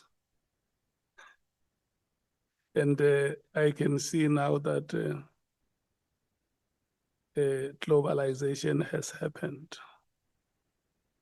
Do you understand what is meant by situationship, Honorable Shongwa?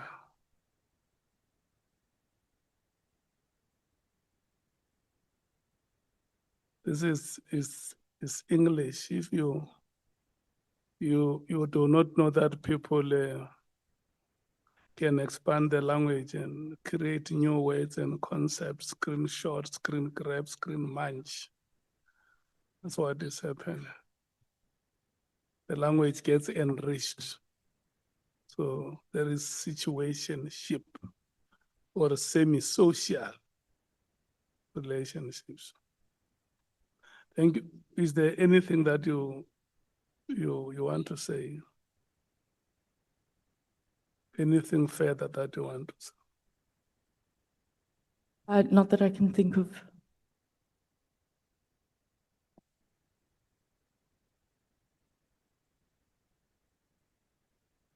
Honorable members, it's now 19:55.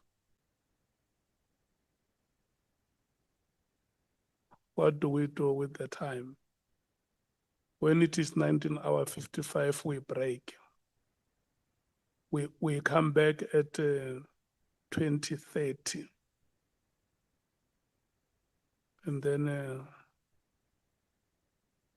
we are going to have the long night with Mrs. Sarah Jane Trent. Before we break, I want you to know that we tried to get Mr. Adams to come back tomorrow. He's not available.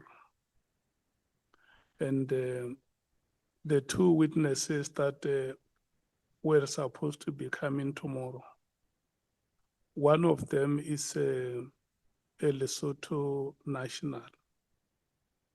So I requested our team to first check with Home Affairs if that citizen is legally in the country, so that we're not seen to be promoting wrong practices. And because we do not have confirmation from Home Affairs, we can't allow that witness to appear before us until we get confirmation. Number two, the second witness, who is a South African, says she is in Lesotho for the event that is known as the 117 kilometers Moshweshwe walk.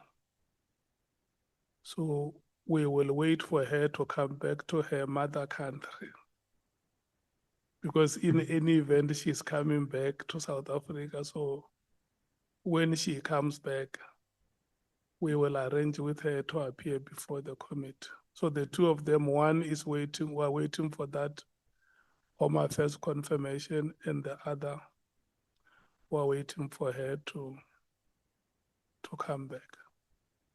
So what it means is that the next proceedings will happen on Tuesday next week. And then we will have a committee housekeeping meeting on Monday. Agreed?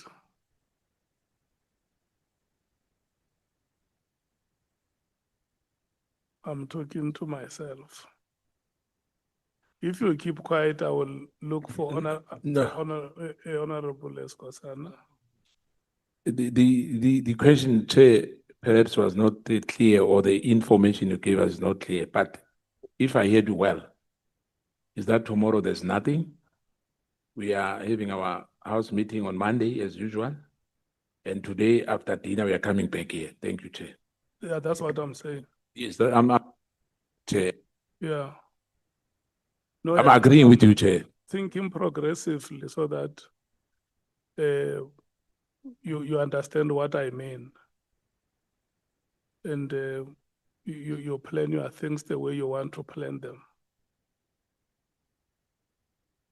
Yeah. It's a report.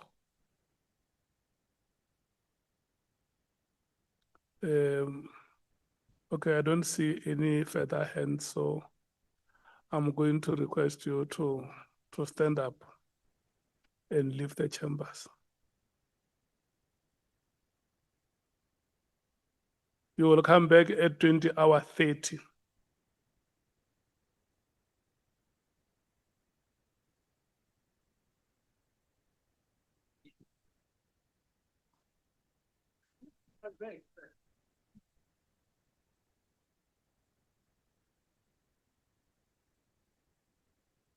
Yeah, I will say it when we conclude that next week is our last week. We don't talk about this week. We are already on next week.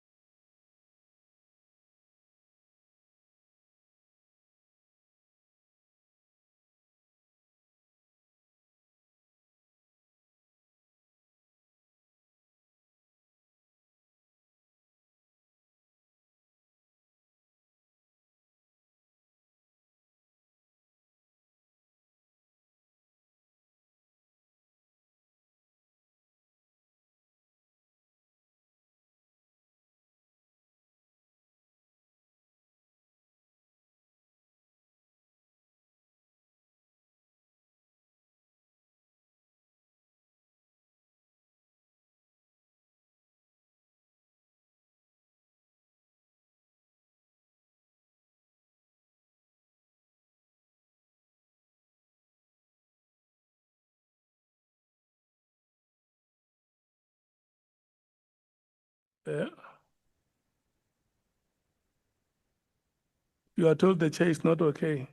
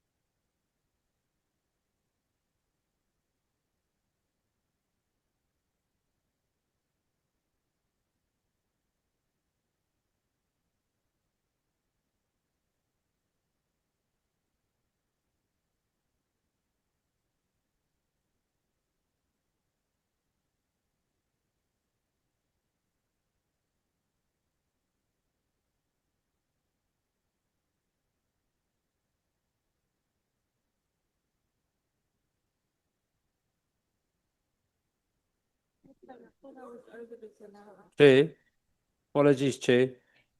Could we maybe quickly discuss it and make a, possibly with your discretion, make a ruling? Because it feels to me like we're not going anywhere. Slowly. Yeah, we must get a report from the evidence leaders. They said to me that they were still busy with the witness. Let's wait for them to come back.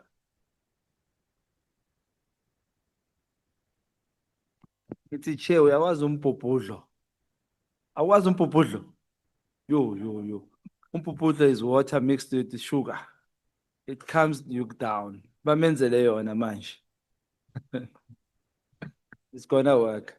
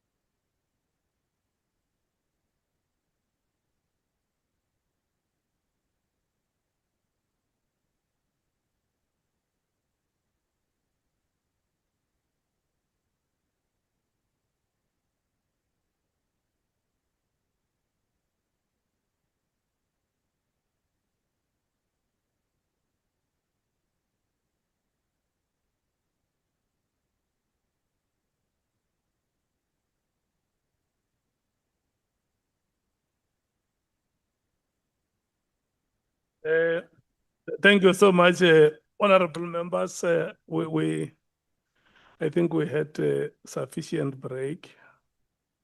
We should be ready to conclude our business tonight. Ms. Trent, good evening once again.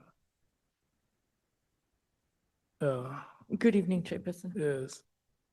I see you have taken off your jacket and these chambers are very cold. Is it okay? Are you fine without a jacket? Is it okay that I've taken off my jacket? Yeah, if you want to put on your jacket, you see, I have also put on my jacket. But no, it's not a problem. If you feel like you are fine, can we proceed? Yes, sorry, I thought, okay. The honorable members, I'm going to allocate 15 minutes to each of you.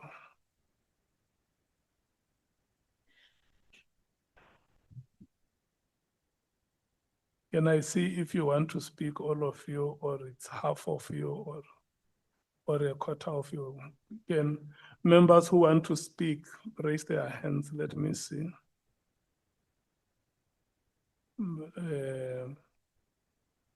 3 from the ANC, 2 from the MKP. Yeah, but I have said members must raise their hands. 1 from the DA, 1 Bangazita, 1 Sols, 1 Matthews, 1 James, 1 Vessels. So it's Honorable Cameron and Honorable Kola Barnett and Honorable Chief Whip, who have not showed intention to participate. 1, 2, 3, 4, 5, 6.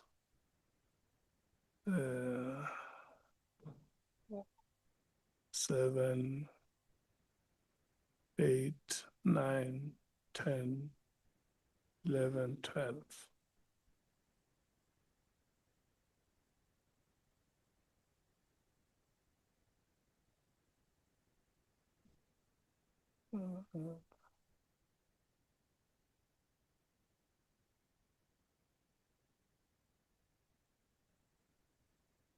So we need 3 hours. It's now 9 o'clock. Yeah. Honorable Matthews. Chair, I'd like you to note that I do not think that we are going to do justice to the witness and what information that we need on 15 minutes allocation. What do you suggest that we increase the time? Our 30 minutes, Yeah. normal 30 minutes, Chair. You want 30 minutes? Honorable James, you want to speak? Yes, I just need 20 minutes, please, Chair. Please. Okay, let me see. Who else is not happy with 15 minutes? Okay. No, it's fine. We will do like this. I will allocate the full members 30 minutes each and 15 minutes to alternates. No. We're not going to go back and forth. No. We will not do that. We will not go back and forth. Yes. If you want time, you want it, and I give it across the board. So 30 minutes, Honorable Sangoni, 30 minutes, Honorable Ngola, 30 minutes, Honorable Nombalo, 30 minutes, Honorable Skosana, 30 minutes, Honorable Mwangu, Honorable Matthews, Honorable Sols, 15 minutes, Honorable Vessels, Honorable. How many minutes, Chair? 30. Oh, you said 50. Yes, Honorable James, Did you say 30 for me? 15. Yeah. Then we start with the ANC. Who is the first speaker from the ANC?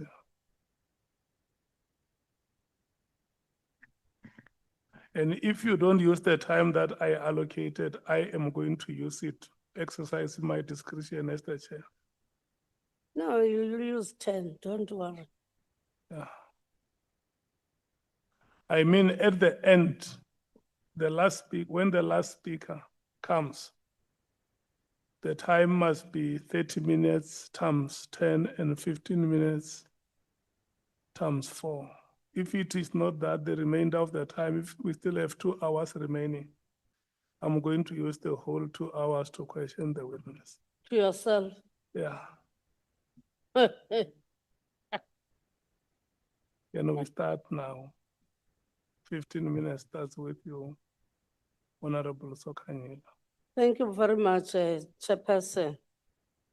I think it's just few questions, Ms. Trent.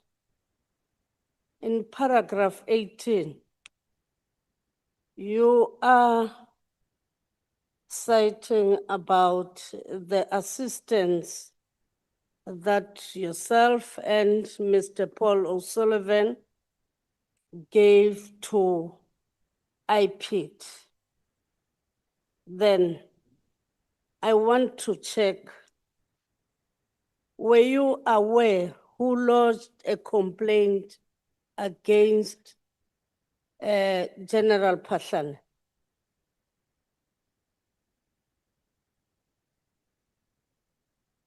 Are you talking about this matter, who lodged the complaint? Yes. So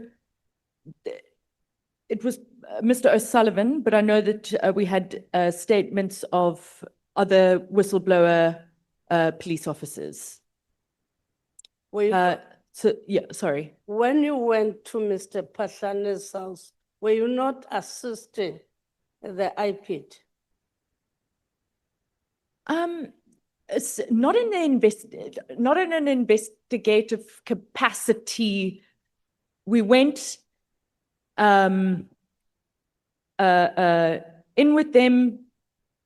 We'd done a whole investigation on it and went to go speak to the estate manager. It was as short and sweet as that. Maybe I shouldn't have said.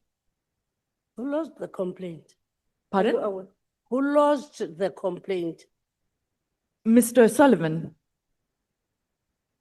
Then investigator Mahlangu and Binang, why did they come? So can you just ask that question again?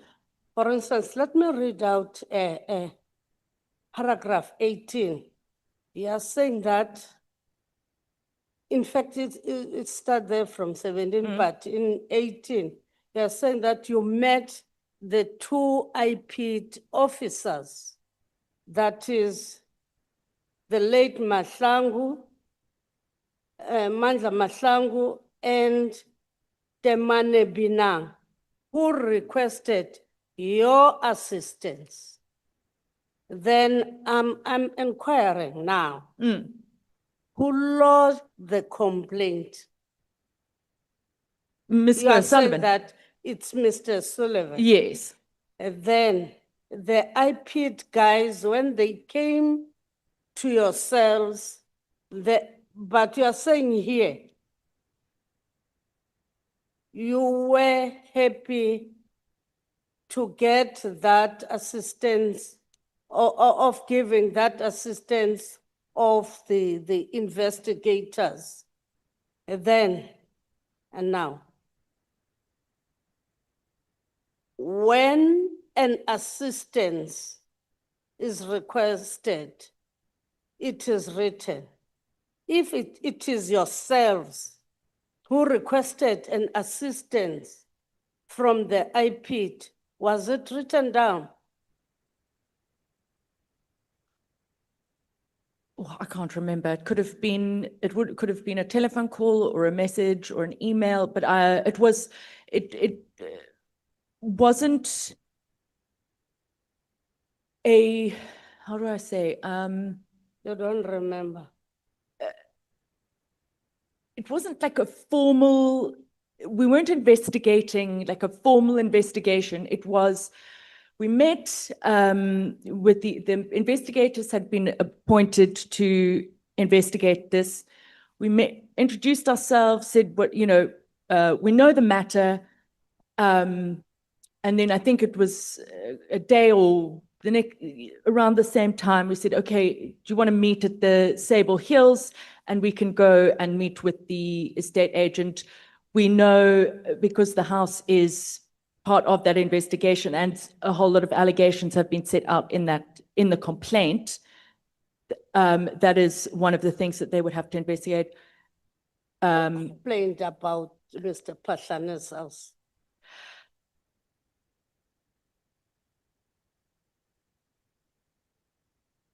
Okay, yeah, I'll leave it. I would love to answer your question. I'm just trying to understand what you're asking. So the docket was open and it had a whole lot of allegations. And then there was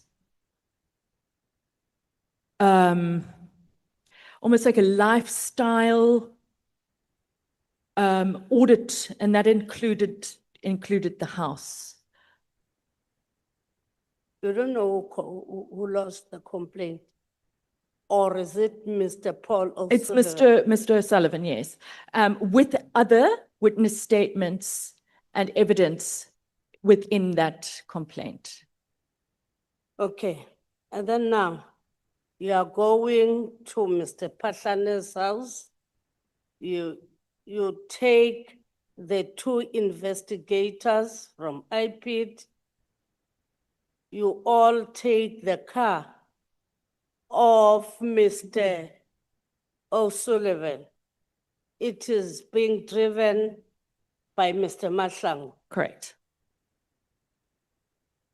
Were you friends with the two investigators to such an extent that Mr. Sullivan can give an investigator his car to drive to Mr. Pahlane's home? So well, I'm going to speak for myself. I had only met them, it was a day or two before. I can't recall the exact date when it was.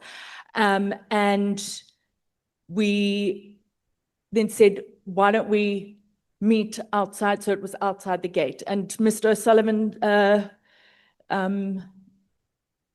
said to Mr. Mahlangu, you drive. And I was in the back seat, and we went inside. That's what happened. Then when you were there in Mr. Pahlane's house? Yes, so that's an estate, and then we went down, and then we drove down to, they have the estate manager, they have an office there. So we went there and introduced ourselves to the estate manager. You were saying that you were taking notes. I recorded it. You recorded? Yes, but for situations like this, you know, when you're investigating people, there's a lot of sort of he said, she said. So I usually, and especially because I was quite new at working for Mr. O'Sullivan, I needed to just make sure that I recorded everything, because someone's going to come back and say, yeah, but you did this and you said that and what. So that was the purpose of me recording it. Yeah, so I'm glad we did. Then did you give those two investigators those notes? Or they had their own notes that they were taking? Did you give them the notes as the investigators? When you say notes, you mean the recordings? The recordings, yes. Yes, yes. We also, what we normally do is certain meetings that we have, if we think we might need it, we get it transcribed by an independent transcriber. So that's what we did. I think, but maybe not immediately, but at some point we did. And then you met in a meeting situation to give out the recordings? I would have put it on a USB and given it to one of the investigators. But I can't recall exactly, but that's probably what it would have been. Yeah. Because you're not giving me a clear picture of what happened from the start when you go there. Because if I knew who lost the complaint, then also was that complaint written down? You don't have that written complaint that was lost. It's only a docket. Yes, the complaint itself is a sworn statement. So when you open a case, and I think with IPID it's different. Either you open a case at the police station and then the station commander decides where it will go, what jurisdiction, and if it's to do with investigating a police officer, they will then send it to IPID, and then IPID. Or if you open it at IPID directly, it doesn't go through the CAS system, but I'm not 100% sure. Okay. This didn't go through the SAPS CAS system. Okay. So this had an inquiry number, and it was based on Mr. It's fine. Okay. It's fine. Okay. Don't worry. Then I wanted to check because you had those notes, and these are the investigators. I mean, the tapes. Yes. They didn't have the tapes. It's you, the Paul O'Sullivan attorneys that had, or whatever you call that forensic, what, you had that recorded items. Then then IPID would come and go getting information from yourselves? Yeah, from time to time. From time to time? Yes. So you are working for IPID in an instance? I don't see it that way at all. We have a lot of cases, so when they needed something, we'd assist. But it wasn't I mean, if I were to say I investigated that case after it was opened or after the Sable Hills, there was really nothing. It was done just. That's fine. Thank you.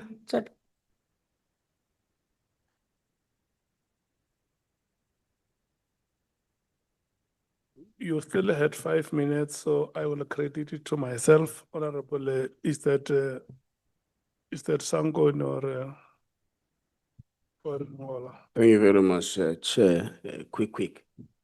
It's easy. Was the statement written by you? Sorry? Was the statement written by you? Yes, it was. So you take ownership of all the contents that are contained in the statement? I do. You did not write the statement under duress, undue influence and stuff? No, it's Yeah, my you must- statement. You must say it boldly. Oh, yeah, no, it's my statement. Okay. Allegation have it that in executing the project or the operation Patlan, you had to first capture IPID as a very important weapon against Patlan. And amongst the strategies you have employed is that one of you must date McBride and the other must provide financial resource to McBride as a way of capture so that you are able to execute properly the program of collapsing Patlan. What's your take on that?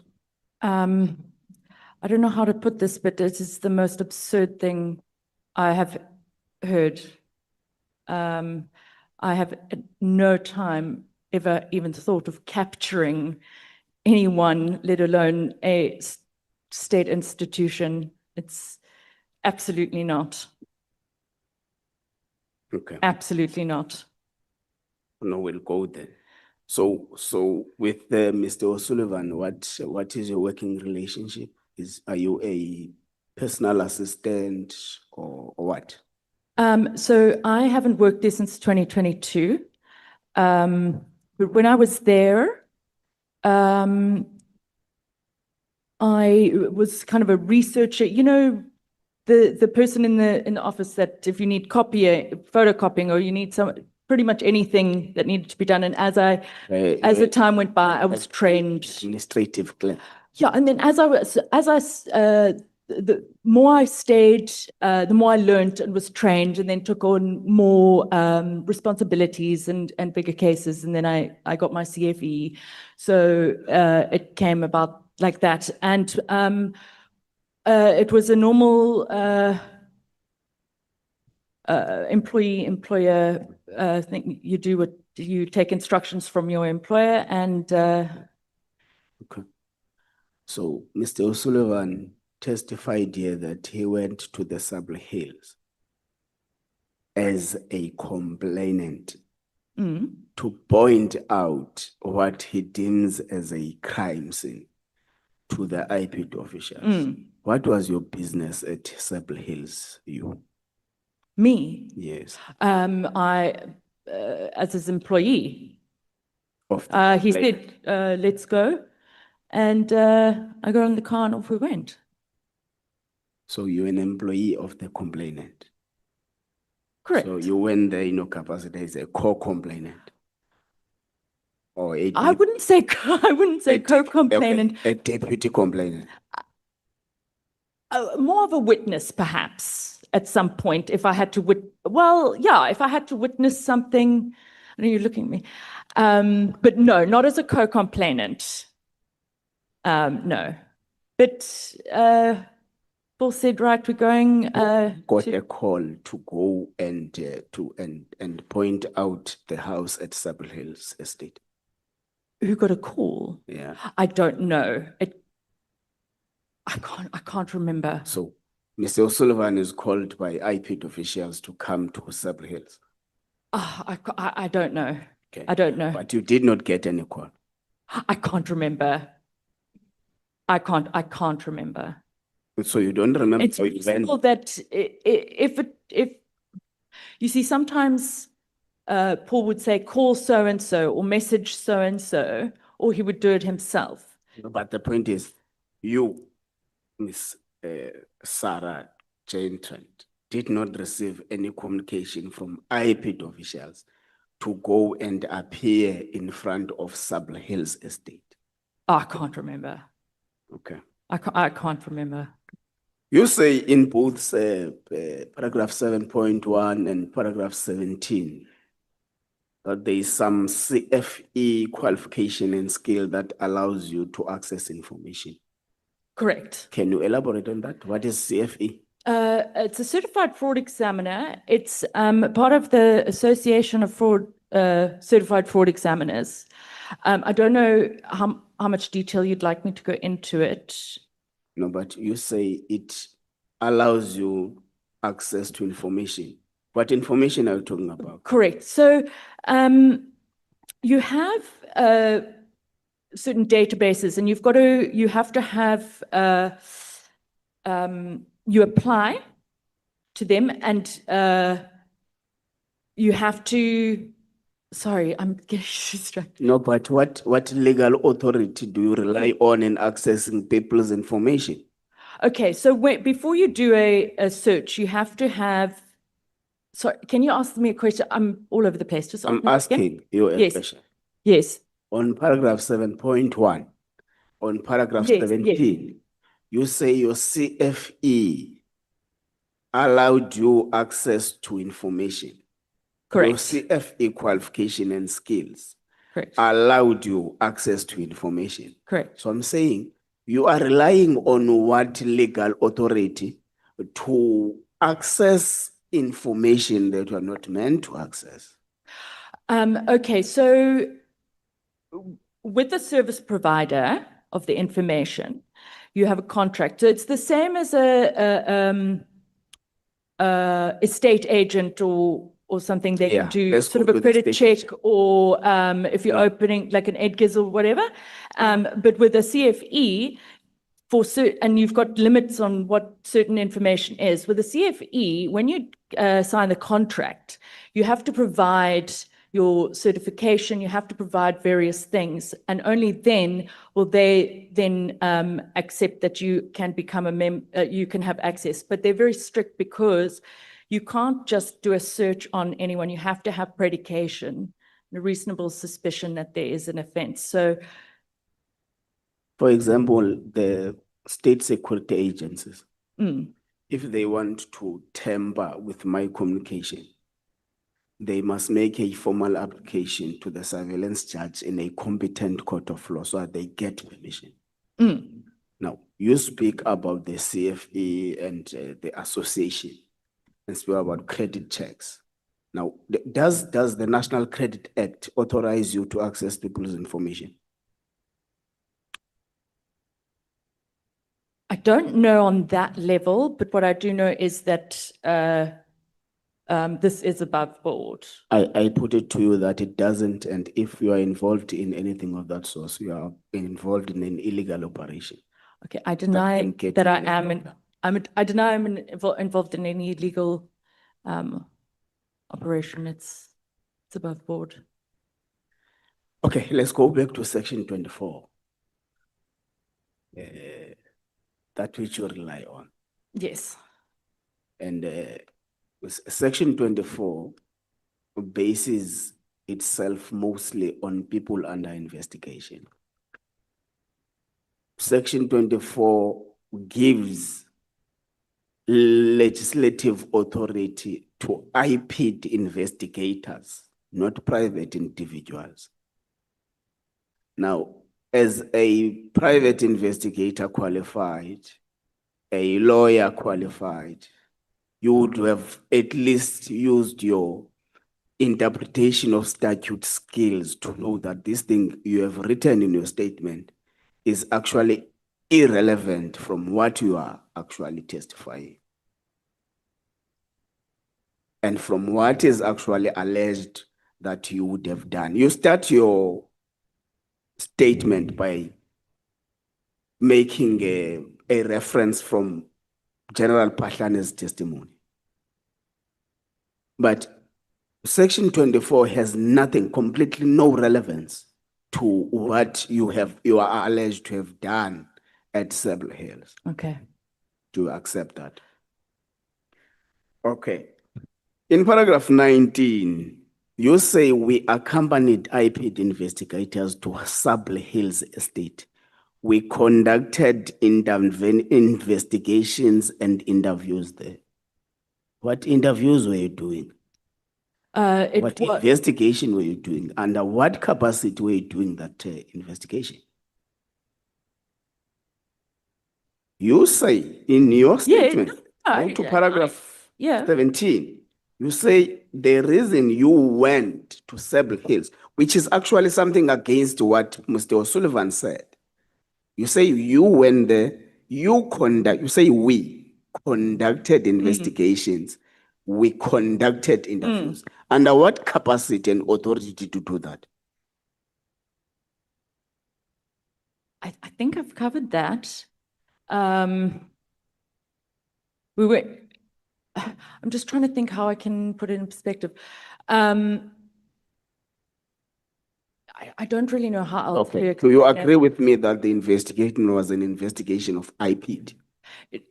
It was an IPID investigation. You agree with me that you are not an IPID official? I agree, yes. What investigation were you doing at Sable Hills estate? We were part of the investigation prior to it being opened. How were you part of the investigation? At Sable Hills. It's an IPID, it's a state investigation. Yes. You are not state officials. How were you part of any investigation? What authority do you have over any investigation?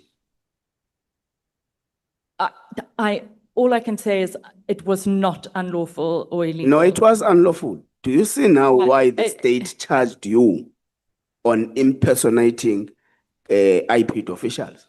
Do you understand now? Because you say it yourself. And this is a document, an official document to depose in Parliament. And the state is re-enrolling your case. And you say this in Parliament on record. And the state has got all the authority to request this information from us. And will gladly give them. You admit and confess on paragraph 19 that you conducted investigations and interviews at Sable Hills. And not as an IPID officer. Yeah. At all. So why were you conducting They haven't re-enrolled it. I beg your pardon? They haven't re-enrolled it.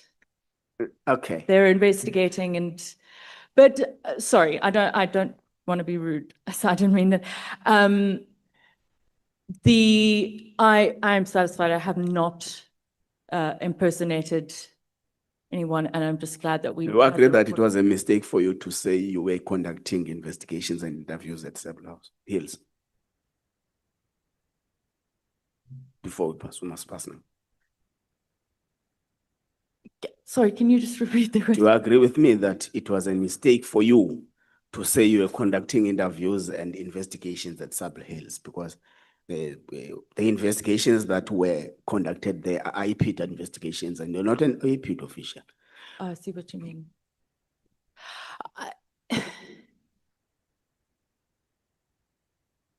I was not conducting an IPID investigation. What investigation were you conducting? I was going along to go and see the estate manager, and why was the estate manager seen? For what reason? To obtain to obtain the plans of the house. Which house? Sorry, Mr. Mkhwanazi. The one that was under investigation by IPID. Correct. So you were conducting IPID investigation. Look, let's maybe tone down a little bit. You go to Sable Hills estate. There is an investigation underway by IPID on Mr. Nhlanhla. Correct. On building a house in Sable Hills estate. You go there, not as an IPID official. You enter the precinct with IPID officials. You say you conducted interviews and investigations inside. And when we ask you, what interviews, when you met with the estate manager, Yeah. which subject of interview was on Sable Hills house? There is only one subject of interview according to the record. Yes. It's the house of Mr. General or General Patlan. Correct. Yes. Now, there is no other interview we were doing. So I'm saying to you, that is the reason why you admit here that you conducted investigations and interviews, and the state charged you for impersonating an IPID official. Let's pass that part. I was just briefing you the can of worms you're opening for yourself here. So did you request the building plan from the building inspector or building what? Myself personally, no. Who requested it? I can't remember, but I can't remember, but I know that that was what the purpose of going, so I don't know exactly who spoke the words. Did you request bank statements of General Patlan and anyone close to him? I didn't request any bank statements. You did not request? No. Okay. As far as That's I fine. remember. Did you ask from the security guards that were there, the security detail of General Patlan, including how many bodyguards, how many cars, how many guns, what kind of ammunition and all that? Myself, no. Who did it? I don't know what was asked. I recall allegations of that, but I did not ask any of those questions. Fine. Did IPID officials were with reprimand you from the alleged conduct of yourself and Mr. O'Sullivan? No. Not on that day? So you just on that day. Okay, let's proceed. They did not reprimand you. Why are you saying the warrant of arrest was fraudulent? I didn't really get the explanation. So the statements that they'd taken that formed the basis of the warrant of arrest, some of the statements had been, were not, sorry. I'd just like to the honorable members, this situation it's a trauma response. So it's why both are crying. So I'm very sorry if I get. You can give me even if it's one reason. Sorry? You can give me even if it's one reason. Why do you think the warrant of arrest was fraudulent? Oh, yes. Okay. So people did not tell the truth in their statements, and that we had introduced ourselves as IPID members or pretended to be, which is not true. And those were lies. And it was to stop any investigation into the acting National Commissioner of Police in South Africa. Do you respect the South African judiciary? Yes. You do? Yes. So how could you say a magistrate has issued a fraudulent warrant of arrest? I'm not saying that. And then when we're asking about the reasons, you don't blame the magistrate. You blame some other people. I mean, you are supposed to note the weaknesses you're talking about, but still there is a warrant of arrest from a magistrate. If I'm not mistaken, the magistrate makes the decision on what is presented by the prosecutor, because they have different. Okay, it's fine. I'm still not getting any response. Do you know the concept called vicarious liability? I do. You do. You say you were under unlawful arrest. Yes. Yeah.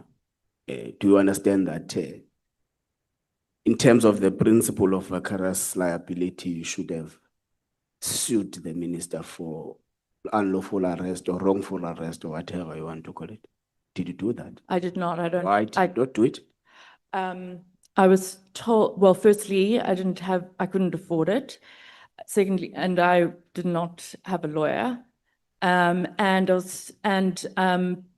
Paul sued the state, he said that instead of me, because I probably won't get any, a lot, that I could have a percentage of what he gets. Let's That's leave why. Let's leave it still. You are not giving me an answer, boss. You are a lawyer. You're supposed to know that if you are subjected to unlawful arrest, unlawful or malicious prosecution, you can sue them. Yes, I do know that, But you but you also decided have to have you money for a decided not to lawyer. take that option. So it doesn't make sense. But let's pass it. No, I couldn't afford a lawyer. Otherwise, I would have. Okay. But I would have loved to. but I Mr. would O'Sullivan love to. paid more than 200,000 rands for McBride's lawyers. For? McBride's lawyers. Yeah, but not mine. So you are a child of a lesser god. Okay. So you asked for a warrant of arrest, you were not given. Then when does it become fraudulent? Paragraph 27, you asked for a warrant of arrest, you were not given. Then how did you then consolidate that the warrant of arrest was fraudulent? I hear what you're saying.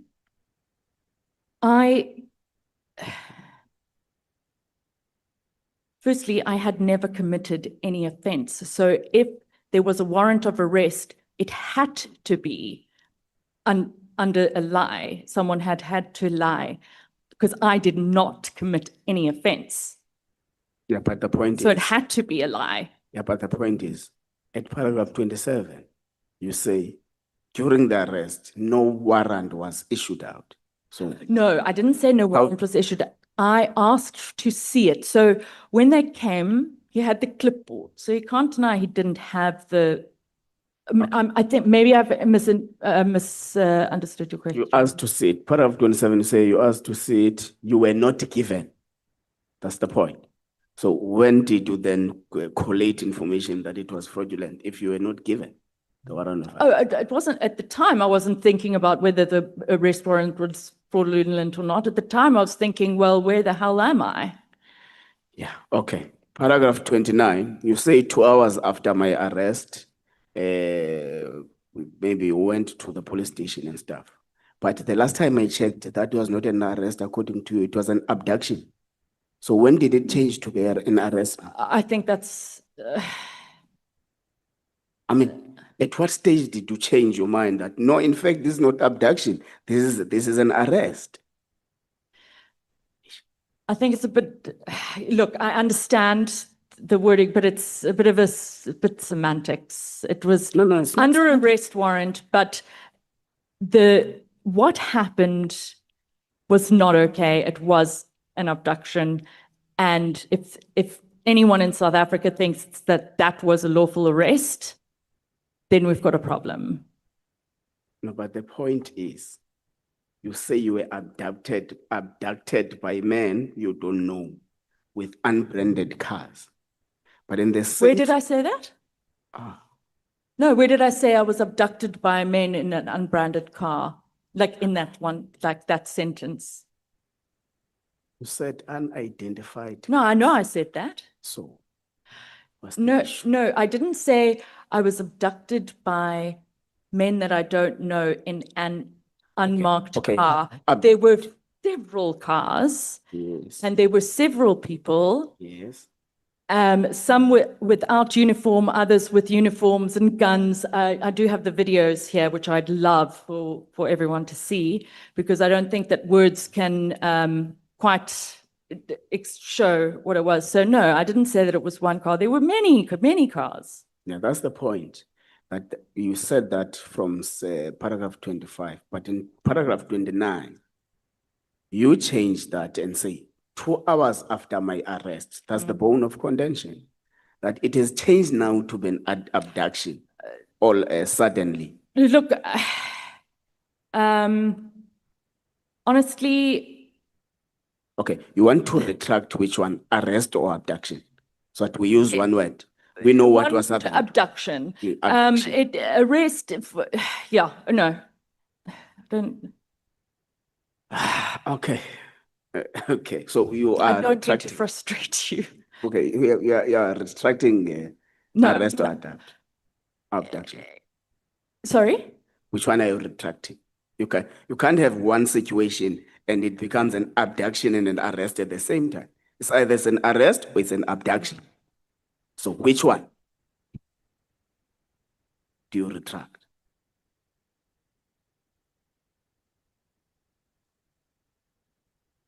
Ma'am, you were not abducted. That's the reality. No, I was. Okay, let's proceed. How did you get to know an internal memo at NPA?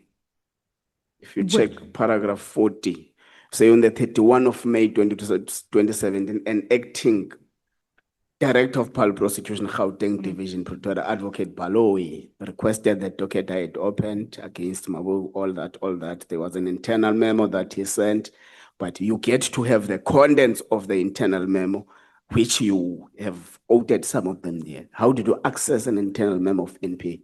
What date was that? It was 2017. the 31st of May 2017. SJT 11. Yeah. I don't remember how, but that, I don't. What don't you remember? I can't remember. What don't you remember?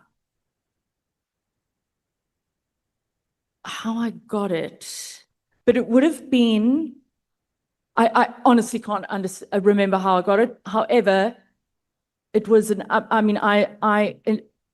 was an update on the matter. Okay. So I don't know. Okay. But yeah. Okay. Are you aware that the Criminal Procedure Act gives an authority to peace officers to seize any property from any person under arrest if it is suspected of having been used for a commission of a crime? Are you aware of that? Can you repeat that? Are you aware that in terms of the Criminal Procedure Act, a peace officer is legally authorized by national legislation to search or seize any property from any suspect if it is suspected to have been used for a commission, if there is a reasonable suspicion that it would have been used for a commission of a crime? Are you aware of that? It can be a yes or a no.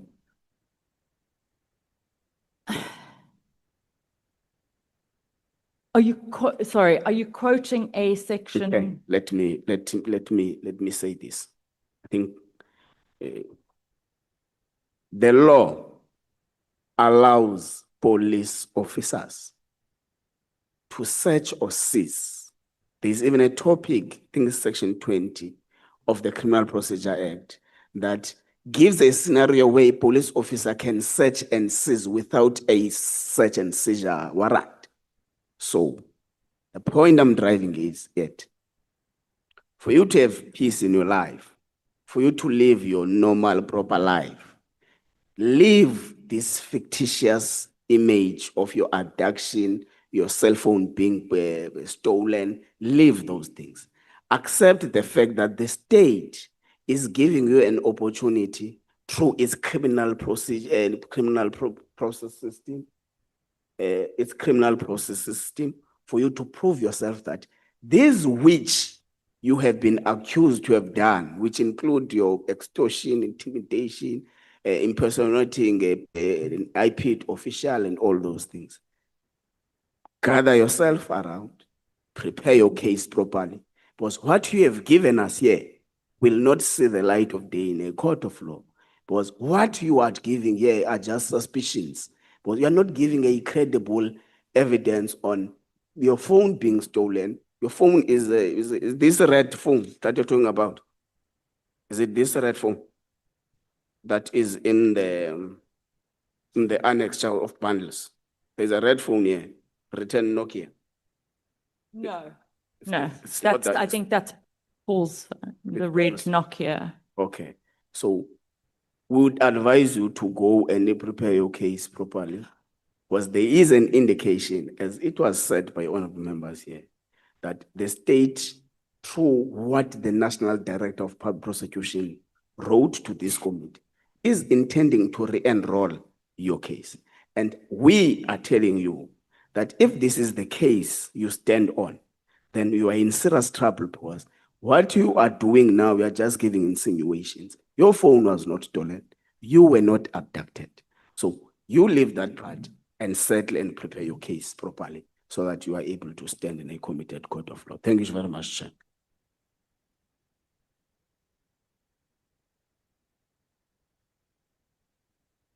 Yeah. You are 30 minutes on the dot. This is my standard. Yeah.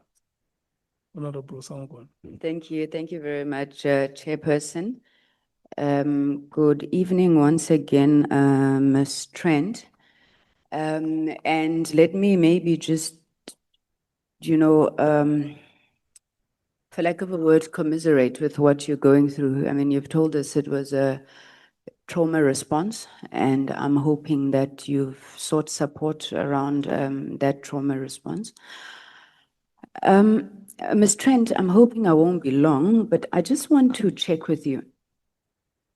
I mean, we've just started with the questioning, but the evidence leader would have led you most of the afternoon. Do you realize the wrong that is being alleged here? Do you think that there's any basis for the issues that are being raised? And do you think that perhaps you could have erred together with Mr. Paul O'Sullivan in some way or the other in relation to these matters?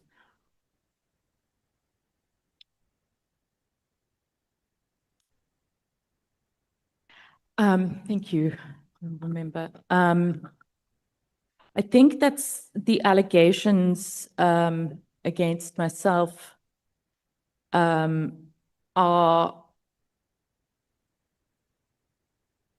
what's ridiculous. Sorry, I don't mean that in a disrespectful way. It's a word that I think of. They're very serious allegations, and I can understand why the honourable members are looking into it, because they are very serious. However, I know that I have done nothing wrong, and I know that you have a duty to investigate. Yeah, it's not a nice position to be in, to have these. Okay, but you still maintain that you have done nothing wrong. So on paragraph 14, where you told us about the purpose of, I think, deposing this affidavit to us, you said you would be answering to issues of Mr. O'Sullivan's alleged involvement, interference, and infiltration. Interesting choice of words, different words with different meanings. Now, they do speak to the terms of reference, as you're saying.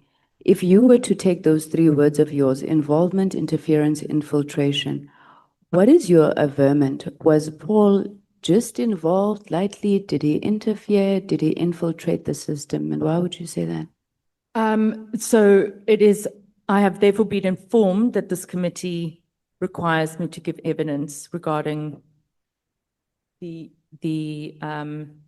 alleged involvement.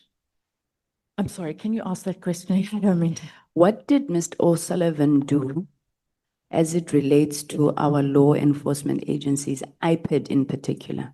Was he just involved with IPID? Did he infiltrate IPID, or did he interfere in the work of IPID? Okay, no, he didn't. There was no infiltration, no interference. And the involvement would have been, if they needed something, we were there.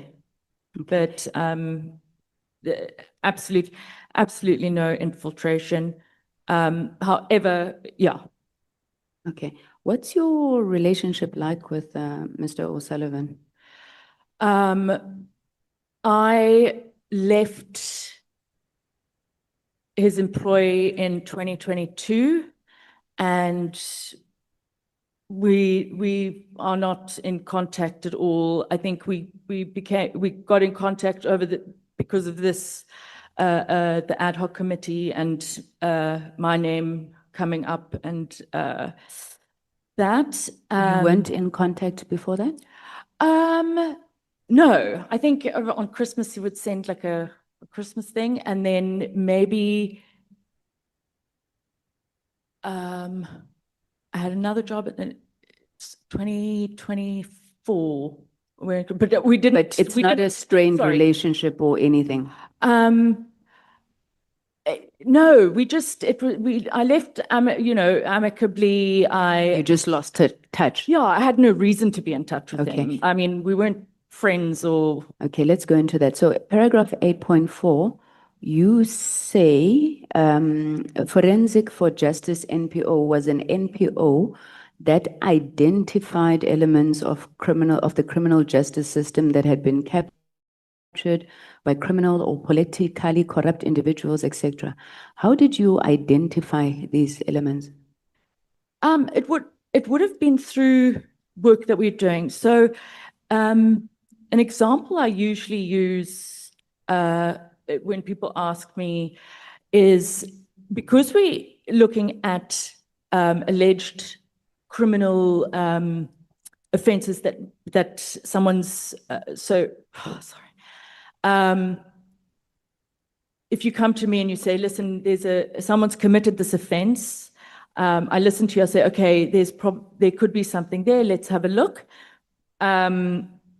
And we open the case, but then what happens is someone will bribe to have the case lost or something like that. So when something like that happens, then Paul would make a complaint of that, and then you start to sort of see.